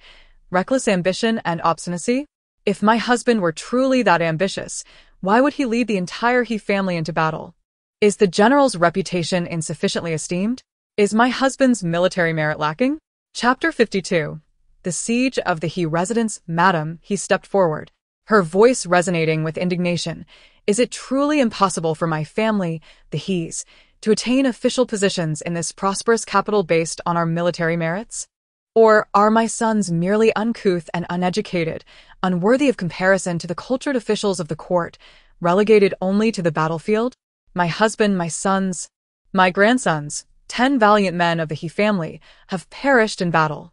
Yet, the Prince of Qi, who oversees military affairs, has yet to return to court, and the details of their sacrifices remain unreported. Why, then, must you insist that my husband acted rashly, greedily seeking glory, recklessly luring the enemy, while hindering the army's support? Without them, without the countless valiant soldiers of northern Jin who risked their lives to defend our land, how could you revel in this era of prosperity? How could you dare to besiege the women and children of the He family? Are you truly intent on driving the widows of my family to despair? Zheng Xinjian retreated step by step, his complexion paling as he found himself rendered speechless. The women of the He family, who had been weeping uncontrollably, now dried their tears and stood tall. Indeed, their fathers-in-law, husbands, and sons had all perished. Why should they endure such unjust slander? No longer afraid or teary-eyed, they recognized that their kin were all esteemed heroes of northern Jin. Madam, he took a deep breath, softening her tone. Commander Zheng, you two are merely following orders. I do not wish to complicate matters for you. I only hope you can afford my family a modicum of dignity. Zheng Xinjian, feeling utterly humiliated, clasped his hands in acquiescence. Of course. All members of the He family, including the servants, gathered in the front courtyard, awaiting Zheng Xinjian's directives. A ledger was presented, but upon verification, one name was found to be missing. Zheng Xinjian snapped the book shut and commanded, from this day forth, without the emperor's decree, no one is permitted to leave the residence. The matron beside Madame, he subtly relaxed her clenched jaw, only then realizing the metallic taste of blood in her mouth. Chun Ping responded, Yes, Your Highness. Please give your instructions. I am not fatigued. Starting tomorrow, find a few individuals to deliver rice and vegetables to the general's residence daily. She instructed. Chun Ping, being exceptionally clever, understood immediately and bowed. Rest assured, Your Highness, I will see to it. Best not to draw suspicion upon me, she cautioned. Yes, I understand. Chun Ping refrained from asking further, recalling his grandfather's advice. When serving the princess, one should listen more and speak less, ensuring that her requests are fulfilled without fail. Noticing Chun Ping's hesitance, Li Shuangwan set down her teacup and said, Chun Ping, you know my temperament. Speak your mind. Refugees? She had not heard of any influx of refugees since her marriage to Ling Heng, having remained indoors since the 4th day of their union. I have inquired. The refugees have fled from the north, where they suffered a snow disaster, leading to the collapse of countless homes and the loss of many lives. A great number escaped, yet nearly 30% perished from hunger and cold on the way here. Li Shuangwan gasped. Is the court not providing relief? Not yet. Perhaps the emperor has yet to receive the reports. Li Shuangwan closed her eyes tightly, feeling the weight of the situation. Have the refugees entered the city? Chun Ping shook his head. No, the city gates are shut. Not a single refugee is allowed entry. Your Highness, they are so famished they might resort to cannibalism. Li Shuangwan felt a chill course through her. She retrieved a stack of silver notes from a box and handed them to Chun Ping.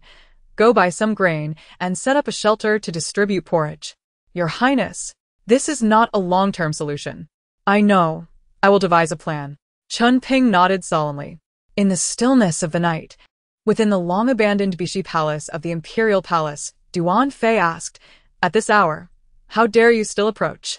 Gong Qinjun drew near, inhaling deeply at her neck, a sinister smile gracing his lips. How could I not come? Had I not acted swiftly to eliminate that maid from the Hengwang residence, our affair would have been revealed to my dear royal brother. At that point, what hope would remain for us? Duan Fei stepped back, avoiding Gong Qinjun's advancing face. So, Xiadizi and Xia were also your doing? Gong Qinjun sneered, cornering Duan Fei and seizing her throat, teeth clenched in anger. Is this how you perceive me? Do you think me so foolish? Only my royal brother deserves your regard? Duan Fei's complexion drained to a ghostly pallor as she grasped his wrist, attempting to pry his hand from her throat. Let go of me, please. Seemingly incensed, Gong Qinjun tightened his grip, his eyes bloodshot. What? Is my royal brother treating you well, looking down on me, this wretched being? Instantly, Duan Fei's face shifted from white to red, then to purple. As she struggled to breathe, the darkness closing in, You wish to kill me. Kill me. Gong Qinjun suddenly released her, and she collapsed to the ground, gasping for breath, tears streaming down her face. Ling Shijiang, do you have no conscience? Ling Shijiang's bloodshot eyes glistened with moisture as his flushed face lost color, and upon seeing the woman on the ground, panic consumed him, prompting him to rush forward. Duan Fei recoiled in fear, and as Ling Shijiang spoke, he placed her hand against his neck. Choke me, go on, do it. Duan Fei pushed him away and steadied herself against the wall, turning her back to him. Ling Shijiang, our relationship ends here. Do not seek me out again. With that, she walked towards the door. Chapter 53. The Heartless Imperial Family. Ha, ha, ha. A madman. Ji Wehui. I am indeed a madman. I have been mad for a long time, do you not know? From the moment my royal brother snatched you away from me 20 years ago. From the instant I became a useless being, I have already lost my sanity. Ia ay madman. Ia ay truly a madman. Duan Fei trembled as she gazed at the man before her, who appeared utterly deranged. She had never seen Ling Shijiang like this before. The man, laughing like a lunatic, suddenly ceased his mirth and forcefully lifted Duan Fei from the ground, compelling her eyes to meet his blood-red gaze. Ji Wehui, at this point, do not feign ignorance. Are you unaware that Ling Yan and his mother have discovered our affair? That maid named Kaxia from Qian Palace was killed by Xiadizi, who is from Huayang Palace. He is dead. Do you know who killed him? It was Ling Yan. Moreover, do you understand why Ling Yan orchestrated this? Because they intend to exploit that foolish woman, Li Shuangwan, to unearth our secret, to dig it out. Do you comprehend? Duan Fei's eyes widened in disbelief. Unfortunately, Li Shuangwan is no longer foolish. She did not fall for their trap. Ling Yan, unyielding, went so far as to kill Xiadizi. The imperial family is heartless, utterly heartless. For lives extinguished just like that. Ling Shijiang laughed maniacally as he opened the palace doors and stepped outside. Duan Fei's face turned as pale as a sheet, and she collapsed heavily to the ground. I will kill him. Ling Xian rushed out. Duan Fei seized him. No, Xianer. You mustn't. Ling Xian stared at her, his body marred by injuries. Mother, he will bring about your demise, and I shall perish too. Mother, no, Xianer. You mustn't. Mother promises you, I will never see him again. I beg you, Xianer, I implore you. Duan Fei wept uncontrollably. Ling Xian sank to the ground, burying his head in his arms, weeping bitterly. That night, Li Shuangwan found it difficult to sleep, haunted by dreams of countless refugees flooding into the city. They were ragged, emaciated, and worn with despair. Their tattered clothing barely covered their frail bodies, some even exposed. Their hair was disheveled, caked in dust, and their faces bore the marks of exhaustion and hardship. Their eyes were filled with confusion, fear, and helplessness, as if they had lost all direction and hope in life. They reached out to her for assistance, yet she felt powerless to help, watching them perish from hunger by the roadside, witnessing their tragic fates. She dreamt of her past life, trapped in the cold palace, consumed by flames set by Ling Heng, turning her to ashes. She even dreamt of the solitary figure standing before her grave, his body riddled with arrows. When Li Shuangwan awoke, her complexion was far from radiant. Dark circles shadowed her eyes. Upon opening the bed curtains, Iju gasped and hurriedly asked, My lady, what troubles you? Li Shuangwan rubbed her forehead. I had a restless night filled with dreams, nothing to worry about. Would you not like to sleep a while longer? No. I need you to accompany me to my maternal grandfather's house shortly. As Li Shuangwan was about to commence her meal, Ling Heng arrived. Awan, he said, enveloping her in his embrace from behind. Li Shuangwan stood and extricated herself. Your Highness, breakfast is ready. Very well. I wish to visit my grandfather's house today. It has been a while. I miss them dearly. Ling Heng paused, recalling that he had mentioned Zhu Qijing to her days ago, but she had not responded. A tightness gripped his heart as he tightened his grip on his chopsticks. It seemed that last night, Shadow had exerted great effort in her presence. Taking a deep breath, he said, It is indeed time to pay a visit. I shall accompany you. Li Shuangwan smiled faintly. No need. Ling Heng toyed with his chopsticks, understanding her perspective. After all, when he had greeted Zhu Qijing yesterday, the man had responded with indifference. Accompanying Li Shuangwan to the Zhu residence today would make him appear overly eager. Your Highness, you have been quite busy during the day. It must be exhausting. Do not worry, Yizhu and Luo Man will accompany me. What has become of General He's residence? General He, in his greed for glory and stubbornness, caused tens of thousands of northern Jin soldiers to perish in the gorge. The Emperor has decreed the confiscation of the general's estate. It is likely that the women and children in that household will meet a similar fate, awaiting their corpses to return to the capital.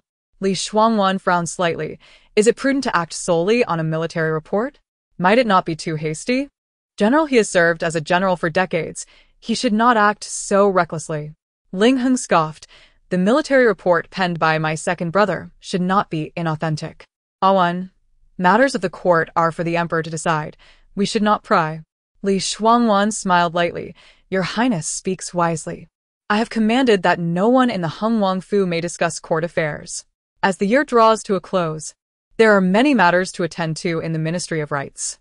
I am often away, so I need you to manage things. Li Shuangwan responda nonchalantly. Your Highness, it is time to depart, called Sipa from outside. Ling Heng rose. Then take care of yourself. I shall have the steward send a few people to accompany you. It is merely a half-hour journey. The timing is critical for you. I will have Chen Ping accompany you. Very well, he instructed Yizhu and Luo Man. Take good care of the princess. Yes. Steward Wu made a gesture indicating poison in the tea and food. Ling Heng's eyes narrowed, and he coldly retorted, no need. We will discuss everything after she gives birth. Sipa shot a sidelong glance at Steward Wu, who was startled by the look and grasped his sleeve, asking, What is it? Is something wrong? What does the prince mean?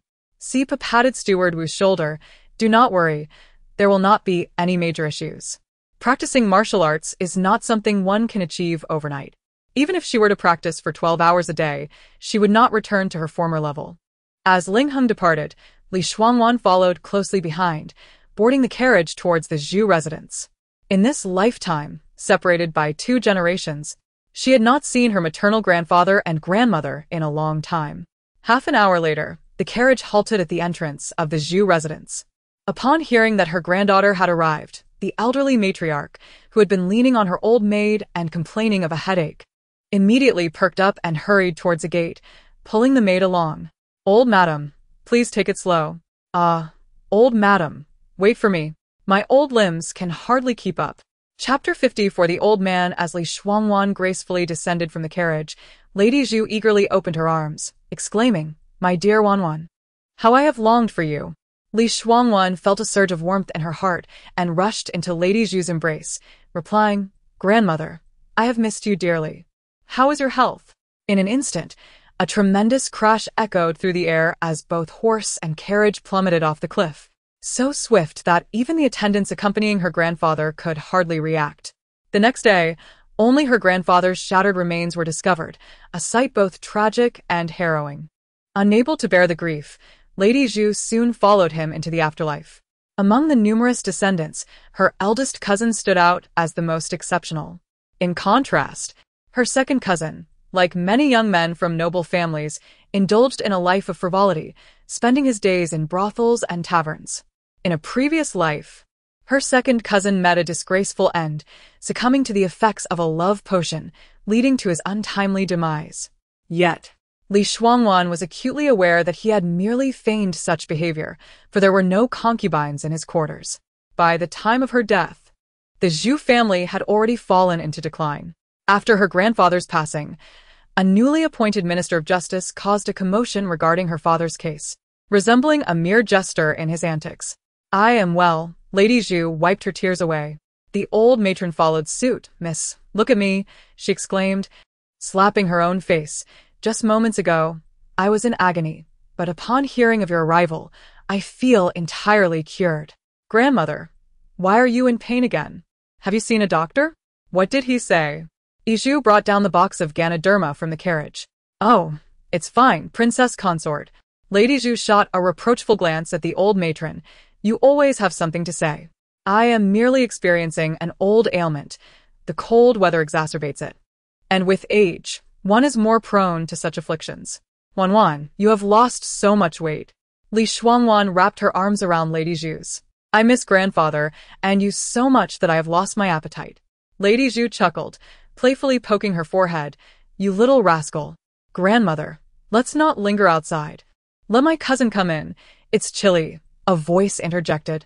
Li Shuangwan lifted her gaze to see her eldest cousin, Zhu Qingmeng, dressed in a vibrant blue robe. Stepping out with a smile. Eldest cousin, she said, tears glistening in her eyes, which she quickly lowered to conceal.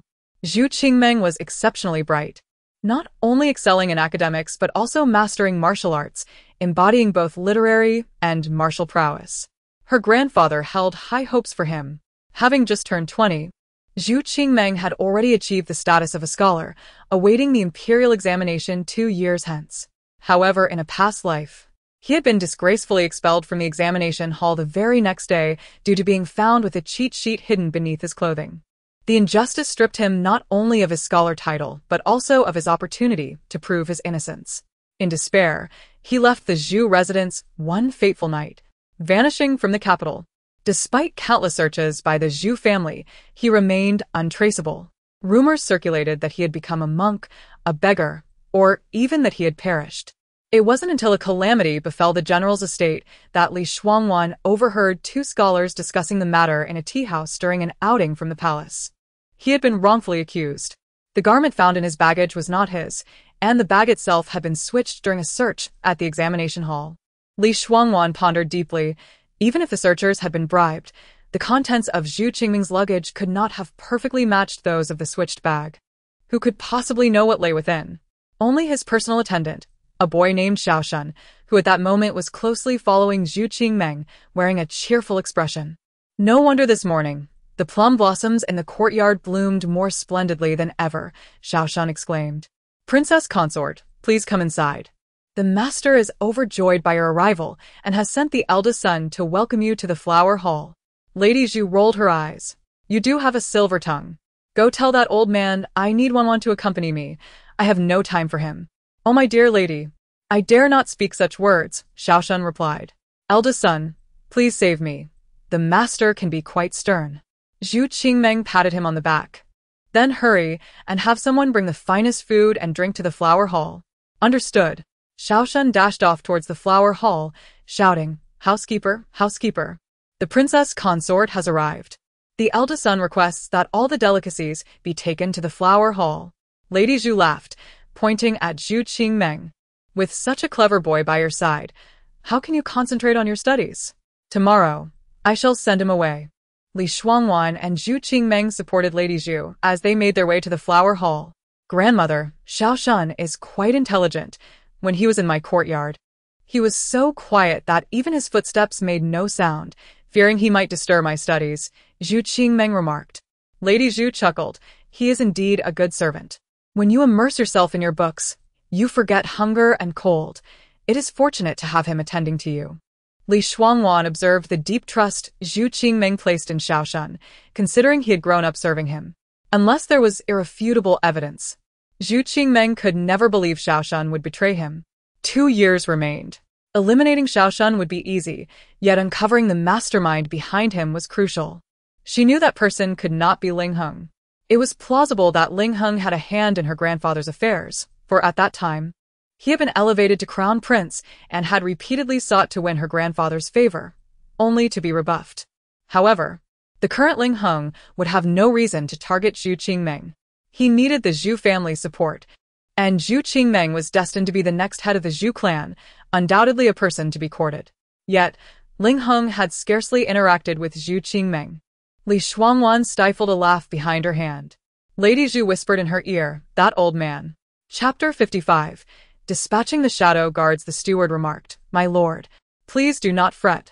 The old matriarch has been suffering from a headache these past few days, and the princess consort and the eldest young master are assisting her. Thus their pace is rather slow. Zhu Qijing shot him a sharp glance, who is anxious. The steward squinted and smiled. Indeed, it is I who am anxious. Alas! How far is it from the entrance to the flower hall? I must hasten to check. Zhu Qijing rolled his eyes. Stop your fussing and go to the kitchen to give the cook a heads up. Wanwan fancies scallion oil, crispy duck, honey-glazed tofu and... He listed more than 10 dishes, leaving the steward speechless. Most importantly, Wanwan is allergic to shrimp. Not a trace must be included. You must personally oversee this. Understood. I shall attend to it immediately. Grandfather. A crisp voice rang out at the door. Zhu Qijing raised his mustache, snorting a couple of times through his nostrils, and exchanged a knowing glance with the steward. The steward stifled a laugh, saluted Li Shuangwan, and winked at her, signaling her to observe the proud elder. Who was sipping tea. Li Shuangwan hurried over, wrapping her arms around his. Grandfather, grandfather. Zhu Qijing allowed her to cling to him, continuing to grunt in indifference. What should I do, grandmother? Grandfather is ignoring me. Old matriarch Zhu rolled her eyes. That old man, always rambling, yet when the person is right before him, he puts on airs. Zhu Qingmeng stifled a smile. Despite being the Chief Justice, renowned for his impartiality and efficiency in unraveling even the most complex cases at home, he was nothing more than an old child, needing to be coaxed. They made silly faces at one another. Li Shuangwan presented a fine set of writing materials to Zhu Qingmeng. Cousin, this is for you. Thank you, cousin. Once they were settled, Zhu Qijing initiated the conversation. Wanwan, how does His Highness treat you? It was not yet time to reveal the truth to her grandfather and grandmother, so she replied, fairly well. Zhu Qijing, a man of keen observation, noticed that his granddaughter appeared considerably thinner and that her eyes bore signs of fatigue, despite her having endured far harsher conditions in the northwest. It had only been a few days since her marriage. Grandfather, I have come to discuss an important matter with you. Madam, he assist the old matriarch to rest. Zhu Qijing instructed the elderly maid beside her. Yes, grandmother, I will converse with grandfather for a while and join you shortly. Once the flower hall was left with just the two of them, Li Shuangwan spoke. Grandfather, I wish to borrow a few capable individuals. Zhu Qijing was taken aback. Wanwan, what do you intend to do? You are aware of the tragedy at Yanshan Pass, where the He family and their 30,000 troops perished, correct? Yes. After the news reached the palace yesterday, the emperor summoned the various ministries and the cabinet. Grandfather, General, he has fought numerous battles with the Xia kingdom, and though he has faced defeat, he has never been brought to such ruin. Moreover, he is cautious in warfare and would never recklessly advance for trivial glory. Li Shuangwan sighed heavily. The general is over 60. How could he be so obstinate in his military strategies? Zhu Qijing straightened. Wanwan, you are being overly audacious. Grandfather, my father and brother are also generals. A general should die honorably, not burdened by shame. Come in, Zhu Qijing called. A shadow guard swiftly entered, kneeling before him. My lord. Zhu Qijing whispered his orders. Understood. The shadow guard departed. Their exit was swift. Do not worry, they will catch up. A heavy atmosphere enveloped the flower hall. Wanwan, what is the message you had your grandfather send? Why did you suddenly ask Chen Ping to exchange it? Is there something amiss? Li Shuangwan pressed her lips together. Grandfather, I am not yet certain about this matter. Seeing her hesitation, Zhu Qijing refrained from probing further, merely nodding. Very well. At the prince's residence, take care of yourself. If you require anything, send someone to me. Yes. Grandfather, are there many refugees gathering outside the city? Does the emperor know of this? Zhu Qijing sighed deeply. He is aware. The report from Yanshan Pass was delivered to the emperor's desk. And what does the emperor intend to do? Close the city gates. Not a single refugee shall be allowed entry. The Ministry of Revenue will set up tents 20 miles outside the city, providing porridge twice daily. This is unacceptable. In this freezing weather, people will perish. That is the emperor's decree. There are far too many refugees. If the court does not intervene, we cannot fathom how many will freeze or starve to death over the winter. Li Shuangwan felt an overwhelming sense of helplessness. Upon entering the courtyard to see the old matriarch, she found her craning her neck in anticipation. The elderly maid beside her stifled a laugh. Old matriarch. The princess consort is dutiful and surely has important matters to discuss with the master. She will come to see you shortly. Humph. That old man only knows how to steal Wanwan from me. Grandmother, my cousin is here. Zhu Qingmeng was the first to notice Li Shuangwan approaching. His deep black eyes regarded her intently. Her hair flowed like clouds, her willow-like brows arched gracefully, her autumn-like eyes glimmering. Adorned in a pale purple robe that accentuated her delicate complexion, even draped in a cloak, she bore no signs of bulkiness. Madame Hu, the matriarch of the Zhu family, hurried over upon hearing of Li Shuangwan's arrival. Wanwan is here. Li Shuangwan rose and, Come, sit. As Madame Hu urged Li Shuangwan to take a seat, she took the register from the maid and handed it to her. I heard you were here, and since you are now the princess consort, mingling with many, I thought to seek your advice. your eldest cousin is no longer a child.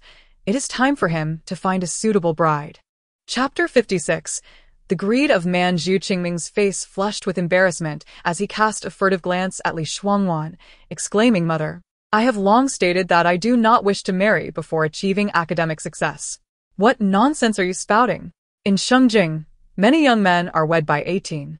You are already 20 and yet have not even settled on a girl. Heed your mother's advice.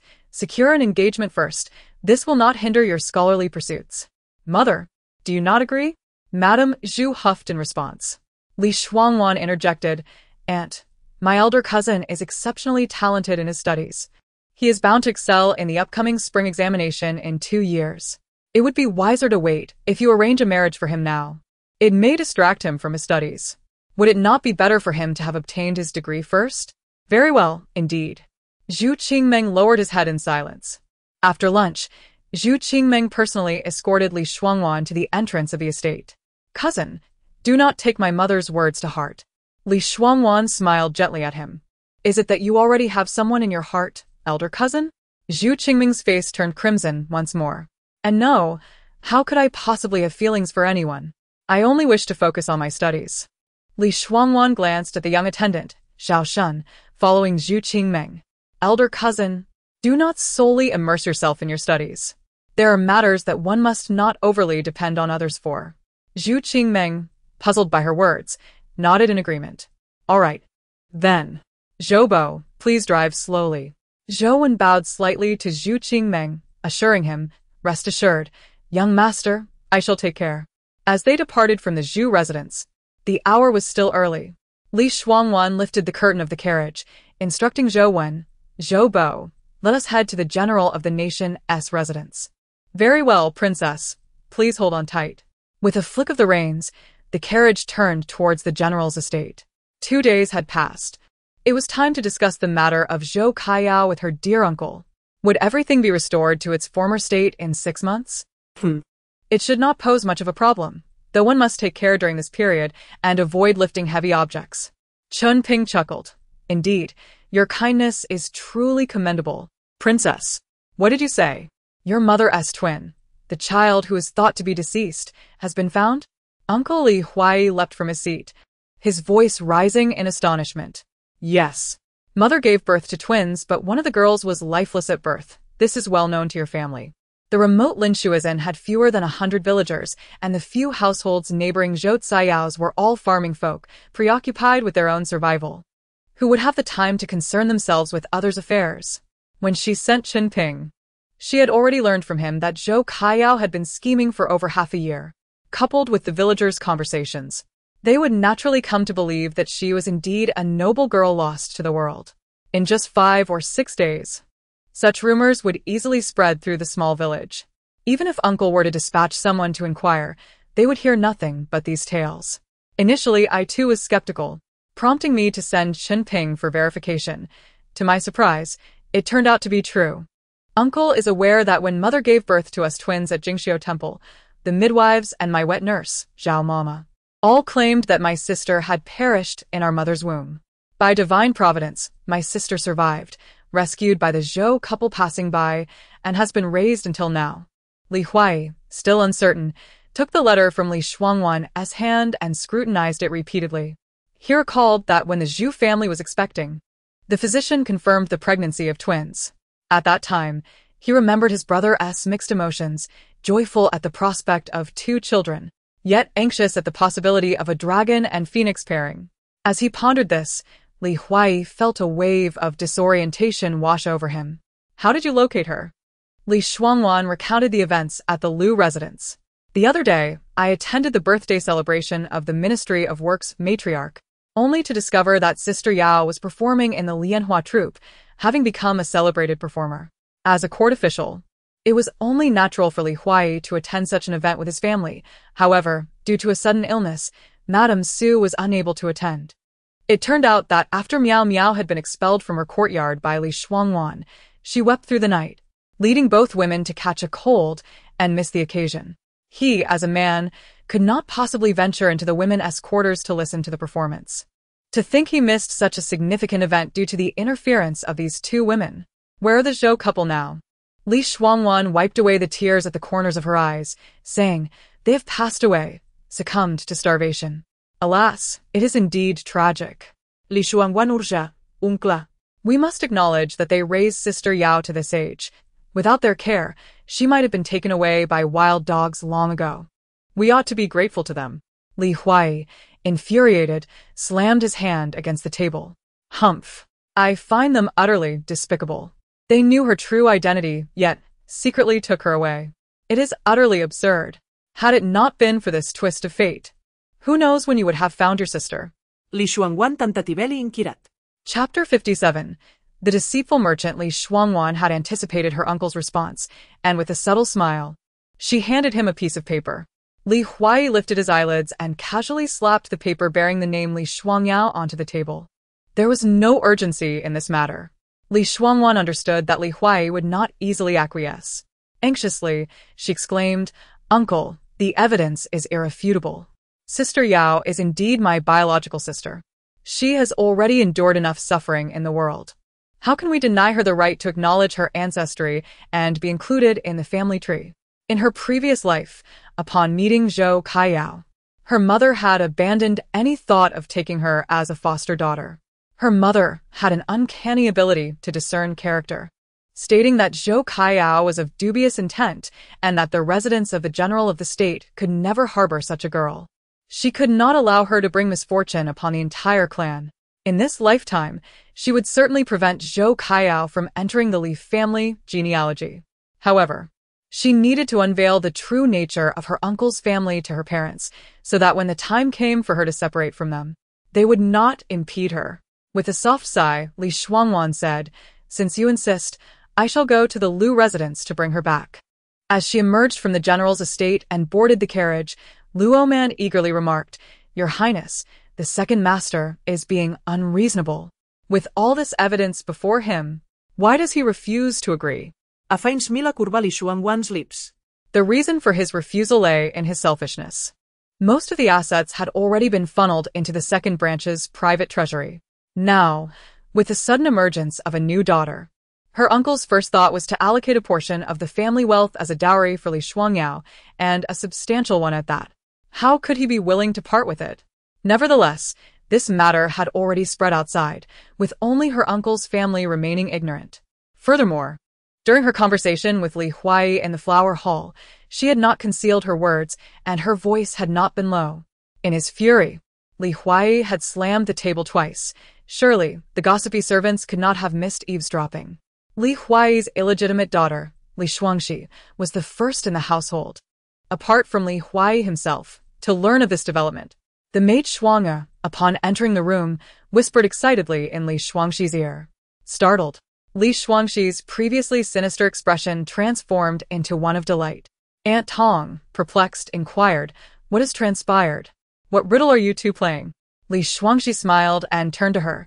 "Aunt, you are indeed fortunate. We need not lift a finger. Others shall bring about their own demise." Aunt Tong was utterly bewildered.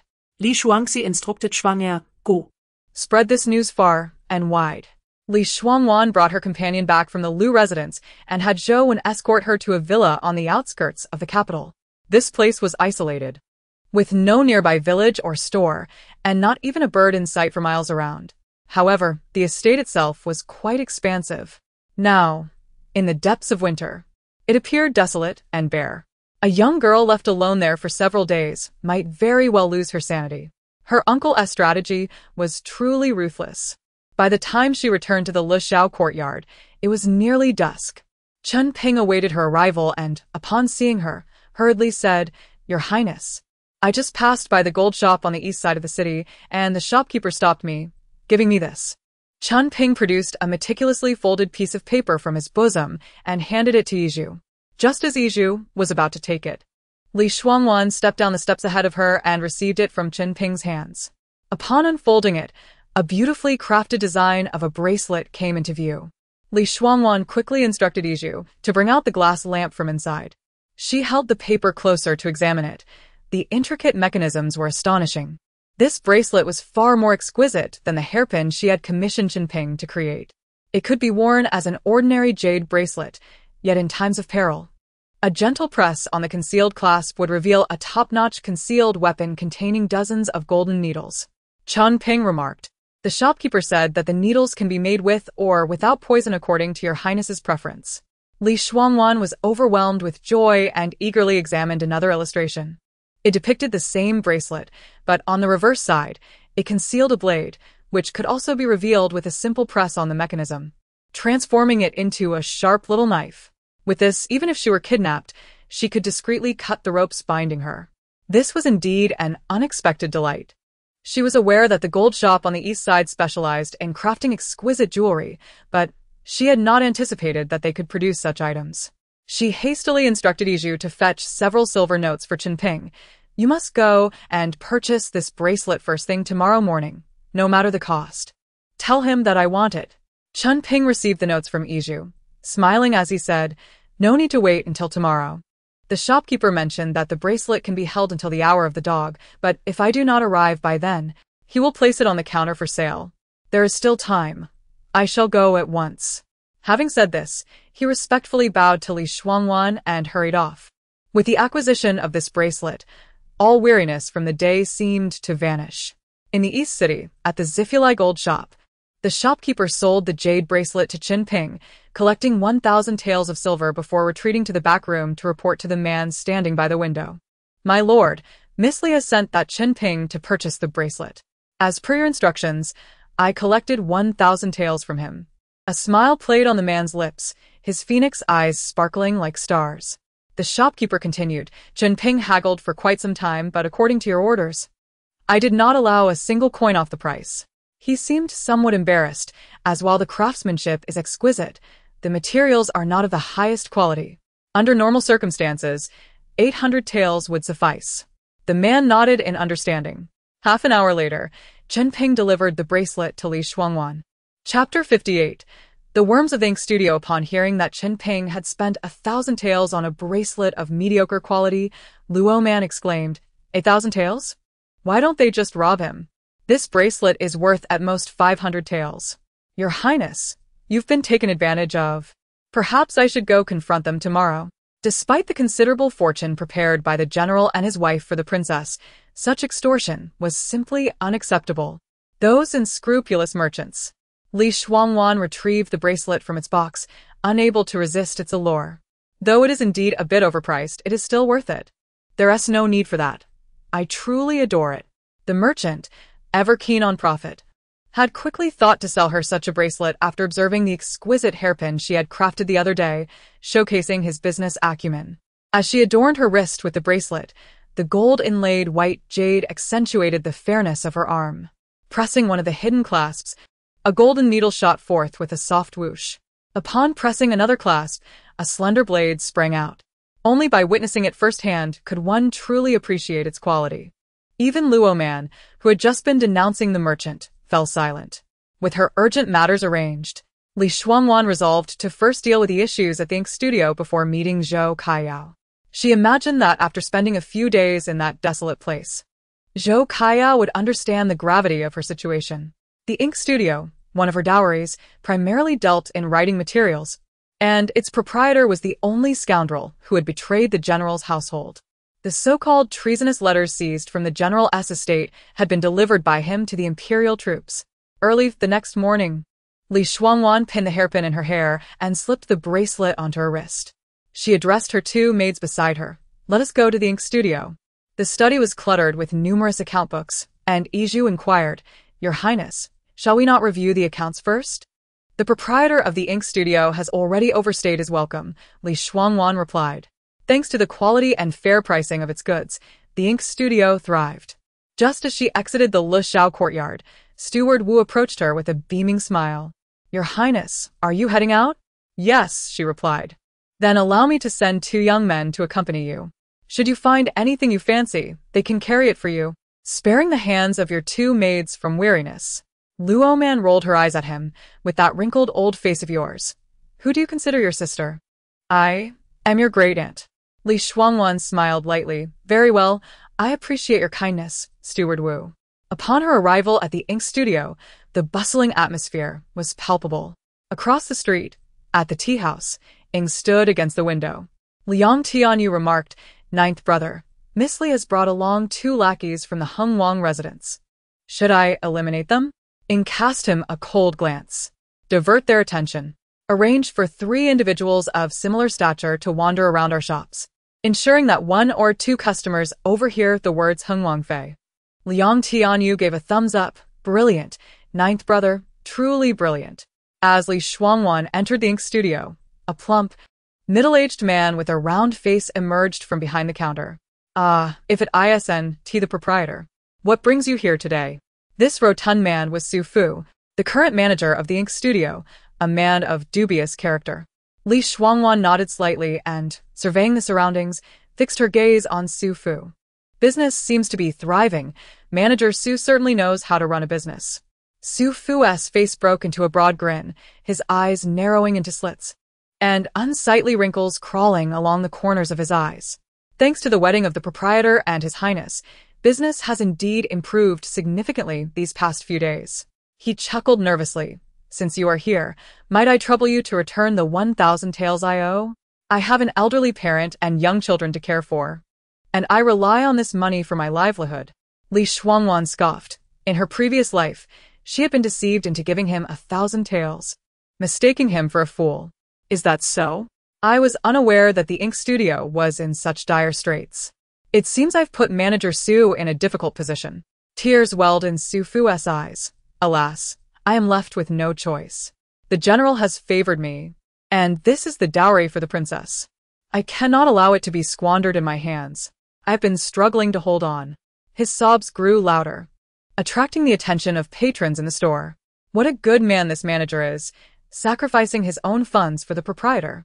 Indeed, such generosity is rare to find. "Your Highness, you are now a princess. This 1,000 taels is but a trifle for you. For the manager, however, it is his very livelihood. Please return it to him." Yizhu and Luo Man, trailing behind Li Shuangwan, flushed with embarrassment. Luo Man gently tugged at Li Shuangwan's sleeve. "Your Highness, perhaps we should just give him the money." Yizhu shot Luo Man a glare. "Mind your own business." The 2 lackeys from the Hengwang residence followed behind Li Shuangwan, maintaining a stoic demeanor. At the tea house, Liang Tianyu spat disdainfully. "What a shameless scoundrel.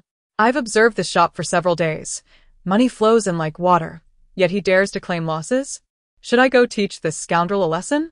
Ing smiled faintly. "No need. Miss Li has come to the ink studio specifically to deal with Su Fu." Chapter 59. Shedding the tail, Li Shuangwan let out a cold snort, surveying the indignant crowd around her. Disinterested in conversing with such shameless individuals, she made her way to the counter. Su Fu's heart sank, and he hastily intercepted her, saying, "Princess, please take a seat here." "What? Is there something unspeakable hidden in the counter that I am not permitted to see? How can you say such a thing, princess? The counter is a place for men. Although you are esteemed as a princess, you are still a woman, and it is inauspicious for you to enter. Our shop has only just begun to prosper. If you go in there..." "Ha! Su Fu, do you hold such disdain for women? Are you not born from your mother's womb?" Roman's eyes twinkled mischievously. "Perhaps." "Princess," Su Fu emerged from some foul pit. The crowd erupted in laughter. Su Fu's face flushed with a myriad of colors. Yet he prided himself as the manager of the Muzhai and refused to engage with a mere servant. "Princess, such words are inappropriate." Li Shuangwan's expression remained icy. "Su Fu, I employ you as the manager of this establishment. Should I choose to dismiss you, you would amount to no more than a stray dog on the street." Su Fu was infuriated by her words. "Princess, I have not only endured hardships, but have also kept the shop afloat, investing 1,000 taels of silver. It is one thing for you to refuse repayment, but it is utterly disgraceful to belittle me." The crowd murmured discontent. Indeed, he even generously supported her shop. Rather than gratitude, she insults him so. Li Shuangwan jabbed Su Fu's plump form. "Su Fu, as a manager earning 10 taels monthly, even if you did not eat or drink, it would take you 8 years to save 1,000 taels. Not to mention your wife, 2 concubines for sons, 2 daughters, and your aging parents, along with 20 servants in your household. Where do you claim this 1,000 taels came from?" Su Fu stuttered, unable to provide a coherent answer. I. Sweat began to bead on his forehead, and he instinctively stepped back, attempting to flee. Ding Si, Ding Zhong, stop Su Fu. Ding Shi and Ding Dong were the two young attendants that Steward Wu had assigned to her. They stepped in front of Su Fu, blocking his escape. With a false ledger in hand, there must be a true ledger somewhere. It needed to be found. Observing Su Fu's earlier anxiety, it was likely concealed within the counter. Li Shuangwan approached the counter, which was modest in size, adorned with the 4 treasures of study and an abacus, alongside a tea set. Upon opening the drawer, she found only 2 or 3 empty ledgers and a cleaning slab, nothing more. Nothing. Li Shuangwan tapped here and there, yet still found nothing. Without the true ledger, Su Fu's guilt could not be established. Where could he have hidden it?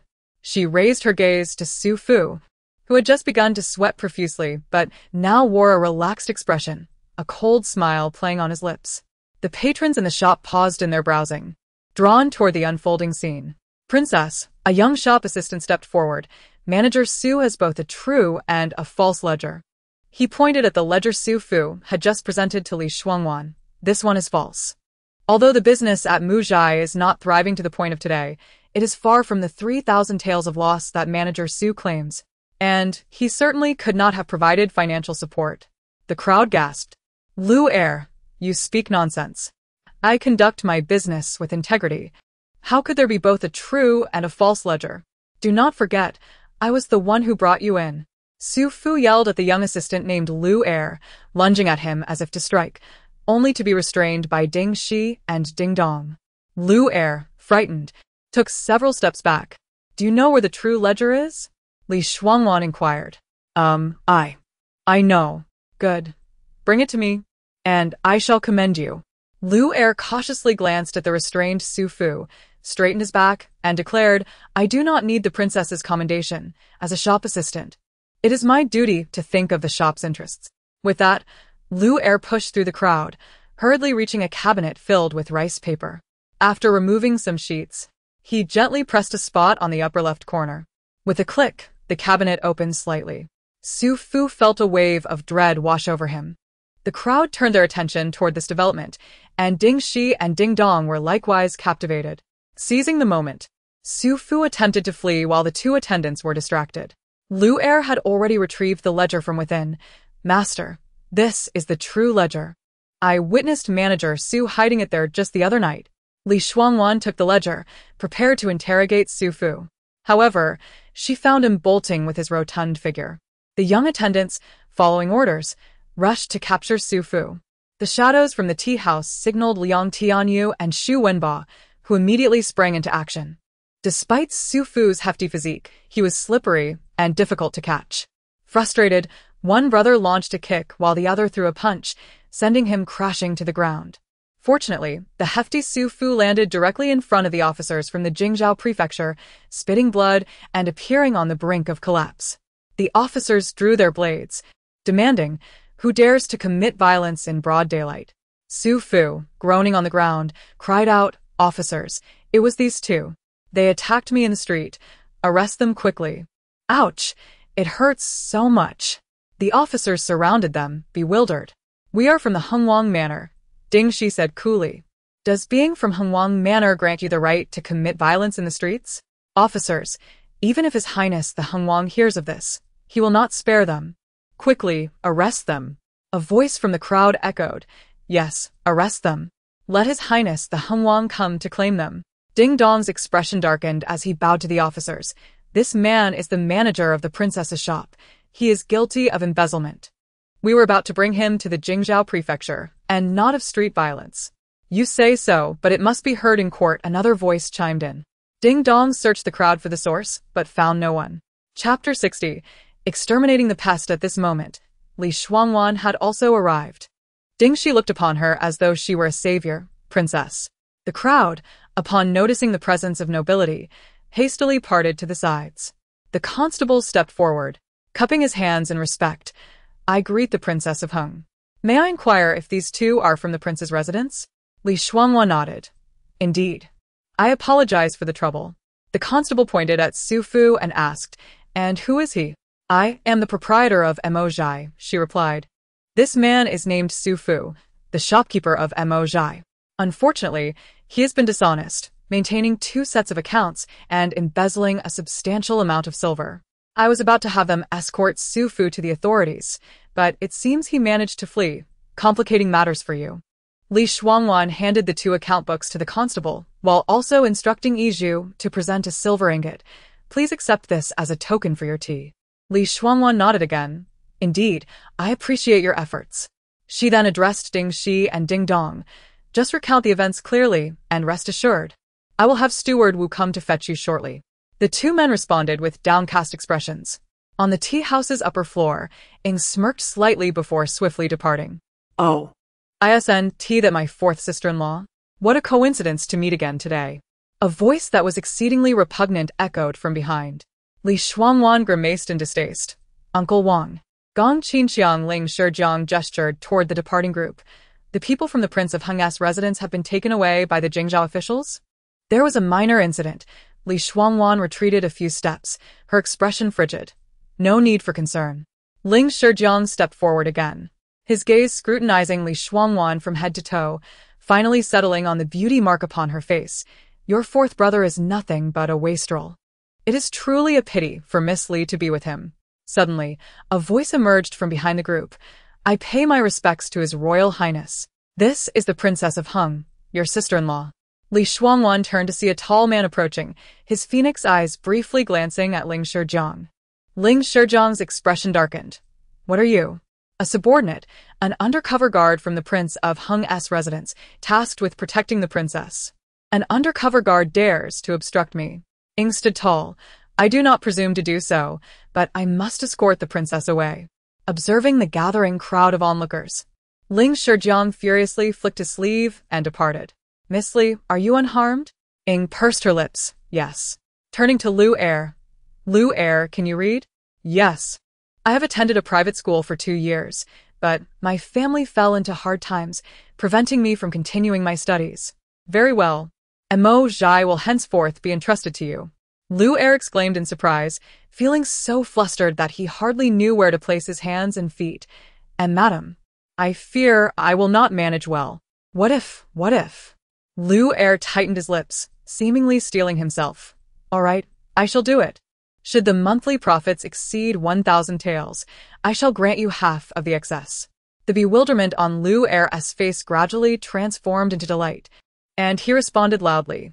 Yes, I will surely do well. Please rest assured, madam. After finalizing matters, Li Shuangwan, accompanied by her 2 maidservants, went to have lunch. During this time, Chen Ping arrived and Li Shuangwan whispered to him. Chen Ping bowed solemnly. Rest assured, princess, I know how to deal with such treacherous pests. Luo Man gazed at her in admiration. Princess, how did you discern that Su Fu was untrustworthy? Li Shuangwan chuckled, with his rotund appearance. The monthly stipend of merely 10 taels is hardly sufficient to fill his belly, let alone support a large family. Luo Man scratched her head. How did you know Su Fu had so many dependents at home? Goodness, a shopkeeper with 2 concubines and 20 servants attending to him. Not to mention, he purchased a 3-courtyard residence. Tut-tut. Li Shuangwan smiled faintly as the delicate winter sunlight bathed her face, casting a golden hue. Just as they had traveled partway, the driver, Zhou Wen, suddenly called for the carriage to halt. What is it, Zhou? Yizhu lifted the curtain to inquire. Zhou Wen pointed ahead. It seems there's a quarrel up ahead. The road is blocked. We cannot pass. Princess, shall we take a detour? Li Shuangwan, disliking such commotion, replied. Let us take a detour. The driver turned the horse's head and opted for a slightly longer route. Yet, upon turning a corner, they discovered something amiss ahead. What is all this noise at the Yongning Marquis' residence today? Zhou Wen muttered. Li Shuangwan frowned. What on earth is happening today? That all matters seemed to converge at once? Suddenly, a thought struck her, and she hurriedly called for the carriage to stop. Before Zhou Wen could steady the carriage, Li Shuangwan had already flung open the door and jumped down, striding towards the Yongning Marquis' residence. Yizhu and Luo Man were startled, hastily following her down. Li Shuangwan recalled that the illegitimate second daughter of the Yongning Marquis, Su Luo, had been falsely accused of harming the legitimate daughter, resulting in her disfigurement. The Marquis's wife had punished her severely, believing she was dead, and had ordered her to be discarded. Today was that very day. Unbeknownst to them, Su Luo had miraculously survived, saved the next day by a traveling physician. Not only that, but she had somehow acquired unparalleled medical skills. Within a few short years, she became renowned throughout Beijing for her expertise. When Ling Heng ascended the throne, he had even mentioned Su Luo to her, insinuating a desire to include her in his harem, only to learn she had departed for Daliang a month prior. Eventually, she became the youngest head of the Imperial Medical Bureau in Daliang and married the esteemed Prince Rui, becoming the Princess of Daliang. Regrettably, due to the severity of her injuries, she had been rescued only the day after her ordeal, and without proper medicine, despite her later acclaim. She was left with lingering ailments. Every rainy day, her bones ached terribly, and if she walked too quickly, it was evident that her right foot had a slight limp. Chapter 61. Assisting her in talent acquisition in the spring of the second year following Ling Heng's ascension, she accompanied her husband as part of the Liang envoy to northern Jin. The first task she undertook was to eliminate the deep scar on the face of the noble young lady from the Yongning Marquis, which had marred her beauty. Despite the considerable fortune spent by the Yongning family in the past, the scar had only slightly faded, and they had not anticipated that their illegitimate daughter possessed such remarkable skills. At the age of 26, the young lady had been kept within the confines of her household due to her unattractive appearance.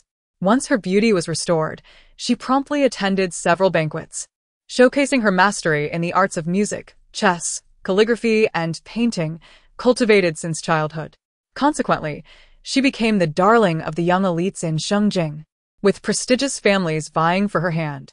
As they basked in the glory of spring, Su Luo arrived alone at the Yongning Marquis.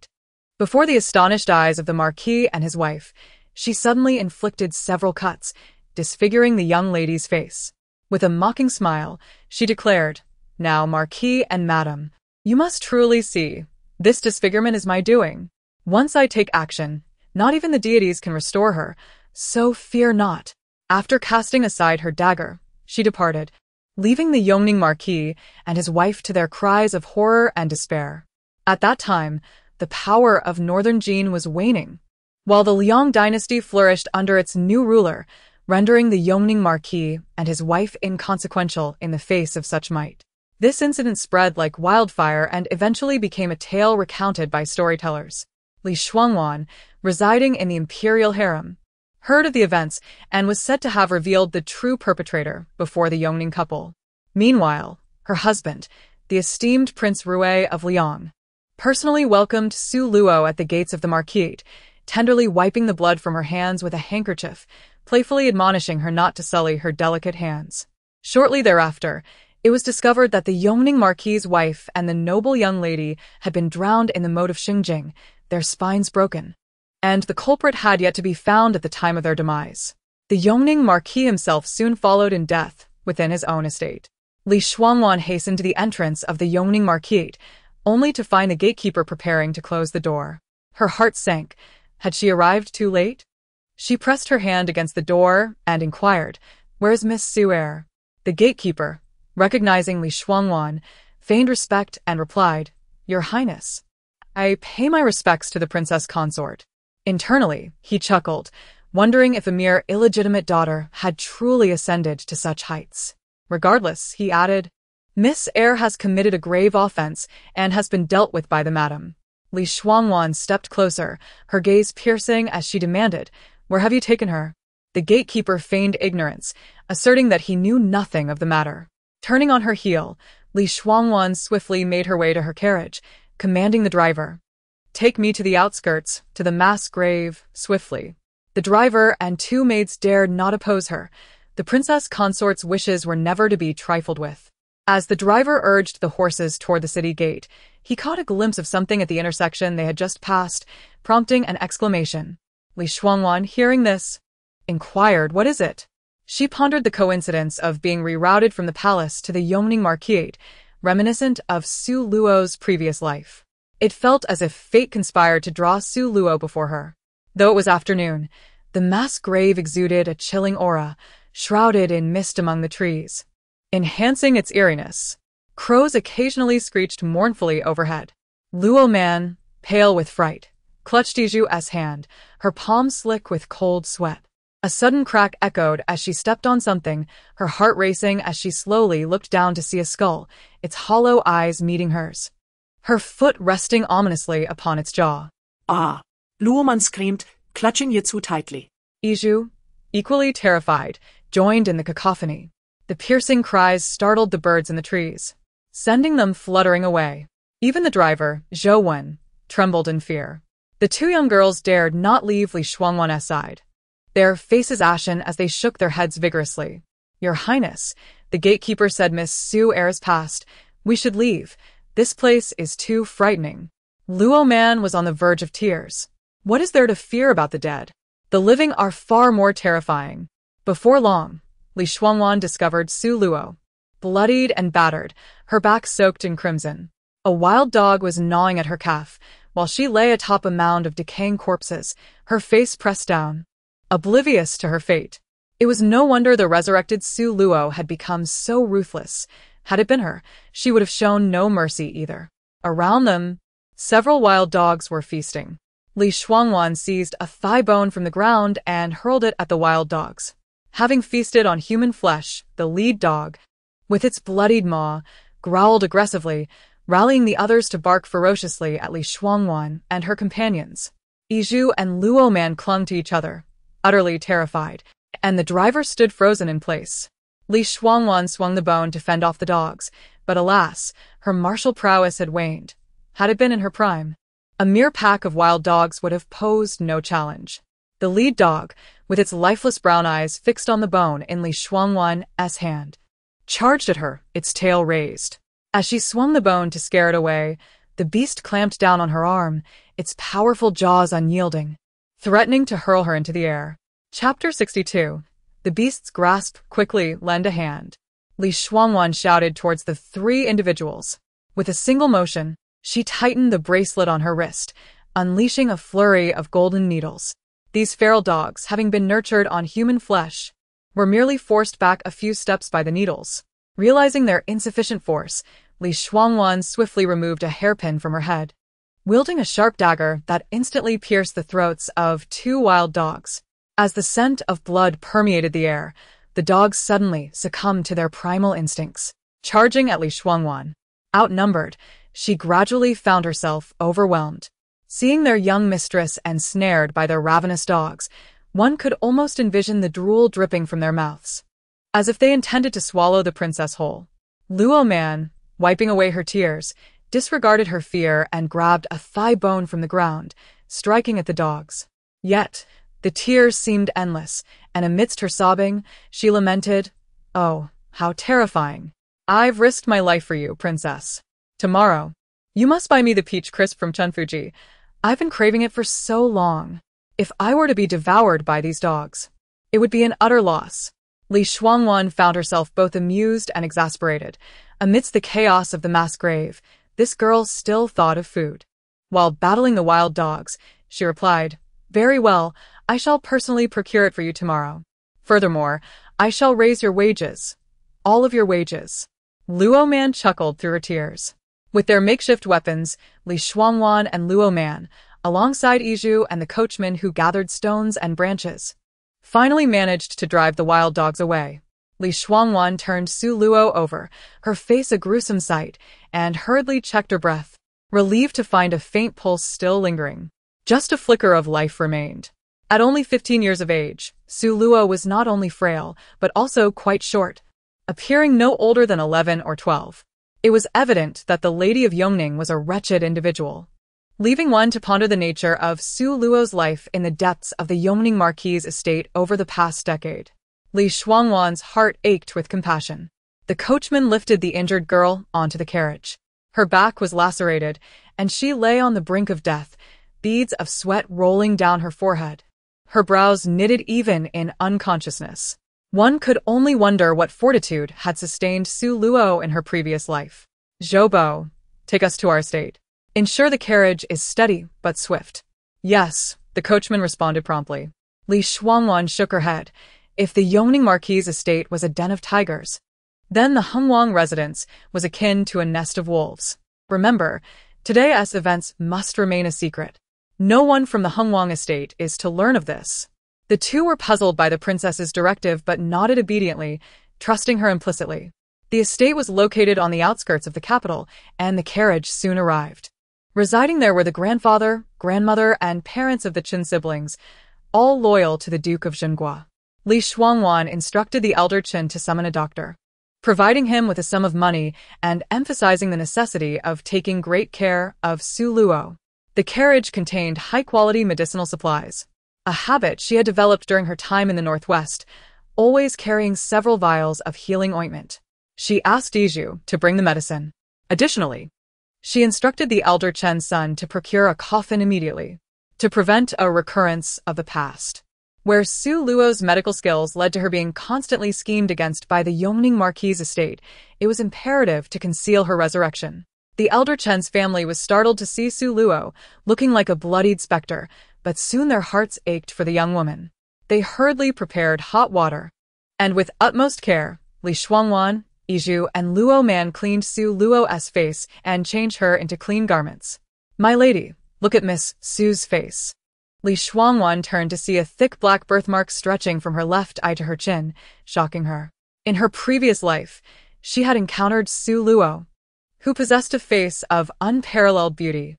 The dim light of the mass grave and the blood-soaked appearance had obscured her recognition. Had it not been for the unmistakable features on one side of her face, she might have doubted her identity. Li Shuangwan leaned down to inspect the birthmark, which protruded like a patch affixed to her skin. The doctor soon arrived, observing the black mark on her face without uttering a word, his expression unchanging. After assessing her injuries, he gravely shook his head and said to Li Shuangwan, "Madam, this young lady's injuries are exceedingly severe. It is a miracle she has endured this long. I cannot assure her survival. Whether she lives or dies is in the hands of fate." Understanding that the doctor was not without capability, Li Shuangwan urged him, "Please, do your utmost. Should it come to failure, I will not hold you accountable." The doctor clasped his hands and entered the dwelling to tend to the injured girl. Her clothing was disheveled and stained, and once inside the carriage, Li Shuangwan instructed Iju and Luo Man to tidy her appearance, ensuring no one discovered her condition. She reiterated the importance of keeping today's events a secret. Though Iju and Luo Man were filled with myriad questions, they dared not voice their concerns, responding in unison. By the time they returned to the Shuangwan residence, it was already shortly after the hour of the rooster. Iju and Luo Man brought water for Li Shuangwan to bathe and change. Both were still shaken, their faces pale. Yet, seeing their mistress calmly seated while they styled her hair, one would hardly believe anything had transpired. Gradually, their own fears began to subside. Yes, the steward Wu glanced at the closed door, sensing that the princess had grown somewhat distant in recent days. Could it be that she was still upset with His Highness for not providing her with a cloak during their tea ceremony at the palace? Women. They ought to possess a modicum of self-awareness. Li Shuangwan dined alone that evening. Just as she had predicted, Ling Heng was absent from the Ministry of Rites, having gone to a woman in a secluded alley. The steward summoned Ding Shi and Ding Dong from the Jingzhou prefecture after learning the situation and made his way there promptly. Chapter 63. The one in the dream. Ling Heng stood in the courtyard, hands clasped behind his back, attentively listening to Butler Wu recount the day's whereabouts of Li Shuangwan. Indeed, although the Dingxi brothers were not by her side, this matter was easily uncovered. Many had seen the princess and her companions. The incident involving Dingxi and Ding Dong being taken to the Jingzhou prefecture seemed rather coincidental, did it not? Have you ascertained the truth? Your Highness, this matter cannot be orchestrated. No one anticipated Su Fu would flee. His corpulent figure moving so swiftly was akin to a slippery loach. Moreover, the officers of the Jingzhou prefecture patrol the streets at random intervals, and I suspect this is mere coincidence. Furthermore, the princess has been in the northwest for over a decade. The second branch of the general's residence shows outward affection towards her, yet in reality, they are of no assistance. Ling Heng waved his hand dismissively, acknowledging the information. So, shall we send someone to follow her tomorrow? Not for now. If we pursue too closely, she will grow suspicious. A woman emerging from the battlefield is not easily dealt with. The following morning, After Li Shuangwan finished her breakfast, the coachman Zhou arrived. Yizhu handed him a package and whispered a few words. Zhou promptly agreed and exited through the back door. At that moment, Chunping was also brought in by Luoman. Li Shuangwan set aside her account books and addressed Chunping. Chunping, please convey a message to the governor of Jingzhou Prefecture. Yes, Your Highness, please instruct me. Tell him, there are countless merchants in this world. If everyone were to play tricks with dual sets of account books, how would the treasury collect its taxes? Understood, I shall go at once. She lowered her head to continue examining the account books, while Luoman hesitated, fidgeting with her fingers in frustration. The promise from the previous day seemed unlikely to materialize, especially with such a mountain of accounts that Li Shuangwan had yet to review. These were the pastries she had painstakingly earned. Enough! Li Shuangwan shot her a glance, rising to set aside the account books. Yizhu, Luoman, let us go to Chunfuji to buy some snacks. Luoman's eyes sparkled with excitement. Really? Li Shuangwan shook legally. Playfully poking her forehead. Do you think I would deceive you? Luoman giggled. Thank you, Your Highness. Yizhu interjected with a disapproving look. Your Highness, do not spoil Luoman. You have just taken over the affairs of the manor. You must familiarize yourself with your responsibilities. There is no time for you to personally buy her snacks. Let a maid handle it. Li Shuangwan stepped outside. That will not do. I promise, Luoman. Luoman strutted like a proud peacock, raising her eyebrows at Yizhu, who shot her an exasperated glare. Chunfuji was bustling with business, with many people queuing early in the morning. As Luoman stood in line, Li Shuangwan and Yizhu remained in the carriage, the corner of the window lifted. Out of the corner of her eye, Li Shuangwan suddenly caught sight of a familiar figure passing by the shop. Without hesitation, she leapt from the carriage to pursue, but alas, she only glimpsed the figure's snow-blue long robe disappearing around a corner. She hurried after, but the figure was nowhere to be found. Yizhu quickly followed. Madam, what is the matter? Did you see His Highness just now? Li Shuangwan, filled with doubt, led the two back to the carriage, carrying the snacks slowly. She could not have been mistaken. That silhouette was an exact match for Ling Heng's, reminiscent of the figure in her dreams that had granted her rebirth through 2.5 lifetimes. Alas, she had not seen his face. However, she recalled that Ling Heng did not own a snow-blue garment. He most frequently donned moon-white, crow-blue, or dark royal attire. The man in her dream had worn an exquisite snow-blue robe. Could it be that Chun Ning's mother resided in this area, and Ling Heng had come to visit her? Thus, his snow-blue robe was kept here? It made sense. Two faces indeed. Li Shuangwan shook her head, dismissing these thoughts. After purchasing an assortment of snacks, each girl carried several large boxes, leaving a few for those around them. Upon returning to the residence, Luoman gleefully clutched her boxes, her cheeks bulging with treats. Your Highness, if you ever wish to venture to the mass grave to collect people or bodies, I shall lead the charge. Yizhu shot her an incredulous look, poking her forehead and scolding her for her foolishness. Li Shuangwan set aside her account books and said to Luoman, after you finish eating, I need you to handle a task. Luoman placed the snack boxes aside and wiped her hands on her clothing. Your Highness, you have my command. Yizhu discreetly observed the grease stains on Luoman's chest and silently took 2 steps back, distancing herself from the girl. Take some silver and buy several sets of clothing for Miss Su. Acquire a variety of garments, including hairpins and footwear, but ensure they are not overly extravagant. Comfort is key. If they are too expensive, I fear that Su Luo may feel burdened. Such a girl would certainly not wish to owe anyone. Luoman eagerly replied, Yes, I shall manage. I held Miss Su yesterday, so I have a rough idea of her size. Yizhu inquired. Does Your Highness plan to visit the estate to see Miss Su in a few days? Indeed, she replied, writing a note and handing it to Yizhu. These herbs will be needed. Procure them and bring them along when you visit the estate. Keeping the 100,000 taels of silver notes with her was not a feasible arrangement. When she visits the estate in a couple of days, she must take the notes with her for peace of mind. Yizhu did not understand why Li Shuangwan was so kind to the unfamiliar Miss Su. But recalling what she witnessed the previous day, the small child so brutally harmed, her heart ached, and the words she had intended to voice remained unspoken. Yes, I will go at once. Your Highness, would you like me to inform Butler Wu to assign a few trustworthy individuals to assist you? You have too few people you can rely on. That won't be necessary. The only ones I can trust are you few. I do not require anyone from the Hengwangfu.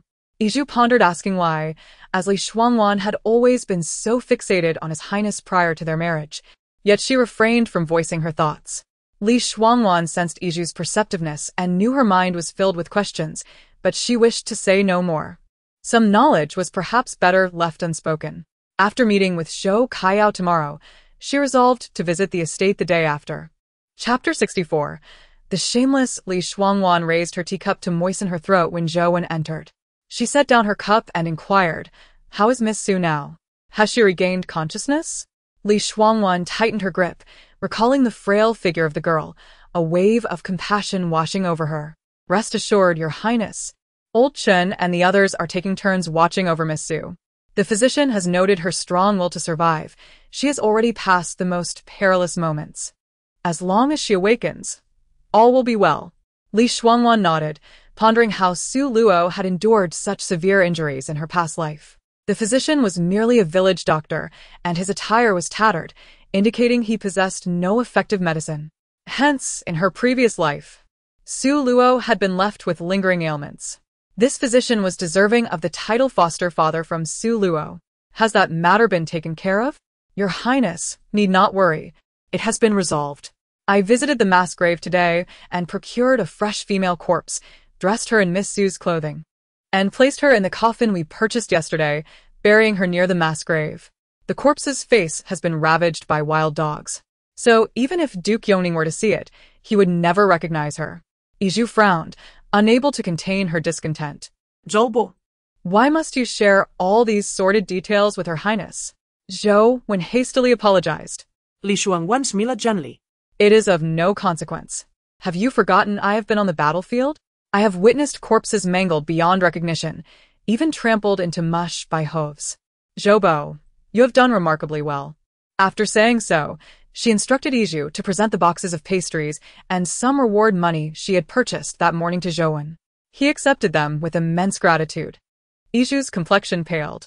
It was well known that Shengjing was a prosperous city, the imperial capital of Beijing, yet few realized that this splendor was safeguarded by the blood, sweat, and bones of countless soldiers. With that, she seized the water jug from the table and drank deeply several times before pausing. Li Shuangwan shuklat oblessly. Noting the stark contrast in personality between her two maidservants. "Oh, I am parched," Loman gasped. Iju shot her a reproachful glance. "Take it slow. We are in Shengjing, at the Prince of Heng's residence. You must learn to observe decorum. Do not let your behavior jeopardize the reputation of Her Highness."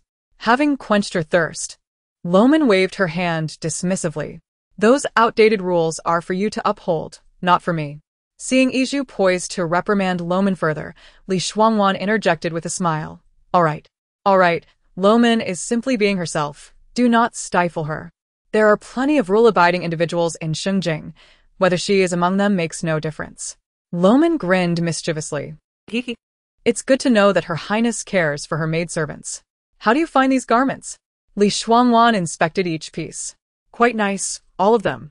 Loman beamed with delight as if she had just received a sweet treat. The next day, as Li Shuangwan prepared to head to the other courtyard, an unexpected guest obstructed her path. Loman glared furiously at the woman kneeling before Li Shuangwan. "Get up and speak. You look ridiculous weeping like that." Li Shuangwan slammed her teacup down on the table and addressed the person on the floor coldly. "Eldest sister, I beseech you. I have no one else to turn to. Father and mother wish to marry me off to the grandson of Master Zhong Chenyang. They have even exchanged the marriage contracts. I do not want to marry him. Eldest sister, the Princess of Heng, please help me." Li Shuangmiao remained kneeling, tears streaming down her face, gasping for breath. "What is wrong with Zhong Chenyang? I have met him a few times. He is handsome, comes from a reputable family, and at just 20, he has already achieved the status of a scholar. His future is limitless. Marrying him would be a great fortune. Why can you not be content?" Li Shuangmiao's makeup was ruined by her tears. "No matter how good he is of no concern to me. I do not like him, nor do I wish to marry him. Princess of Heng, I implore you, you are my only hope. She continued to bow her head repeatedly. Iju slammed the tea intended for Li Shuangmiao onto the table, suppressing her anger. Miss, you must understand that Her Highness is already married. How could she interfere in your marriage? If the second master and second madam were to hear of this, they would surely think ill of Her Highness. If you truly do not wish to marry, you should address your parents. Traditionally, A woman marries according to her parents' wishes and the matchmaker's words. There is no precedent for coming to the Princess of Hung for assistance. ignoring isu, Li Shuangmiao pleada. Eldest sister, you know my heart. I can only hold feelings for His Highness. Please grant me this wish. After all, the courtyard of the Prince of Hung will not only have you as the sole woman.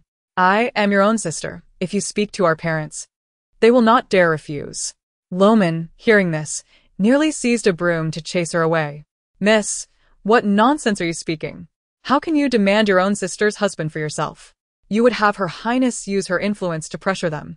If this gets out, how will Her Highness maintain her reputation? No, eldest sister, I am not so greedy. You will always be the Princess of Hung. I only wish to be by His Highness's side, whether as a secondary or even a concubine. Please, I beg you. She skillfully sidestepped the main issue. After speaking, Li Shuangwan turned to leave with Iju and Loman. She could not fathom how Li Shuangmiao had the audacity to come to her with such a request. Any woman of sound mind would never conduct herself in such a manner. Li Shuangmiao remained there, a picture of desperation. Her eyes filled with venom as she glared at the retreating figures. Why should she, a woman of refinement and talent in the arts, be overshadowed by a woman who cavorted among men? Li Shuangwan, are you planning to bring that woman, Zhou Kaiyao, into the Prince of Hang's residence? Li Shuangwan alta. Turning back, what do you wish to say? She is my biological sister, cast adrift for over a decade. My parents and I have wronged her far too much. Chapter 65. A sight for sore eyes. Li Shuangmiao fiercely wiped away the tears on her face. So, to compensate her, you would rather send a woman you've never even met to Prince Hang's bed than speak a few kind words for me. Is that so? Just because she is your biological sister and I am not? You intend to meet her right now, don't you? Li Shuangwan dismissed the shameless person with indifference, sweeping her sleeve as she strode away. Suddenly, Li Shuangmiao rushed forward and grasped Li Shuangwan's hand tightly. Don't leave. Until we finish this conversation, no one is allowed to go. The rear courtyard of Prince Heng's residence cannot possibly have only you as a woman. If that is the case, why can't it be me, united as sisters, who would dare to harm us in this prince's residence? Li Shuangwan, how dare you monopolize Prince Hung? Li Shuangwan's icy gaze fixed on the hand that Li Shuangmiao clung to with desperation. Do not project your sordid thoughts onto me. Li Shuangmiao. I will say this only once. Let go. I will not. Li Shuangmiao raturta. Li Shuangwan, do you think I am unaware of your intentions? Ha. Do not pretend to be so morally superior. You have willingly lowered yourself to marry Prince Hung. With a resounding slap, Li Shuangwan struck her, sending Li Shuangmiao sprawling to the ground. Observing the swollen side of Li Shuangmiao's face, Luo Man couldn't help but chuckle. Second miss, the general's mansion has plenty of mirrors. You could take a good look at your madwoman's visage. If you cannot find one, a puddle of urine will suffice. What a spectacle! I have seen shamelessness before, but never to this extent. Iju and Luo Man accompanied Li Shuangwan out of the residence. Luo Man, still fuming, exclaimed, "Today has truly opened my eyes. How can a sister pressure her elder sister into giving up her husband? Second miss has gone too far. If it were up to me, I would have Wu Guanjia tie her up and send her to the second master and second madam for some proper discipline." Iju shot Luo Man a disapproving look. All right, enough of that. After all, the second miss is the princess's sister. If we did that, what would it say about the princess? Li Shuangwan nodded lightly. Apart from her maternal family, he was the only one in the court who dared to speak on behalf of the general's mansion, seeking Ling Hung to reinvestigate her father's alleged treason. However, the baseless accusation had been forcibly placed upon her father by Ling Hung, who would certainly not reconsider it. She was unaware of what became of Zhong Chenyang afterward, but with someone as vindictive as Ling Hung on the throne, things would likely not fare well. Fortunately, in her previous life, Li Shuangmiao had not wed Zhong Chenyang. Otherwise, with such a troublemaker around, the Zhong family would have likely fallen into decline much sooner. In this life, she would ensure that Li Shuangmiao would not marry Zhong Chenying. After Li Shuangwan departed, the venomous gaze of Li Shuangmiao did not escape Ying's notice. Nor did her curses escape his ears. Killing her would be easy, but it would only bring trouble to Li Shuangwan. Ying decided to spare her for now. Just as Li Shuangmiao got to her feet, she was seized by Shu Wenba, who yanked her by the collar and flung her out through the back door. Ah! Li Shuangmiao was disoriented from the fall. How dare you? Do you know who I am to treat me like this? I don't care who you are. As Li Shuangmiao struggled to rise, she encountered a pair of cold, murderous eyes belonging to the masked guards of Prince Heng's residence, causing her to plop back down in fright. Second Miss Li, this is Prince Heng's residence. You think you can intrude here right after the marriage? I've seen shamelessness, but never such utter disregard for decency. If you dare to show yourself here again, do not blame me for being rude. Shu Wenba slammed the door shut with a resounding bang. A crowd quickly gathered to witness the commotion. The citizens were always intrigued by the affairs of noble families, especially those pertaining to Prince Heng. Who is this girl, and why was she thrown out? Oh dear, Prince Heng is usually so gentle. She must be a wicked one. Just look at what she is wearing. Clearly enticing others. Enticing Prince Heng? Truly disgraceful. It's not been long since he married the princess. And she already aims to climb into his bed? Did you not hear that person call her second Miss Li?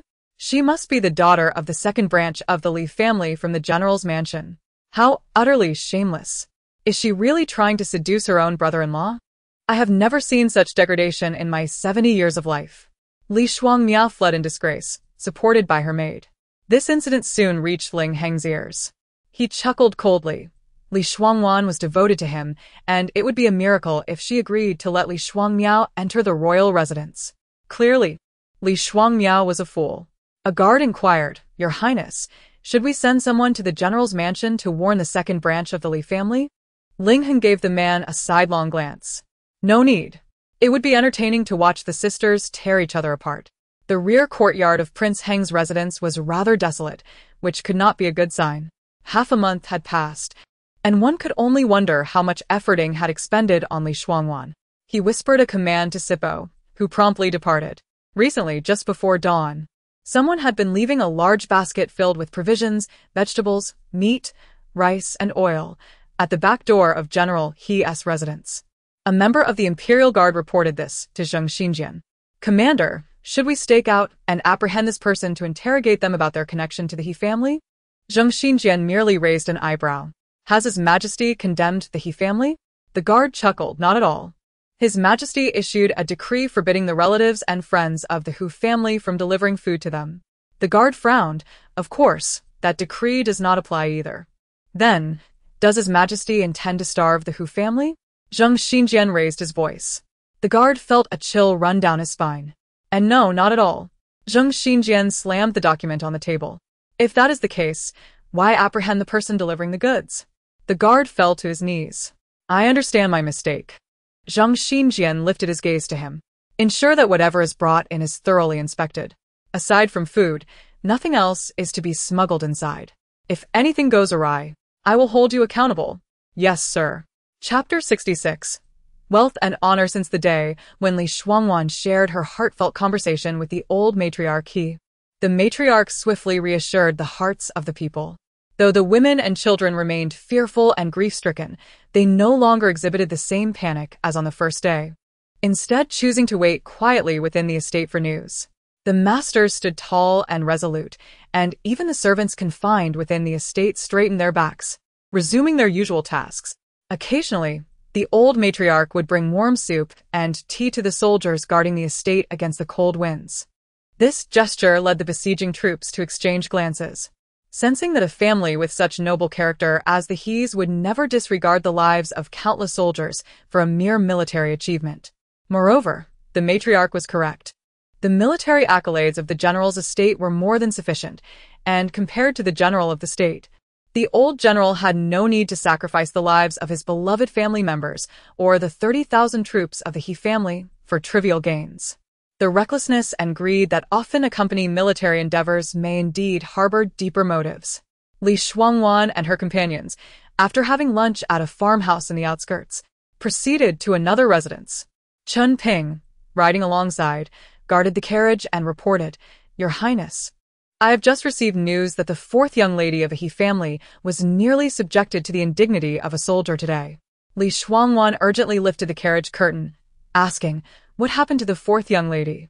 Seeing the distress on his mistress's face, Chun Ping quickly assured her, nothing serious happened. She was stopped by the old matriarch. Zheng Xinjiang punished the offender with 20 lashes and expelled him from the ranks. Chun Ping's skills in gathering intelligence were unparalleled, and his ability to execute tasks was commendable. Following Li Shuangwan's advice, he had used small coins over the past 10 days to gather the beggars of Shuangwan City under his command. After the incident at the He general's estate, the princess instructed him to station additional beggars around the estate to discreetly monitor the situation of the female inhabitants, ensuring their safety in the event of any abnormalities. Li Shuangwan let out a heavy sigh of relief, grateful that a tragedy similar to her past life had not unfolded. In her previous life, the fourth young lady of the He family had been humiliated in her own chamber during the day, left heartbroken with no support from anyone in the household. When she sought justice from Zheng Xinjiang, the commander of the soldiers, he had turned a blind eye. However, the true culprit behind her despair was not the soldier who insulted her, nor Zheng Xinjiang who neglected her plight, but rather her own mother. Her mother, Lin, accused her of bringing shame to the He family and, in a fit of rage, cursed her for not taking her own life and for daring to continue living. To add to the outrage, other soldiers, hearing about the soldier's success, did not hesitate to invade the general's estate that very night, subjecting the He ladies to further humiliation. In the days that followed, several bodies were carried out from the He general's estate. Thankfully, in this life, the old matriarch prevented the tragedy from repeating, and Zheng Xinjiang severely punished the instigator. No one dared to underestimate the women of the He family anymore. Li Shuangwan instructa Shen Ping. Please inform them not to let their guard down. Yes, Your Highness. Rest assured, they all heed my words now, he replied. The secondary residence was vast, and if it had been spring, it would have been a vibrant display of colors, lush and beautiful. Alas, it was winter, and the place was permeated with a sense of desolation. The expansive estate felt empty, with the cold northern wind penetrating every crevice. In rooms devoid of coal, for warmth, the winter residence felt as frigid as an ice cellar. Spending even a day in such a place could drive one to madness, let alone the 4 days that Zhou Kaiyao had endured there. If anyone were to be deemed ruthless, it would be her uncle. She never imagined he would send Zhou Kaiyao to this place. Chun Ping opened the door to the residence and invited Li Shuangwan inside. Zhou Kaiyao, huddled within, draped in a quilt for warmth, startled at the noise and jumped up, causing the quilt to fall to the ground. She hurried to the vanity, applying powder to her face. She knew all too well that she bore a striking resemblance to the eldest daughter of the general of the state. However, she was acutely aware that her birth date was the 13th of October. The general of the state had a daughter lost to the world, but it was certainly not her. She had never intended to pursue such a path, yet years ago, when she witnessed the woman on horseback laughing with another lady, and overheard the townsfolk remarking on her resemblance to the general's daughter, a wild thought began to take root in her mind. As it grew, she could no longer sit idly by. She understood the peril of her actions, aware that the risks could lead to irrevocable consequences, especially regarding motherhood. Yet, their striking similarity offered a glimmer of hope. If she never claimed to be the general's daughter, others might mistake her for one. If that lady had not given birth to twins and saw her resemblance to her daughter, it was unlikely she would be harsh. If fortune smiled upon her and the lady had indeed given birth to twins, with one having passed away, the prospect of wealth and honor was too alluring to resist. After all, princes would fight to the death for a throne. Her risks were comparatively minor. Blessed with a fine voice, she immediately joined the Lotus Troop, effortlessly gaining entry. It seemed the heavens had favored her. Since joining the troop, not only had its reputation soared, but she had also become increasingly recognized. Over the years, the Lotus Troop traveled extensively, frequently visiting noble households, and she made it a point to inquire about the general of the state's affairs. Was this not destiny guiding her to become the general's daughter? She promptly encouraged the troop leader to come to Shuangwan City. Therefore, When they arrived and learned that the Liu family was hosting a birthday celebration for the matriarch, she suggested to the leader, who readily agreed to attend. After all, she had seen much during her travels with the troupe, and such gatherings often attracted numerous noble ladies and young ladies. Chapter 67. The legitimate daughter to her astonishment. She encountered the legitimate daughter of the National Protector General's residence beneath the platform of the Liu family. Now, she had married Prince Heng, becoming the Princess of Heng. Yet, beauty marks cannot be artificially created. They could easily be recognized as counterfeit. Indeed, a young lady voiced her thoughts, referring to her as Princess Jianing. A young lady of such noble lineage, albeit lacking in intellect, was best utilized. Over the years, she had diligently gathered information about Li Shuangwan, knowing her birth date and even the temple where her mother gave birth to her. Furthermore, she was aware that the National Protector General's residence was renowned as the foremost martial family, basking in endless wealth and splendor. It seemed that fate itself was conspiring to assist her. She had been residing here alone for several days, after Li Shuangwan had the carriage bring her here. She never appeared again, nor did anyone inform her of her next steps. The nights proved to be the most arduous. The wind seeped through the cracks of the door, its wailing reminiscent of a ghost lamenting. The coldness here was unbearable.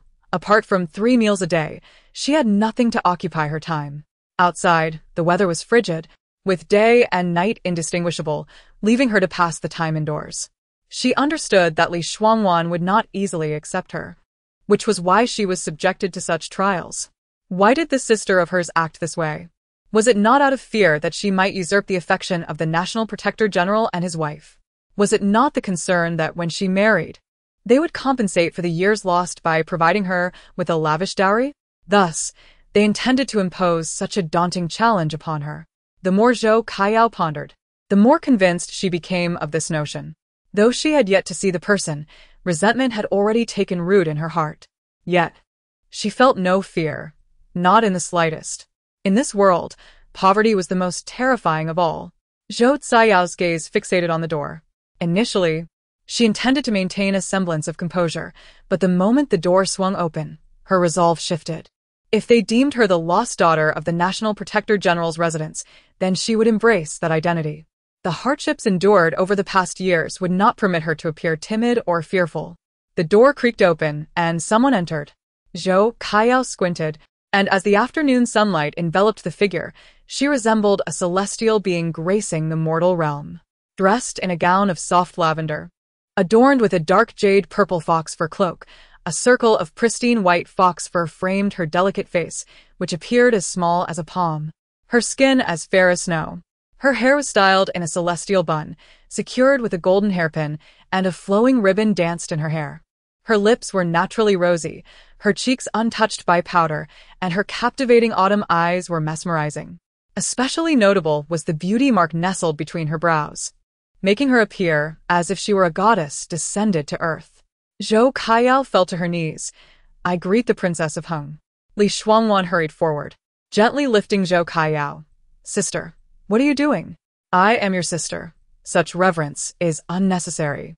Zhou Kaiyao, momentarily stunned by Li Shuangwan's kindness, whispered, "Sister?" But that day Li Shuangwan smiled. "On that day, I had a strong suspicion, but I needed to inform father and mother first. Mother has since written to me, confirming that she indeed gave birth to a pair of twins in that temple, though you were born with a blue hue and the umbilical cord wrapped around your neck, leading them to believe you had not survived. Fortunately, you are well." Li Shuangwan motioned for her to sit, dabbing at her tear-streaked eyes. "Thank goodness, heaven has been merciful, allowing me to find you at the Liu residence." Zhou Kaiyao lowered her gaze, nervously fidgeting with her hands, unable to meet Li Shuangwan's eyes, murmuring, "But can you truly accept me as your sister so easily? Could this not be too hasty?" Internally, Zhou Kaiyao was elated. She had won the gamble.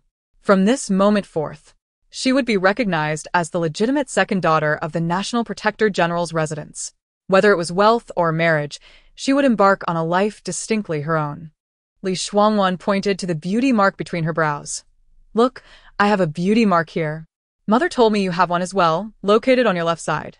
To confirm your identity as my sister, we must simply check if you possess a beauty mark similar to mine." Zhou Caiyao's eyes widened in astonishment. Indeed, she had a mark in that very location.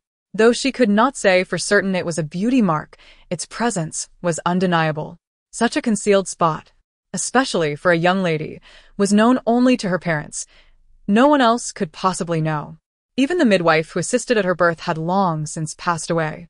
Could it be that she truly was the lost daughter of the National Protector General's residence? Shuangwan continued. Thus, I must see yours to confirm. Zhou Caiyao, trembling with excitement, stammered, I have a beauty mark here. Allow me to show you. Yizhu gently closed the door. And Zhou Caiyao unfastened her garment for Li Shuangwan to inspect. "Oh, you are indeed my dear sister," Li Shuangwan exclaimed, embracing her tightly. "You have suffered so much these past years." She was aware of the so-called beauty mark, having learned of it from Ling Heng. Tears streamed down Zhou Caiyao's cheeks, and her greatest anxieties dissipated. She deserved such fortune. As for the true daughter of the National Protector General's residence, who had long since perished without a trace, she felt no remorse. Her fate had been unfortunate, leading to an early demise. Let her now enjoy the opulence that was rightfully hers. A smile slowly graced Zhou Caiyao's lips. The suffering she endured in this desolate abode over the past few days was all worth it. Li Shuangwan, The legitimate daughter of the National Protector General's residence and the Princess of Heng had summoned her only to leave her in neglect for several days, fearing she might usurp the love of her parents. Such greed was unfathomable. There was no way all good fortune could belong solely to her. Fortunately, had she not made the resolute decision to leave Linshui town, she would have found herself in tears upon marrying that impoverished lad. How did you end up in the Lianhua troupe to perform? Zhou Caiyao stifled her pride and replied in a choked voice, I have loved singing since childhood. The villagers always praised my voice. After my adoptive parents passed away, I lost my support and went to Huangzhou, where I saw the Lianhua troupe recruiting. I auditioned and miraculously succeeded. For the past few years, I have traveled with them to perform. Li Shuangwan expressed her sympathy. You have endured so much hardship. Zhou Caiyao shook her head. Sister, I have grown up in the countryside. I have only traveled a little with the troupe these past few years. I am still unfamiliar with many things and may even say something wrong. What if the truth was some people were born into wealth, their noble air evident regardless of their upbringing? She knew she was not one of them. Yet, fortunately, the only ones who could validate her true identity were deceased, including the midwife who had assisted in her birth. Chapter 68. Following the wrong person, Zhou Caiyao understood the implications of that statement. Aside from the royal family, the general's residence of the state could command respect throughout Xinjiang. No matter the noble lineage, any lady of distinction would have to bow her head before her. The second daughter of the general. But what about the Lianhua troupe? My contract of servitude is still there. Zhou Caiyao remained silent. The contract bore her birth date. Yet it mattered little. When the time came, she could simply claim that, out of fear, she had reported her age as 2 months younger. Once the contract was in her possession, she would incinerate it without hesitation. This was hardly a significant issue. Li Shuangwan instructed, Yizhu, Luo man, you two go to the carriage and retrieve the items. The 2 maidservants complied and soon returned, each carrying large bundles. Upon opening them, Zhou Caiyao was momentarily entranced by the sight of exquisite silks and satins, glittering jewels, and even the fabric of the wrappings was of the finest quality. While she had worn fine garments and adorned herself with hairpins in the troupe, none compared to these treasures. Whenever she performed at the grand estates, the ladies would bestow rewards, sometimes as much as 5 or 10 taels. However, these spoils were meant for the troop leader, leaving her with merely a third at most. The items had been hastily purchased by Li Shuangwan from a shop upon her arrival, and they were indeed of high quality. Zhou Caiyao swallowed hard. Are all these for me? As for the headpieces and ornaments, Li Shuangwan glanced at the jade hairpin adorning Zhou Caiyao's head. She had seen her wear it before, and it seemed to be the only suitable piece. Tomorrow, I shall take you to the treasure pavilion, where you may select your own. Yizhu smiled. The treasure pavilion belongs to the princess, and it boasts a plethora of headpieces and ornaments, all in novel and exquisite designs. The noble ladies of Xinjiang love to shop there, and I am certain you will find something to your liking, Miss Yao. Zhou Caiyao gasped in astonishment. To open a jewelry shop would require a considerable sum. Sister, do you expect me to live alone in the general's residence? A wave of unexpressed emotion surged within Zhou Kaiyao, and timidly she added, I don't know anyone here. Mother and father are not around, and I feel frightened. This place is too vast. I dare not stay alone. Sister, may I reside with you at the prince's residence? Li Shuangwan appeared troubled. This matter requires His Highness's consent. Indeed, even in her rebirth, some individuals were ingrained with aspirations of climbing the social ladder. Yet she never anticipated that she would be expected to live at the prince's residence alongside her. Zhou Kaiyao's expression shifted several times since her arrival, and Li Shuangwan observed it all. Zhou Kaiyao queried, But sister, are you not the princess? The princess is the mistress of the palace. Cannot you permit your own sister to stay for a few days? Luoman rolled her eyes. You ought to know that the prince's residence is not like other households. There are more rules to adhere to. I assume you have yet to visit the prince's residence after all these years in the troop? Zhou Kaiyao voiced her reluctance, then. What about the general's residence? Relieved, Zhou Kaiyao thought to herself, since you are a daughter of the Li family, your father has given you a new name, Li Shuangyao. We of this generation all bear the character Shuang. Zhou Kaiyao readily agreed. I will heed the wishes of father, mother, and sister. Li Shuangyao is a lovely name. I truly like it. Besides, as Li Shuangwan had said, the identity of a daughter of the general's residence was inescapable. However, the prince's residence was an entirely different matter. With her sister Li Shuangwan by her side, as the new year approached, many families would be making visits. Should the princess feel any sense of obligation, she would surely take her along, allowing her to meet numerous young nobles, perhaps even princes. Her status had transformed. There was still a month until the new year. He was well aware that the Zhu family had once given birth to twins, one of whom had perished on the day of birth. Now, he was being informed that the female infant had survived. The one named Zhou Kaiyao had entered Xingjing with the Lianhua troop and was discovered by Li Shuangwan at the Lu residence. He immediately instructed Si Pa to investigate, and the following day received news that Li Shuangwan had sent Qin Ping out of the city. He thus altered his strategy, directing Si Pa to follow Qin Ping. Ling Hung slowly polished the sword in his hand. Where did Li Shuangwan send him? With a swift motion, Ling Hung placed the sword against Si Pa's throat. What did you say? Following the wrong person. Si Pa fell to his knees. It is my fault for not performing my duties. Please punish me, Your Highness. Had I known of her existence, I would never have allowed her to appear before Li Shuangwan. The general's residence could only have one daughter, and that person was already wed to Li Shuangwan. Yet now that she had reached Xingjing, eliminating her would not be so simple. Chapter 69. Su Luo awakes. Si Pa prostrated himself in apology. Even the two men he dispatched were oblivious to when they had misaligned themselves.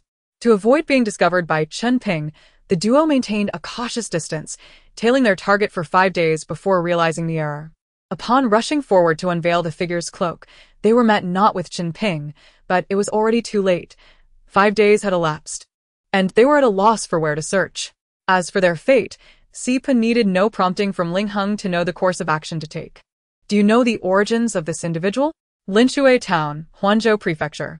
Dispatch someone immediately to inquire and ascertain Qin Ping's purpose there. At that moment, Li Shuangwan had just arrived. Ling Hung made his way directly to Lixiao courtyard, casting a brief glance around the premises, but found no one. With a smile in his eyes, he approached Li Shuangwan. Wan, you seem weary. Where have you been? Li Shuangwan lifted her eyelids to glance at him, pouring herself a cup of tea before recounting the narrative regarding Li Huai. Ling Hung looked at her incredulously. Are you saying that the infant girl did not perish? Li Shuangwan's expression turned grave as she nodded gently.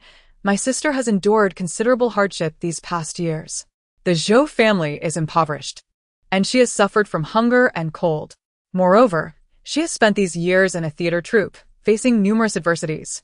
Ling Hung felt a surge of agitation, knowing that residing in Hung Wangfu made the situation even more difficult, yet he maintained a gentle smile. That is only natural. Awan need not be so formal with me. Come here. Butler Wu, Ling Hung called. Your Highness, Butler Wu replied. Prepare Yunmeng courtyard for Miss Yao to reside in, and ensure that more servants are assigned to attend to her needs. Choose wisely. You must oversee this personally. Butler Wu promptly smiled. Indeed. Congratulations to the princess consort. I shall see to it at once. And thus, the matter was set in motion. The following morning, Li Shuangwan went to the estate to check on Su Luo's condition. The previous day, she had not yet awakened, and after enduring years of torment at the hands of the Madam of Yongning Marquis, it was imperative that Li Shuangwan see her in person and ensure she had navigated past the perilous phase. After over an hour, the carriage halted at the estate's entrance. Upon hearing of the princess consort's arrival, Chen Laohan and his family rushed out to greet her. Li Shuangwan, resting her hand on Yiju's arm, disembarked from the carriage and saw Chen Laohan's family kneeling at the door. She hastened her steps. Please rise. How is Miss Su? Li Shuangyan furolet harburol. Uncertain of how many days Su Luo had been unconscious in her past life. As they spoke, they arrived at the door. The physician, surnamed Gua, had been vigilantly attending to Su Luo, and upon seeing Li Shuangwan enter, he immediately stood. Li Shuangwan noticed the dark circles under his eyes and the strands of white hair that had multiplied, indicating the toll of his relentless watch. He had earned the right to be treated as a father figure by Su Luo in her past life. Mr. Gua, how is she? Li Shuangwan approached the bedside. Finding Su Luo still in a deep slumber, her face devoid of color, rendering the dark birthmark on her visage even more pronounced. Physician Gua sighed deeply, shaking his head. Alas, I can see that this young lady possesses a strong will to survive, yet her injuries are grievous. If she does not awaken today, we must prepare for the worst. The lady should brace herself. Li Shuangwan felt a weight in her heart. Su Luo had never known a day of peace in the Yongning Marquis' household. She had hoped to bring her to her estate and save her life. Yet, she pondered whether her own rebirth had disrupted many things, endangering Su Luo's very existence. A sudden low voice emerged from behind. Where am I? What has happened to me? The voice was frail, and had the atmosphere not been so somber, it might have gone unheard. Li Shuangwan quickly turned to see the figure in bed slightly opening her eyes, their gaze gradually sharpening into a look of bewilderment. Due to an injury on her back, Su Luo had been lying prone. She struggled to lift her head, gazing vacantly at the assembled company. You have awakened. Li Shuangwan exclaimed, taking 2 steps closer and crouching before Su Luo. That is wonderful. I was just worried about you. How do you feel, Miss Su?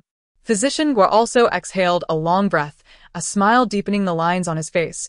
It is good that she has awakened. Who are you? Is this a historical drama being filmed? Su Luo attempted to rise, only to be met with a sharp pain that made her gasp. What kind of heartless crew dragged me here? Is realism worth risking a life? Li Shuangwan observed the bedridden individual. Miss Su? Misu? You are addressing me? Su Luo pointed to herself in disbelief. Li Shuangwan nodded. What is wrong? Do you not remember who you are? Before she could finish, Su Luo emitted a cry of pain, clutching her head tightly with both hands, her eyes squeezed shut, exhibiting profound distress. Li Shuangwan was alarmed, quickly standing and stepping back, addressing Physician Gua. Sir, what is happening? Has she injured her mind? Please, examine her. Physician Gua's previously relaxed brow furrowed once more as he stepped forward to check her pulse, only to be shoved aside by Su Luo, who exhibited an unexpected strength that belied her fragile state. Everyone was taken aback. This seemingly frail girl, having sustained such severe injuries, possessed surprising vigor. Fortunatelli, moments late. Su Luo released her grip, taking several deep breaths before gradually raising her head to regard the people before her, the confusion in her eyes slowly dissipating. I am fine. Was it you, sir, who saved my life? Indeed, it was this lady who rescued you. I merely offered a modicum of assistance, Physician Gua replied. Su Luo propped herself up and offered a respectful bow to Li Shuangwan. I, Su Luo, am deeply grateful for your life-saving grace. She then turned to Physician Gua and bowed again. Thank you for saving me, sir. Li Shuangwan sighed in relief, grateful that her mind was unharmed. The peculiar words that had escaped Su Luo's lips had genuinely startled her. Chapter 70. The Black Tumor Yiju and Luo man helped Su Luo lie down comfortably and brought her some water to drink. My lady, your injuries are severe. You must take good care of yourself, they urged. Su Luo nodded, but her eyes clearly expressed disbelief. Issue? You and Luo Man go prepare some porridge and a few light dishes, instructed the doctor, Gua, aware that the lady had something to discuss privately with Su Luo. He added, I will check on the medicine. Li Shuangwan nodded. Thank you, sir. I brought some medicine with me. Could you please see if it is needed? Once they were alone, Su Luo regained full consciousness, her eyes sparkling like black grapes. After surveying her surroundings, her gaze settled on Li Shuangwan.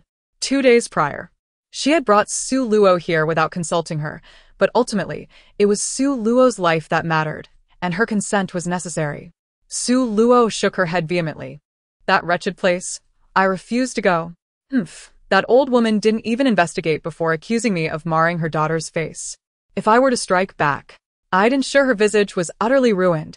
How could she dare slander me? Ugh, it hurts so much. 50 lashes nearly cost me my life. Li Shuangwan couldn't help but raise her eyebrows at Su Luo's spirited demeanor. She hardly resembled someone who had been confined in the inner quarters for over a decade. Yet, she found it delightful. As Su Luo rubbed her sore backside, she turned to Li Shuangwan. Hey, what is your name? You are truly beautiful. That beauty mark between your brows is the finishing touch. Li Shuangwan chuckled, amused by the spirited second daughter of the Yongning Marquis. It was no wonder that, in her past life, she had swiftly shattered the dreams of the Marquis's wife and her daughter when they were at the height of their glory. My name is Li Shuangwan, she replied. Su Luo mused. Li Shuangwan. What a lovely name. I quite like you. Li Shuangwan laughed again. How could such an adorable girl be subjected to cruelty by the Marquis's wife and her daughter? Gently, she patted Su Luo's head. You must rest well here. I brought you some new clothes. Once you recover, we can see if they fit. If you don't like them or they don't fit properly, just let me know, and I will have them tailored for you. Su Luo waved her hand dismissively, as if they had known each other for ages. These things are of little consequence.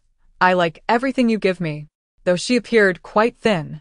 Her face pressed against the pillow revealed a hint of chubby cheeks that made her irresistibly cute, prompting Li Shuangwan to pinch her cheeks playfully. They are all ready-made. They may not fit perfectly, but you can choose what you want to wear. If there is anything else you desire or wish to eat, just tell Aunt Chen. Li Shuangwan added. Su Luo grasped Li Shuangwan's hand. Please don't call me the second daughter of the Su family. Just thinking about being a lowly concubine's daughter of the Yongning Marquis makes me feel embarrassed. Let us just call me Luo Luo. And can I call you Sister Wan? Li Shuangwan smiled brightly. Her heart softened. Of course, that would be wonderful. Su Luo clung to Li Shuangwan's arm. Sister Wan. You are truly kind. Su Luo nodded earnestly, understanding that a life-saving grace is paramount, and she would remember it always. The Yongning Marquis's wife does not know you are safe, so I wish for you to recuperate here at the estate. Once you are healed, you can share your plans with me. Su Luo pouted, her large, misty eyes looking at Li Shuangwan with a pleading expression. Sister Wan, you won't abandon me once I recover, will you? Li Shuangwan laughed again, her heart lightened by Su Luo's playful banter. Of course not. As long as you wish to stay, you may remain for as long as you like. I worry it may be unfair to you, given your status as the second daughter of the Yongning Marquis. However, the harsh conditions of the Northwest left Li Shuangwan uncertain. She sighed softly, holding Su Luo's hand. Just the other day, I took the liberty of burying a body from the potter's field under your name. In retrospect, I should have consulted you first. Sister Wan, you are very thoughtful. As for the second daughter of the Yongning Marquis, let them do as they please, Su Luo replied, linking her arm with Li Shuangwan's. Please take me in. I enjoy being with you. Is that all right? With Su Luo's light-hearted jest, the heaviness in Li Shuangwan's heart dissipated. All right. Su Luo was so elated she nearly leapt up, but the pain in her back reminded her, causing her to grimace. Amidst the commotion, she caught a glimpse of her reflection in the basin of water, and as she focused, her eyes widened in horror. Oh no, I look so ugly. Li Shuangwan couldn't help but smile wryly. Had she not been by Su Luo's side for over a decade? It seemed as if this was the first time she had truly seen herself. Sister Wan, do you have a mirror? The importance of a woman's beauty weighed heavily on her, and it was evident that she had endured countless slights during her years in the Yongning Marquis's estate. never finding the courage to examine her appearance closely. Li Shuangwan felt a pang of sympathy for her. Ahem. She cleared her throat, speaking somewhat insincerely. What truly matters for a woman is her inner beauty. As for appearances, why concern yourself? She realized how disingenuous that sounded, and indeed, Su Luo waved her hand dismissively. That's just nonsense. Who doesn't he want to be beautiful? Don't worry, I just think that this dark mark on my face doesn't resemble a birthmark. I want to see if it can be treated. And rest assured, I wouldn't consider taking drastic measures over something so trivial. Li Shuangwan promptly sent for a copper mirror from the carriage, laughing, I agree, it's a rather hollow sentiment. Regardless of age, who doesn't long for beauty? Su Luo examined her reflection for a long while, her expression serious as she poked and prodded at her face, ultimately concluding, it's a toxic accumulation from my mother's womb, manifesting as this dreadful black tumor. Toxic? You mean this is poison? Shulwanari. I heard from the nurse that shortly after my mother conceived me, someone poisoned her, leading to her difficult labor and subsequent death. When I was born, this dark tumor was not as pronounced, but as I grew, it too expanded. If it isn't dealt with in time, what will happen? Li Shuangwan grasped Su Luo's hand tightly. Su Luo extended her fingers. At most, in 5 years, when the poison reaches my brain, my time will be near. Chapter 71. Expropriation and Exile. Can it be cured? Seeing Sister Wan's anxious expression, Su Luo playfully smiled and reassured her, do not worry, I can treat it. I just lack the necessary medicine, and will need your assistance, Sister Wan. Li Shuangwan let out a long sigh of relief. In her previous life, when she encountered Su Luo, this dark tumor on her face was absent, and 5 years had elapsed since then, yet her heart still tightened involuntarily at that moment. Just tell me what you need, and I will have it delivered tomorrow, Li Shuangwan promptly replied. At that moment, Yizhu and Luo Man entered with bowls of congee and side dishes. Li Shuangwan immediately instructed them to prepare the writing tools. Su Luo, preferring to serve herself, scooped the congee into her mouth while listing 10 live centipedes, 10 live scorpions, 10 live leeches, and copper sulfate. With each item Su Luo mentioned, Li Shuangwan's heart sank further, while Yizhu's face turned as pale as paper. Luo Man stared in disbelief, her eyes wide. Miss Su, are you trying to poison the entire Yongning Marquis household? Shouldn't you reconsider? If the Yongning Marquis learned of this, they might think the princess intended to harm them. Su Luo laughed heartily. She had no intention of allowing that man who had briefly contributed a tadpole and those 2 malicious women to perish so easily. Moreover, not only would it cause her trouble, but it could also implicate Sister Wan. Su Luo never indulged in losing ventures. No. This is a method of using poison to counteract poison, treating the tumor on my face. There is no rush to deliver it. My body is still weak, and I cannot use such potent medicine until I have healed from my injuries. Li Shuangwan sighed in relief. Gathering all these toxic substances would not be an easy task, and it certainly could not be done by tomorrow. Miss Su, can you practice medicine? Su Luo blinked playfully and fibbed. I have been stuck in the courtyard with 2 shrews, so I have nothing to do but read. Medical texts happen to be my favorite. The more I read, the more I learn. Yizhu and Luo Man nodded in agreement. The carriage swayed gently, lulling them into a drowsy stupor. Close the city gates. Only entry is allowed. Any violators will be executed on the spot. A commanding voice resonated in Li Shuangwan's ears. She pulled aside the carriage curtain and saw nearly 100 guards from the Wuqing military command swiftly approaching. Their movements were synchronized, the clanging of swords against armor resonating ominously, filling the air with a chilling aura. The nearby citizens hurriedly moved aside, and some stalls were overturned in the chaos. Just as their carriage barely entered the city, the guards from the Wuqing military command arrived. Who goes there? A middle-aged general demanded sternly. Luo Men clung tightly to Yizhu in fright. Li Shuangwan lifted the carriage curtain. Lord Fong. Upon seeing Li Shuangwan, the commander of the Wuqing military command, known as Lord Fong, offered a symbolic salute. Ah, it is the princess consort of Hung. This humble officer pays his respects. What has transpired? Hu Xinfang has been accused of treason against the crown prince. The emperor has decreed the confiscation of his property and his family's exile, with a trial to determine his punishment in 3 days. Li Shuangwan was taken aback. Since her rebirth, she had been cautious and meticulously scheming. Yet she had overlooked such a significant event.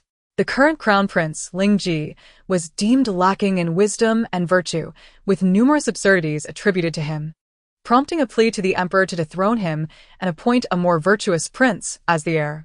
As the foremost civil minister, Hu Shoufu was thus removed from the court of Beijing, and in 3 days, all the male members of the Hu family were exiled to Wushan Pass, leaving only a household of women. The General He's residence had just been confiscated, and now another minister was facing a similar fate. The rulers of Beijing are digging their own graves ever deeper. They are determined to bury the Ling family entirely. However, there was an unforeseen variable. Hu Shoufu's youngest grandson, Hu Shuyi, was studying at an academy and, upon hearing the news, went into hiding. Unfortunately, within just a few hours around midnight, the boy was captured by the Wuqing military command and imprisoned in shackles. On their journey to Wushan Pass, the exiled Hu family suffered greatly. Of the 56 members, only 42 arrived, including that 6-year-old child. 2 years later, when the enemy forces from Zhao invaded Wushan Pass, all the male members of the Hu family were slaughtered. Despite their exile, the Hu men proved exceptional, devising numerous strategies to thwart Zhao spies within the pass. The Zhao suffered heavy losses and harbored a deep-seated hatred for the Hu family, making their annihilation a priority during the invasion. Meanwhile, the Hu women and servants remaining in Xinjiang fled en masse. With no male protectors and no capable women to uphold the household, the family rapidly disintegrated. Within just 4 to 5 years, the Hu women perished or scattered, and the family name faded into obscurity. Once Hu Zhenfang fell from grace, the spotlight would shift to the Li family, the foremost military clan. Princess Consort Heng, I must inspect your carriage. Lord Fong interrupted Li Shuangwan's thoughts. Lord Fong, you must understand that I am aware of Hu Zhenfang's grandson Hu Shuyi's escape. We are conducting a city-wide search. Lord Fong insisted, every carriage must be thoroughly inspected. Since the princess consort's carriage is already within the city, it naturally falls under scrutiny. I kindly request that you do not make things difficult for us. We are merely following orders. Li Shuangwan did not wish to waste time on this matter. She shook her head at Luo Man, and with her 2 maids, she exited the carriage. Please proceed, Lord Fong. However, Li Shuangwan knew exactly where that child was hiding. After a meticulous search, even probing the carriage with a blade, Lord Fong found nothing unusual and respectfully apologized to Li Shuangwan. Princess Consort Heng, I have acted rashly. Luo Man glared at him in anger. Li Shuangwan smiled nonchalantly. As he said, Lord Fong, you are merely following orders. How could I make it difficult for you? In her previous life, after Ling Heng ascended to power, he replaced the entire Wuqing military command with his own troops, leading to a grim fate for Commander Fong. Chapter 72. Young Lord Cui Luo Man felt a surge of emotion, her grip tightening on Li Shuangwan's sleeve. Princess, why is Xinjiang City more terrifying than the northwestern border? Li Shuangwan gently caressed her head. Are you afraid? Luo Man shrank her neck, nodding anxiously. Not afraid. With you here, I am not scared at all. Beneath the feet of a merciless emperor, it was indeed far more frightening than the northwest. Half an hour later, the carriage arrived at the entrance of the prince's residence. She needed to wait until nightfall. The boy named Hu Shuyi must be saved. If possible, the entire Hu family should be rescued as well. Time seemed to crawl, and although Li Shuangwan held a ledger in her hands, not a single word registered. It was easy to save the child, but where could she send him? She had no foolproof plan to protect Hu Shuyi, with the 5 cities military command conducting a citywide search and her parents absent from Xinjiang. The countryside was also not a suitable option. Suddenly, an idea sparked in Li Shuangwan's mind. Perhaps she could send him to her maternal grandfather's house, allowing him to devise a way to deliver the child to her father. In her previous life, after the incident with the Hu family, her grandfather had mourned for a long time, and the female members of the Hu family had secretly been cared for by her grandmother. Yes, that would be the plan. Now, she only had to wait for nightfall. Chun Ping hurried in. Princess, Su Fu couldn't withstand the torture and has confessed.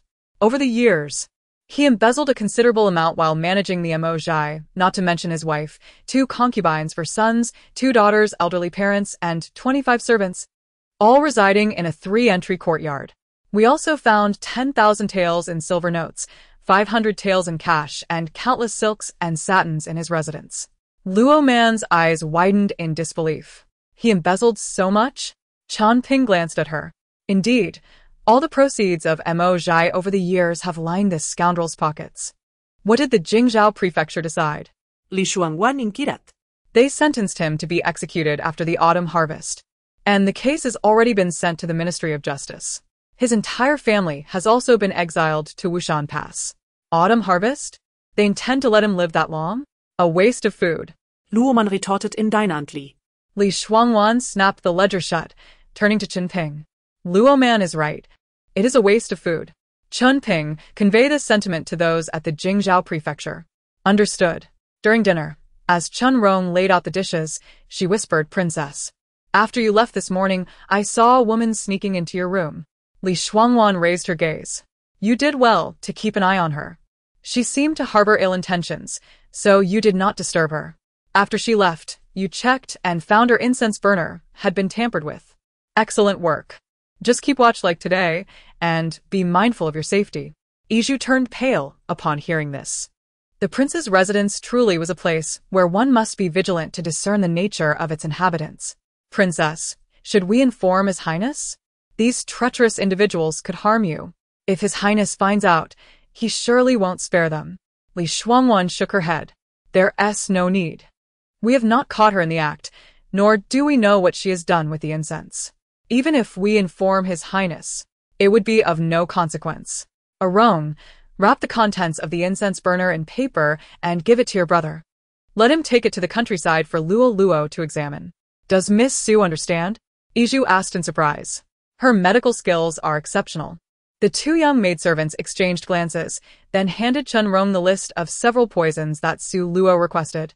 Give this to your brother as well, instructing him to keep an eye on the apothecaries for any of these substances. If found, he should procure them regardless of the price. Understood. I shall remember. After dinner, as darkness finally descended, Li Shuangwan sent the 2 maidservants away and quickly changed into a set of lightweight black clothing. After contemplating for a moment, she tucked a few pastries into her bosom and stealthily exited through the back door. For Shadow, who was always vigilant of any movement at Lu Xiaoyuan, it was only natural that he noticed Li Shuangwan's actions, and he hurriedly followed her out. In an abandoned residence that had been raided 2 years prior, Li Shuangwan found Hu Shui huddled in a corner.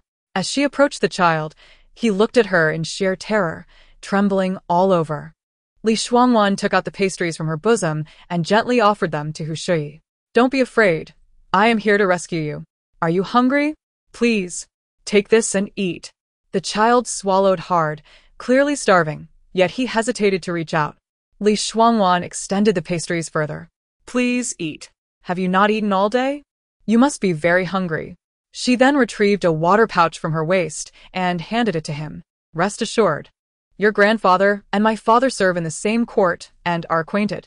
However, just then, a knife was suddenly pressed against her neck from behind. Don't move. As Hu Shui reached out, the cold command startled him, causing him to tremble uncontrollably, and he began to whimper and cry. If it were truly that simple, she would not have come to rescue him. But alas, people are inherently selfish. Her foremost priority was to protect herself and her family. Li Shuangwan slowly turned around, and upon seeing the man holding a knife to her neck, her expression darkened. Not only was a knife also held to his own neck, but it was also because of this man that she felt a sense of recognition. Li Shuangwan let out a cold laugh. I wondered who it was. Turns out it is young Lord Cui. Young Lord Cui, it has indeed been a long time. A lifetime had passed, yet the words, I am powerless, Your Majesty, still echoed in her ears. Cui Jingyu had not anticipated it would be her. His eyes widened in disbelief as he took a step back, even cutting his neck in the process, as he stared at her incredulously. Li Shuang, no, Princess Heng, how could it be you? Shouldn't I be the one asking you that? Li Shuangwan nodded toward Shadow, who held the knife to Cui Jingyu's throat, signaling him to lower the weapon. What brings young Lord Chui to Xingjing City if you're not in the northwest? Chui Jingyu concealed his initial astonishment, returning the cold smile. What? Is Xingjing City only permitted for you, Li Shuangwan, to enter, while I, Chui Jingyu, am barred? Moreover, when did I offend Princess Heng? He crossed his arms defiantly. Is it not you, Miss Li, who looked down upon me and unilaterally broke the engagement to come to Xingjing City to marry the prince, turning me into a laughingstock? Chapter 73. I know you, Li Shuangwan, weary of engaging in trivial conversation, turned away, squatting down to extend the snacks and water in her hands towards Hu Shui. Rest assured, I am here to rescue you. Please eat something to ease your hunger. The child, clearly starved, snatched the snacks from her hand and, disregarding the tense atmosphere among the three, turned away and devoured the food ravenously. Li Shuangwan's gasa darkanat. There is no need for your concern, young Lord Chui. Chui Jingyu extended his hand, seemingly oblivious to the sarcasm in her eyes. Why not entrust him to me? I shall safeguard him. Or does young Lord Chui confidently believe that everyone in the Jing'an Marquisate is an honorable gentleman, willing to protect the son of a recently disgraced criminal? She had no faith in the integrity of each member of the Jing'an Marquisate. In her previous life, they had all known her father was wronged. Yet they had callously abandoned their decades-long friendship without hesitation. She acknowledged that she had erred initially, but their bond was never profound. The supposed engagement was merely verbal, and they had not even completed the first of the 6 rites. Ing stepped past Chui Jingyu and approached Li Shuangwan, suddenly reaching out to her. His phoenix eyes sparkled even in the darkness, fixated on her face. Trust me with him. You? Do you have a place to shelter him? Do you even know who he is? Li Shuangwan regarded the man before her, who seemed to envelop her in the night while keeping the chilling air at bay. In disbelief, Ing nodded. Yes, I have a place for him. As for his identity, it matters not. I shall protect those you wish to safeguard. Li Shuangwan's previously agitated heart calmed at his words. She retracted her defensive demeanor and asked Hu Shui, Do you wish to come with me? With teary eyes, Hu Shui gazed at the beautiful sister before him, who bore a beauty mark between her brows. Sister, I want to follow you. I don't want to go with these 2 uncles. Chui Jingyu, both amused and exasperated, retorted, Why is she the sister while we are merely uncles? Hu Shui looked pitifully at Li Shuangwan. The thought of a child she had never met, who should possess equally enchanting eyes, crossed her mind. Ying's cold voice broke through. You cannot follow her. You must choose between us. Hu Shui pouted, glancing between the nonchalant Chui Jingyu and the masked man. Slowly, he extended his hand towards Ying. Yes, I choose you. Uncle, I will go with you. Chui Jingyu laughed in frustration. Hey, you little rascal. What makes him better than me? Hu Shui shrank back into Li Shuangwan's embrace. You just pointed a sword at my sister. Chui Jingyu replied, Ying stepped forward, pulling Hu Shui from Li Shuangwan's arms. Do not worry, Miss Li. I will keep him safe. Li Shuangwan nudda. Though she did not know who Ying truly was, she chose to believe in him. Chui Jingyu raised an eyebrow at Ying, smirking as he muttered, Miss Li. As Li Shuangwan prepared to leave, Chui Jingyu called out to her, Hey you. She turned, casting a cold glance at him. Young Lord Chui, I hope we shall not meet again. What of the Hu family women? Chui Jingyu chuckled silently, retracting his hand. Not seeing you again, sounds quite good. I have long since repaid my debt to you. As Ying brushed past him, Chui Jingyu suddenly blocked his path with the sheath of his sword. I know who you are, Gu Jiao. Ying swiftly drew his sword, his eyes turning icy, emanating a dangerous aura that even made Hu Shui tremble, calling out timidly to Li Shuangwan, Sister. Chui Jingyu disregarded the child, staring at Ying. Dare to exchange a few words as men? Xu Wenbo nodded, vanishing into the night, his entire demeanor transforming. Chui Jingyu maintained his arrogant posture, sword in hand, defiantly lifting his chin towards Li Shuangwan. Ying approached, his towering figure shielding Chui Jingyu completely. Redirecting Li Shuangwan's gaze to him. What are your plans for the Hu family women? Ying inquired. Li Shuangwan had contemplated this matter earlier that afternoon in the carriage. Let them endure hardship for a few days to understand the trials of life. To discern who among them is worthy of being called human and who is worse than beasts. When I later guide them towards self-reliance, they must be able to stand on their own. I cannot allow a repeat of my past life, where no woman could stand firm, leading to the decline of the once mighty Hu family within a few years. As Ying and Li Shuangwan turned a corner, they spotted a figure entering the Wang residence. Li Shuangwan gasped, instinctively clutching the man's neck tightly. In the luminous night, despite his mask, the man's jawline was strikingly handsome, complemented by his captivating phoenix eyes and an unknown physique beneath. Ling Heng, as Li Shuangwan anticipated, headed directly to the Lushao courtyard upon entering the estate. Just as he raised his hand to push the door, he was met with the heavy breaths of a man and woman from within. Ling Heng's expression darkened, his fists tightening as he ultimately chose to turn away. Inside, Li Shuangwan took 2 steps back, feeling awkward. Thank you. Ying pressed his lips together. I shall take my leave. Miss Li, rest well. Lying in bed, Li Shuangwan found sleep elusive. 2 years later, he sent an alchemist who crafted elixirs of immortality into the palace, lacing the potion with poison.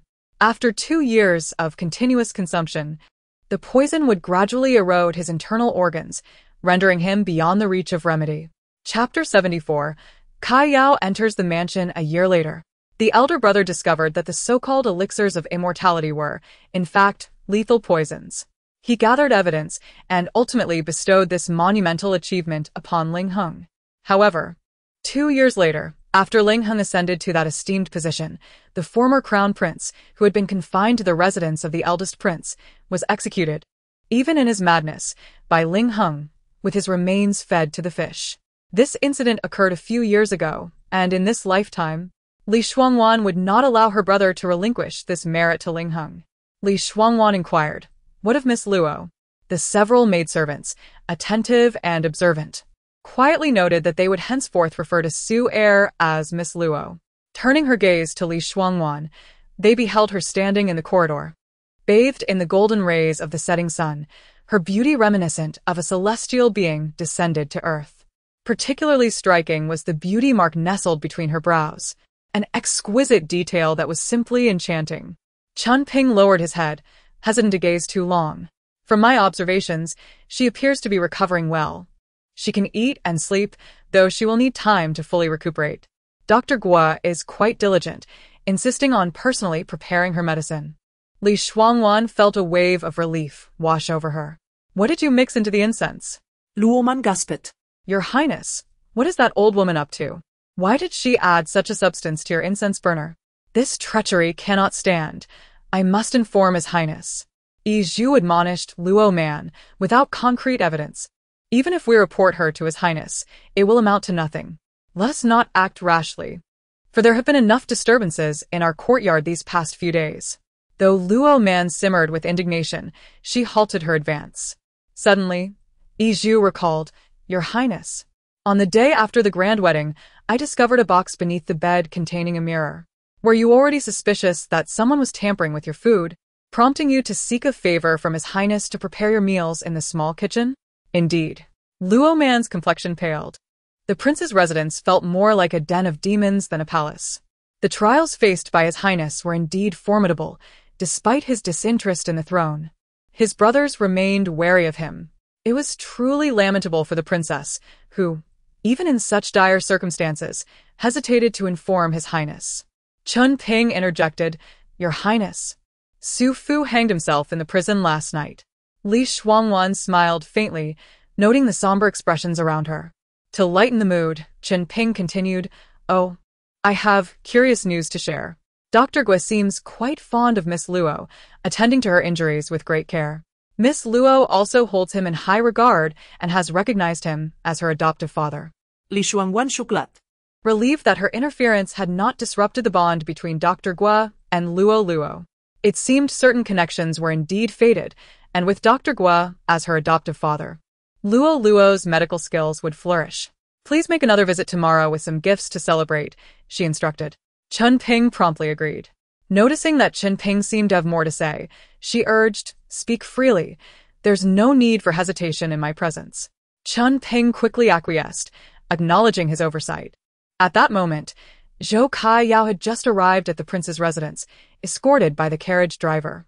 2 days prior, after Li Shuangwan and her company had departed, Zhou Kaiyao spent considerable time before the bronze mirror, meticulously applying her makeup. She bore an uncanny resemblance to Li Shuangwan.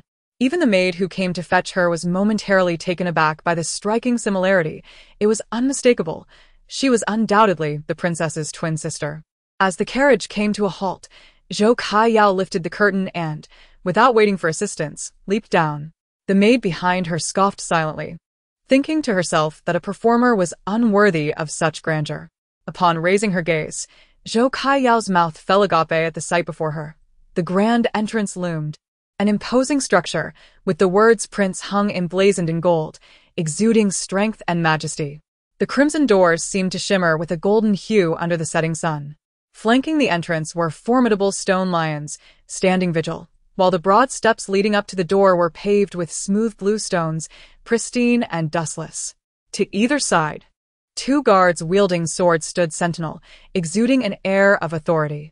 Zhou Kaiyao, lifting her skirt, approached the entrance boldly and, straightening her posture, addressed the guards with a semblance of politeness. "Please open the door. I am Zhou, daughter of the general of the state, Li Shuangyao." The guards offered her neither a glance nor a word. Zhou Kaiyao felt a profound sense of humiliation. The maid hastily stepped forward, forcing a smile. "Miss Yao, this is the main gate of the royal mansion. It is typically only opened for significant occasions or esteemed guests. Please allow me to escort you through the side entrance." Zhou Kaiyao, incredulous, turned to the maid. "Are you implying that I am not a distinguished guest? Or do you look down upon me?" The maid faltered. She knew that distinguished guests referred to other princes, kings, or the emperor and empress. As a mere country girl and actress, she had already been granted the favor of entering through the side entrance. "Miss, how could you say such a thing?" "You are indeed a distinguished guest, but what? Is it because I hail from humble beginnings? Is it because I am merely an actress that you would have me enter through the side door like a dog?" Zhou Kaiyao's expression darkened, knowing well the strictures of high-born households. Yet, for a mere maid to treat her with such disdain was utterly intolerable. The maid's countenance darkened, realizing that not only did the servants lack the privilege to enter through the side door, but even the prince and princess would typically do so. How dare this young lady speak of dogs? Did she not understand the perils of speaking recklessly? Chapter 75. Are you blind? The matron's expression darkened. "Miss Yao, tread lightly. Open the gate," Li Shuangwan instructed as she emerged from the side door. "Sister." Zhou Kaiyao rushed toward her, her eyes instantly brimming with tears. "Sister, I'm so glad you're here." She. Her words faltered as tears cascaded down her cheeks. The matron had no choice but to kneel and beg for forgiveness. Li Shuangwan gently patted Zhou Kaiyao's hand. After spending more than half a year in the theater, she had mastered the art of this performance. "It's nothing." She then addressed the matron still kneeling on the ground. "You may leave." The matron rose, flicked her eyelids, cast a glance at Zhou Kaiyao, and exited. As the gatekeeper opened the main gate, Zhou Kaiyao, upon seeing the interior, widened her eyes in astonishment and eagerly rushed past Li Shuangwan into the royal residence. The palace before her was unlike any she had ever seen. A few days prior, she had been awestruck by the Lu residence, but compared to the Hung Palace, it was as if she had stepped from earth to the heavens. What greeted her was a broad stone pathway with a wide central axis traversing the entire estate, flanked by a harmonious arrangement of buildings, forming several courtyards with strict symmetry. Further inside, numerous residences and gardens adorned with rockeries, ponds, and pavilions were scattered throughout. The rear courtyard was planted with various plum blossoms. Despite the chill of winter, yellow, pink, red, and even green plum blossoms vied for attention, filling the estate with their delicate fragrance. As they entered, the servants within the palace bowed in respect. Zhou Kaiyao was utterly entranced. This was indeed the royal residence, the abode of the emperor's son. The entire estate seemed to dwarf their village. Roman frowned in displeasure, ready to speak, but was halted by Li Shuangwan. Some individuals chose to be willfully ignorant. No matter how loudly one might whisper in her ear, it would fall on deaf ears. As it was, Zhou Kaiyao would only interpret the matron's words with malice. "Sister, may I look around?" Zhou Kaiyao felt her eyes were not enough for the splendor before her. "Aren't you coming with me?" she asked, her eyes glistening like dew. Li Shuangwan smirked. In her past life, this innocent gaze had ensnared countless souls, causing them to lower their guard until vibrant lives were extinguished by her hand. "I'm weary from the day. You may explore on your own. Steward Wu has arranged for 2 maids, 2 rough servants, and several attendants to accompany you. If that proves insufficient, come back to me. I have matters to attend to these days, so if you wish to wander, take some company with you." "Is sister very busy? As the princess, can't you delegate tasks to the servants?" Zhou Kaiyao retorted. "Is it simply that you disdain to accompany someone from the countryside?" Roman rolled her eyes. "Miss Yao, the princess is the head of the Hung Palace, responsible for everyone's sustenance. With the prince occupied at the Ministry of Rights, the estate's shops, farms, and fields require her oversight. Unlike you, who seems to have nothing to do." Zhou Kaiyao loathed the maid for her insolence. Who was she to interject in a conversation between sisters? In merely a month or 2 at the theater, she had not only established her foothold but had become a pillar of the troupe, receiving reverence from the troupe leader and others. The leader had even appointed her a maid to serve her. When had she ever endured such humiliation? "Does Roman harbor grievances against me? From the moment you first laid eyes on me yesterday, you've looked at me with disdain. I've just arrived in Shengjing and am unaware of how I have offended you." Zhou Kaiyao, feeling indignant, refused to let a mere servant belittle her. Roman was Li Shuangwan's personal maid, and even if she spoke ill of her, Li Shuangwan would likely turn a blind eye. It was better to clarify things directly. A maid wouldn't dare to hold any opinion of Miss Yao. "It's just that the princess is incredibly busy daily, with no time to spare for leisurely outings. What I spoke is merely the truth. If I have offended Miss Yao, I sincerely apologize." Roman indeed disdained this so-called Yao girl. Having seen her greed and her ambitions to reside at the Hung Palace, she was not oblivious to her intentions, nor to the calculating glances exchanged at the Lu residence days prior. If she were a true sister, shouldn't she empathize with her sister's hardships and encourage her to rest? Shouldn't she lend a helping hand? Before Li Shuangwan could respond, Roman rolled her eyes, saying, "Oh, so Miss Yao believes your biological sister wouldn't stand up for you, but your unseen uncle and aunt would?" "Roman, speak less. I see I've indulged you too much, and you've grown reckless." Li Shuangwan pretended to be angry. Roman reluctantly fell silent. Yushu shot her a glare. "You think you're the only one who can speak?" Zhou Kaiyao's tears flowed freely, as if she bore a great injustice. "Sister, I understand. I know my ignorance has caused you trouble. But, sister, I lost my adoptive parents at a young age. I have no one else to rely on. If, in an instant, her biological parents became her adoptive ones." Li Shuangwan had initially thought Zhou Kaiyao had been brought to Xingjing by Ling Heng, entering the princess residence, and that her perception of wealth had twisted her character. But it was evident now that her greed and malice ran deep within her. "Your Highness," the crowd bowed in unison. Zhou Kaiyao, startled, jumped away from Li Shuangwan, too frightened to look up. She merely caught a glimpse of a corner of a moon-white brocade robe and promptly knelt, mirroring the other servants. Li Shuangwan rolled her eyes inwardly. "Can you not see the living being before you? Are you blind?" "Ah Yao, quickly greet His Highness," Li Shuangwan urged. Zhou Kaiyao had only heard tales of the emperor's son, never daring to meet his gaze, pressing her forehead to the ground. "And Miss Zhou, no, not Li Shuangwan, has come to pay her respects to His Highness." Ling Heng stepped forward with a smile, personally assisting her from the ground. "Sister, there's no need for such formalities. We are family, please rise." As Zhou Kaiyao stood, supported by Ling Heng, she felt her body grow numb, finally catching a clear view of the figure before her. Chapter 76.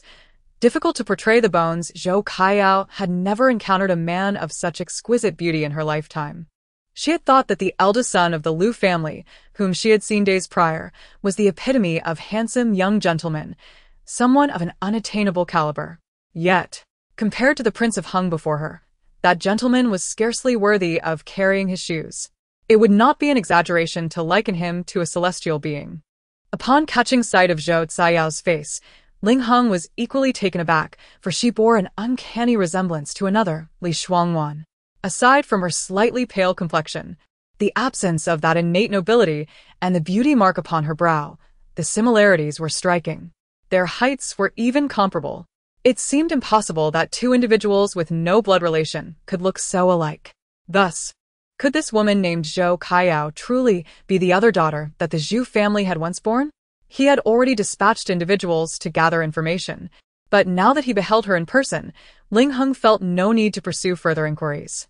Thank you, Your Highness, Zhou Kaiyao stammered, her face flushing crimson as she noticed the prince's unwavering gaze upon her, prompting her to lower her head. Ling Heng offered a gentle smile, concealing his emotions as he spoke. You are the sister of Awan. Hence you are my sister too. Make yourself comfortable in the manner. There is no need for formality. What transpired earlier? I noticed you were crying upon my entrance. Has someone wronged you? Tears still glistening on her cheeks. Zhou Kaiyao quickly wiped them away with her hand. And no, it's nothing. I merely wished for my sister to accompany me in exploring the prince's residence. For I have never seen such a beautiful estate, but she was unavailable. As for Miss Luo Man, I am sorry. It was my oversight. Zhou Kaiyao bowed to Luo Man, who promptly recoiled, her face flushed with indignation, for she had acted deliberately. Ling Heng frowned slightly. What difficulty is there in that? Someone accompany Miss Kaiyao as she explores the manor. Zhou Kaiyao noted his earlier frown, reinforcing her belief that, regardless of how favored a servant might be, they could never surpass their master. She wondered how the prince would advocate for her shortly. Raising her brows, she blurted out, Might I inquire if Your Highness's time?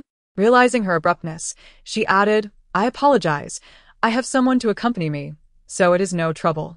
Ling Heng appeared momentarily stunned, but upon catching Li Shuangwan's gaze, he replied, Of course. I happen to have free time. I shall accompany Miss Kaiyao on her explorations. Zhou Caiyao's eyes widened in disbelief. She had not anticipated that she would voice such a request.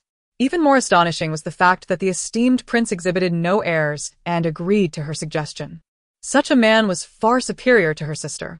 Li Shuangwan chuckled lightly. In that case, I entrust my sister to your care, Your Highness.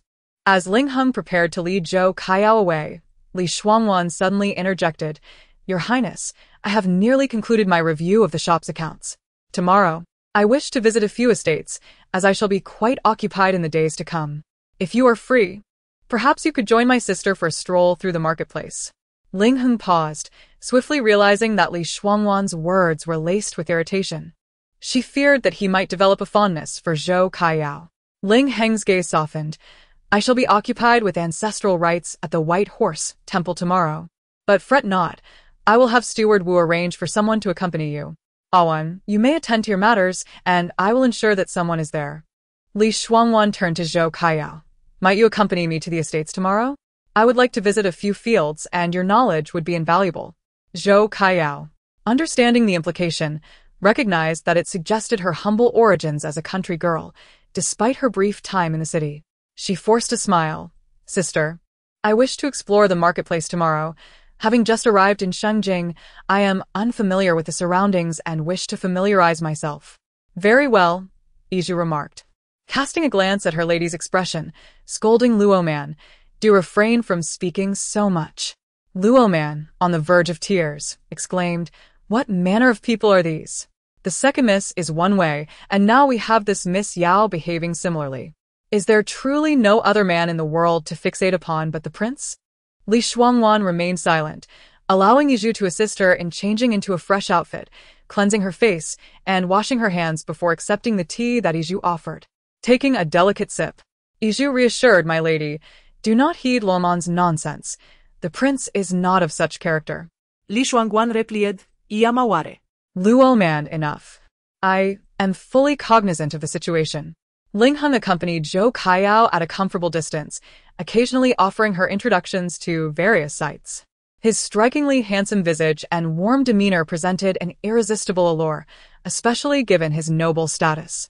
The estate was vast, yet after an hour, Zhou Kaiyao felt her mind muddled. She absorbed not a word from Ling Heng's discourse, her gaze fixated upon the tall, graceful figure before her. A singular thought lingered in her mind. This grand estate belonged to Li Shuangwan, and every blade of grass and tree was hers. having occupied the position of the legitimate daughter of the general of the state for over a decade. Why should she be entitled to such a splendid husband and a magnificent residence? Would she ever arrange for a match as favorable for herself? If not, should she begin contemplating her own future?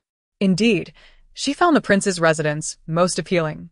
The matter had long been set in motion days prior. The shadow slowly unfurled the painting, revealing a woman adorned in vibrant makeup, clad in a flowing green gown. Her hair was styled into an ethereal bun, topped with a jade hairpin, and she wore matching green earrings and bracelets. With a mere glance, the shadow cast the painting aside from a semblance in features. It bore no resemblance to Miss Li. Miss Li always wore a golden hairpin, crafted by his own hand, and adorned only a single jade bracelet, also of his making, both weapons of sorts. Moreover, Miss Li never adorned her face with cosmetics. Her porcelain-like complexion was as smooth as cream, and her lips bore no more than a hint of color. She favored delicate lavender gowns, and her eyes sparkled with a clarity far surpassing that of the woman in the painting. Yet, why did he possess no memory of this person? Chapter 77. Brotherhood and Respect Among Brothers. As Ing casually tossed aside the painting, Jianglin presented another one, already unfurled. My lord. This is how the young lady appeared in Linshui town. Ing lifted his eyelids to glance at Jianglin, who nudged the painting forward. Only then did Ing look at it. The woman depicted bore a slight resemblance to Miss Li in her features, but her skin appeared somewhat coarse, lacking the delicate quality of Miss Li's complexion, and she was dressed in a simple, water-green cloth gown. Ing then glanced at the painting he had cast aside. Both portraits portrayed the same individual, yet one was adorned with makeup, while the other was not. Thus, the claim of similarity amounted to little more than the application of rouge and powder. The art may capture the skin, yet it fails to depict the essence. He could not fathom why Miss Li would bring such a person into the Prince of Heng's residence. She seemed anything but manageable. In the Eastern Palace, the Crown Prince leaned against the pillow, his charming peach blossom eyes now glinting with malice as he toyed with a dagger, instructing his chief guard. Go. Eliminate the entire Hu Jinfang family, leave no one behind. How dare that wretched creature slander me before father? The chief guard, taken aback, glanced towards the Duke of Dinghua, who shot him a disapproving look and straightened up to intervene. Your Highness, you must not. The Crown Prince cast a sidelong glance. What? Does grandfather intend to thwart me? Allow this old cur to tarnish my reputation? If the Hu family is not dealt with today, tomorrow, any subject might dare to speak ill of me before father. Grandfather. This is a case of making an example to others. His voice grew increasingly shrill with the latter words. Empress Jiang entered at that moment, gesturing for the chief guard to withdraw. Jier, your grandfather is right. We cannot act against Hu Jinfang at this time. Not only must we refrain from harming them, but we must also ensure their protection. Ling Jier seethed, his face flushed with indignation. Why must we? Mother, I cannot swallow this humiliation. I wish nothing more than for them to perish. Even if you cannot accept it, you must, she replied firmly. Your father has ordered you to reflect in solitude. You shall remain in the Eastern Palace for the time being.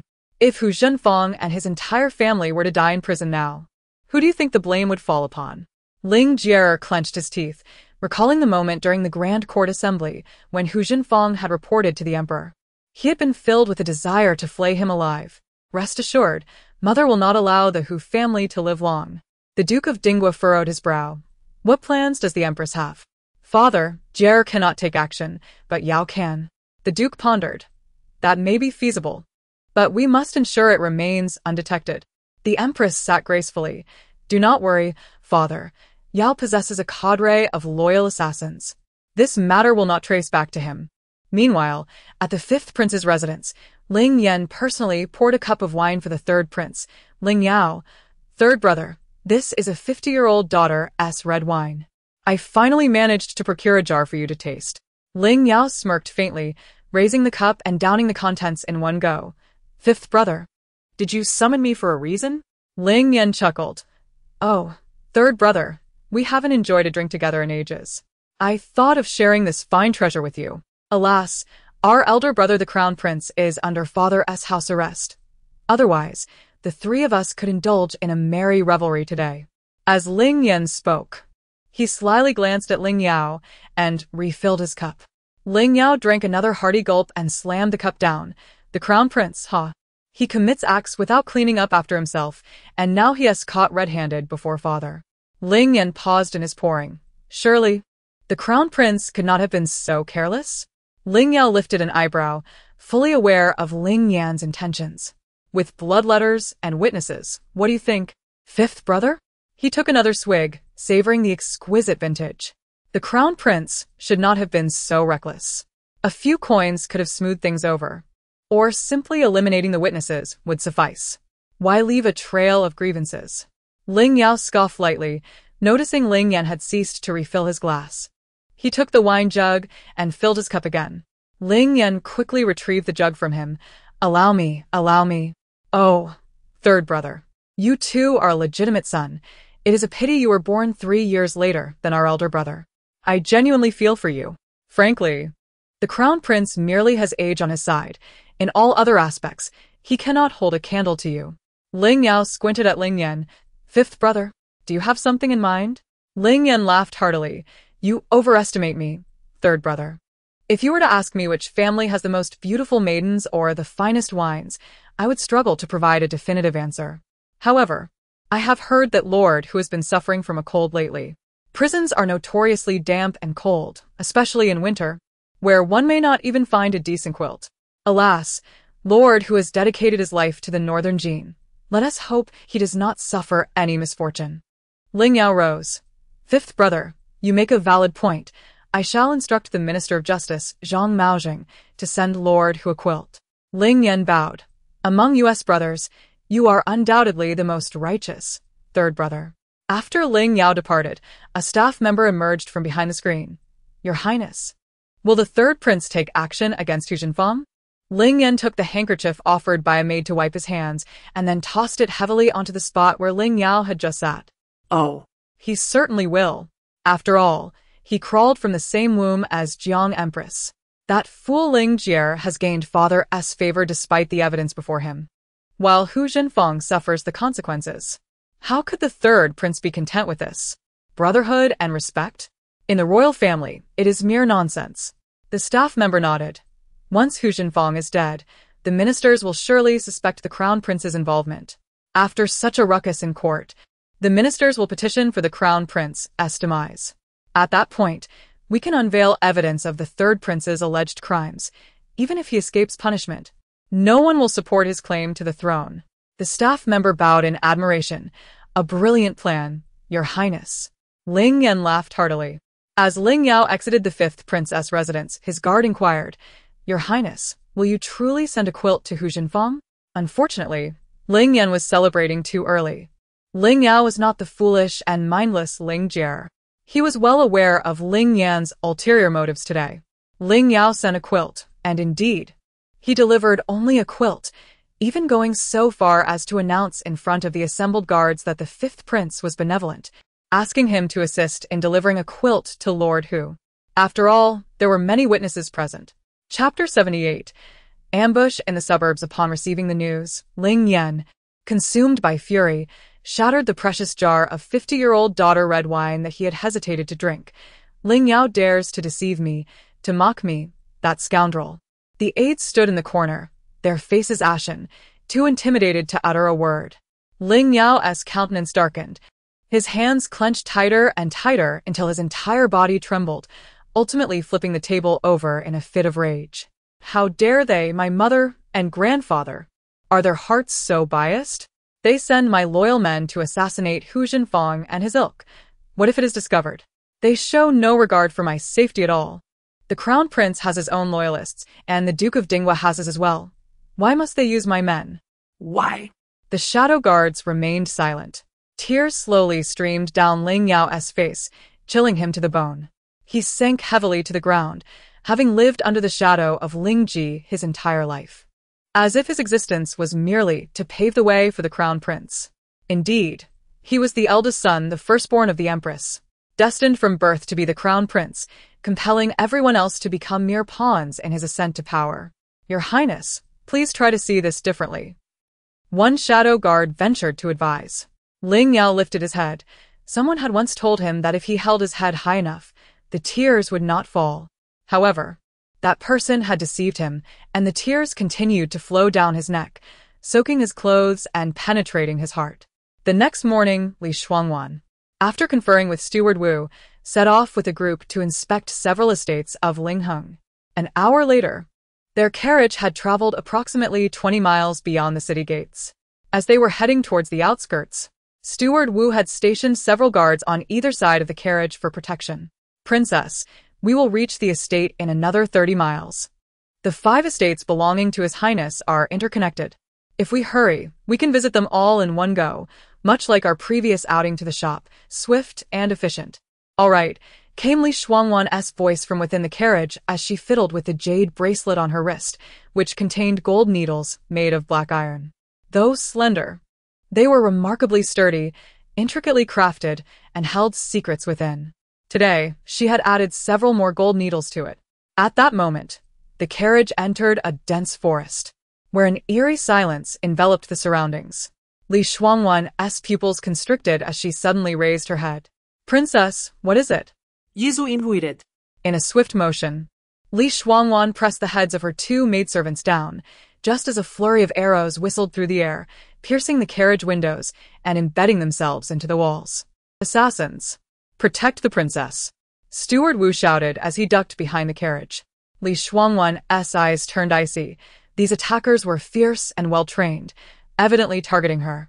She gripped Yizhu and Luo Man's hands tightly to prevent them from succumbing to panic. What should we do, princess? Yizhu's voice trembled. Yet she struggled to maintain her composure, knowing only the princess could save them. As this thought crossed her mind, her eyes turned red with unshed tears. Li Shuangwan took a deep breath. The assassins had come prepared, and she could not remain idle. Steward Wu, instruct the guards to form a protective circle and eliminate the enemies, she commanded loudly. Upon hearing her order, Steward Wu immediately directed the guards to act. These guards, well trained, quickly formed a tight protective perimeter around the carriage. However, the attackers continued their relentless assault, arrows raining down upon the carriage. And several guards had already fallen to the ground, struck. Stay calm and do not move, Li Shuangwan urged as she opened the carriage door. Princess! Yizhu and Luo Man exclaimed in alarm. Outside, the carriage was surrounded by dozens of masked assailants, arrows pointed at them. One of the attackers raised his hand, halting the barrage. I mean no harm to you. I only want her. Be sensible and leave her behind, or none of you will survive. Steward Wu peeked out from behind the carriage. How dare you? Do you know who she is and who we are? We are from the Hung Prince's residence. She is the Hung Princess. If you dare to harm her, His Highness will not spare you. I care not for your identities. Someone has paid for this woman's life. If you are wise, you will leave immediately. Li Shuangwan's heart sank. If they sought her life, they would have shot arrows the moment she appeared, aiming to kill her on the spot. Were modern-day bandits truly so courteous as to warn the guards to flee first? It was clear they aimed to capture her alive. The guards surrounding the carriage exchanged glances, looking to Steward Wu for guidance. What are you staring at? Move quickly. Are we truly going to surrender the princess? He shouted in exasperation. At his command, the guards finally raised their weapons and charged at the assailants. However, outnumbered, they fell one by one, and the situation grew increasingly dire. Yizhu and Luo Man clung tightly to one another, utterly terrified. Just then, the horse pulling the carriage let out a long neigh, rearing up on its hind legs, having been struck by several arrows, before crashing heavily to the ground, toppling the carriage as well. Only 5 guards remained, all wounded. Steward Wu cowered in fear at the side. Li Shuangwan bit her lip, emerging from the carriage, and urgently instructed her maidservants to remain silent. She picked up a fallen weapon and charged into battle against the masked attackers. Luo Man attempted to climb out of the carriage. As maidservants, we must protect the princess. It is not right for her to shield us. She is our master. We are her subordinates. Isn't it the master's duty to protect her servants? Yizhu grasped Luo Man firmly. If we go out, we will only distract the princess. Outside, the guards from the prince's residence cried out as they fell.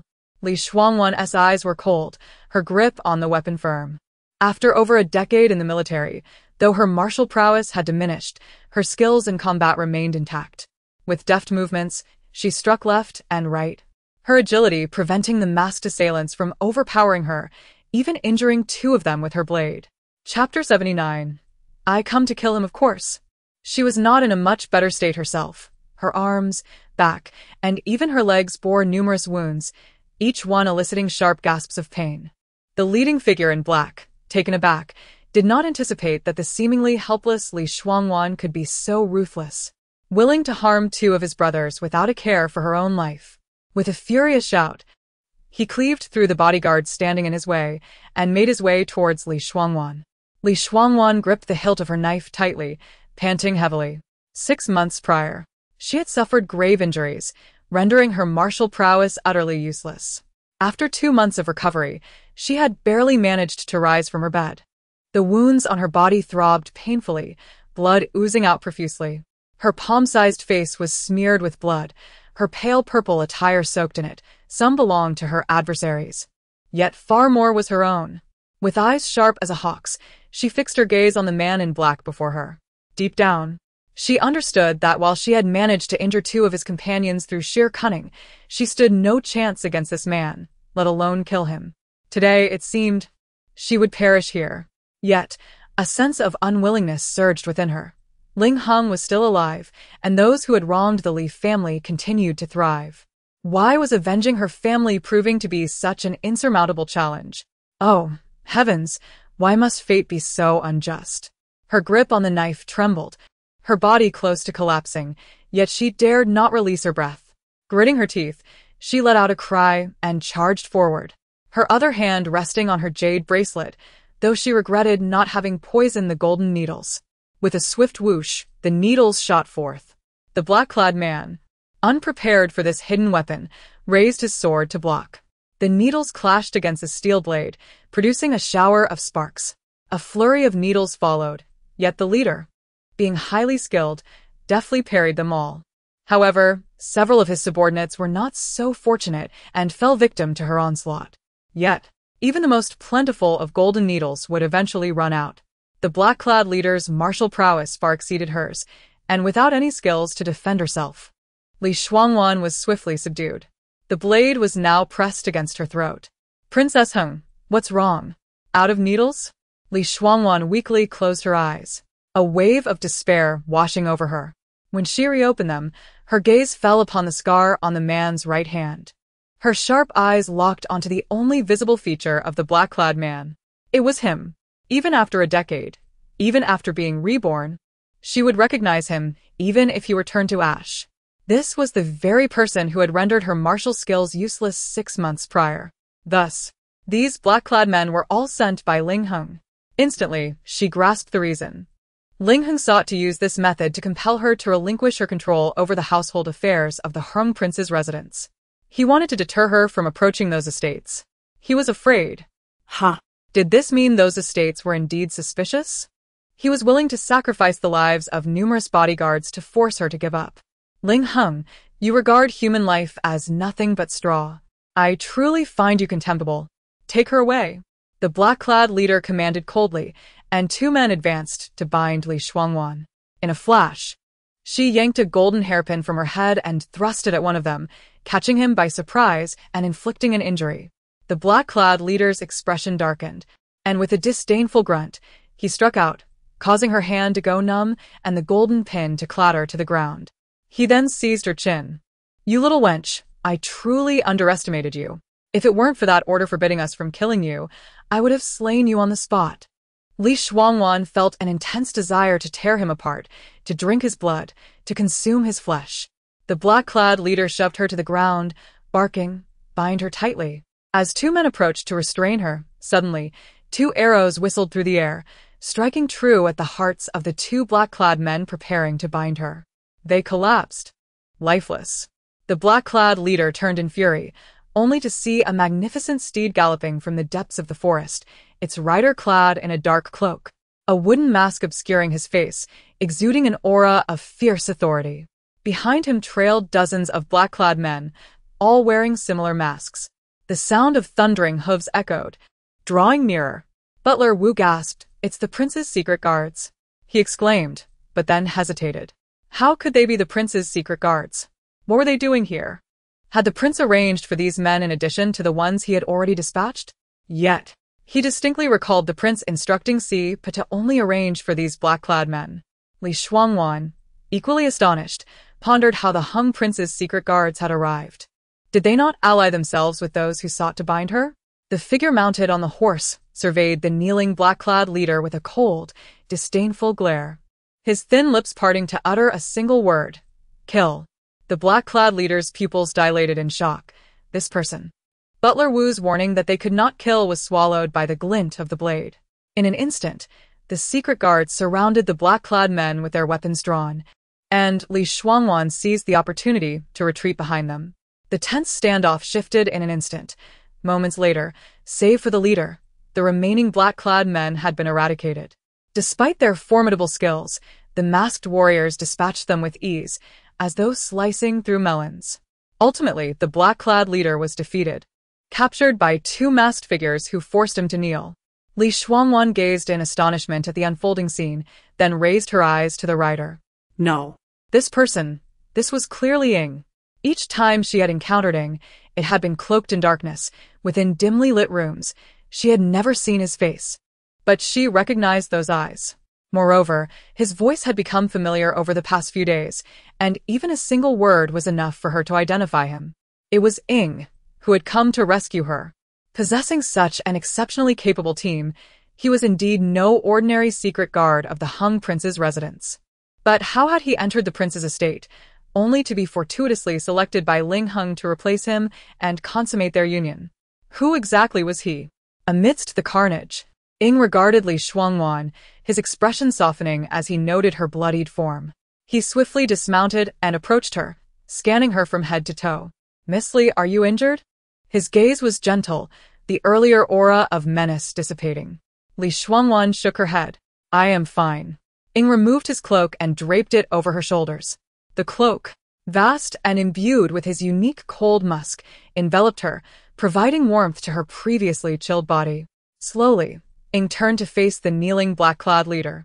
Though the black-clad leader lived a life on the edge, facing death daily, he could not help but feel a sense of trepidation in the presence of this individual. He forced himself to maintain composure, spitting a mouthful of bloodied saliva onto the ground. "You cannot kill me." Ying looked down at the black-clad leader as though he were an insignificant insect. A cold smirk graced his lips. Kill him. Wait. Shu Wenba raised his blade, poised to strike, while Li Shuangwan turned her gaze towards the imposing man before her. "This one, I shall kill." Chapter 80. The death of Steward Wu. Shu Wenba set down his blade, casting a glance at the ninth brother, and then at Li Shuangwan, silently retreating a few steps. Although the expression beneath the mask was concealed, Li Shuangwan discerned the twinkle of mirth in his eyes, along with the reflection of herself clad in his warm cloak. He extended the sword in his hand towards her. "Very well. You cannot kill me. I am." Before the cloaked figure could finish his sentence, a sudden splatter of blood erupted, and a head was sent flying. With a thud, the body crashed heavily to the ground. Li Shuangwan wiped the blood that had splattered onto her face and grinned at Ying. "Half a year ago, this was the man who crippled my martial arts." Ying. "Thank you. I have avenged myself." Beneath the mask, Ying's lips curled into a smile, his voice unusually gentle against the northern wind. "You have only avenged half." Li Shuangwan chuckled. "Indeed, only half. The true culprit remains unharmed." Upon witnessing the severed head and the crumpling body, Steward Wu's pupils dilated in shock. Something was amiss. These individuals were not the hidden guards of the prince's residence. Yet, regardless of the circumstances, the prince had never mentioned dispatching any hidden guards. The orders received by Si Pa were solely to protect. It was inconceivable that he would have killed these men. He, along with Si Pa and the deceased Qing Lian, were the most trusted individuals of the prince. The prince would never conceal anything from the three of them.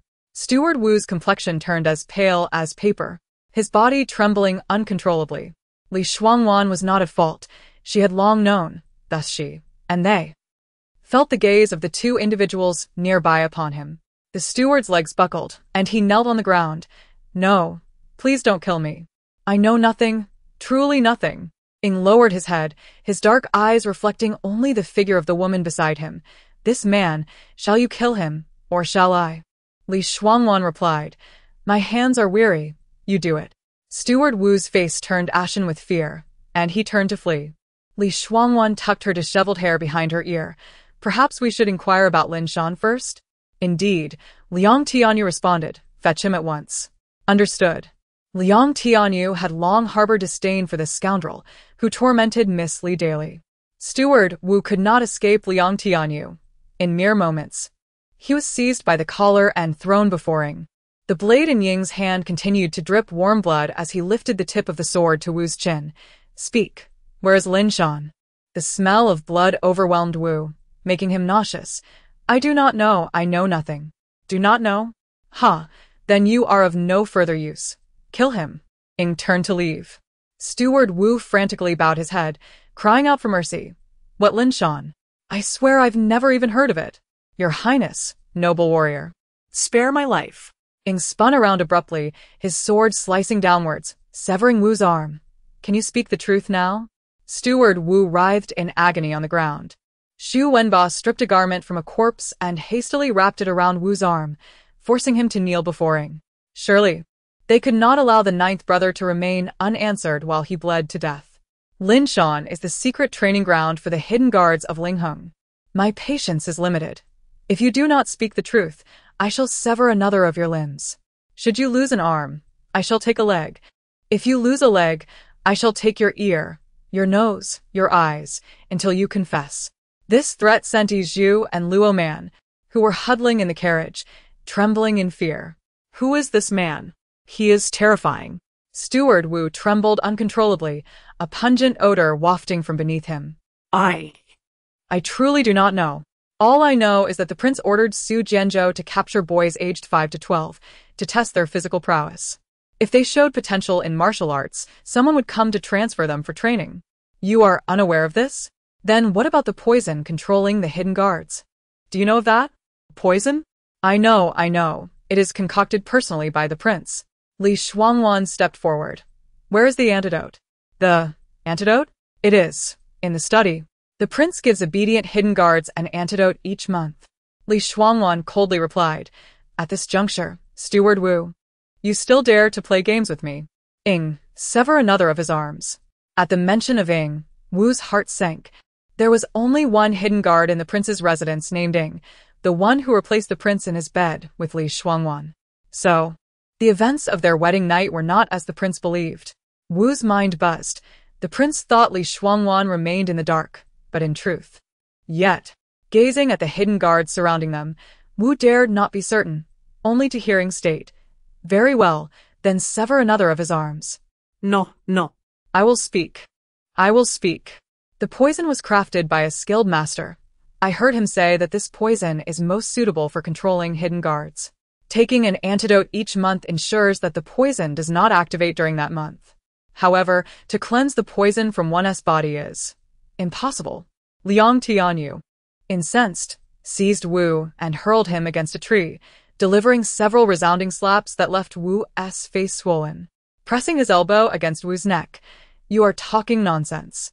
Such a poison without an antidote cannot exist. Wu's eyes rolled back, struggling for breath as his face turned crimson from the pressure. I truly am not deceiving you. I am not. Liang Tianyu flung him away. Li Shuangwan's expression darkened. Since he knows nothing, then let him die. This Steward Wu is the most loyal dog of Lingheng. For half a year, she had been in the cold palace, trembling in fear, never having slept a full night. Very well.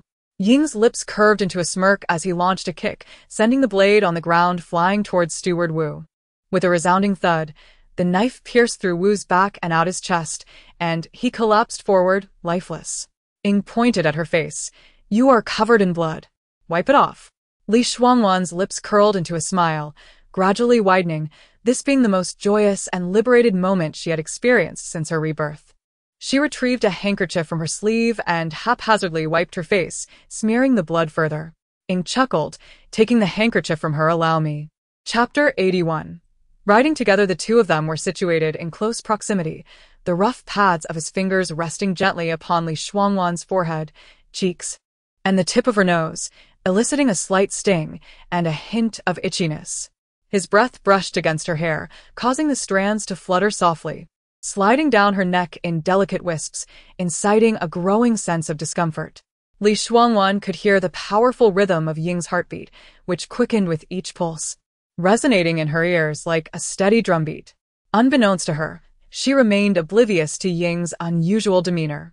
Nearby, Yizhu and Luo Man were nearly fainting with fright, utterly bewildered by the situation and completely ignorant of the identity of the man standing beside their master, nor when she had made his acquaintance. This man and his entourage of masked figures were exceedingly intimidating. Moreover, why had he attempted to kill Steward Wu? Just moments ago, when the blade struck Wu's chest, blood had splattered, some even landing on Liang Tianyu's mask, marring his face and splashing into his eyes. As Liang Tianyu removed his mask to wipe away the blood, he caught sight of the two maidservants huddled together by the carriage. Rubbing his brow, he approached Ding and said, "Brother Jiu, these two cannot be left alive." Upon hearing this, Luo Man burst into tears, prompting Yizhu to clutch her tightly. Shuangwan kicked Liang Tianyu in frustration, exclaiming, "You fool! These maidservants are Miss Li's personal attendants.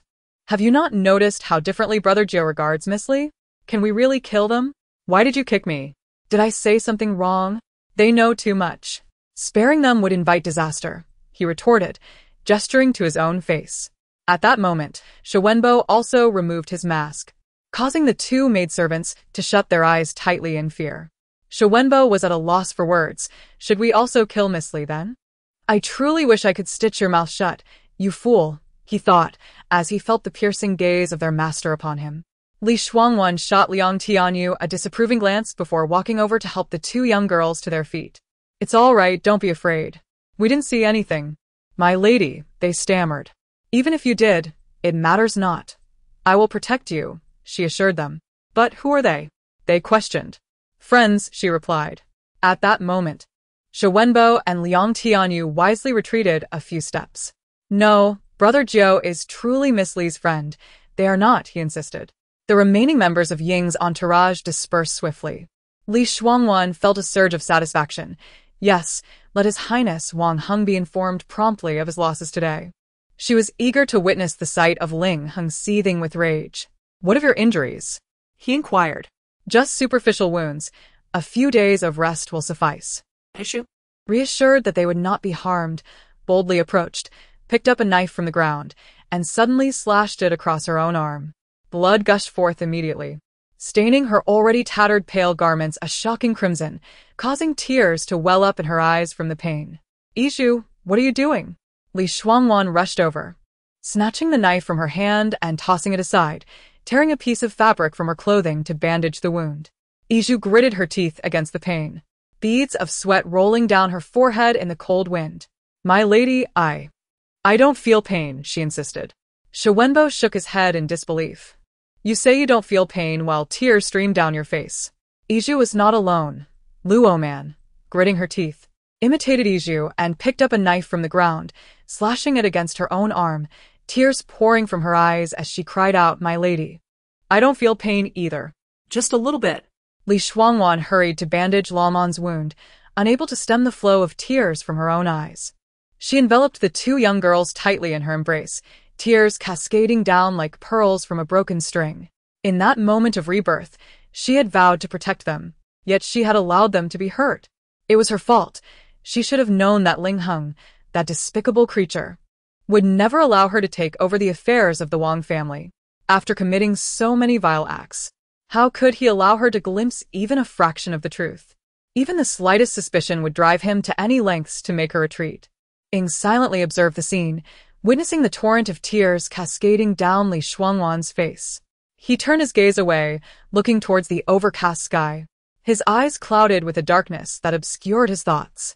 They were over 20 miles from the city gates and more than 30 miles from the Wang residence. They could not simply walk there. As Li Shuangwan finished bandaging the maidservants, Ying mounted his horse and extended his hand towards her. Li Shuangwan looked into his eyes and placed her hand in his rough, calloused grasp. He held her delicate hand, feeling a pang of regret for its coarseness. He resolved to have Uncle O procure some hand cream for women upon his return. With a firm tug, he lifted her onto the horse, positioning her in front of him and wrapping his arms around her. The large cloak he wore still bore his warmth, and as she nestled against his broad chest, Li Shuangwan's heart raced uncontrollably. They had shared intimate moments before, even shared a bed, yet they had never been so close while both fully aware. A faint smile played on Ying's lips as he gently encircled Li Shuangwan's small hand within his palm, urging her to grip the reins tightly. Hold on. Place your feet on mine. It might snow soon, and the ground will be slippery, making it easy to fall. It seemed as though the heavens understood his words, for at that moment, snow began to fall in a flurry. Ying loosened his cloak and draped it over himself before enveloping Li Shuangwan within it. His towering figure dwarfed her petite frame, and in his embrace, she appeared diminutive, with only her fluffy head visible as she gazed at the swirling snowflakes outside. Yizhu and Luo Man were each taken by Shuwenbo and Liang Tianyu, making their way towards the city gates, deliberately keeping their distance from Ying to allow him and Li Shuangwan some privacy. The timely snowfall would serve to conceal many truths. Chapter 82. Confessioning paused, a soft smile gracing his lips as he replied without a moment's hesitation. Very well. What do you desire? I am a businessman, and I intend to bring Ling Heng to ruin. Li Shuangwan fell silent.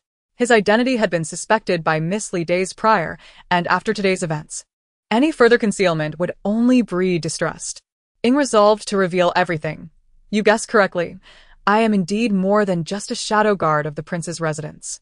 Li Shuangwan lifted her gaze towards him, catching a glimpse of his sculpted jaw beneath the wooden mask, his strong Adam's apple moving with each word. She had thought he would remain silent. His voice was magnetic, profoundly enchanting. I have many siblings at home, each vying for my father's position, embroiled in a bloody struggle for supremacy. To protect me, my mother sent me away at birth to live with a farming family. For many years, she did not send anyone to check on me for fear of discovery. The snow fell increasingly thick, soon covering the ground with a delicate layer. The sound of hooves crunching on it echoed in the desolate white expanse where only their small group of 6 remained. When I was sent to the farmers, my mother also delivered 5 children my age. At the age of 10, a flood ravaged the land, claiming the lives of my foster parents. I, along with those 5 children, became targets for Ling Heng and Lin Pin's agents, captured for training as shadow guards. Nearly 100 children were taken, and I realized from the very first day that only by eliminating my rivals could I hope to survive.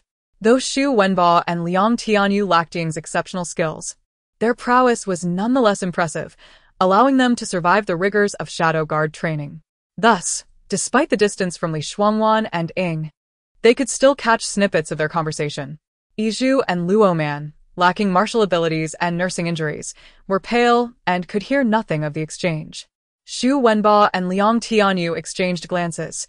Rather than seeking them out, it seemed that ninth brother had intentionally led them to this moment. Ying looked down at the woman nestled in his arms, her form curled tightly, appearing cold. He tightened his embrace, his chest radiated warmth. Yet Li Shuangwan felt none of it. My true name is Gu Xingyan. I am the 9th child in my family, which is why Xu Wenba and Liang Tianyu refer to me as 9th brother. The 2 behind him jolted at this revelation. Liang Tianyu, alarmed, reined in his horse. How could 9th brother so carelessly divulge his name to Miss Li? It was far too reckless. Luo Man nearly fell from her horse, exclaiming, "What are you doing?" Liang Tianyu scoffed, "It's nothing. Sit tight. If you fall, don't expect me to catch you."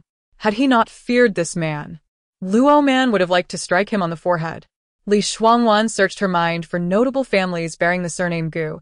To her knowledge, none existed in the entirety of northern Jin.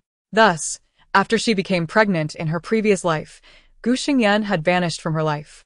It turned out he had been taken away by his family, rather than killed by Ling Heng. But how could Ling Heng allow someone with such a significant secret to escape? Unless, of course, it was a deliberate act of his consent. As this thought crossed her mind, Li Shuangwan felt a chilling wave wash over her. Despite being enveloped in Ying's warm embrace, she felt an increasing coldness. She had endured countless hardships over 10 months to bring her child into this world, yet she had never laid eyes on them. Relegated to being merely a pawn in someone else's scheme. She was oblivious to their appearance, whether they were dark or fair, plump or slender, single-lidded or double-lidded, or how they might resemble her.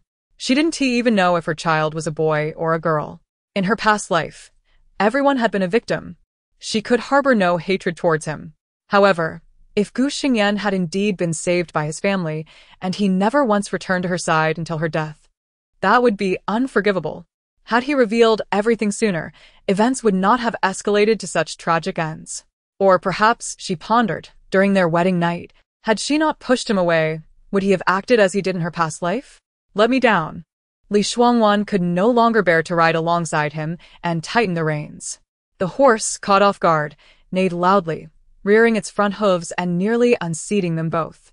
Gu Xingyan swiftly wrapped an arm around her waist while stabilizing the horse with his other hand. Miss Li, please. Li Shuangwan disregarda Guam Xingyan. Prying his hand away and leaping from the horse, marching ahead. Yizhu and Luo Man, bewildered by the sudden change in her demeanor, dismounted as well, asking Miss, what's wrong? Gu Xingyan dismounted and hurried after her, seizing her arm with evident concern in his eyes. Miss Li, the snow is too heavy, and you're still injured. Li Shuangwan glared at the man who had once cast her aside, recalling how he had abandoned her without a second thought, even neglecting their child. Her resentment boiled over. Release me. Gu Xingyan, feeling powerless, reluctantly released his grip, watching helplessly as her fragile figure turned resolutely to support her two maids, stumbling through the snow. The world around them was a vast expanse of white, as snowflakes fell and melted silently, consumed by the earth beneath. Liang Tianyu inquired, Ninth brother, what has happened to Miss Li? Why is she suddenly upset? You didn't say anything to provoke her. Ninth brother had even shared his hidden lineage with her. How could she be so ungrateful? Shu Wenba kicked him lightly, speak less. Chapter 83 Interrogation of the two maidservants. Liang Tianyu sighed and shook his head. Miss Li is now a woman of the Ling family. Even if she were not, that person would never agree to Ninth brother marrying her. Ninth brother must understand this. Yet, sigh. Shu Wenba glanced at Gu Xingyan in front of him. Since Miss Li dismounted, he had turned as cold as ice. Even more so than the swirling snow. He then shot a sideways glare at Liang Tianyu. Be quiet. The snow fell heavier, and the sky darkened. The road was deserted, enveloped in a gray haze. Gu Xingyan kept a distance behind the three, watching as she stumbled several times, only to rise again. She bore new injuries upon her already wounded body. The blood staining her dress made his heart ache, as if it were being slowly scraped away by a dull knife. Bit by bit, he knew that revealing these truths to her would only incite her hatred, yet he no longer wished to deceive her. His grip on the reins tightened until blood began to trickle from his palms, each drop mingling with the snow, creating small holes in the pristine white. Your Highness, they have been following us, Yizhu whispered to Li Shuangwan. What did you discuss with that gentleman? Who are they, and why are they wearing masks? Luoman's curiosity got the better of her. As they walked, Li Shuangwan felt a wave of absurdity wash over her. What right did she have to resent him? He bore the poison controlling the dark guards, and if he did not comply, he would perish. He was human, and she had no right to demand that he risk his life for her sake. As for the child, he might be entirely unaware. Even if he did know, what could she expect from a man who contributed only a fragment of something that would regenerate daily? She had carried the child for 10 months, their blood intertwined. The child was a piece of her, not his. It was best to consider him a stranger. Thankfully, in this lifetime, she would have no entanglements with Gu Xingyan. The path she chose was inherently solitary. Without hope in anyone, she would not face disappointment. Resolving her thoughts, Li Shuangwan tightened her grip on the two maidservants' hands. I do not know who they are. Let us consider ourselves saved by strangers today. Let us proceed. She strode forward, her skirt muddied and stained with blood. Yet she felt less disheveled. As they approached the city gate, Gu Xingyan halted, gripping the reins tightly as he watched her walk toward the gate. The hue of her crimson dress appeared insignificant beneath the towering walls.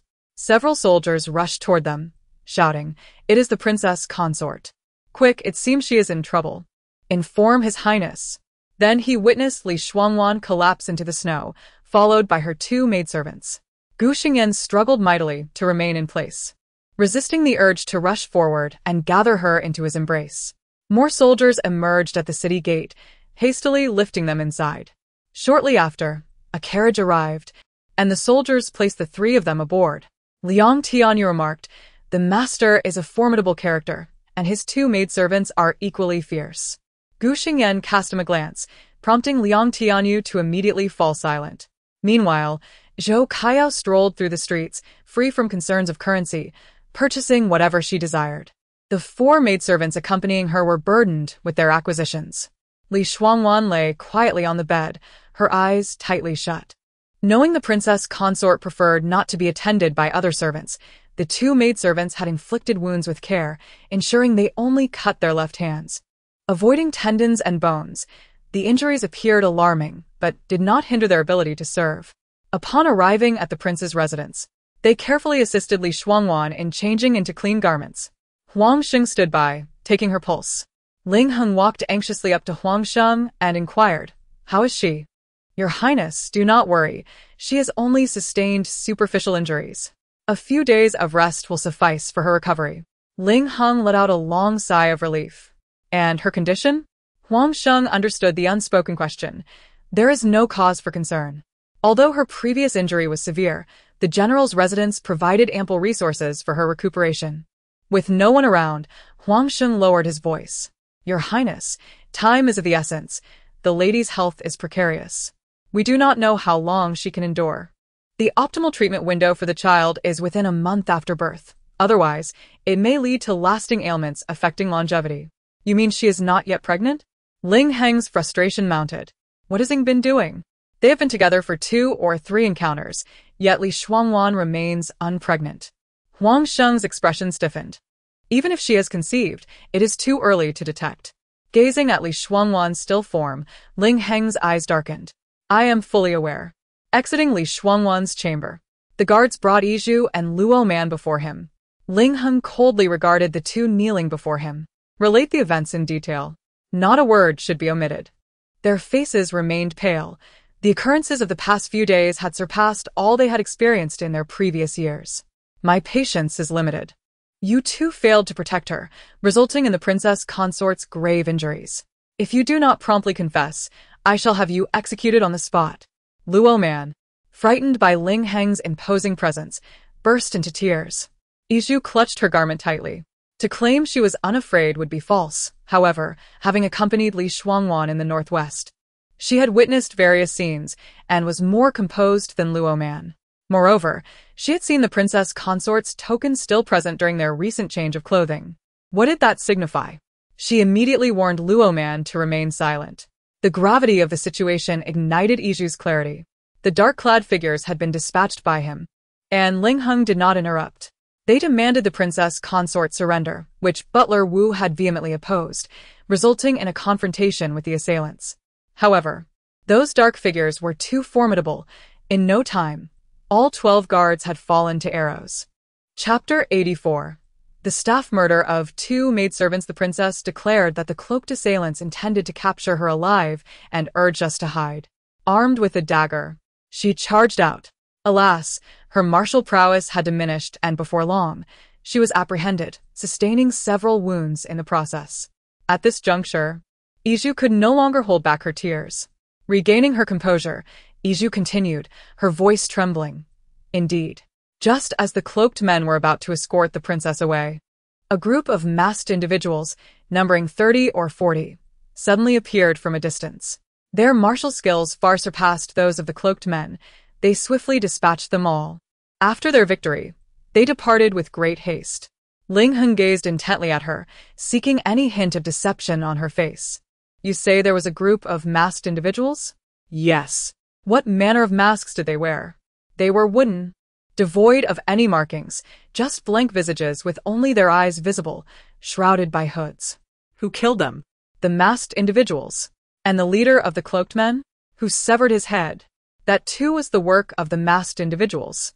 "What of the guards of the Wangfu? How many were slain by the cloaked men, and how many were merely wounded?" Some were killed by the cloaked men, while others, though injured, were finished off by the masked individuals. The cloaked men sought to abduct the princess, and when my companion and I attempted to intervene, they struck us. Fortunately, the masked individuals arrived just in time, shooting them down with arrows. Why did the masked individuals come to your aid? I cannot say, nor can the princess. She inquired about their identity and their motives for assisting us, but they uttered not a word. They killed and departed. My companion asked why they concealed their identities from His Highness, but Li Shuangwan advised her not to ask further. The two maidservants, ever obedient to Li Shuangwan, despite their lingering doubts, refrained from further inquiries. Li Shuangwan, knowing Ling Heng all too well after 10 years of marriage, could surmise the questions he might pose. Iju steeled herself, suppressing her fear, for even a hint of hesitation might arouse his suspicion. Ling Heng's hawk-like gaze shifted towards Luo Man, who seemed solely occupied with weeping, her tears flowing freely. And what of you? Is Iju's account truthful? Should there be even a trace of falsehood, I shall not show mercy. Luo Man responded, indeed. Those masked individuals were fearsome. One among them even attempted to slay us. Then why were you not killed? Luo Man shook her head. I do not know. After the masked individuals vanquished the cloaked men, they departed immediately, and that one, seeing his companions leave, followed suit. Silence enveloped the room as Ling Heng leaned back in his chair, his fingers rhythmically tapping, producing a staccato sound that weighed heavily upon the hearts of the two maidservants. His expression darkened as his gaze flitted between them, and he remained silent. Though he often appeared gentle, the intensity of his stare was suffocating, shrouded in shadows. Iju clenched her handkerchief tightly. The calm facade she had maintained crumbled, and her fear surged like a tidal wave, threatening to engulf her entirely. Her complexion paled, and beads of cold sweat formed on her back. Luo Man, already lacking in the art of deceit, knelt and wept uncontrollably. After a brief interval, Ling Heng finally spoke. Bring them in. A few guards entered. Take them away and administer 20 strokes each. Luoman's wailing intensified. She understood the severity of the punishment, and 20 strokes could very well cost them their lives. Iju, frightened to the point of turning ashen, though held firmly by the guards, shouted, My lord, we spoke only the truth. Why do you punish us? What offense have we committed? Ling Heng replied coldly, What offense? Ha! The master lies grievously wounded and unconscious, while you, as servants, suffer but minor injuries, revealing your cowardice in hiding behind your master. I have refrained from ordering your execution out of consideration for her. Otherwise, dying 100 times would not be excessive. Butler Wu was indeed a fool. Failing to seize the opportunity to eliminate these two maidservants was a grave error. Ling Heng gestured decisively. Take them away and beat them severely. Let it be known that in this household, cowardice and self-preservation shall lead to dire consequences. With rags stuffed into their mouths, Iju and Luo Man were dragged out. Their accounts aligned closely with what Iju had relayed. The deaths of those close to him, yet sparingly Shuangwan and her companions, led Ling Heng to suspect his royal brothers. Frustrated, Ling Heng swept the ink and paper from his desk to the ground. In a mere few days, Qinglian and Butler Wu had perished, and over 30 guards and covert operatives had also met their demise, leaving him with no leads. Even the two rough maidservants and the matron from Le Xiao courtyard were dead. Everything pointed to a conspiracy against Li Shuangwan. Was it the crown prince? Or perhaps the second, third, fifth, or sixth princes? Did they so vehemently oppose his marriage to Li Shuangwan? Ling Heng's countenance darkened. An E appeared silently behind him. Master. Ling Heng lowered his voice, issuing commands to deal with them one by one, demanding they pay a 10-fold, 100-fold price for their transgressions. Understood. Angireplied. Meanwhile, within the main chamber of Le Xiao courtyard, Li Shuangwan slowly regained consciousness. Exhausted and injured in multiple places, she had lost considerable blood.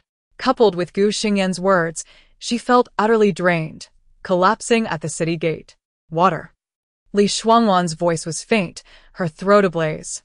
A young maid approached with a cup of water, assisting her to sit up and placing a cushion behind her before bringing the cup to her lips. Princess. But where are Iju and Luo Man? She pushed the maid's hand away. Summon Iju and Luo Man. The young maid knelt, fear rendering her mute. Sensing something amiss, Li Shuangwan raised her voice. Did you not hear me? Bring Yizhu and Luo Man. The maid trembled, shaking her head. A sense of dread filled Li Shuangwan's mind. Ignoring the searing pain from her injuries, she threw off the blanket and attempted to rise from the bed. Chapter 85. A small punishment for a great lesson. The young maid hurried forward to assist, but Li Shuangwan forcefully pushed her away, exclaiming, "Get lost." Lacking sufficient strength, she struggled to open the door and fell out. The young maid cried out in fright, Your Highness. Your Highness." It was Chun Rong's voice. She was being watched and confined in the small kitchen. Although the small kitchen was somewhat distant from Li Shuangwan's quarters, making it difficult for an ordinary person to hear, Li Shuangwan, despite having lost her martial skills, still retained her keen sense of hearing. However, she only caught that one phrase before silence fell, indicating that someone had silenced Chun Rong. Li Shuangwan pushed away the maid who had come to assist her and stumbled toward the small kitchen. The maid, filled with trepidation, attempted to grab Li Shuangwan's arm. With a fierce glare, Li Shuangwan warned, her voice thick with anger, "Touch me again, and I shall kill you." The maid was petrified by the murderous intent in her eyes. As she reached the small kitchen, she indeed saw two servants forcing Chun Rong to kneel on the ground, a cloth stuffed in her mouth. Upon seeing Li Shuangwan, Chun Rong wept profusely, her mouth emitting muffled whimpers. "Release her. How dare you disturb my recovery?" Li Shuangwan's voice dripped with disdain. "What ignorance drives Chun Rong to interrupt my rest? Or is it that you do not wish for her to convey something to me?" Your Highness jested. "There is nothing we wish to conceal from you." "Then release her." "We are merely following orders. Please do not make it difficult for us, Your Highness." Li Shuangwan advanced step by step until she stood before the two men, coldly asserting, "I intend to make it difficult for you. Do you dare to lay a hand on me?" Before they could respond, Li Shuangwan swiftly struck each of them across the face, shouting, "How dare you touch my people? Get out of my sight." The two exchanged glances, hesitating before releasing their grip. Before Li Shuangwan could assist Chun Rong to her feet, Chun Rong cried out, "Your Highness, hurry. You must save Sister Yizhu and Sister Luo Man. They are being beaten to death." Li Shuangwan's heart sank, and she lifted Chun Rong from the ground. "Take me to them." "Your Highness, your wounds are bleeding profusely." Chun Rong, overwhelmed by the scene, felt both sorrow for Li Shuangwan and anxiety for her two sisters, tears streaming down her face like pearls from a broken string. "I am fine. It is merely a surface wound. Saving them is paramount." She could not allow Yizhu and Luo Man to perish. Ling Heng's malice was evident. Had Gu Xingyan not arrived in time, he would have ensured their demise once she was captured by the black-clad men. Chun Rong wiped her tears fiercely and supported Li Shuangwan toward the front courtyard. One of the two servants exchanged glances with the other and began to flee. "Stop!" Li Shuangwan commanded sharply, and the man, gritting his teeth, reluctantly turned back. The two dared not move again, remaining obediently in place. "Arong, we must hurry." She understood how shameless Ling Heng could be. He would surely use the excuse of their failure to protect her as justification for their punishment. "Your Highness, your wound has reopened." Li Shuangwan's steps were resolute, though she was injured in multiple places, and the pain was undeniable. In the past, she had endured countless injuries on the battlefield. However, since her martial skills were stripped from her 6 months ago, her body had grown particularly frail, and her capacity to withstand pain had diminished significantly. A fine sheen of sweat appeared on her forehead, and her grip on Chun Rong's hand trembled slightly from pain. Yet she remained composed and calm. "I am fine." As they neared the front courtyard, the sound of clubs striking flesh and the dull thud of blood being drawn reached their ears. "Stop!" Li Shuangwan quickened her pace, entering the courtyard with a commanding shout. At that moment, the executioner had just counted to 15. The royal house utilized military clubs. 20 blows could claim a young girl's life, and they had already endured 15. Ignoring the waves of pain that threatened to overwhelm her, Li Shuangwan strode forward, snatching the club from the guard's hands and hurling it to the ground. "You dare to lay a hand on my people?" Yizhu and Luo Man, unable to withstand the torment, had already succumbed to unconsciousness on the torture bench. "Your Highness, it's bad. The princess has arrived." A young servant hurriedly reported to Ling Hung. Ling Hung, who was in his study listening to Si Po's report, frowned irritably upon hearing the news. How had she regained consciousness so swiftly? It appeared that the maidservants attending her had failed to administer the drugged water. Useless fools, every one of them. He exchanged a glance with Si Po, who nodded in understanding and departed. Taking a deep breath, Ling Hung stepped out of the study and made his way to the front courtyard. Awan, why have you risen? Look at you, you're still injured, and your wounds have reopened. Why are you not resting inside? As he spoke, he began to remove his cloak to drape it over Li Shuangwan. Li Shuangwan could no longer maintain the facade of warmth towards Ling Hung. She brushed aside his offering and glared at him coldly. Are you taking advantage of my unconsciousness to harm everyone around me? Ling Hang's hand halted midair. Upon hearing her words, he tossed the cloak to the guard. They were cowardly and failed to protect you, resulting in your injury.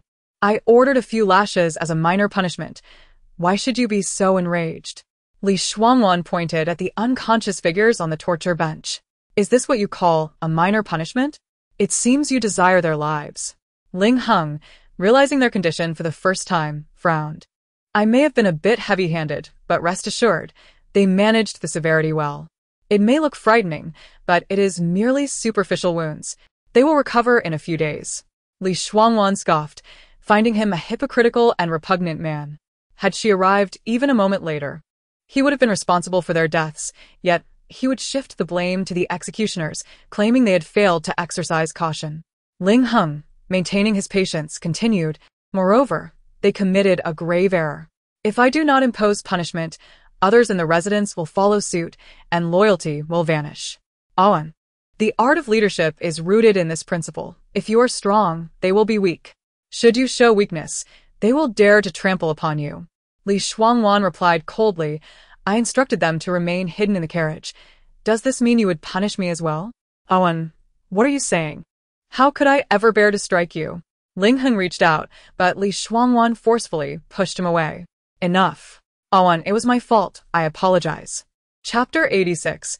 She is unwell. Li Shuangwan was reluctant to engage in further conversation with this insincere individual. So, Your Highness, do you still intend to strike? Ling Hung offered a faint smile. Awan is so concerned for them that she disregards her own well-being. How could I possibly continue? Regardless of their transgressions, I shall overlook them in consideration of your feelings. My concern lies with you. Ling Hung sighed deeply. Awan. Is Your Highness attempting to stall for time, hoping they will breathe their last? Ling Hung reached out once more, but Li Shuangwan recoiled in disgust. There is no need for Your Highness to trouble yourself. Seeing Li Shuangwan prepare to leave with Chenrong's support, Ling Hung felt a surge of irritation. Awan, is it truly necessary to be so enraged over two lowly servants? Li Shuangwan turned to face him. Iju, Luo Man, and Chenrong may be deemed lowly servants in Your Highness's eyes, but to me, they are my sisters. Just as Chen Ping and Zhou Bo are my kin. Therefore, should you wish to impose further punishment, I kindly ask you to inform me beforehand, as they are dear to me. With that, Li Shuangwan departed without hesitation, taking the three with her. Ling Hung, thwarted, kicked over a nearby stool in frustration, his cold gaze sweeping disdainfully over the executioners. Upon arriving at Lixiao courtyard, the maid who had earlier attempted to impede her was no longer present. A different maid approached with medicine, but Li Shuangwan merely glanced at it and said, Put it down. Once the maid had left, Li Shuangwan took a packet of medicine and asked Chenrong to deliver it to her brother, instructing him to visit the estate the following day to examine its contents for Luo. Iju and Luo Man were gravely injured, and Li Shuangwan ordered Chenrong to summon a physician. She had no trust in Huangsheng. Until she bore a child, Ling Hung would likely not harm her. But the same could not be said for Iju and Luo Man. Chenrong urged Li Shuangwan to rest, but her concern prompted her to have a soft couch moved into the room, where she kept vigil over the two unconscious women. The physician examined their wounds, his expression grave. Li Shuangwan struggled to sit up. Please, speak freely, doctor. The physician sighed heavily. The injuries sustained by the two young ladies are exceedingly severe. The executioner struck with great force. If such force is applied again, within 3 strikes, their spines will surely break. Once the spine is compromised, it will take but 2 more strikes for them to perish. Li Shuangwan gasped, a cold sweat breaking out on her back. Thankfully, she had arrived in time. She had always known Ling Heng to be cruel, but his malice extending even to 2 mere maidservants was truly appalling. She berated herself for arriving too late. Had she awakened sooner, Yizhu and Luo Man would not have suffered so greatly. With reddened eyes, she implored, "Doctor, please ensure their recovery. I care not for the cost, only that they remain unharmed." The physician, taken aback by the compassion displayed by the esteemed princess consort towards her servants, did not question who had inflicted such harm upon the young ladies, for it could not possibly be this princess consort Heng. He replied earnestly, "Rest assured, Your Highness." Ishal me utmost. "Doctor, will their back wounds leave scars?" She envisioned a day when she could repay her grievances, seeing them married off in splendid fashion. Witnessing their progeny flourish, the physician hesitated before responding, "First and foremost, we must preserve their lives. As for scarring, I will exert every effort." "Thank you, doctor." An idea struck Li Shuangwan. Perhaps she could take the 3 of them to the estate for a few days while they recovered, especially with Lolua's presence to hasten their healing. Chun Rong led the physician to create a prescription and, upon exiting, encountered her brother, whom she instructed to procure the medicine. She realized that apart from the princess consort, the rest within the royal residence were untrustworthy. Inquiring with the gatekeeper, she received a curt response. The princess consort has been attacked and is currently unconscious. Miss Yao should refrain from wandering about for the next few days. And what of Steward Wu? Did he fail to protect my sister? He is dead, along with the many guards who accompanied him. The items in her hands fell to the ground, and Zhou Caiyao's face drained of color. Just that morning, he had cheerfully advised her to take more people if she wished to go out, encouraging her to buy whatever she fancied, even offering to send for more funds if needed. In mere hours, he was dead, along with all of his guards. The gatekeeper, already disapproving of her, saw her pale countenance and seized the opportunity to intimidate her. Not only did Steward Wu die, but his hands and feet were severed. One of the assassins had their head lopped off as well. Dozens of corpses now lie in the woods, the blood staining the ground a vivid red. If you're concerned for Steward Wu, perhaps you should accompany those going to collect the bodies. Zhou Caiyao screamed, "No." "I want to go." I was never close to Steward Wu. Ignoring the scattered items, she fled in a panic towards her quarters. On her way, she saw servants cleaning the bloodstains from the ground, 2 glaring puddles of crimson. Trembling, she asked, "Whose blood is this? Could it be that Li Shuangwan is unwell?" Alone in her room, she curled into a ball, unable to erase the image of Steward Wu smiling and conversing with her from her mind, juxtaposed with the grotesque sight of his mangled remains. Overcome with fear, she trembled and cried out for help. One of the maids who had accompanied her shopping, named Shuer, entered the room. "Miss Yao, you stay here with me. Go find out whose blood it was and check on my sister's condition." These servants had long been part of the royal household and had their sources of information, so there was no need for her to inquire further. They recounted the events as they unfolded. Upon hearing of the gentle demeanor of Prince Heng, she was astonished that he could resort to such measures due to his sister's attack, the failure of his servants to protect her being beyond her expectations. It was a pity, however, that the 2 maidservants, especially the one named Luo Man, had survived. Chapter 87. He is reborn. Should I go see him? You are the younger sister of the princess. It is only fitting that you do. With great reluctance, Zhou Caiyao rose from her bed and made her way to the Lushao courtyard.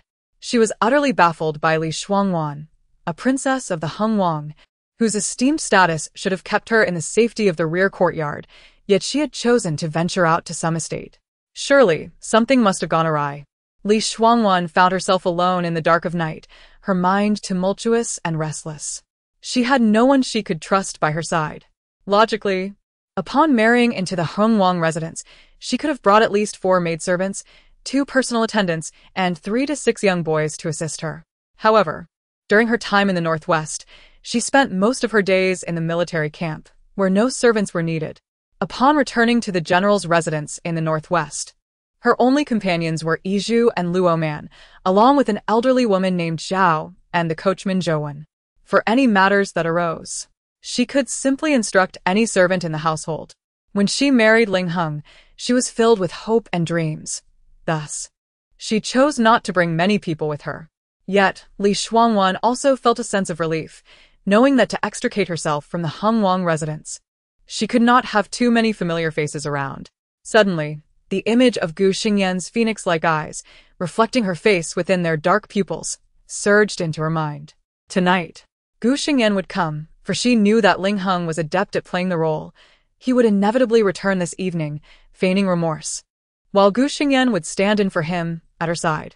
"My lady, Miss Yao has come to see you," Chenrong announced softly as she entered, breaking the silence that enveloped Li Shuangwan. She remained unmoved, the sky deepening into darkness. At that moment, Xu Wenba hurried in. "Ninth brother, Ling Heng is looking for you. He requests your immediate presence." Gu Xingyan frowned slightly. Ling Heng has beaten the two maidservants attending Miss Li. If Miss Li had not rushed over in time, they would have already faced death by the rod. Gu Xingyan's eyes darkened. Miss Li regarded those two as sisters, yet Ling Heng sought to end their lives. That despicable man. He donned Ling Heng's human mask and then the wooden mask of the Hengwang's shadow guards, striding purposefully out. Upon seeing Gu Xingyan enter, Ling Heng merely commanded one thing: take good care of her. Ensure she recovers from her injuries in the shortest time possible. Understood. This woman, relying on her favor, had grown increasingly unruly. Today, she had dared to show him disrespect in front of the palace servants. "Li Shuangwan, you shall wait for me. Your entire family in the general's residence will await their fate as well." He gritted his teeth, coldly uttering, "You must ensure she is with child within a month. Shadow, you must understand what you should and should not do. Otherwise, I will not hesitate to send both of you to meet Yama." Gu Xingyan clenched his fists, bowing his head, forcing a single word from his throat. "Yes." Ling Heng tossed a porcelain vial at Gu Xingyan. Frustrated by the sight of the face that mirrored his own, he turned his gaze away. "This month's antidote, Shadow, your time is running out. Should the child be born, if patience ran thin, he could always give Li Shuangwan a labor-inducing potion. After all, he only desired the heart's blood of the child within her womb." Gu Xingyan gripped the vial tightly. Understood.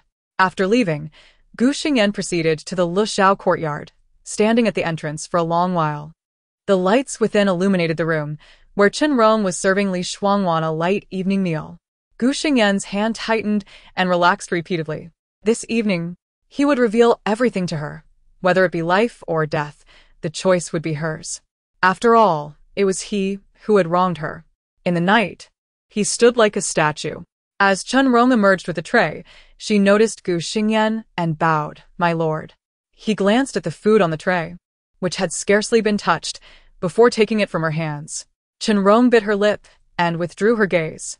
Inside, Li Shuangwan heard the noise and looked up. Bathed in the light of the hexagonal lantern, the man stood tall and proud, arms behind his back, resembling a sculpture. Li Shuangwan's heart sank. She realized this man was no longer the detestable Ling Heng from moments ago, but Gu Xingyan. Ling Heng's silhouette had never appeared so solitary. He was always too preoccupied with scheming to feel loneliness. Gu Xingyan inhaled deeply and stepped inside. He placed the tray on a low table and swiftly removed the human mask from his face. Facing her with Ling Heng's visage disgusted him. This was the first time Li Shuangwan truly beheld the man's face, previously only glimpsed in shadows. His facial features were sharp and defined, his brows like blades, tapering into his temples. His visage was handsome, his phoenix-like eyes framed by long lashes, with a high and straight nose, and thin lips pressed together.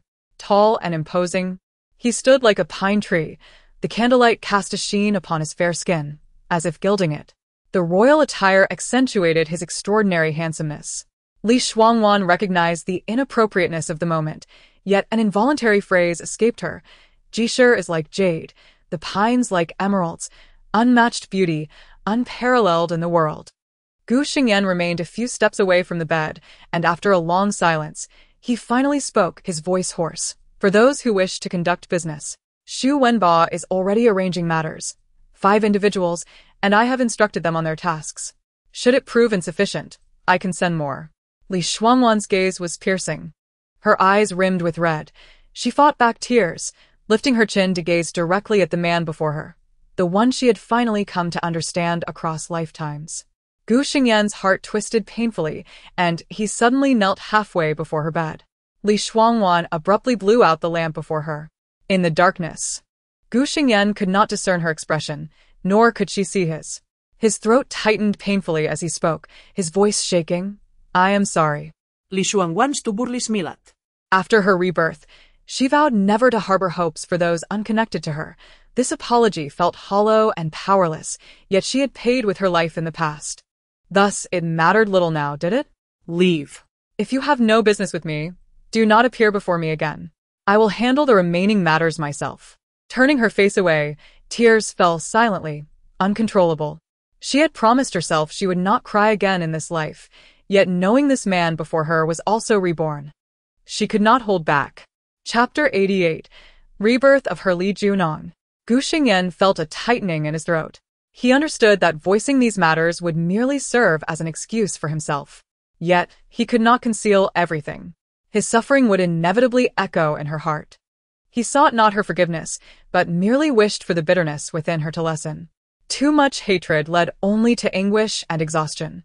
Even with a second chance at life, existence would still be unbearable. He spoke slowly. In my past life, on New Year's Eve, I was cast before Ling Heng. This incident had transpired a decade ago, yet it remained vividly etched in his memory. Ling Heng had intended to slay him, but one of his subordinates proposed a scheme. Due to Gu Xingyan's resemblance to him and his proficiency in vocal mimicry and martial arts, he was deemed useful as a stand-in and was therefore administered a drug.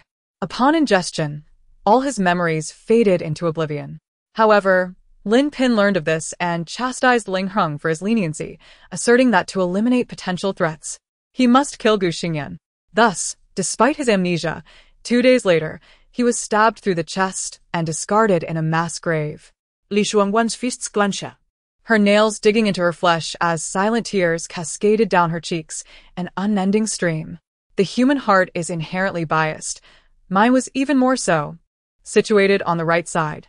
Thus, despite my grievous wounds, I did not perish. It was then that my mother discovered me in that graveyard.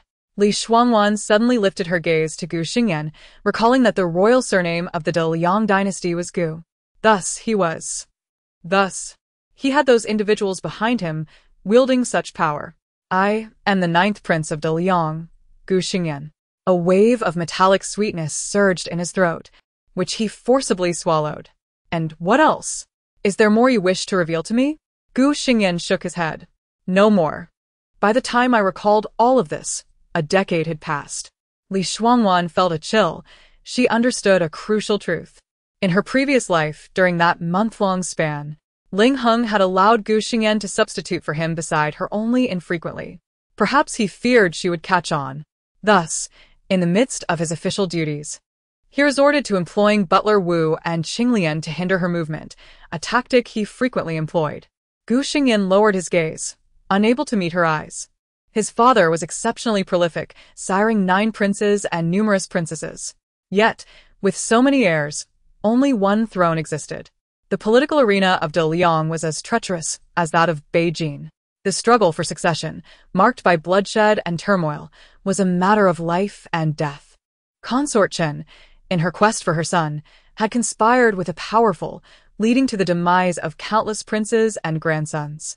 His elder brother, the legitimate heir, was frail and ailing from a young age, failing to reach the age of 35.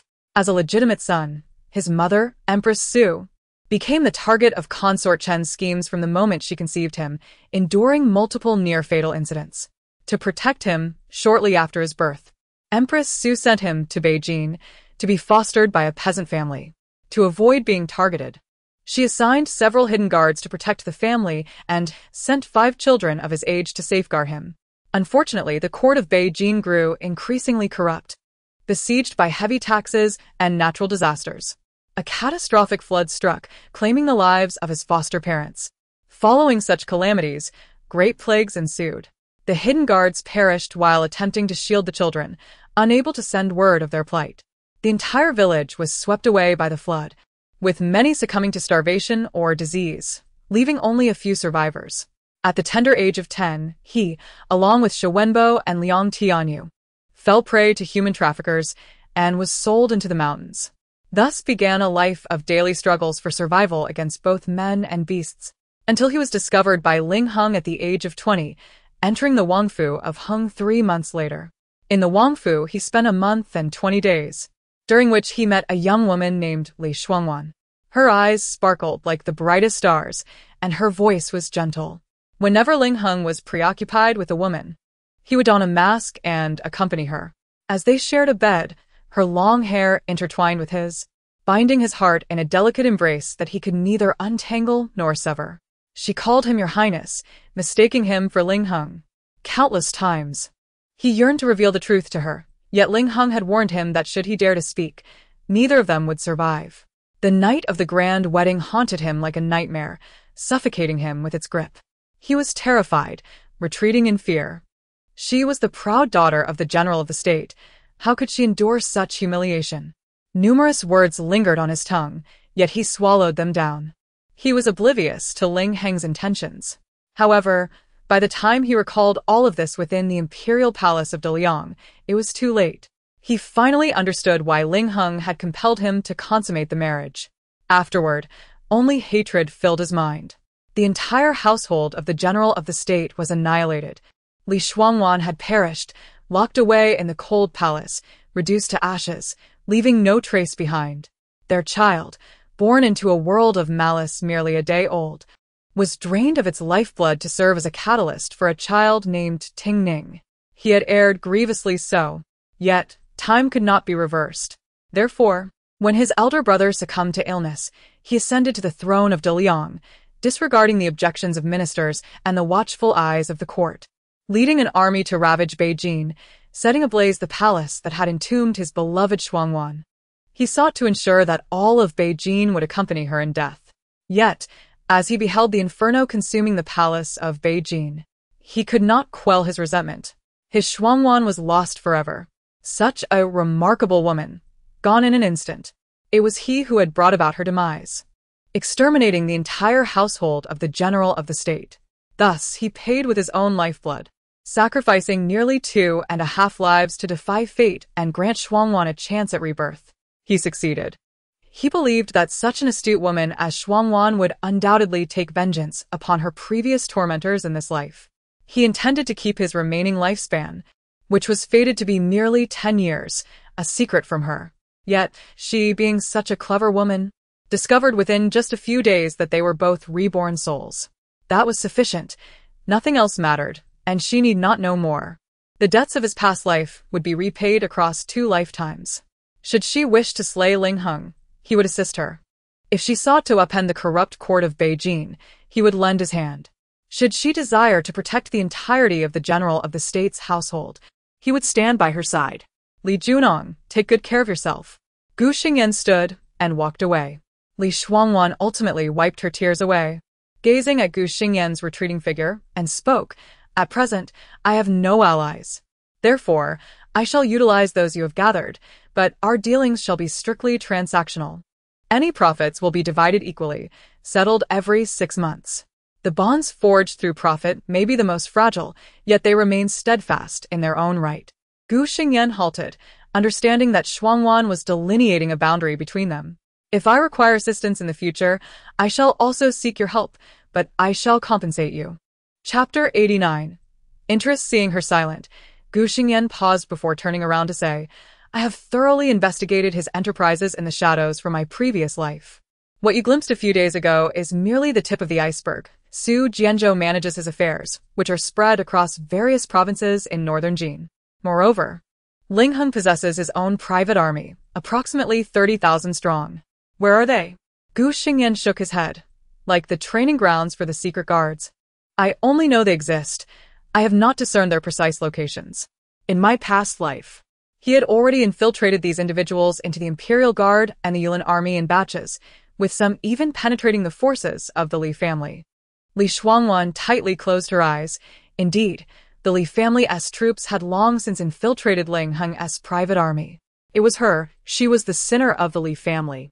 With the conversation reaching such depths, what more was there to inquire? Li Shuangwan raised her gaze towards the man shrouded in darkness. So Su Luo was deliberately presented to me by you? That day. Did you instruct the driver to take the carriage to the gate of Yongning Marquis' residence to remind me of this matter? Yes. In my previous life, she married my second cousin, Rui Wang, and I understood the extent of her medical prowess. While everyone was at a loss regarding my ailment, she remarkably restored the 21 years of lost memories in just 1 year. Indeed, Su Luo's medical skills were renowned throughout the realm. Later, when Ling Heng ascended the throne and sought to have her in his harem, he discovered that Su Luo had already departed for Daliang half a month prior. At that time, Su Luo was merely in her 20s, accompanied by the elderly Dr. Gua, also a native of northern Jin. Despite her exceptional skills, treating members of the royal family was no simple task. According to Gu Xingyan, it was after she developed feelings for the Daliang Rui Wang that she was introduced to him. She recalled that prior to her demise, the reigning emperor of Daliang was the crown prince Gu Xingqing, Gu Xingyan's biological elder brother, the eldest son of Empress Su. However, it was said that this Daliang emperor was in poor health, frequently coughing up blood, and though he had an empress, he had no offspring. This individual was highly capable. In just 4 to 5 years since his ascension, he had significantly strengthened Daliang's power, standing in stark contrast to the increasingly declining northern Jin, akin to the vitality of youth versus the frailty of old age. Gu Xingyan involuntarily stepped forward. Miss Li, she should be able to help you detoxify and restore your martial prowess. Li Shuangwan let out a cold laugh. Her initial desire to save Su Luo was indeed driven by selfish motives. However, upon awakening and witnessing that young lady enduring torment within the Yongning Marquis' residence, how could she bear to harbor ulterior motives any longer? She inquired. So, in your previous life, was it she who cured the poison in you? Gu Xingyan nodded, then shook his head, not entirely resolved. However, it alleviated the symptoms, ensuring I would not succumb to a lethal poisoning. Those 10 years were akin to a living hell. Despite exhausting the resources of Daliang, the poison within me could not be completely eradicated. Each time it flared up, the pain was so excruciating that it felt as if my veins would burst, tormenting me to the brink of wishing for death.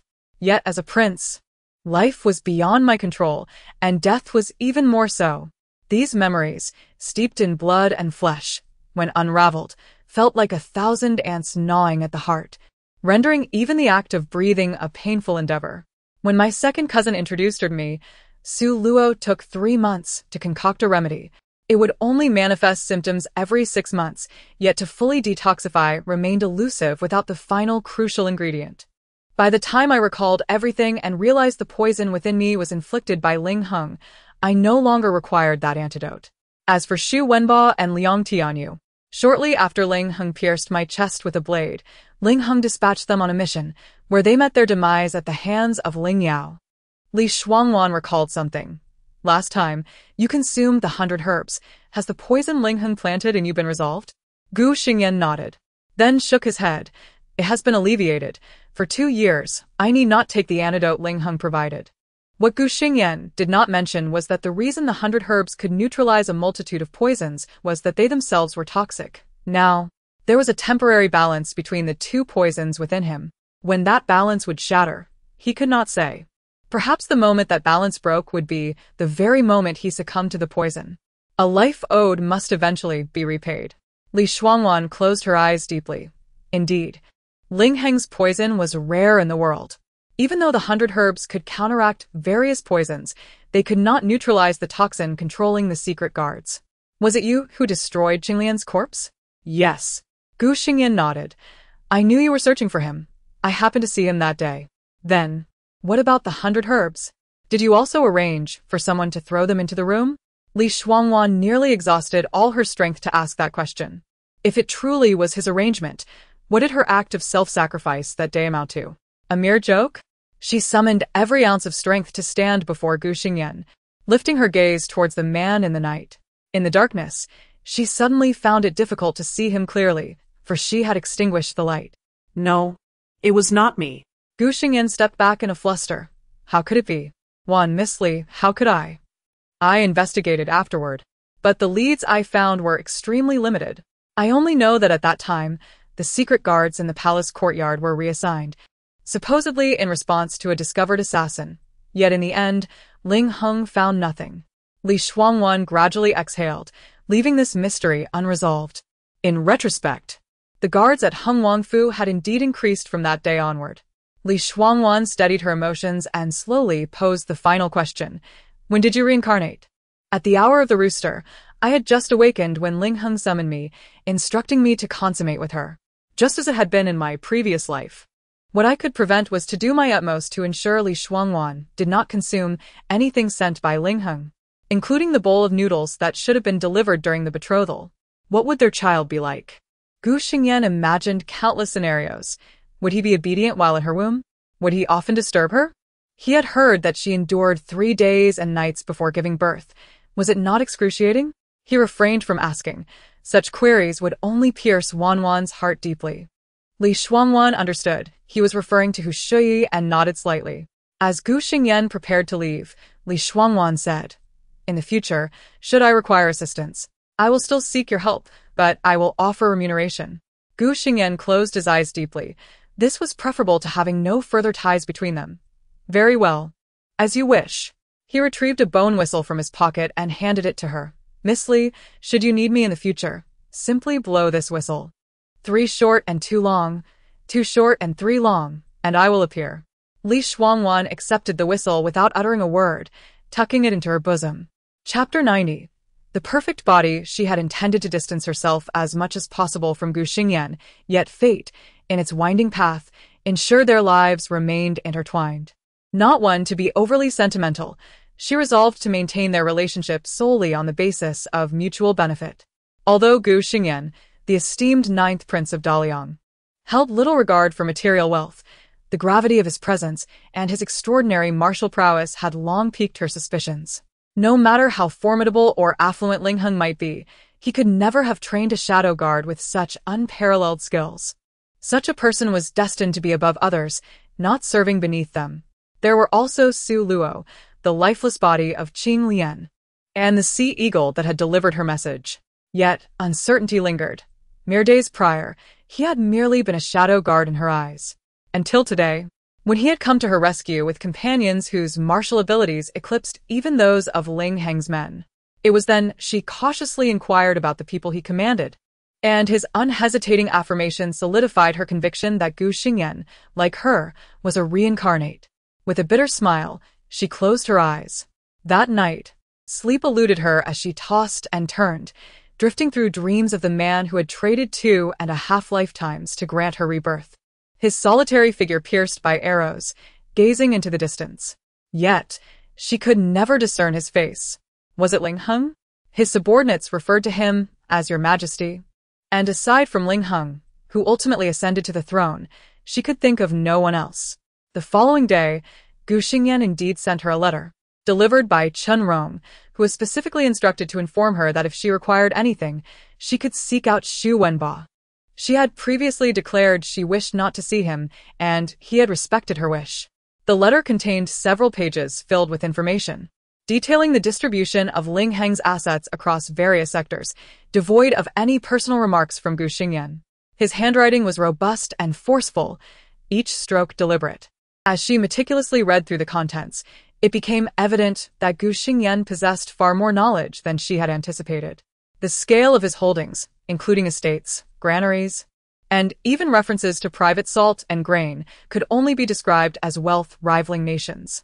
What astonished her further was the revelation of 2 private mines owned by Ling Heng, a fact she had been oblivious to in her former life. No wonder Ling Heng could afford to sustain thousands of private soldiers and train his own shadow guard. After committing the information to memory, she discarded the pages into the fire. "Let him in," she instructed with a nod. Although it was Chen Rong's first time attending to her closely, she understood her duties well, positioning herself outside to ensure the conversation remained private. Chen Ping's voice, neither too loud nor too soft, was just audible enough for the recuperating Li Shuangwan to hear. "Your Grace, I have followed your instructions and shown the medicinal residue to Miss Luo." She confirmed that the medicine is fine, though it contains herbs for fertility in addition to those for healing. Li Shuangwan tightened her hands. The moment she awoke to find Huang Sheng taking her pulse, she realized her injuries were not severe. With a few days of rest, she would recover fully. The fainting spell had been caused by excessive blood loss, the shock of Gu Xingyan's words, and the 10-mile trek through the snow, which had exacerbated her already fragile state. Ling Heng's insistence on her conceiving a child meant he would never allow her to consume anything that could endanger the unborn. Discard it. Go and procure a few new prescriptions for external wounds, and ensure no one discovers this, she ordered. Yes. I will speak to my sister, and ensure she watches closely while preparing the medicine, without involving anyone else. Chun Ping hurriedly added, Your Grace, I do not deserve your gratitude. It is my duty. My grandfather instructed me that once my sister and I are by your side, we must heed your commands. He continued, Chin Ping, please expedite the items Miss Luo requires, as I shall need them in a few days. Understood. I have nearly prepared everything. By the afternoon, Yi Zhu and Luo Man finally awakened. With Chun Rong's assistance, Li Shuangwan slowly made her way to their room. Upon seeing her, Luo Man burst into tears, exclaiming, Your Grace, I thought I would never see you again. I was so frightened. Yi Zhu also shed tears, her back throbbing with pain. The heavy punishment inflicted on her spine had left her feeling as if the specters of death awaited their demise. Li Shuangwan hurried to comfort them, wiping their tears away. Do not fear. I am here, and I will not let anything happen to you. Yi Zhu, concerned, grasped Li Shuangwan's hand. Your Grace, do you still hurt? It's just a minor injury. I will be fine. You both need to recuperate properly.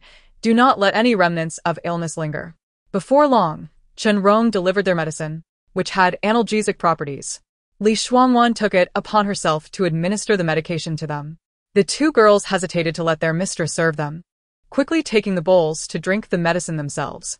The concoction also contained a sleeping aid, essential for their recovery in the coming days. Luo Man, feeling drowsy, recalled the events she and Yi Zhu had witnessed the previous day, struggling to keep her eyes open. Yi Zhu, I'm so tired, you ask her. With only the three of them in the room, Li Shuangwan smiled gently. Feel free to ask anything. Yi Zhu looked at Li Shuangwan with concern, murmuring, Your Grace, you and His Highness have been married for over half a month, yet why? She gestured toward Li Shuangwan's right arm, recalling how their lady had always preferred bathing alone, and it was only yesterday, while tending to the unconscious Li Shuangwan, that they discovered her maiden seal remained intact. Clearly, the marriage had not been consummated. However, they had all witnessed the red handkerchief on the day after the wedding. Li Shuangwan understood that such matters could not be concealed from her two closest attendants, but she could not allow them to be embroiled in danger. Even in her letters to her parents and brothers, she merely stated that upon entering the Heng Wangfu, she discovered Ling Heng's numerous flaws, leading her to feign a need for privacy on their wedding night, thus keeping Ling Heng at bay and preserving her chastity. This is a lengthy tale, and it is not appropriate for me to disclose it now. However, this matter must remain between the three of us. No one else can know, for our lives depend on it.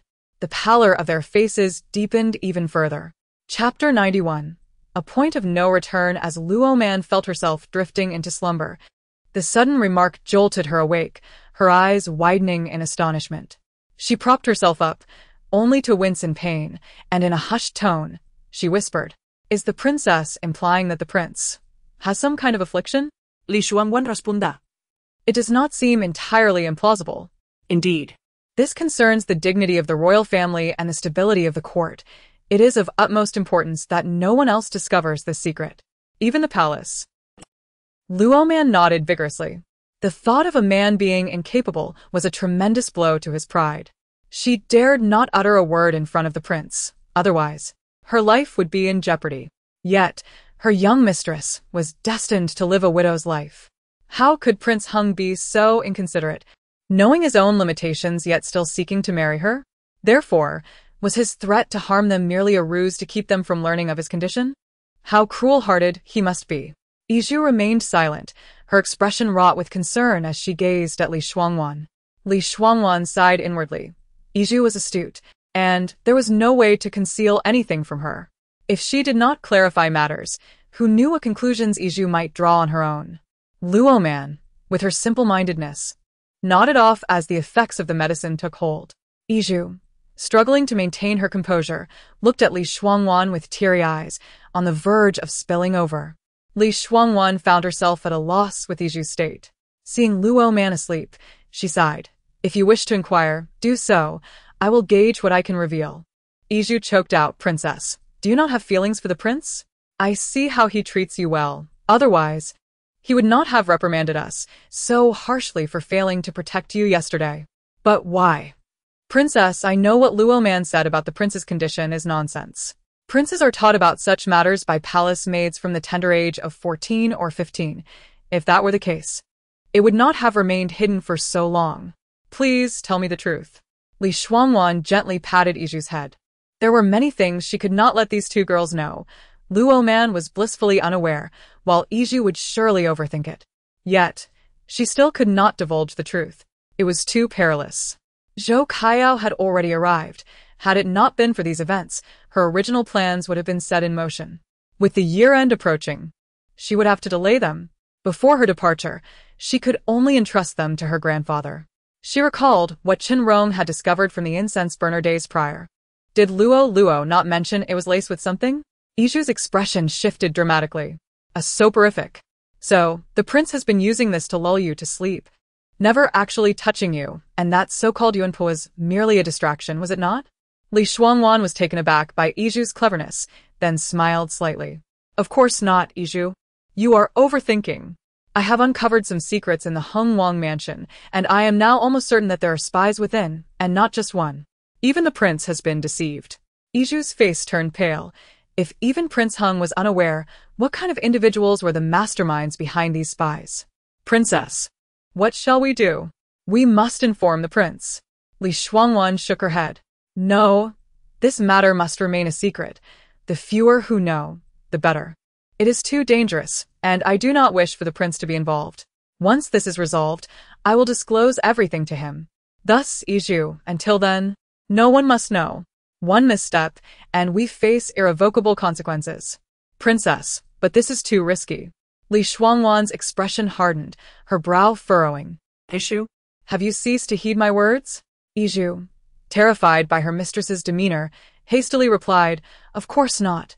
The princess is my master, and I will only heed your commands. Good, Iju, you are wise to listen. Remember, this matter is known only to us two. Even Luo Man must not be informed. Iju nodded, suppressing her fear. Though we hid in the carriage yesterday, I saw clearly that those men in black only aimed to capture you alive. They appeared fierce. Yet they held back against the guards, clearly not wishing to harm them. Thus, these men in black were sent by the one pulling the strings, correct? And because Steward Wu is involved, he is one of the spies, which is why you intend to eliminate him, right? Indeed, Li Shuangwan said, gently wiping away Iju's tears. If only she were not so astute, how much simpler it would be for her to lead a carefree life like Luoman's. Why? Why are they doing this? Is it because you are to marry the prince, and they wish to use you to threaten the general? Li Shuangwan nodded, filled with guilt.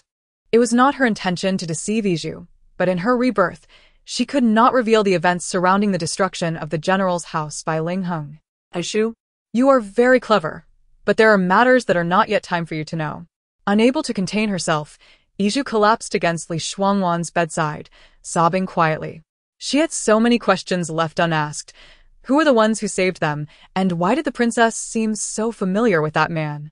Just as she was about to voice her thoughts, the princess's sudden anger silenced her. Li Shuangwan sighed softly. She had acted too hastily. She did not wish to linger in the Hengwang mansion for a moment longer, having acted in such urgency that it forced Ling Heng's hand. How could she then seek revenge? Gently, she patted Iju's shoulder and murmured, Sleep now, sleep. Iju succumbed to slumber. In the past few days, Zhou Kaiao had remained relatively subdued at Yunmeng courtyard, having heard that her sister had fallen into discord with Prince Heng over the matter of the two maidservants. She could hardly comprehend it. Was it worth fracturing her bond with her husband over two lowly servants? This woman, the legitimate daughter of the general's house, who could marry the prince as his main consort, was a revelation to her. Moreover, her husband had punished those maidservants for their inadequate protection of her. Had it been her, she would have been grateful for her husband's thoughtfulness. How could one be so incapable of discerning right from wrong? It was evident that not all noble ladies of Shengjing possessed intelligence. Even she, a mere country girl, surpassed them in wisdom. For 3 days, Li Shuangwan and her 2 maidservants quietly recuperated in Lixiao courtyard. Chapter 92. The grandmother's concern. He, an unappreciated official of merely the 6th rank in the Ministry of Rights, found himself inundated with trivial matters. The recent demise of Steward Wu only compounded his burdens, leaving him to personally interface with a myriad clandestine agents and hidden properties under his purview until he could cultivate trustworthy confidence. Moreover, he was tasked with uncovering the identity of a third party involved, alongside the obligation to attend to a woman residing in a separate estate, who was occasionally overwhelmed by the weight of impending motherhood. It was evident that he had lost considerable weight over the past few days. Just days earlier, he had even contemplated the demise of her 2 maidservants. Though Ling Heng concealed his exhaustion adeptly, Li Shuangwan could still perceive the unmistakable signs of fatigue etched upon his visage. In his previous life, he had never experienced such weariness, even after ascending to the throne. With his father and elder brother bearing the brunt of responsibilities, he had navigated the realm of emperorship with relative ease. Thus, over the span of a decade, that captivating countenance had shown little evidence of the passage of time, starkly contrasting with her own youthful form, which bore the appearance of a woman far beyond her 25 or 26 years. That morning, a messenger delivered an invitation from her grandmother, who wished to visit her in the afternoon. Given the constraints of her grandmother's position, it was necessary for her to send her aged wife to pay a visit. Upon learning of her granddaughter's recent attack and injury, both her grandparents were exceedingly distressed. However, the royal residence was not akin to other households, where one could simply drop in unannounced. Li Shuangwan was reluctant to meet them, fearing their concern for her well-being. 3 days had elapsed since the incident, and Li Shuangwan's injuries were superficial and had long since ceased to pain her. After instructing Qin Rong to tidy up her appearance, she awaited her grandmother in the Lixiao courtyard post-lunch. Shortly after the hour of Wu, the elderly matron arrived, accompanied by an elderly maid and laden with nourishing delicacies. Upon sighting Li Shuangwan, her eyes welled with tears as she affectionately called out, lamenting how much weight Li Shuangwan had lost since their last meeting. Li Shuangwan guided her inside and seated her, while Qin Rong served tea. "Grandmother, I am quite well. It is merely a slight skin injury, and I have already recovered," she reassured, rising to extend her arms for inspection. The elderly matron wiped her tears and insisted that Li Shuangwan sit down. In the emperor's domain, such audacious attempts on one's life are utterly intolerable. "Fear not. Your grandfather has reported this to His Majesty, and we shall uncover the truth behind this treachery." Li Shuangwan grasped her grandmother's hand. "I have faith that grandfather will uncover the identity of the mastermind and deliver due retribution." The elderly matron glanced outside and, lowering her voice, inquired, "What of His Highness, Prince Hung? Has he not taken action on your behalf?" "He has dispatched his own people to investigate," Li Shuangwan replied. The elderly matron visibly relaxed. "Thank the heavens you are unharmed. But tell me, do you have any notion of those who came to your aid?" Of course, she could not disclose this to her grandparents. Li Shuangwan shook her head. "They wore masks, and after dispatching their foes, they vanished without a word." The elderly matron nodded, harboring her own suspicions. Several princes were of age, and with her husband commanding a formidable force, it was not inconceivable that someone might wish to intimidate Ling Heng. Yet, such thoughts were best left unspoken. She surveyed the surroundings and sighed. "Where are your 2 primary maidservants?" "I have not seen them." Qin Rong, who had been attending to Li Shuangwan, discreetly glanced up at her mistress upon hearing this. The elderly matron tightened her grip on Li Shuangwan's hand. "You must surround yourself with more trustworthy individuals. Observe how, once they depart, you are left with but 1 maidservant attending to you. Shall I select a few reliable ones from the Zhu family to send over? Or perhaps procure some with unblemished backgrounds from a reputable source to train anew?" Li Shuangwan was well aware of her limited manpower, but the nature of her endeavors was perilous. More individuals would not necessarily equate to greater safety. She shook her head. "There are plenty of servants in the Hengwangfu, and should anything arise, I can instruct them." The elderly matron hesitated, contemplating whether to voice her concerns, but ultimately chose silence. To cause you and your grandfather worry is unfilial of me. Do not speak such nonsense. Your grandfather's worry for you is entirely justified. She turned to Chen Rong. My dear, please guard the door while I have a private conversation with Wanwan. Yes. My lady, Chen Rong replied. Li Shuangwan understood her grandmother's intentions. During the banquet for the elder matron's longevity, she had refrained from attending, as she had always had a contentious relationship with her. Instead, she had merely sent a gift via the steward. Wanwan, do tell your grandmother if you are concealing anything from us. That girl, how closely does she resemble you? I would very much like to see her. Does she reside in the Hengwangfu? Li Shuangwan offered an awkward smile. It was indeed impossible to keep this secret from her grandmother. The elderly matron was not one to press matters, and seeing Wanwan's hesitation, she relented. Very well, pursue your endeavors as you see fit, but do take care to protect yourself. It is not that your grandmother harbors ill thoughts. That girl likely understands her position. Yet the fact that she resides in the Hengwangfu suggests ulterior motives. Li Shuangwan linked her arm with her grandmother's. I know, grandmother, that you care for me above all. Chapter 93. The worries of the Hu family. Lady Zhu gently tapped Li Shuangwan's forehead, calling her a little clever girl. Since you have stated that the young lady is not your biological sister, I shall take my leave. Lady Zhu grasped Li Shuangwan's hand and spoke many intimate words, yet ultimately could not sway Li Shuangwan's determination. Chen Ping went to summon the coachman, Zhouwen, who followed closely behind them. After half an hour, the carriage halted before the Zhu residence. Cousin Zhu Qingmeng had heard 3 days prior that his cousin had been attacked and injured in the outskirts, causing him great distress. However, as a male cousin, it was impossible for him to visit the inner courtyard of the prince's residence. This morning, upon learning that his grandmother intended to visit the prince, he sought to accompany her, only to be stopped by his mother. Lady Hu remarked that since his cousin had married the prince, any reckless visit would tarnish her reputation. He pondered over his cousin's condition, whether her injuries were severe, and if the prince had discovered who had instigated the attack. Zhu Qingmeng immediately cast aside his book and hurried towards the gate. Lady Hu, having heard the news and accompanied by her maid, witnessed her son rushing past her like a gust of wind, hardly noticing her presence. She pressed her hand to her chest, feeling a pang of anger and heartache. Did she not understand her son's sentiments? It was not merely that Li Shuangwan was now a married woman. Even before her marriage, she was a girl who had spent her days amidst rough soldiers, lacking in the arts of embroidery, music, and painting, with only skills in wielding weapons. He would not have taken a liking to her.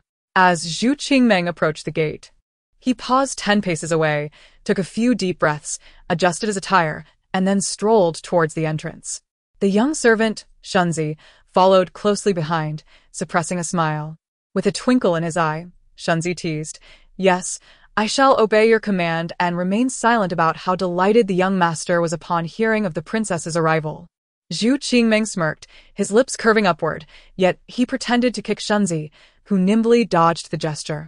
As he stepped outside, he saw his cousin supporting his grandmother as she lifted the carriage curtain. Zhu Qingmeng hurried forward, taking Lady Zhu from Li Shuangwan's grasp, his gaze fixed on her. Cousin, I heard you were injured. How do you fare now? I am fine. Merely some superficial wounds. Cousin, do not worry, Li Shuangwan replied. Zhu Qingmeng slowly exhaled in relief. The group entered the residence. Lady Zhu shot a reproachful glance at her eldest grandson. Is your grandfather in? Yes, he is in the study attending to official matters. I suspect he is worried about you.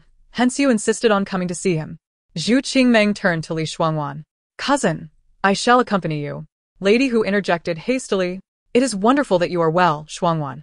Qingmeng, upon hearing of your injury, was frantic. He dropped everything and rushed out to see you.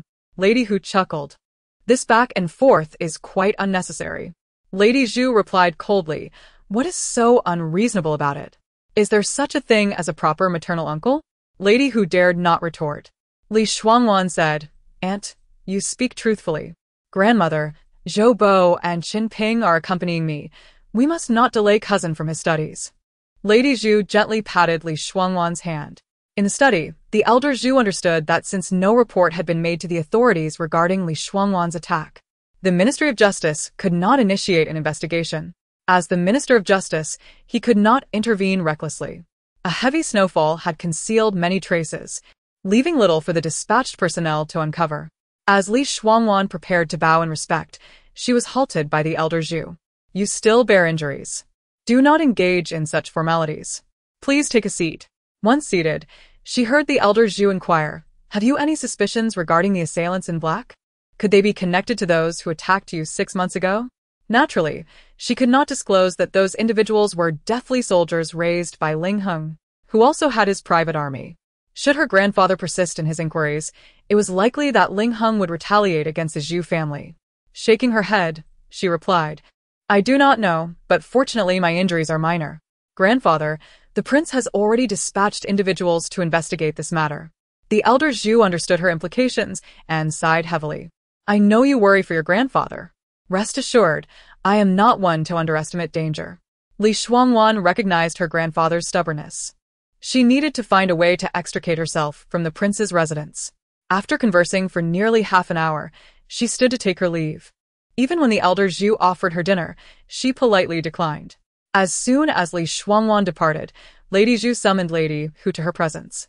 Upon seeing her daughter-in-law's petty demeanor, Lady Zhu's expression turned cold. Shuangwan is now the princess. You should cast aside your trivial concerns. Do not think I am oblivious to your thoughts. Lady Hu lowered her gaze, unable to meet her mother-in-law's eyes, and said softly, I merely thought that since she is now the princess, it is best for Qingmeng to avoid any appearance of impropriety. Her mother-in-law's words seemed to imply that her thoughts were ignoble. Lady Zhu scoffed, they are cousins.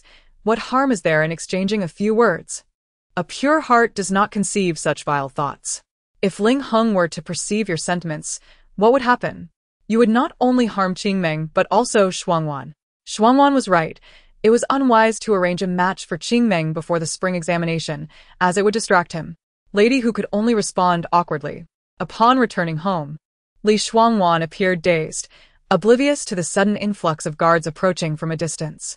Chen Rong lifted the carriage curtain and, upon seeing the armed guards, gasped Princess. Li Shuangwan jolted awake, peering through the curtain that Chen Rong had raised. A vast contingent of guards surged from the end of the street, numbering in the hundreds, each one looking fierce and menacing. Chapter 94. The Crown Prince's assassination. With a series of thuds, the vendor stalls by the roadside were overturned, a knife thrust forward, stirring the air with violence. Yet no discovery was made, prompting the assailants to move on to the next establishment.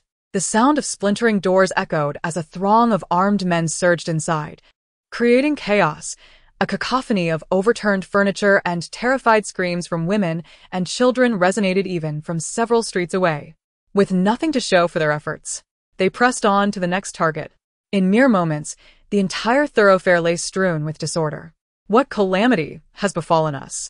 Qin Ping, go and inquire about the situation, commanded Li Shuangwan, her gaze darkening as memories stirred. Today marked the anniversary of a previous assassination attempt on Crown Prince Ling Ji while he dined at an inn. In her past life, he had emerged unscathed, and the assassin had been swiftly dispatched by the prince's guards. The incident had gone largely unnoticed, a mere jest recounted by Ling Heng later on, mocking the assassin's folly in believing he could single-handedly take the prince's life amidst a throng of protectors. However, the motive behind the attack remained a mystery to Li Shuangwan. Yet this time, how could events unfold differently? The assassin had not only struck the prince but had also laced his dagger with poison, and, astonishingly, he had managed to escape. What is the prince's condition now? She inquired urgently. Concealing her disappointment that Ling Ji had not been slain, she noted the inn was swiftly sealed off, and all patrons were taken to the Ministry of Justice. As her carriage rolled towards the royal residence, the sound of hooves echoed. The Imperial Guard continued their search. Reports circulated that the prince had been wounded in the left shoulder by a serving boy while dining, and the news spread like wildfire, prompting numerous noble families to discreetly seek information about the prince's fate. Meanwhile, the East Palace imposed a news blackout. Li Shuangwan instructed Qin Ping to continue his investigation, particularly into the identity of the assassin, believing that understanding this could shed light on the motive behind the attack on Ling Ji. An hour later, Qin Ping appeared before her, visibly surprised at the swiftness of his findings. He had anticipated a cumbersome task, fearing he might fail in his duties to the princess.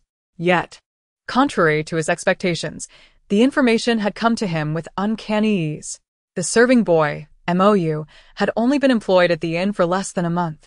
A mere 23-year-old scholar from Sinan town. Half a year prior, he had married, and by sheer coincidence, the prince had passed by his wedding procession, lifting the curtain of the bridal sedan to glimpse the bride's face. Li Shuangwan's heart sank at this revelation. Ling Ji was known for his infatuation with beauty. Would he dare to shamefully abduct a bride in such a manner? The prince had indeed halted the procession, forcibly exchanging the bride for a woman who accompanied him.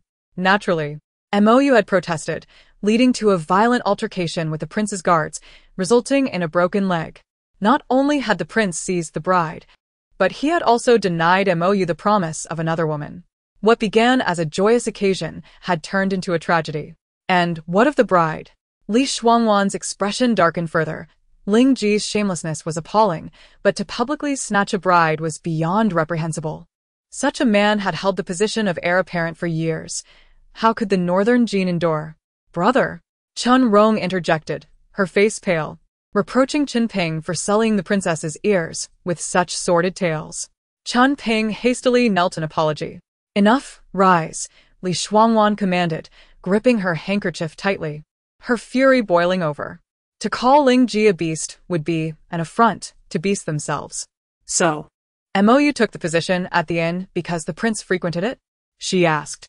Yes, but I could not ascertain more. It is said the poison is a rare snake venom from the Zhao kingdom. Once it penetrates the skin, it can cause excruciating pain, or even death. Has the Imperial Guard apprehended Mou? Chun Ping nodded. It was the Jinyue who captured him. The Jinyue? Lu Dongqing? She recalled seeing the Imperial Guards conducting the search. Indeed, given the severity of the prince's injury, the emperor dispatched the Jinyue as well. However, Mou had concealed some of the poison within his teeth. He offered no resistance and readily confessed his reasons for the assassination. After divulging the information, he bit down and took his own life. Who else is privy to this information? No. How could you know such intricate details? Chun Ping shook his head. I too found it odd. Shortly after leaving the palace, I overheard two Jinyue discussing the matter in hushed tones at a corner. Such coincidences are rare, and you lack the martial prowess to infiltrate the Jinyue, who are all elite fighters. They would surely have noticed if someone were eavesdropping. Thus, it seems someone deliberately delivered this information to Zhou Bo, who then relayed it to you. Could it be Gu Xingyan? She realized she had not seen him in several days. Did Mou mention who supplied him with the poison? Chun Ping shook his head. Mou was merely an unarmed scholar, who mustered all his courage and efforts to attempt the assassination. Such a person would never have had access to such deadly poison, just as in my past life. Unless there was someone orchestrating from behind the scenes, providing him with both the poison and the knowledge to carry out the deed, along with the means of escape afterward. Could it truly be Gu Xingyan? While I can comprehend his motives against Ling Heng, why would he target Ling Ji? Chapter 95. Bone Scraping Therapy. When Liang Tianyu conveyed this news to Gu Xingyan, Li Shuangwan found herself unable to comprehend the situation. Almost instinctively, he identified the person in question, a subtle smirk playing at the corners of his lips. Li Shuangwan was distressed by the death of Mou, lamenting the sheer luck of the dog prince who, against all odds, had not succumbed to a fatal stab. Meanwhile, within the Eastern Palace, the court physicians held a starkly different perspective. The poison was exceedingly potent, and only the method of bone scraping could save the prince's life. Ling Ji had long regained consciousness, writhing in agony upon his bed. The empress wept profusely while vehemently berating the physicians for their incompetence, demanding they hasten to antidote the prince's affliction. A multitude of physicians fell to their knees in despair.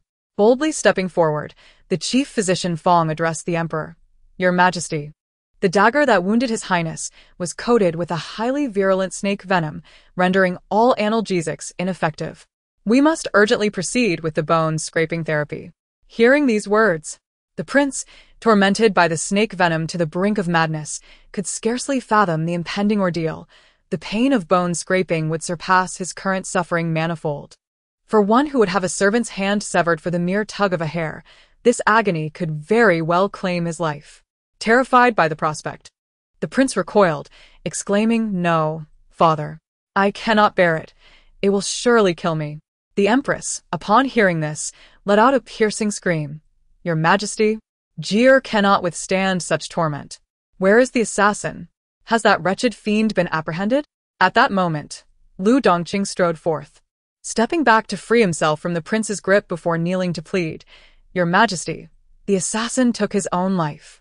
We found no antidote on him. The Empress, upon hearing this grim news, fainted, leaving only the anguished cries of the prince echoing through the hall. The prince's pallor was as stark as the frost outside, pleading for someone to end his suffering, yet unable to lose consciousness. Bring someone to hold the prince down firmly. If there is the slightest misstep, I shall show no mercy. The emperor commanded. Feng, begin. Under Feng's leadership, the physicians labored tirelessly for 2 full hours, drenched in sweat, until they finally secured the last knot of the bandage around the wound. At last, the prince succumbed to unconsciousness, granting the beleaguered onlookers a moment of peace from the torment of his cries. Feng felt as though his ears were no longer his own, nearly undone by the prince's anguished wails. For the first time in his life, he regretted his choice to pursue medicine and join the daunting imperial medical institution. Just as he had dealt with the Hu family, the prince was now attacked. Irrelevant. Upon the assassin's confession, I dispatched personnel to Xian in town for verification. Locating Mou's mother and the family of the bride, Lu Dongqing paused before continuing. Based on the information at hand, it is indeed accurate. That poison. Your Majesty, such a toxin is beyond the means of a mere scholar like Mou. Within the Eastern Palace, the prince was roused once more by a fresh wave of pain. Father, I am in excruciating pain, unbearable pain, he cried. Feng, how long until the prince feels some relief? 3 days and nights, Feng replied. Even if His Highness's voice does not break, it will cost him half his life. Wiping the sweat from his brow, he continued, after 3 days of intense agony, His Highness will still endure lingering pain for the rest of his life. To eradicate it completely would be a daunting task. Feng fell to his knees, trembling. I lack the skills required. Please forgive me, Your Majesty. The prince felt his mind whirl, tears streaming down his face. Father, in this vast world, there must be someone who can save me. I beseech you, issue a decree to seek renowned physicians across the realm. I am in such agony, Father. Who possesses this acupuncture technique? Feng mused. As far as I know, only the esteemed physician Qiao Shun possesses such expertise. Chapter 96. Life and Death Struggle. Dr. Feng found himself in a predicament. Your Majesty, the elusive physician Qiao has evaded all attempts to locate him. The last known sighting was half a year ago in Yuzhou. Father, please just kill me. I cannot endure this any longer, Father. The chamber echoed with Ling Ji's anguished cries. Over the past few days, the court physicians had taken turns watching over the crown prince, not daring to leave his side. Indeed, doubts began to arise regarding the wisdom of proclaiming Ling Ji as crown prince. Perhaps exiling Hu Zhenfang had been excessive. The emperor had more than one son. He had 5 others. Upon hearing this news, the third prince, Ling Yao, erupted into uncontrollable laughter, tears streaming down his face. Yet in an instant, his expression morphed into one of fury as he overturned everything on the table before him. Father is truly biased, utterly biased. Why is it that no matter how well I perform, neither father, nor mother, nor grandfather sees me? Why must I be relegated to the status of a mere subject just because I was born 3 years later than that foolish, malicious crown prince? 3 days prior, a young man, his face obscured by a black veil, had silently infiltrated the residence of the third prince.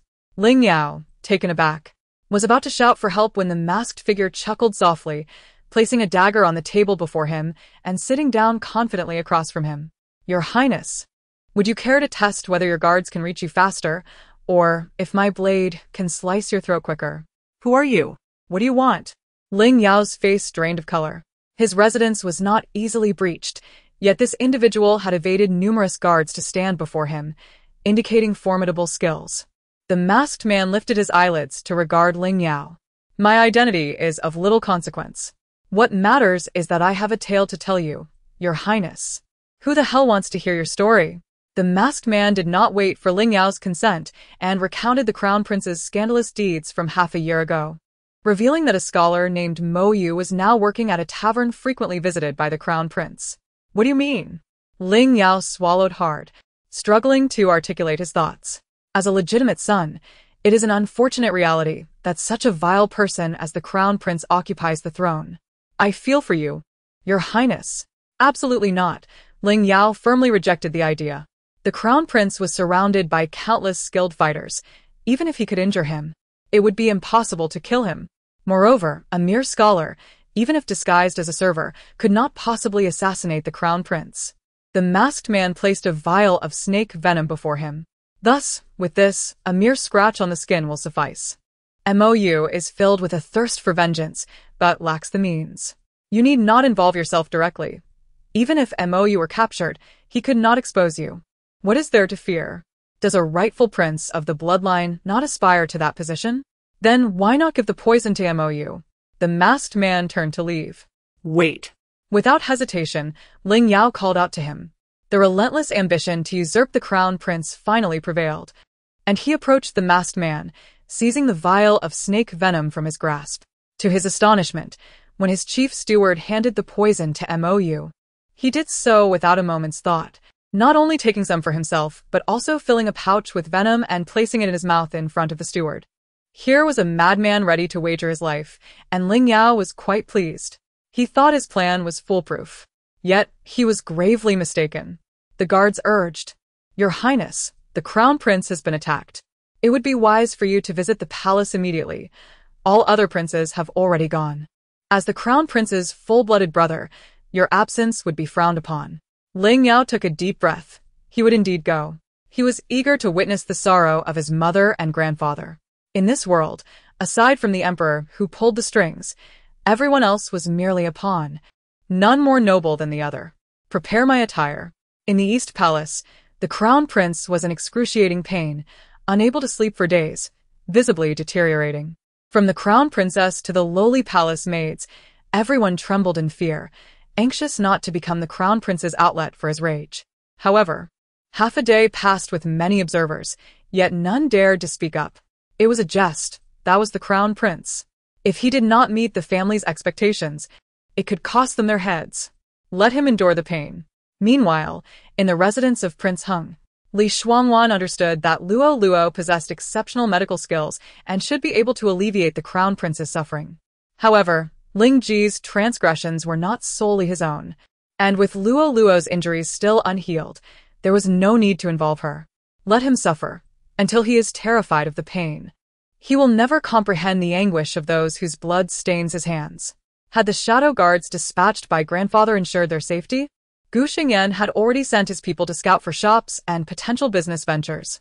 Once these establishments were operational, they would gradually encroach upon Ling Heng's hidden assets, starting from Xingjing and extending to the northern regions, until the entire realm fell under their control. In a few short years, his holdings would be thoroughly devoured. Ling Heng's dealings were mostly clandestine, so Li Shuangwan was not concerned about Gu Xingyan's people failing. The most critical task was to eliminate that individual. Jianlin's efficiency was remarkable. Within days he had acquired several properties just 2 streets away from Prince Heng's residence. He commanded his men to connect these houses, creating a temporary residence for Gu Xingyan and his associates, which bore the sign, Gu Mansion. From the outside, this mansion seemed far from Prince Heng's, requiring a quarter of an hour to ride there, yet in the darkness, traversing rooftops would take but 2 leaps.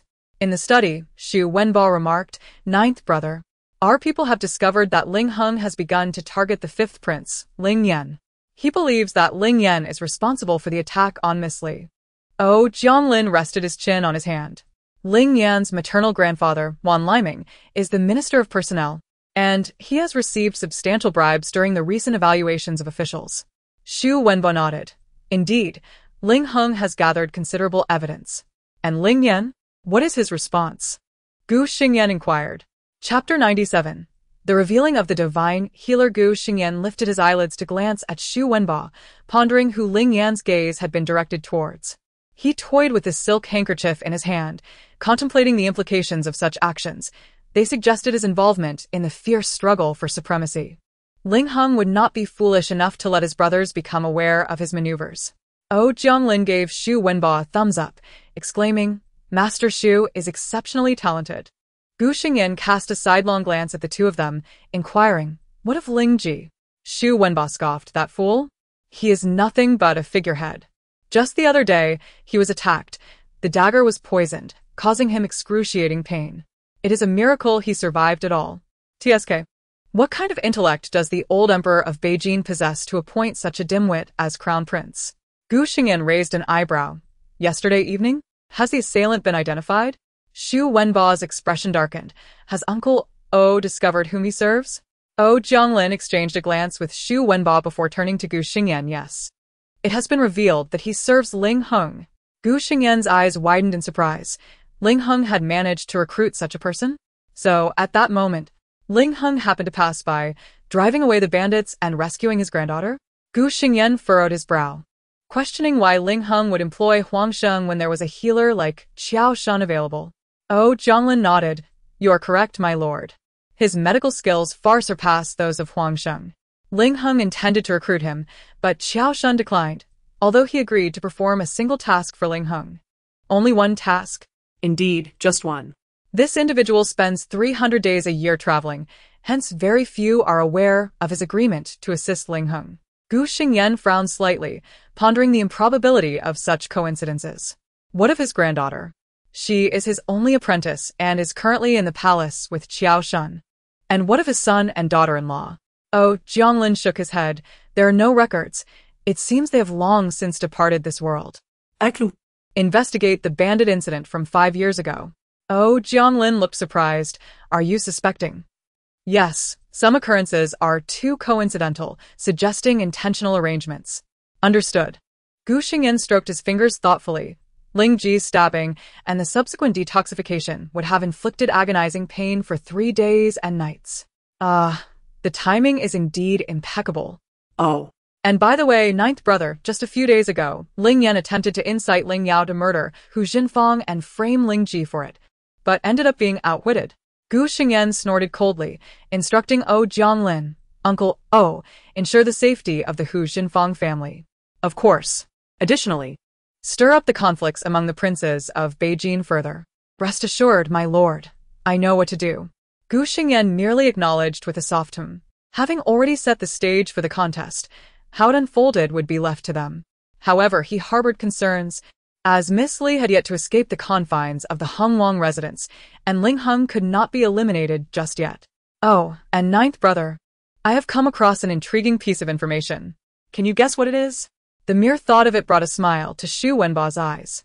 Gu Xingyan cast a cool glance at him, his brow furrowed.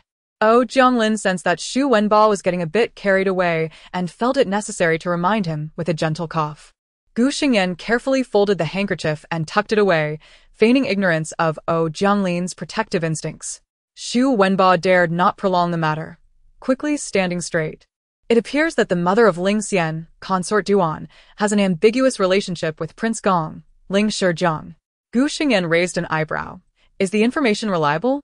Jianglin promptly replied, "I discovered this a few days ago but was hesitant to confirm it, so I had Master Shu investigate. The shadowy informants of Daliang are scattered throughout Beijing. Aside from the palace, there isn't a place that lacks a few spies. Jianglin leads these informants, meticulously filtering and organizing all the useful intelligence, ultimately compiling the significant leads for himself. How many years has it been? The 30th year of Dingyuan. The last year of the previous emperor's reign, which is now 18 years ago. Investigate Ling Xian's lineage." Gu Xingyan commanded. Understood, Jianglin responded. Shu Wenba's lips twitched. "Ninth brother, you don't suspect Ling Xian to be Ling Shizhong's offspring, do you?" "I looked into it, and consort Duan was already incapable of bearing children when she conceived Ling Xian."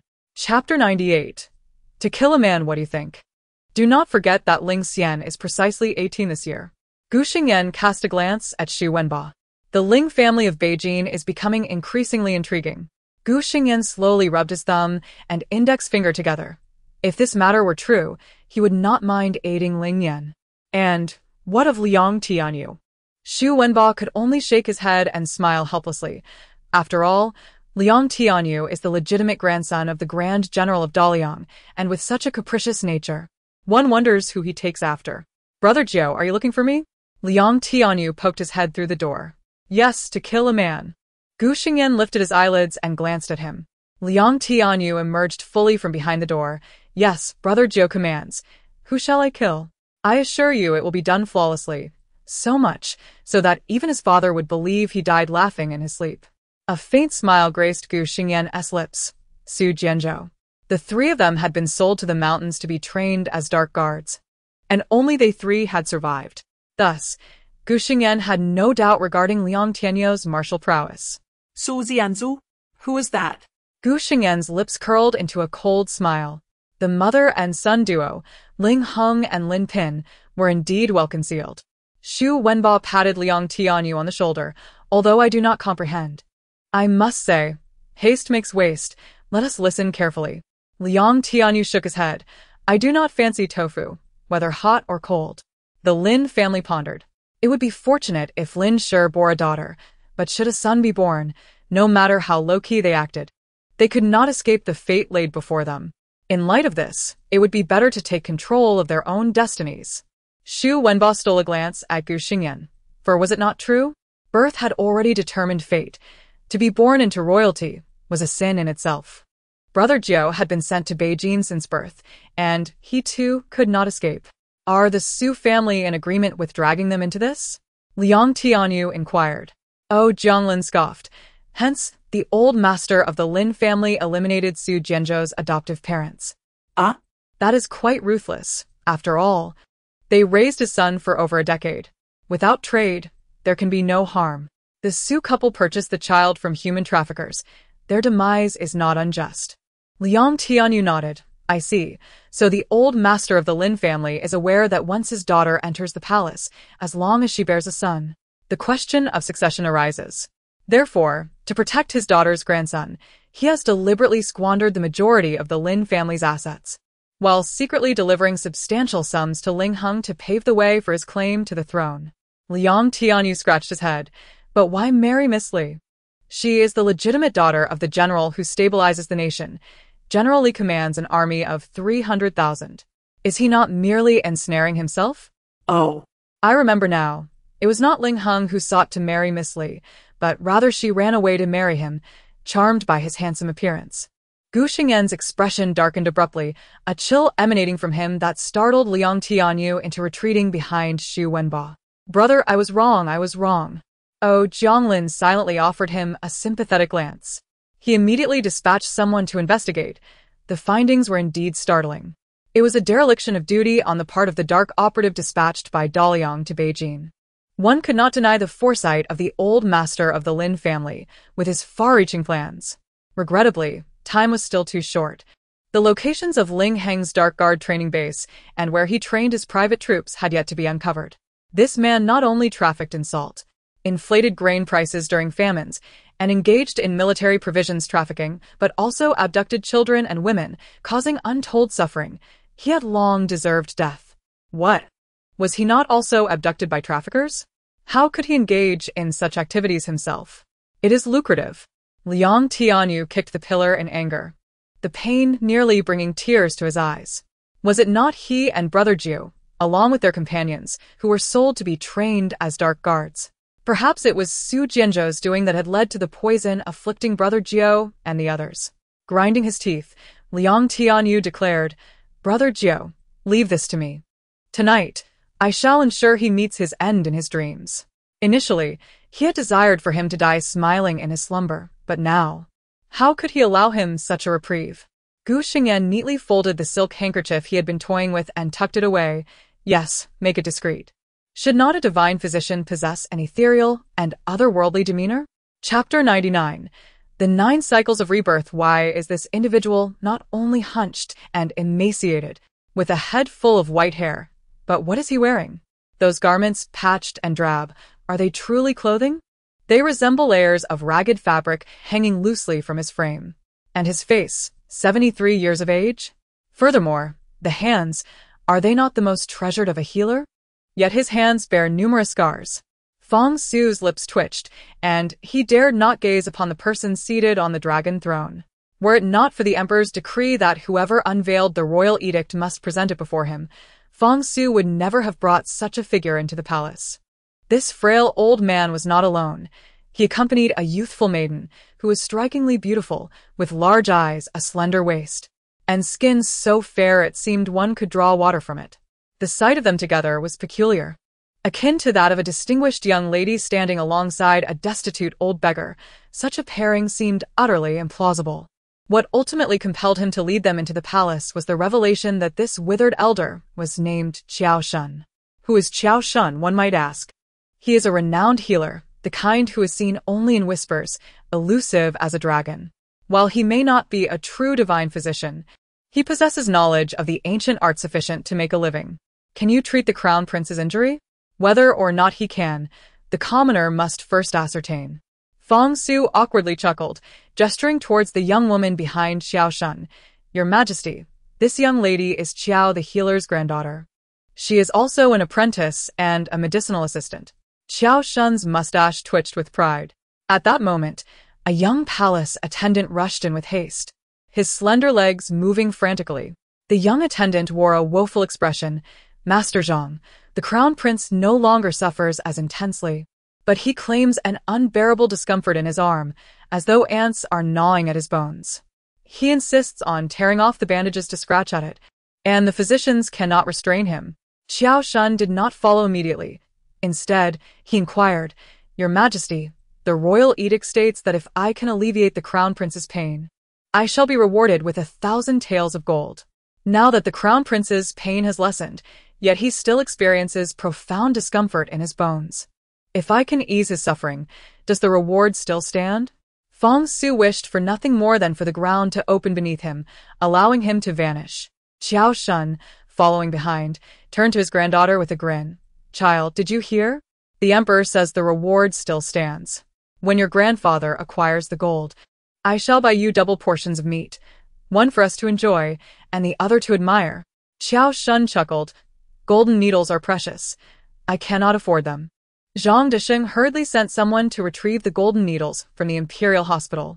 Upon their arrival at the Eastern Palace, the crown prince was wielding a knife, swinging it wildly to ward off anyone who approached, while simultaneously attempting to tear away the bandages from his left arm. He was in agony, feeling as if countless ants were devouring his bones, wishing desperately to sever his own arm. The empress was at her wit's end, torn between concern and frustration at his lack of understanding. Jeer, be obedient and put down the knife. Just endure a little longer, it will pass, my child. She then commanded Physician Feng. Physician Feng, this cannot continue. Quickly prepare a sedative for the crown prince to drink. Physician Feng and the other doctors were at their wits' end, their mouths blistered from the stress of 3 days and nights without a proper rest. Your Majesty, it's not that I refuse to prescribe, but the crown prince has taken too many sedatives these days. Another dose would yield little effect and could have detrimental consequences. The empress's vision darkened momentarily. Physician Feng, in his heart, mused that whether the crown prince took the medicine or not, the impact on his mind was negligible. It was merely a matter of 50 paces versus 100. A throng of individuals knelt in the hall, none able to persuade him otherwise. What nonsense! You are the crown prince. I am in pain, father. At that moment, the golden needles arrived. Renier. Upon seeing the disheveled old man appear from behind his father, immediately grasped the knife on the ground. You. Who are you, and what do you intend to do? Commoner Qiao Shun, also known as Qiao the Healer, here to examine your injury. Ling Ji's gaze fell upon the young girl behind Qiao Shun, and he pointed at her. Who is she? My granddaughter and my only apprentice. I do not trust you. I want her to treat me. Unnecessary. Qiao Shun replied as he stepped forward, seizing Ling Ji's hand. As the crown prince's grip weakened and the knife clattered to the ground, a golden needle was expertly inserted above the wound on his left arm. Your Highness, do you still feel discomfort? Huh. Ling Ji was momentarily bewildered. Qiao Shun gestured towards his left arm. I inquired if you feel any better. Ling Ji, coming to his senses, moved his left arm and exclaimed with joy, Father, I feel much better. Mother, I am much improved. If this individual were to strike him, could he have evaded that needle just now? The Empress was overwhelmed with tears of joy. Just as her words left her lips, she noticed a multitude of needles had been expertly placed in a circle around the Crown Prince's left arm. Chapter 100. Driven to despair, Jiao Shun removed the needle from Ling Ji's left arm and then proceeded to repeat the process at a slower pace. The expressions of everyone in the grand hall twitched involuntarily. It was evident that the prince's body was being used as a teaching tool. And all of this occurred in front of his father. Silence enveloped the room, for this man was the esteemed Jiao physician. Ling Ji's eyes widened in disbelief. The Empress cleared her throat gently as a reminder. Unfazed, Jiao Shun removed the recently inserted needle once more and instructed his granddaughter to try it again. The Empress massaged her temples, and considering the prince's discomfort had lessened, she refrained from reprimanding him. "Jie, how do you fare?" Ling Ji assessed his condition. "I am well, mother. The pain has subsided, and I feel much better now.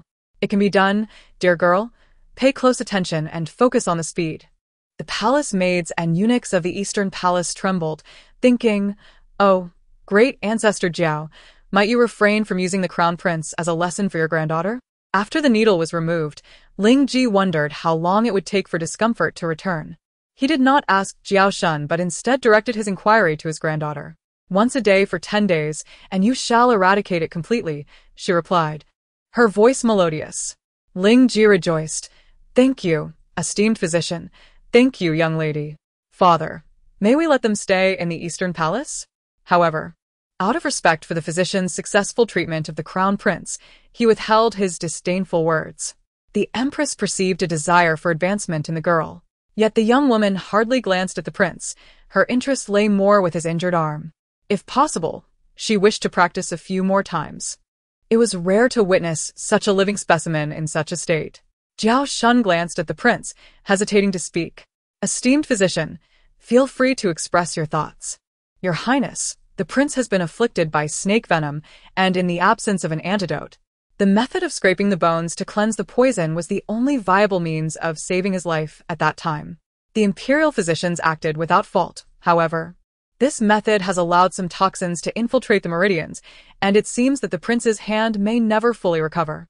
Ling Ji's complexion changed dramatically as he seized Jiao Shun's collar. "What do you mean? I will become disabled. I am the Crown Prince. How could I be disabled?" Jiao Shun remained silent, frowning at the wrinkled fabric of his tattered garment. "I will do everything in my power," he finally said. "What nonsense! You, a lecherous man, a tempestuous fool. If I do not leave you in a state of disability, I shall not be a physician." The Empress, upon hearing these words, felt a wave of dizziness wash over her. Had the Crown Princess not steadied her, she might have fainted. She was loath to admit her misjudgment. At that moment, the third prince, Ling Yao, heard of the physician's announcement and sought to enter the palace, but was stopped at the gate of the Eastern Palace. Left with no choice, he made his way to Hucking Palace. Upon seeing the Empress being supported by palace maids, her complexion pale, Ling Yao rushed forward to take her hand. "Mother, what troubles you? Why do you look so unwell? How is elder brother? I just heard that someone has announced a remedy. Surely his hand is fine?" Upon hearing Ling Yao's words, the Empress's expression darkened suddenly, and with a sharp crack, she struck him across the face. The palace maids and eunuchs withdrew in unison at the sight. Ling Yao, incredulous, cupped his swollen cheek and looked at the Empress. "Mother, what have I done wrong to deserve this?" The Empress laughed coldly, gazing at her youngest son, and spoke slowly. "Are you not pleased that your elder brother's hand may be left with a disability?" "Mother, what do you mean? How could elder brother's hand be harmed? The imperial physicians have treated him, and today a renowned physician has announced a cure." The Empress pointed a finger at Ling Yao's forehead, her entire being trembling, and suddenly shouted, "Speak. Was that assassin sent by you? How could a scholar possess such snake venom from the Zhao kingdom? Did you give it to him? You want to see your elder brother dead so you can ascend to the throne without hindrance, do you not? Have you not always been envious of him?" Ling Yao fell to his knees, tears streaming down his face. "Is that truly what you think of me, mother? Is it not so? Every time I asked you to support your elder brother, you displayed nothing but impatience. From childhood, you have looked down upon him. believing him dull-witted. His ascension to the throne was merely due to his being born a few years earlier than you. You harbor resentment. When Jie was attacked, your other siblings feigned concern. Merely seeking to witness the spectacle, I paid it no mind, for they are not my true children. But you, why did you join them in their revelry? Do not think I cannot see the glee in your eyes. The Empress stepped closer to Ling Yao, enunciating each word. Your grandfather and I have observed all this. Do you believe you have concealed it well? Humph. Ling Yao, your ambitions are far too grand for what is not rightfully yours to covet. Ling Yao rose, tears cascading down his face as he shouted, Ling Ji is your son. Am I not your son as well? Why do you and grandfather only see him? He is foolish, selfish, and wicked. What makes him superior to me? Why am I merely a pawn in your eyes? Why? Slap. The Empress's hand struck Ling Yao's face once more with force. Because you lack the qualification. Ling Yao, you have no right to aspire to that position. When you were born, I suggested to the Emperor that you be named Qin, to be a minister for eternity, yet your father did not heed my counsel. His kindness has sown the seeds of your unworthy aspirations. Ling Yao, clutch your heart and ask yourself, do you deserve that name? Ling Yao wiped his tears fiercely. His eyes filled with resolve, and without uttering another word, turned to leave. The palace in December was frigid, yet it could not compare to the chilling void within his heart. Upon returning to the third prince's residence, Ling Yao summoned his captain of guards and whispered his orders. The captain, taken aback, broke into a cold sweat, for he perceived a sinister glint in the third prince's gaze. Chapter 101. The influential figures on the following day. In the courtyard of Lishao, 3 maidens were enjoying lunch with Li Shuangwan. Chun Rong, indeed gifted in the culinary arts, had been creatively preparing dishes for Li Shuangwan, who had been eating lightly due to her injuries. With her deft hands, the same ingredients transformed into delightful delicacies, frying, stir-frying, braising, boiling, and steaming. She had mastered a good portion of the 28 cooking methods. Each dish was a feast for the senses, appealing in color, aroma, and taste, captivating the diners. Li Shuangwan wiped her hands with a handkerchief and instructed Chenrong, please serve each of them a bowl, and come sit with me. Yizhu and Luo Man could now manage to sit up for their meals, although they could not remain seated for long due to the severity of their injuries. Luo Man blinked her eyes eagerly. Rome, quickly, I crave the bamboo shoots steamed with goose, and the fragrant braised meat, oh, and the loofah stewed with yellow fish. Yizhu listened to the names of the dishes with delight. During their days of recuperation in bed, Chenrong had been tirelessly preparing a variety of delectable meals. The princess dined with them daily, inadvertently plumping them up. Your Highness, you spoil us too much.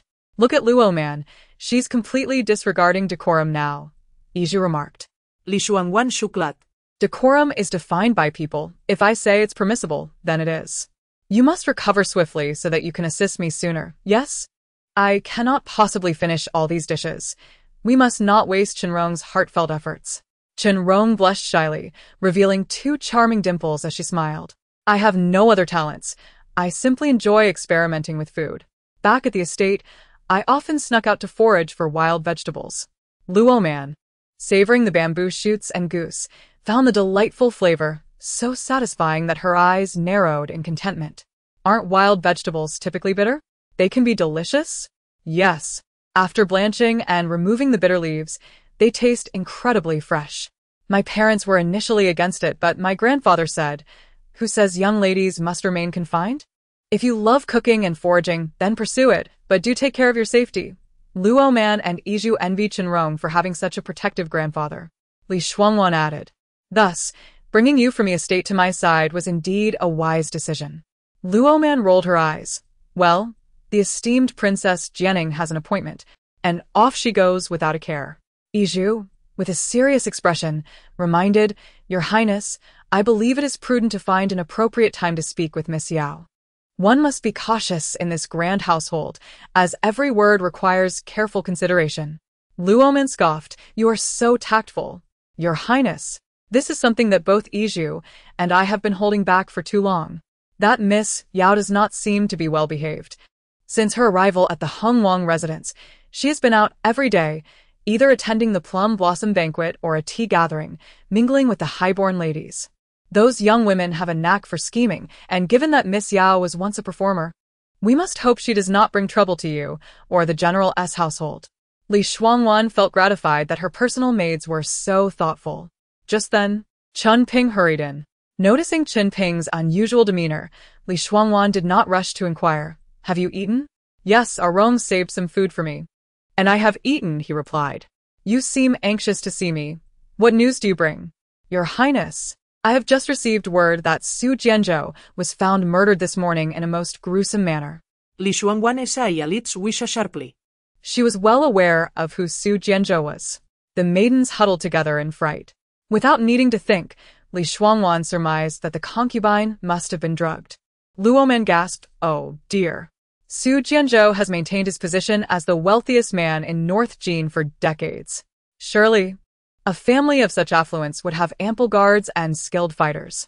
The one who murdered him must possess extraordinary prowess. Such a brutal death. Has he offended someone formidable? Li Shuangwan remained silent, for she had some understanding of this influential figure, Su Jianzhou, who was a veritable titan in commerce. Having dominated the North Jin wealth rankings for years, his status unassailable. To put it succinctly, the combined wealth of the second and third ranked could not rival that of Su Jianzhou alone. However, he had a history of misdeeds. She recalled overhearing Huang Xing mention something to Ling Heng about what goes around comes around, though she had not delved further into it. Normally, such scandals would be suppressed due to Ling Heng's imperial influence. However, Su Jianzhou's fiery-tempered legitimate wife had brutally mutilated the concubine and turned the incident into a public spectacle, causing an uproar throughout the city. The so-called beauty basin was a gruesome punishment where a woman's mouth was used as a spittoon. Those unfortunate enough to be turned into such vessels rarely lived long. Su Jianzhou's wife, seething with rage, displayed the concubine's remains in a bustling area, subjecting her to mockery. Eventually, she heard of it and ordered the rescue of the remains. The concubine did not survive for more than a few hours. Though only a half-day had passed, the news had spread like wildfire. Su Jianzhou had met such an end, and his numerous misdeeds had finally caught up with him. Her thoughts drifted to Gu Xingyan. Chapter 102. Leaving in anger indeed. Only those under Gu Xingyan's command possessed the capability to commit murder in the formidable Su residence. To confront Ling Heng, one must first dismantle his clandestine enterprises by eliminating the astute Su Jianzhou. This strategy is aptly termed cutting off the firewood from the bottom. With Su Jianzhou's demise, along with Butler Wu and Qinglian, Ling Heng would likely be driven to madness. While Ling Heng wallows in discontent, Li Shuangwan finds cause for celebration. It has been many days, and she wonders how Luo's injuries are healing. A sudden longing for her arises. Observing Yizhu and Luoman, whose wounds have significantly improved, she instructs Qinrong to add more soft cushions in the carriage, allowing them to rest comfortably for an hour and a half. After tidying up, they plan to retreat to the countryside for a few days. "Rong, you shall accompany us," she declares. Qinrong's eyes brighten with joy. Having never been away from her grandparents and parents, she finds herself yearning for them after spending so many days in the Wang residence. Li Shuangwan smiles. "No need for special preparations. I am eager to taste those wild vegetables you mentioned." Indeed, the back mountain is abundant with various wild greens. "I can prepare over 10 different dishes without repetition," Luoman exclaims, her eyes sparkling, only to dim slightly as she furrows her brow. "Your Highness, you wouldn't bring Miss Yao along, would you?" Li Shuangwan smirks. "I will certainly inform her, but I doubt she will join us." Luoman claps her hands in delight, though her pain is evident.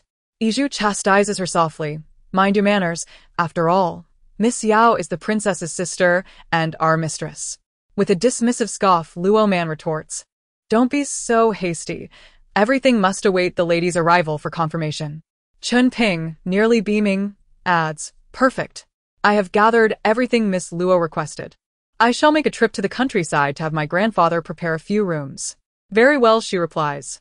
However, their stay at the countryside will be brief. In about 10 days, the ceremony for Old Master Li will commence, and her mother is expected to arrive around the same time. The 28th day of the 12th month also marks the ancestral ceremony, which she must attend. In these days, Ling Heng is overwhelmed and has no time to concern himself with her. As anticipated, when Ling Heng appears at Le Xiao courtyard that evening, his face betrays exhaustion. She notices the faint shadows under his eyes and the stubble on his chin, suggesting he has worn the same clothes from the day before. He sighs, Awen, are you still angry with me? I failed to protect them, disappointing His Highness. What must I say or do for your forgiveness? His voice is hoarse.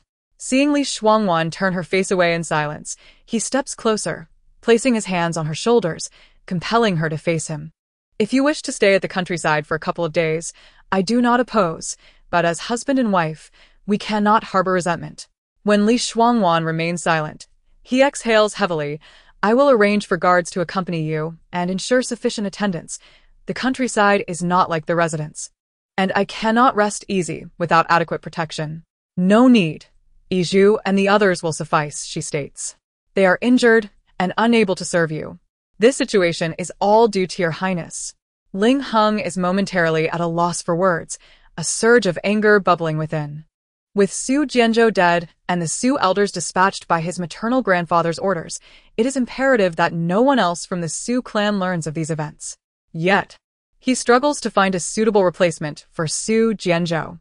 His two sons are unworthy, one a frivolous wastrel, the other engrossed in male pleasures, a confirmed debauchee. His daughter, Su Yanran, possesses some utility, but being a woman, she is limited in her potential. Moreover, with Su Jianzhou gone, the Su family's uncles are eyeing the riches, eager to seize the family fortune.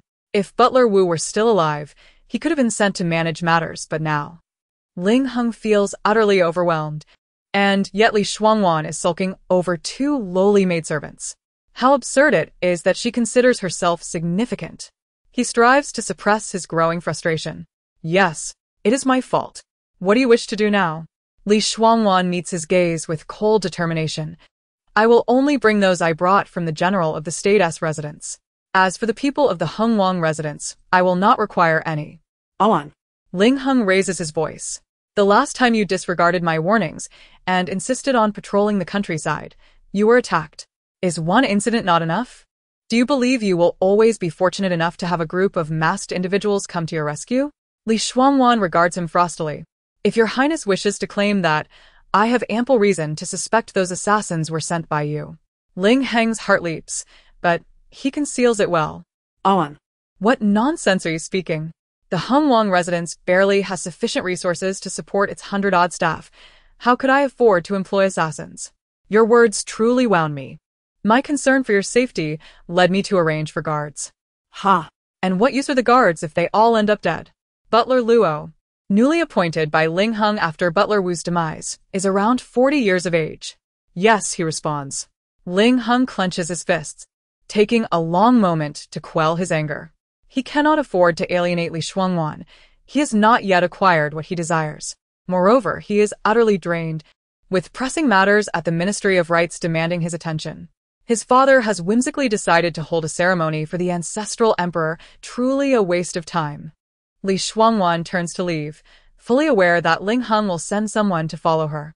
Besides Su Luo, there is nothing she cannot share with him regarding the countryside. As for Su Luo, she has assumed a new identity, now the daughter of Dr. Gua.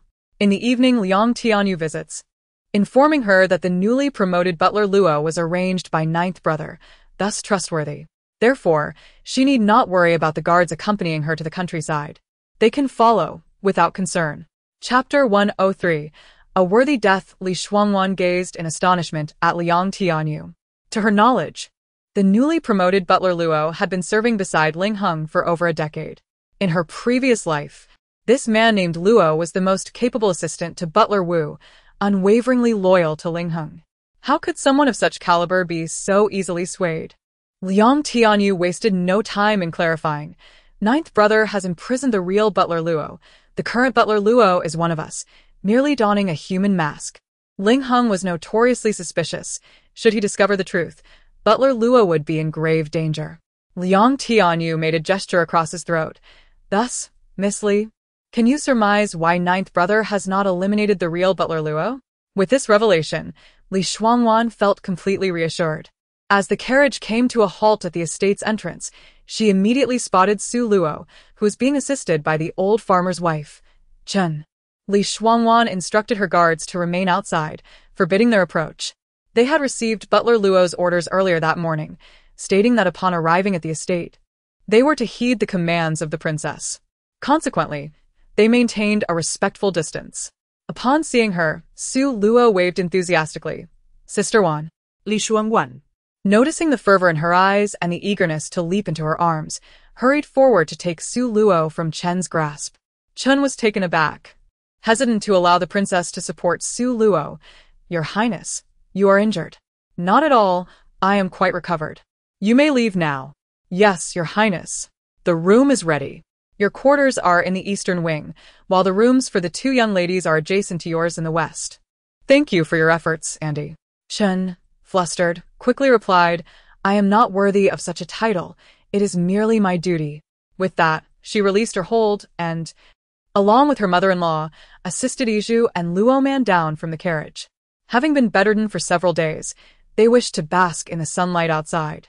Su Luo instructed Chen and Chen Rong to help them take a leisurely stroll in the courtyard, while she and Li Shuangwan settled into a chair beneath the corridor.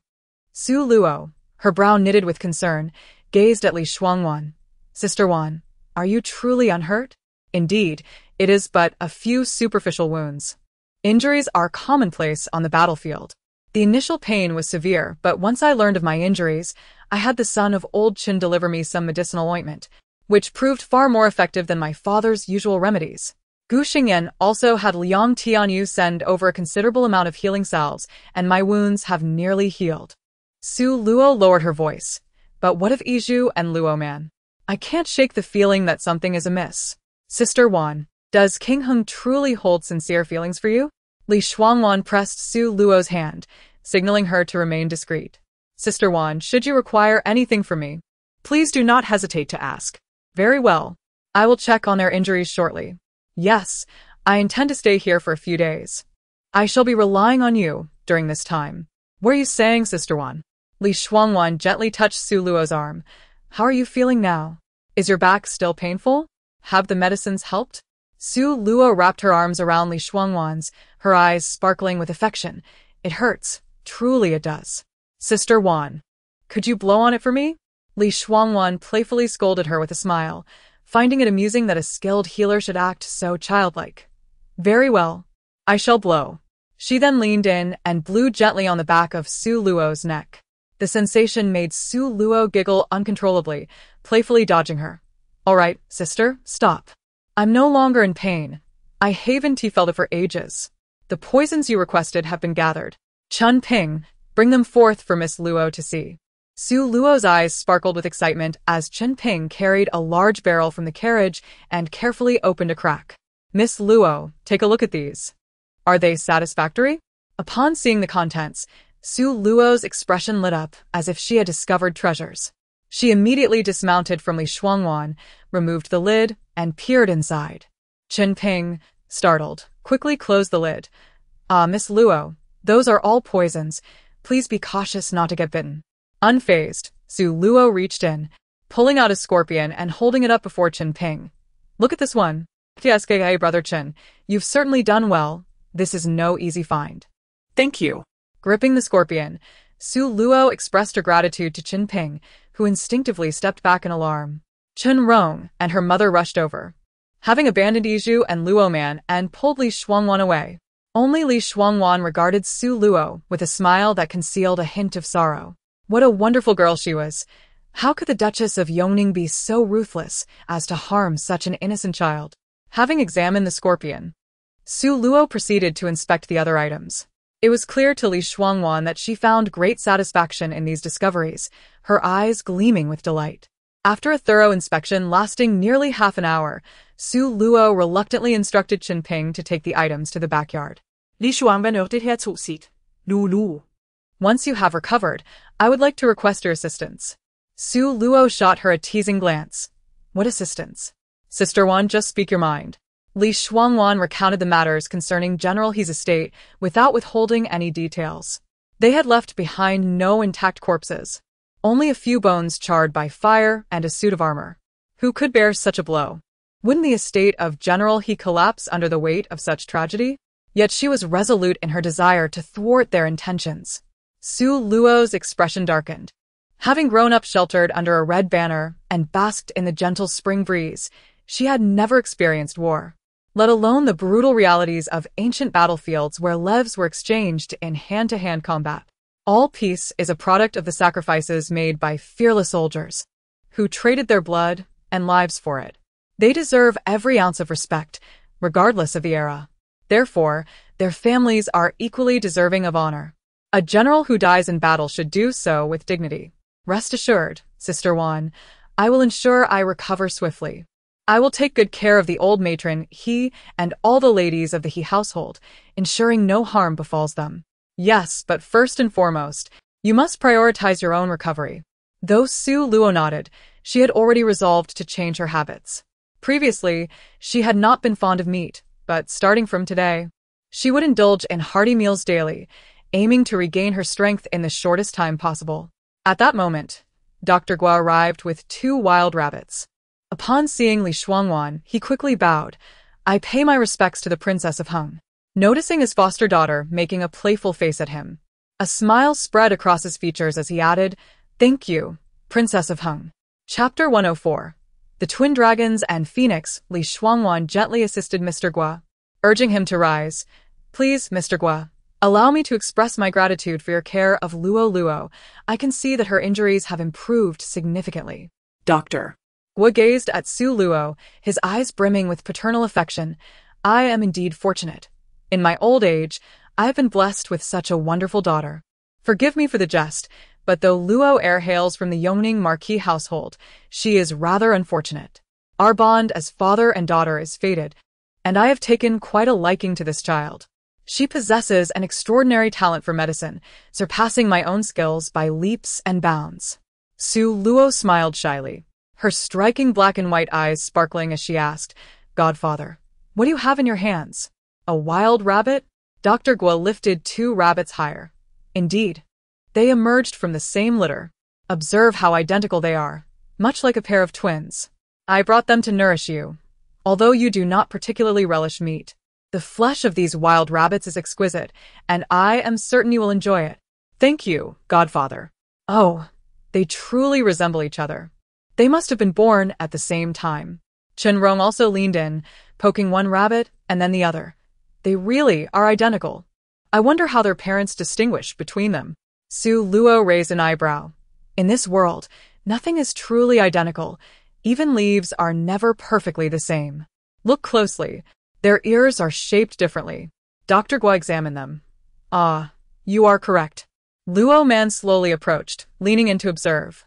Oh, indeed. One ear is square at the tip, while the other is pointed. Miss Luo, is it true that there are no 2 things in this world that are exactly alike? Certainly not, Su Luo replied. Luo Man tilted her head, inquiring, what about twins born at the same time, like sisters or brothers? Sometimes even their parents struggle to tell them apart. Are they not identical? Su Luo shook her head. It is impossible for them to be completely alike. Setting aside personality differences, there will always be some distinctions in appearance. With careful observation, one can surely discern them. Sister Wan, have you ever encountered 2 identical twins?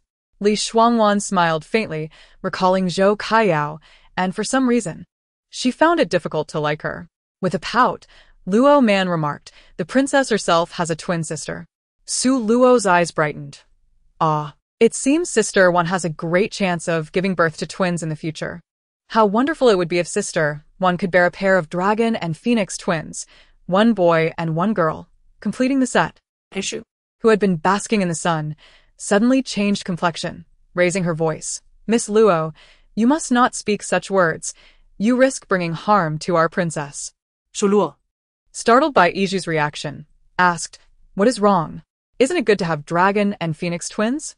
She glanced around, noticing that not only the maidservants brought by Sister Wan but even the old man Chen and his daughter-in-law had changed expressions.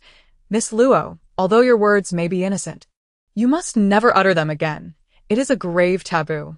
Even Dr. Gua's expression shifted. Though his intentions were good, the words were misguided.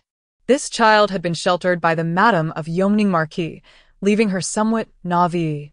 However, he would take it upon himself to enlighten her gradually. Li Shuangwan suddenly thought of Tingning. Had he not shared her features, she would never have recognized him as the son she had raised for 9 years. Thus, what of her biological mother? The onlookers sensed the princess's displeasure and exchanged glances, instinctively retreating from the courtyard, leaving only the 4 of them. Sister Wan. What is the matter? Did I say something wrong?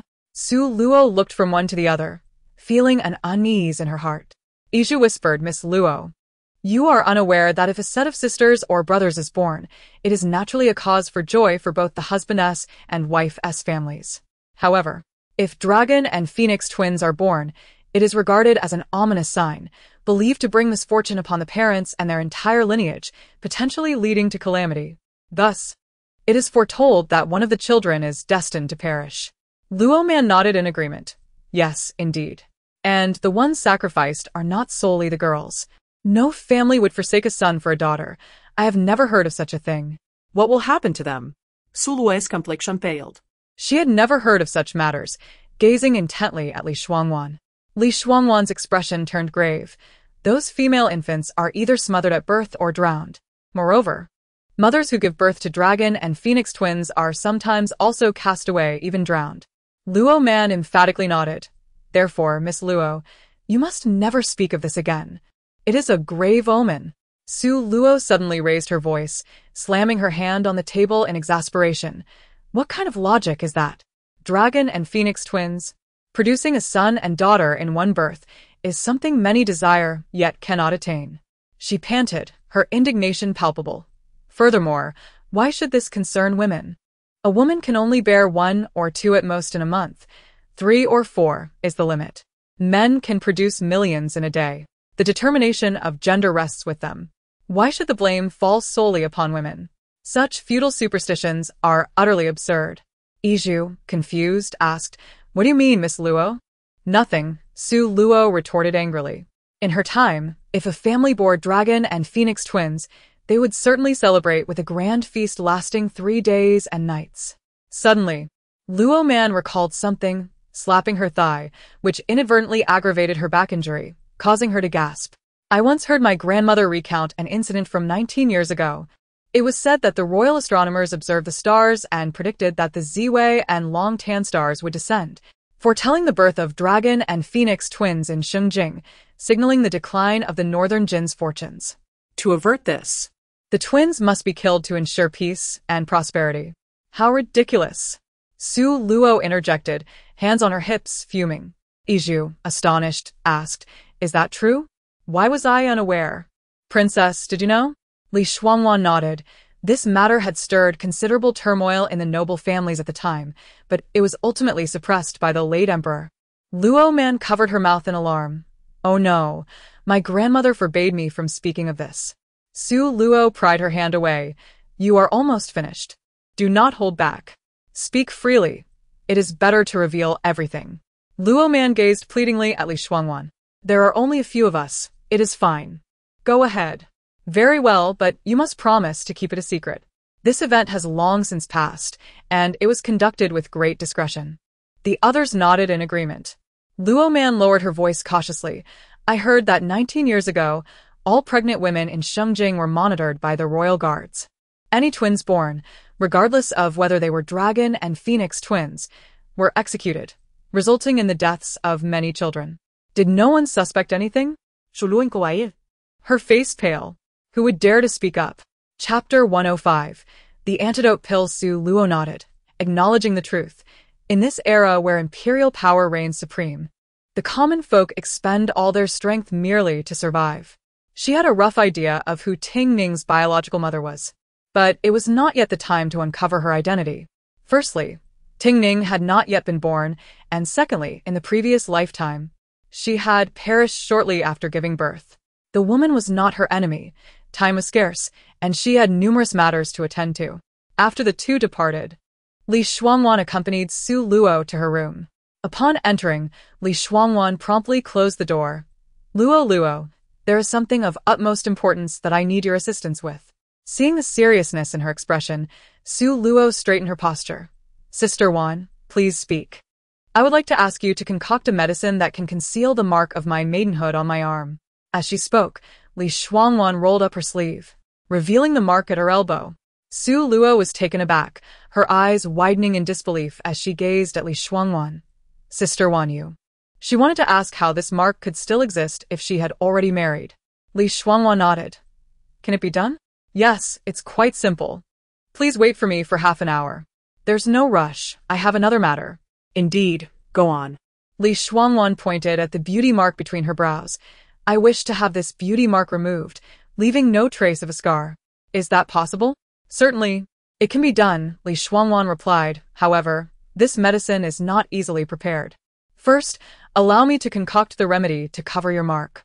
Then, I will write a prescription for you to have Chen Ping procure the necessary ingredients. Once prepared, he will deliver it to you. Li Shuangwan let out a heavy sigh of relief, grateful that Luo asked no questions. Thank you for your efforts. This matter had been taking shape in her heart ever since Zhou Kaiyao appeared before her.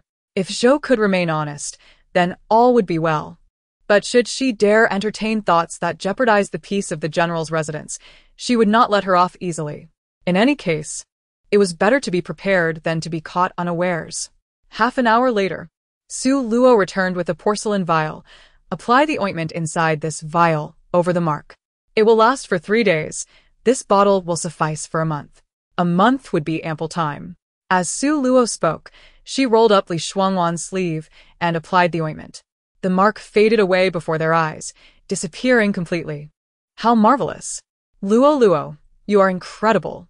Li Shuangwan exclaimed joyfully. Su Luo shot her a playful glare and handed over a written prescription. Here.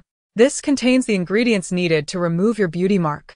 Once you have everything ready, send someone over, and within 5 days, I can prepare it for you. Li Shuangwan tucked the prescription into her sleeve. Aren't you curious about my reasons? Su Luo rolled her eyes. If you thought it wise to tell me, you would have done so already. Since you have chosen to remain silent, I respect your reasons and shall not pry. Li Shuangwan couldn't help but gently pinch her soft cheek. One day, I shall tell you. Su Luo smirked, resting a hand on her wrist. Hold still. I need to check your pulse. In a moment, her expression changed. Sister Wan, have you suffered a grave injury? Li Shuangwan nodded. Half a year ago, I lost all my martial skills. Su Luo slammed her fist on the table, grimacing in pain. How outrageous. Who did this to you? Tell me, and I shall see to it that they meet their end. My skills in poison far exceed my medical knowledge. Li Shuangwan's eyes sparkled mischievously. No need to rush. I will take care of this grudge personally. I've already avenged half of it. The rest shall follow. Su Luo gathered the vials around her, not glancing up. Very well. It's your decision. You still have residual poison in your system. We must act swiftly to cleanse it. This cannot be delayed. Li Shuangwan nodded. In her previous life, when she arrived in Beijing with the Liang Rui Wang, she had taken a great liking to this girl. In this life, their bond had deepened, and she found herself even more fond of her. Yes. Both the doctor and the imperial physician have examined me and said that I can expel the residual poison through childbirth, but it must occur within a year, otherwise I will succumb to the poison. Su Luo pouted, disdainfully clicking her tongue. A quack's words can lead to ruin. While it's true that childbirth can expel poison, since it's residual, there's no way it would lead to your demise within a year. Such alarmism. Su Luo patted her chest. Rest assured, with me around, not only can I help you cleanse the poison, but I'll also assist in restoring your martial prowess. Su Luo thought to herself. Li Shuangwan smiled and nodded. Indeed, I trust you. There's no rush. Prioritize healing your own wounds first. Ignoring her, Su Luo retrieved a needle from the side and heated it over the candle flame. I shall draw a small vial of blood first. I need to study this poison thoroughly. It must be cleared swiftly. Li Shuangwan chuckled lightly. Knowing I can't argue with you. Very well. Do prepare the medicine. And I'll decide when to take it. Su Luo paused momentarily, saying nothing, as she quietly filled a small vial with her fingertip of blood. She then rummaged through her sleeve and produced a black porcelain vial. This contains poison, extremely toxic, enough to seal the throat upon contact with blood. Take this for self-defense. Li Shuangwan remained silent, barely audible in her sigh, and accepted the vial. The group stayed at the village for over 10 days, during which Li Shuangwan recovered completely, even the scars fading from sight. With Su Luo's help, Yizhu and Luo Man also healed swiftly. Su Luo herself was nearly well, awaiting the chance to gain weight so she could concoct medicines to eliminate the black toxic growth on her face. This matter could not be hurried. Throughout these days, Su Luo was the busiest, almost locking herself away, and on the afternoon of the 8th day, she finally produced the antidote. She handed the porcelain vial to Li Shuangwan. You decide when to take it. Li Shuangwan received it with great care, understanding that Luo had dedicated herself to concocting the antidote day and night. Such kindness could not be taken for granted. Thank you, she nodded solemnly. She did not respond further. However, to prevent Ling Heng from harboring suspicions, her demeanor needed to soften gradually. From initially avoiding him entirely, to later exchanging a few words, she needed to navigate this process with precision. One day, while the group basked in the sun in the courtyard, they suddenly heard the distant sound of horse hooves approaching. Chapter 106. Perform for him. As she lifted her gaze, Li Shuangwan felt a wave of annoyance. It was Ling Heng. To her surprise, he had personally come today. Su Luo quickly whispered in her ear, Sister Wan, this man is exceedingly hypocritical. Be very cautious. I've concealed the poison I prepared for you quite well. Li Shuangwan gently patted her hand, signaling her not to worry. As Ling Heng approached, he dismounted his horse and caught a glimpse of Su Luo, who merely cast him a fleeting glance. Her countenance was a blend of enchantment and devilry. This was the daughter of the village physician, as his guards had informed him. It was astonishing that Li Shuangwan would rather trust a rustic doctor to tend to their wounds than remain in the prince's residence. How utterly humiliating for her. In that fleeting moment of thought, Ling Heng keenly sensed something amiss. If this woman were indeed a mere village girl, how could she maintain such composure in his presence? He discreetly cast another glance at Su Luo. At that moment, she recognized her incongruity with the era and thought, Isn't it just acting? I excel at it. Her eyes gradually became entranced, then widened as if she were slowly rising from a state of weakness. She stared unblinkingly at Ling Heng and, in a daze, tugged at Li Shuangwan's sleeve, exclaiming, Your Highness, who is this gentleman? He is remarkably handsome. Li Shuangwan turned her face away, her lips twitching. In terms of acting prowess, aside from Su Luo, no one could compare. She smiled lightly. This is His Highness, Prince Heng. Ah. Su Luo immediately knelt, her backside hitting the ground with a thud. I pay my respects to Your Highness. Li Shuangwan reached out to help her up, her temples throbbing with irritation. Luo, I've told you before, the prince is a kind man. Do not be afraid. Your Highness, Su Luo stammered. I've never encountered such a handsome young man before. I was momentarily entranced. Realizing she had misspoken, she hastily waved her hands. I didn't mean it like that. Your Highness, I harbor no other intentions. I merely find you pleasing to the eye and you possess no airs about you. Please do not misunderstand. Her voice dwindled, punctuated by shy glances at Ling Heng. Seeing this, Ling Heng's heart eased. It appeared he had captivated her with merely his appearance. Clearly, this woman could engage in conversation with Li Shuangwan for a reason. How superficial they both were. He scoffed inwardly, wondering how even an exceedingly unattractive village girl dared to entertain thoughts of him. Such audacity was truly beyond comprehension. He discreetly signaled to Si-Pe, who stepped forward and scanned the courtyard, commanding, Everyone, please disperse.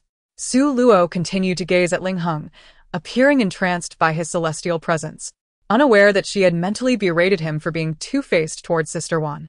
Any man who treated her with such duplicity was no good. Si-Pe positioned himself before her, blocking her view of Ling Heng, his voice icy. Those unassociated, please take your leave. He then quickly winked at Li Shuangwan. With great effort, she stifled a laugh. Ling Heng approached Li Shuangwan, his expression softening as he took her hand. Are you still upset with me, Wan? Li Shuangwan huffed, turning her head away. She struggled to suppress her disgust. Is Your Highness serious? A gentleman's word is his bond. Li Shuangwan forced a shy smile. That is more like it. Yizhu and Luo Man had nearly healed, their wounds scabbing over. Upon seeing them emerge, Ling Heng approached. You two ladies have suffered. It was my concern for the princess's health that led to my misplaced anger towards you. I apologize, sincerely. He even inclined his body slightly in a gesture of humility. Li Shuangwan's eyelids twitched. She had never expected Ling Heng to be so gracious. She had always known that those who survived the power struggles to ascend to the throne were no ordinary individuals. Ling Heng, with his tenacious spirit, was beyond the reach of most. He had even deceived his own parents and siblings. Yi Zhu and Luo Man were taken aback, fearful to accept such courtesy from a prince, and immediately knelt, their foreheads touching the ground. We dare not. The fault lies with us. Ling Heng waved his hand, signaling his attendants to assist them. Instruct Butler Luo to reward each of these young ladies with 100 taels of silver and double their monthly allowance starting this month. Cast a cursory glance at them, responding, understood. Li Shuangwan raised an eyebrow and walked over to Ling Heng, inviting him to join her in the carriage. Your Highness, please, enter the carriage. Ling Heng personally helped Li Shuangwan into the carriage and, once she was seated, said, as Yi Zhu and Luo Man are still recovering, let them accompany you. I shall ride. The carriage was spacious enough. Seeing them so restrained and fearful, I prefer to stay out to avoid making them uncomfortable. Feigning anger, Li Shuangwan Pota. Ling Heng dismounted and approached the carriage, lifting the curtain to assist Li Shuangwan down, escorting her to the Luxiao courtyard. Surveying the desolate courtyard, Ling Heng frowned slightly. Awan, there are far too few servants attending you here. Allow me to instruct Butler Luo to procure some maidservants for you. You may choose whom you wish to keep or have him select for you. Li Shuangwan smiled lightly. Let Butler Luo assist with the selection. I find such matters tiresome. Ling Heng smirked. Very well. A steward approached, reporting, Princess, a woman claiming to be Nurse Zhao is outside the gates, saying she is your wet nurse. Finally, this person had arrived. Li Shuangwan was consumed with resentment as she had been anticipating her arrival. Chapter 107. Leveraging age. Ling Heng suddenly realized from Li Shuangwan's ecstatic expression that this Granny Zhao held an exceptional trust from her, perhaps even surpassing that of the two maids, Yi Zhu and Luo Man. Shortly thereafter, an elderly woman entered, trailing behind a servant. Upon her entrance, her eyes reddened as she knelt. Servant greets the prince and princess. Granny Zhao wiped her face with an imaginary tear. Princess, I have finally seen you. For over a month, I have longed for you day and night. Seeing you in such good spirits today brings me great relief. Li Shuangwan inquired about Granny Zhao's family. How is your brother from the He family? Granny Zhao choked on her words. He is somewhat better. However, alas, his illness is a costly affair. I have sold everything in my home, and now I can no longer produce a single coin. From here on, it all depends on his fate. What shall we do about this? Li Shuangwan said, Chenrong, fetch 200 taels of silver for Granny Zhao from my box. On the surface, Granny Zhao expressed boundless gratitude, yet internally she felt a gnawing resentment. 200 taels were hardly sufficient, and she had served for over a decade. Ling Heng observed Granny Zhao with a cold gaze. She appeared to be in her 40s or 50s, her eyes murky, her lips thin, and when pressed together, they bore a hint of bitterness. Her hair, pulled into a bun, had strands of white peeking through, and she wore a light blue short coat. Such a visage, coupled with financial struggles, made her easily susceptible to bribery. Ling Heng remarked, Awan, I shall return to keep you company tonight. Li Shuangwan replied, Your Highness, are you not going to Beima Temple today? In 10 days, we must prepare for the ancestral rites. Ling Heng smiled faintly. I shall not go today, but will visit early tomorrow. This evening, I will be with you. Li Shuangwan smiled slightly. Very well, Your Highness. Do as you must. Ling Heng cast a glance at Granny Zhao. Serve the princess well. As Granny Zhao assessed Ling Heng at that moment, she noted his commendable stature and handsome demeanor. He treated Li Shuangwan kindly, but regrettably, he did not enjoy the emperor's favor, rendering him of little use. She replied with a slight bow. Yes.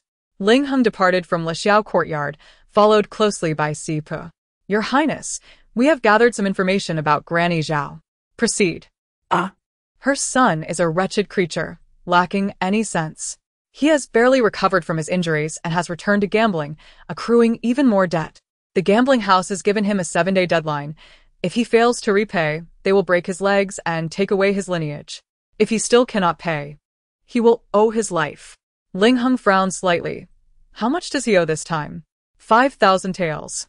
Ling Heng was taken aback. 5,000 taels? How could the gambling house allow him to accrue such a sum? Seep explained. When he went to repay 500 taels, Granny Zhao, worried, followed him and thus learned of his identity. He lowered his voice and continued, Your Highness, that gambling house is ours. When Steward Wu learned of this, he arranged for subsequent actions.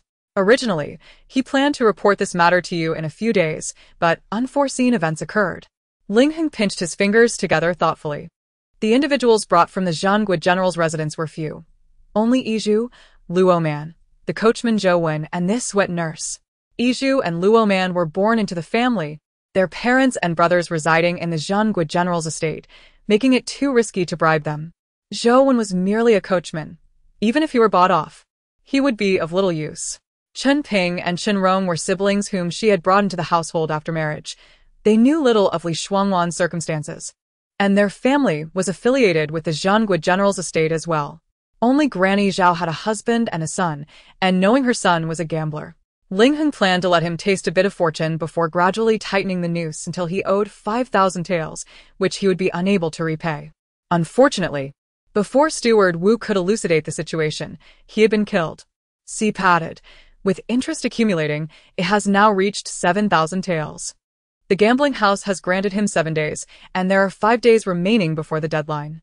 Ling Heng chuckled coldly. Originally, he had been displeased that Yizhu and Luo Man had not perished, but now, with Granny Zhao in the picture, there was no need for him to act. Will the princess lend Granny Zhao more money? Ling Heng scoffed. An old woman on the verge of the grave, selling her flesh and blood is hardly worth much. 7,000 taels. Do you think Li Shuangwan would part with that? Moreover, it is an insatiable pit. Sipa asked, What does the prince mean? Is the princess truly so heartless? Ling Heng made his way to the study. Have them cut off her son's 3rd leg in 5 days. And bring Granny Zhao before me. She is Li Shuangwan's close attendant, having followed her since childhood, yet no bond can surpass that of a mother and son. We shall use her son to exert pressure on Granny Zhao. That would be the most effective approach. In the Lexiao courtyard, Granny Zhao knelt before Li Shuangwan, weeping profusely. Princess, I know that even if my wretched son perishes, it is his own doing. But my husband and I are of advanced age, and he is our only son. I implore you, I beg of you, please save him. The He family still hopes for him to carry on our lineage. Li Shuangwan sat calmly in her chair, leisurely sipping the tea Chen Rong had brought, before setting the cup down gently on the table. Granny Zhao repeatedly bowed her head, crying out, I am fully aware of my son's shortcomings, yet I am powerless to change his fate. Now that he has fallen into this predicament, I cannot bear to watch him die. I have neglected him since his birth for your sake, princess. One mere 10,000 taels is but a trifle to you. I beseech you to save him. 10,000 taels, indeed, a grand request. Moreover, as far as she was aware, he owed 5,000 taels, and with interest, it had ballooned to 7,000. Granny Zhao sought to exploit her, demanding an additional 3,000 taels. What a clever calculation she had devised. In her past life, witnessing Granny Zhao's tearful countenance had stirred her compassion, prompting her to scold her, yet ultimately, she had still yielded 10,000 taels. But what had been the result? Chapter 108. Ling Ji's downfall. The gambling den's headquarters resided in Shengjing City, and she was aware that Zhao Mama's son had been brought there. Indeed, he had ceased gambling. Yet both Zhao's son and Zhao Mama remained under Ling Heng's influence, committing heinous acts behind the scenes. They even conspired with her unscrupulous sister-in-law, causing the general's residence to be in disarray, leading to her mother's untimely demise due to their relentless torment. Drawing a deep breath, she felt the old wounds throb anew from Zhao Mama's recent words. She continued, The princess was assassinated 10 days ago and has yet to recover from her grievous injuries. Yet you, upon your arrival, have not inquired once about her condition, nor whether the assailants have been apprehended. Instead, you demand an exorbitant sum from her. Ha! Merely 10,000 taels. Do you think the general's residence or the Hengwang's house is a moneylender? Last time it was 500 taels. This time it's 10,000. What next? 100,000? 200,000? No matter how affluent the princess may be, she cannot endure such exploitation from your son. Gambling is an endless abyss. Surely, you are aware of this, Zhao Mama? Zhao Mama glared furiously, reprimanding. When did it become your place to interrupt my conversation with the princess? Who granted you such audacity? Li Shuangwan cast a dismissive glance at Zhao Mama on the floor, stating, I gave her that audacity. What? Does Zhao Mama dispute this? Zhao Mama faltered, Your Highness, Yizhu and Luo Man are still young. What do they understand? Had I been by your side, I would have advised you against venturing into such places, and you would not have been injured. I believe the prince's punishment was too lenient. Disloyal servants deserve a beating, and then they should be sold off. Li Shuangwan scoffed. Oh. Is Zhao Mama teaching me how to discipline my servants? Zhao Mama rose from the ground. It is not that I am relying on my seniority, but Your Highness. You do lack a bit in the management of your subordinates. Li Shuangwan retorted with a laugh. Indeed. If I were adept at managing my subordinates, why would I have given you 500 taels, telling you not to return it? Having this money is like throwing a stone into the sea. It merely makes a sound. Therefore, Zhao Mama, you should return that 500 taels. Zhao Mama's eyes widened in disbelief. Your Highness, what do you mean? You did not say this before. You said the money need not be returned, and that I could come to you for any financial matters. If you had not said so, how could the gambling den have agreed to my son's debts? Upon hearing this, Luo Man was so enraged that her back injury ceased to bother her. She pointed an accusing finger at Zhao Mama, shouting, Zhao Mama, do you have no conscience? How can you say such things? Your son is a gambling addict. Is it the princess who dragged him into the den, forcing him to gamble? Zhao Mama seemed to realize her words had crossed a line, bowing slightly in apology. Your Highness, I spoke thoughtlessly. Please forgive me. Li Shuangwan knew this old schemer harbored ulterior motives. However, she deemed her useful and waved her hand for her to rise. I shall pretend I did not hear your earlier remarks. If you abide by your duties henceforth, I shall not treat you unjustly. Zhao Mama, you may retire now. Zhao Mama expressed her gratitude and, as she turned to leave, her eyes brimmed with venom. Luo Man, fuming, exclaimed, Your Highness, why do you still keep someone like her? She is nothing but a madwoman. Li Shuangwan shot her a reproachful glance. Enough. Do not be angry. As long as she acknowledges her mistakes, I am willing to grant her a chance. Yizhu furrowed her brow. Your Highness, I believe it would be prudent to assign someone to keep an eye on her. Li Shuangwan nodded. Indeed, I am aware. You may rest now. Meanwhile, in the Eastern Palace, Ling Ji was truly on the brink of madness. After enduring so much suffering and treatment for days, the renowned physician, Qiao Shun, had informed him that his left hand would never heal. At present, he could not even lift a bowl with that hand, let alone practice martial arts. Enraged, he expelled the grandfather and grandson from the palace, deeming them charlatans and frauds. In a fit of rage, Ling Ji smashed almost everything within the hall, the sounds of shattering echoing throughout the Eastern Palace. The eunuchs and palace maids knelt in fear, and even the newly acquired concubines dared not breathe, casting furtive glances at the frenzied prince while casting pitying looks at the unfortunate princess. The princess approached cautiously, her voice quivering, Your Highness, the emperor is offering a handsome reward to seek out the finest physicians. Your hand will surely be healed. Do not let your anger harm your health. Ling Ji lunged towards the princess, suddenly grasping her throat with his right hand, his bloodshot eyes fixed on her with a ghastly expression. Wretched woman, are you pleased? Am I to be stripped of my title as prince? What other physicians exist in this world besides Qiao Shun? If he cannot heal me, I am but a cripple, a mere cripple. You vile creature. The princess's face flushed crimson as she struggled against his grip. I am your wife. We share fortune and misfortune. Her complexion shifted from red to pale, her eyes bulging. It seemed she was on the verge of being choked to death. Without hesitation, the chief historian, disregarding his fear, rushed to pry Ling Ji's hand away. Your Highness, release her. You will kill the princess. In his frenzied state, Ling Ji possessed extraordinary strength. and the chief historian could not risk harming him, struggling in vain. At that moment, the princess was gripped by terror, genuinely sensing the specter of death, envisioning the grim reapers waiting for her demise. Knock him out. A deep voice resonated from behind. Following the command, the chief historian wasted no time, delivering a swift strike to the back of Ling Ji's neck, causing him to lose consciousness. The chief historian swiftly caught the prince's body. The princess was finally saved, collapsing to the ground, gasping for breath, narrowly escaping death. Chapter 109. The abduction of the Hu family. The time has come to bring the crown princess below to rest. With the year's end approaching and the ancestral rites of the emperor imminent, it is ill-advised to provoke any disturbances. Once the new year dawns, if by February the prince's hand remains incapacitated, the matter of selecting a new heir will need to be contemplated. Even Xiao Shun, who is unable to remedy the prince's affliction, has been expelled from the palace. There shall be no other capable of healing him. Ling Ji has been rendered useless. In the Lushao courtyard, after more than 10 days of absence, Luo Man nearly forgot about this individual. Hearing her flippant remarks, she could not help but roll her eyes. Li Shuangwan gazed at her with a faint smile.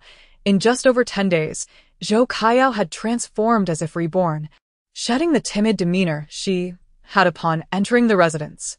Today, she donned a pale lotus-colored embroidered jacket adorned with gold threads, complemented by a skirt of begonia red, intricately patterned with entwined branches. A flowing pale pink cape enveloped her, its fluffy fox fur trim gently encircling her slender neck, accentuating the exquisite beauty of her face, which bore a striking resemblance to her own. However, despite her finery, her eyes lacked clarity, darting around the room since her arrival. Is Yao here? What have you been up to these past few days? Zhou Kaiyao sat herself beside Li Shuangwan. I have just arrived in Shengjing, and my acquaintances are few. I only know Princess Jianing, who has been taking me around to explore.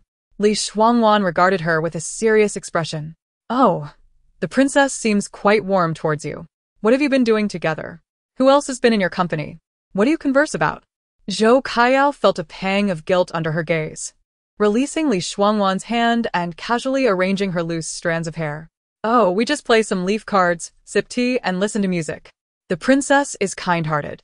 She said, since I am new to Shengjing, and you are busy managing the vast estate of the Hung Prince's residence, she would help me meet some people. Li Shuangwan took a delicate sip of tea. Indeed, the princess is quite generous. Are you implying I have neglected you? Her eyes glistened with unshed tears. I am new to Shengjing, and know no one. You have been away at the estate for over 10 days, and Luo Man could no longer contain her disdain for Zhou Caiyao's affected demeanor. Before the princess went to the estate, did she not invite Miss Yao to join? Your words suggest that our princess abandoned you in the palace alone. Oh, but wait, how could you be alone? The prince is still here, is he not? Are you blaming the prince for not providing you with opportunities to be near him? You. Zhou Kaiyao retorted, sister. How can you allow such a lowly maid to belittle your own sister? Li Shuangwan interjected. Luo Man, refrain from speaking so recklessly. Luo Man pouted. At that moment, Chun Ping arrived, his expression grave, standing at a distance upon noticing others in the courtyard. Rong, please escort Miss Yao out. Yes, my lady. Chun Rong guided Zhou Kaiyao away, pondering how a mere servant could accompany such a person, wondering if the Hung Prince was aware. Reluctantly, Zhou Kaiyao departed.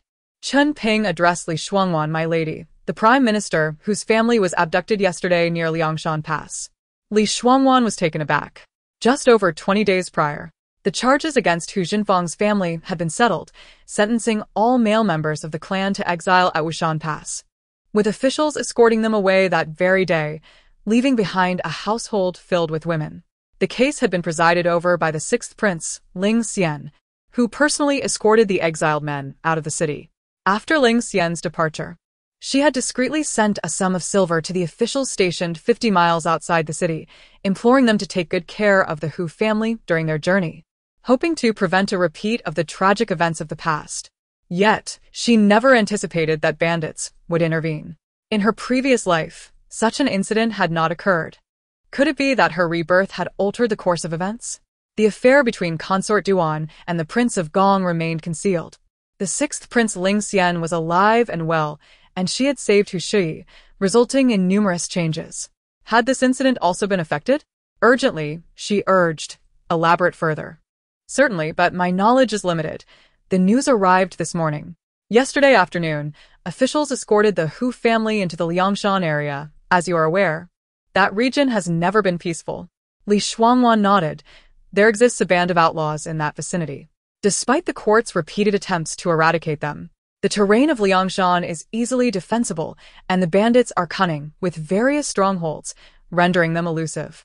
As soon as they entered Liangshan Pass, they were surrounded. What of the officials? All perished. And the Hu family, a total of 5 members? Hu Shui was rescued, so there is one less than in the previous life. It is said that a dozen perished, while the remaining 40 were taken captive by the bandits. This mirrored the events of her past life. Those dozen would ultimately never reach Wushan Pass. Li Shuangwan's mind raced with uncertainty, recalling Hu Shui. Surely, he would not meet the same tragic fate as before. Would he? But what could the bandits want with the Hu family? If it were to aid them, why then slay so many? Are the Hu women aware of this news? Chen Ping shook his head. They are likely unaware. I overheard this by chance. The emperor has temporarily suppressed the matter and ordered the governor of Liangzhou to ensure the bandit lair is dismantled within a month. Chapter 110. Deeply hidden Li Shuangwan suddenly lifted her head. It couldn't be. Could it be that Gu Xingyan was involved? She needed to find an opportunity to inquire. After Qin Ping left, Butler Luo approached her and recounted the recent events one by one. Luo man huffed, Your Highness, see. I wasn't mistaken. Miss Yao refused to accompany you to the estate solely to make it easier for her to entice His Highness in your absence. Li Shuangwan was acutely aware that, for Zhou Kaiyao, Ling Heng was not only handsome and a prince but also powerful, appearing as a refined gentleman. Initially, the prince would engage her in conversation, but later on, he hardly acknowledged her. Upon hearing this, Luo Man held her head high in pride. As nightfall descended, Ling Heng went to the courtyard in that alley, instructing Gu Xingyan to replace him and keep Li Shuangwan company. Since their last conversation, Gu Xingyan had not seen Li Shuangwan for over 10 days. Although he yearned to see her, he dared not show his face. Upon entering, Gu Xingyan held a box in his hands. As the door closed, he tore off the human skin mask from his face. Li Shuangwan merely glanced at him. Gu Xingyan stated, Zhao Mama cannot be trusted. The gambling house where her son accrued debts is under Ling Heng's control. Li Shuangwan replied, Iamaware. Ling Heng was likely attempting to buy her off. If you find it inconvenient to act, I shall take care of this individual myself. Do not kill him just yet. He may still serve a purpose. Gu Xingyan did not press further, merely responding, understood. I will keep an eye on him for you. He pushed the box in front of Li Shuangwan, saying, This is a golden silk soft armor, impervious to blades. You will find it useful. Li Shuangwan would naturally not refuse such a valuable item. The tasks ahead were fraught with peril, and injury was inevitable. With this armor, her chances would improve significantly. She retrieved a thick stack of banknotes from her drawer and pushed them toward Gu Xingyan. This item is priceless. But the only thing I can offer you now is this. Or perhaps I could write a promissory note for the 9th young master. Gu Xingyan extracted a single note, stating, Just one will suffice. Though the item was excellent, he was, after all, a prince of Daliang. Such things were not rare in his realm. Li Shuangwan sudan lismilat. Realizing that he could not even weave a lie, Gu Xingyan felt a twinge of guilt from her smile. Ling Heng has numerous hidden enterprises. My people have already begun to lay the groundwork. He gestured to the stack of banknotes. Isn't this worth much more? Consider it a dividend, he affirmed. Every 6 months, a dividend will be delivered to Miss Li. A low chuckle escaped Gu Xingyan's lips, his gaze intense yet fleeting. Li Shuangwan caught the moment. She asked, So, Su Jianzhou was indeed killed by her people? Yes, Liang Tianyu is exceptionally skilled in martial arts. I sent him to carry out the task. This man has committed numerous crimes and deserved to die long ago. Moreover, as a business genius, to deal with Ling Heng, one must first sever his financial resources. Thus, his death was necessary. Li Shuangwan nudda. And what of that woman? Uncle O has discovered where Ling Heng is hiding her. If Miss Li wishes to see her, it can be arranged at any time. Sheng visits her for medical consultations every 3 days. Her health is extremely frail, making her unsuitable for bearing children. Shuangwan shook her head. Regardless of who she was, she could not allow Ling Heng's schemes to succeed in this lifetime. Therefore, she suddenly lost interest in the woman's identity and had already begun to surmise some truths. The matter that Luo Man mentioned at the estate suddenly came to her mind. 19 years ago, twins were born in Shengjing. Shuangwan looked up at Gu Xingyan and inquired, "What has become of Hu Shui?" "I had him sent to Daliang. Rest assured, he will be safe." Shuangwan recalled the tragic fate of Hu Shui in her previous life, as well as the inevitable deaths of the Hu family members in this lifetime, her expression heavy with concern. Will he be all right?" Gu Xingyan, tall and imposing, slightly bent towards her, his narrowed phoenix eyes focused solely on her. "He will be fine. All the people involved are from Uncle O's side. There is no way they would fail to protect a child." Shuangwan's heart finally eased a little. "Was it you who orchestrated the abduction of the Hu family in Liangshan?" "No, that was done by Cui Jingyu." "How could it be him?" "Yes, it was him. My sources confirm that the 14 members of the Hu family who perished were indeed arranged to be killed by Cui Jingyu, all from the collateral branches." Gu Xingyan observed Shuangwan in the darkness. His eyesight was excellent, allowing him to discern the anxious expression on her face even in the night. Cui Jingyu deemed it worthwhile to sacrifice 14 lives to protect the remaining 40 or so members of the Hu family. Moreover, those collateral branches were not virtuous individuals. "Miss Li, not every person from powerful families is worthy of saving. There are always a few parasites." She naturally understood that even within her own Li family, there were individuals like her second uncle's family. In her previous life, the Hu males had met a gruesome end, largely due to the intense hatred from the Zhao kingdom, but a significant part of the blame lay with those collateral branches. Later, when Wushan Pass fell, the Zhao kingdom captured 5 cities in quick succession, resulting in the deaths of countless innocent civilians, with those collateral members playing a significant role in those tragedies.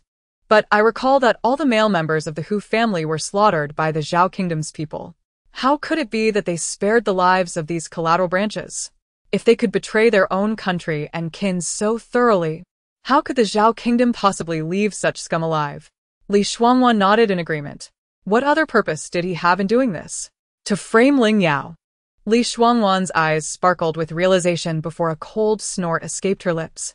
Wasn't it Cui Jingyu who had assisted Ling Heng in ascending to power step by step in her previous life? So, at this moment, Cui Jingyu had already allied himself with Ling Heng? How deeply hidden this was. "Are you quite familiar with Cui Jingyu?" "Not overly so. I protect Hu Shui, while he safeguards the Hu Jinfang family." Our goals align. Gu Xingyan continued.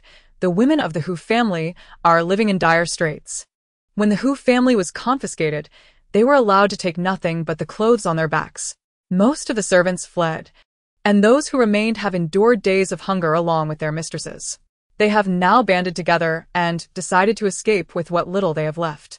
Not even a decent piece of clothing has been left for them, and with the cold weather, many of the Hu women have already fallen ill." Shuangwan felt it was indeed time to act. The Hu family could only rise again through their own efforts.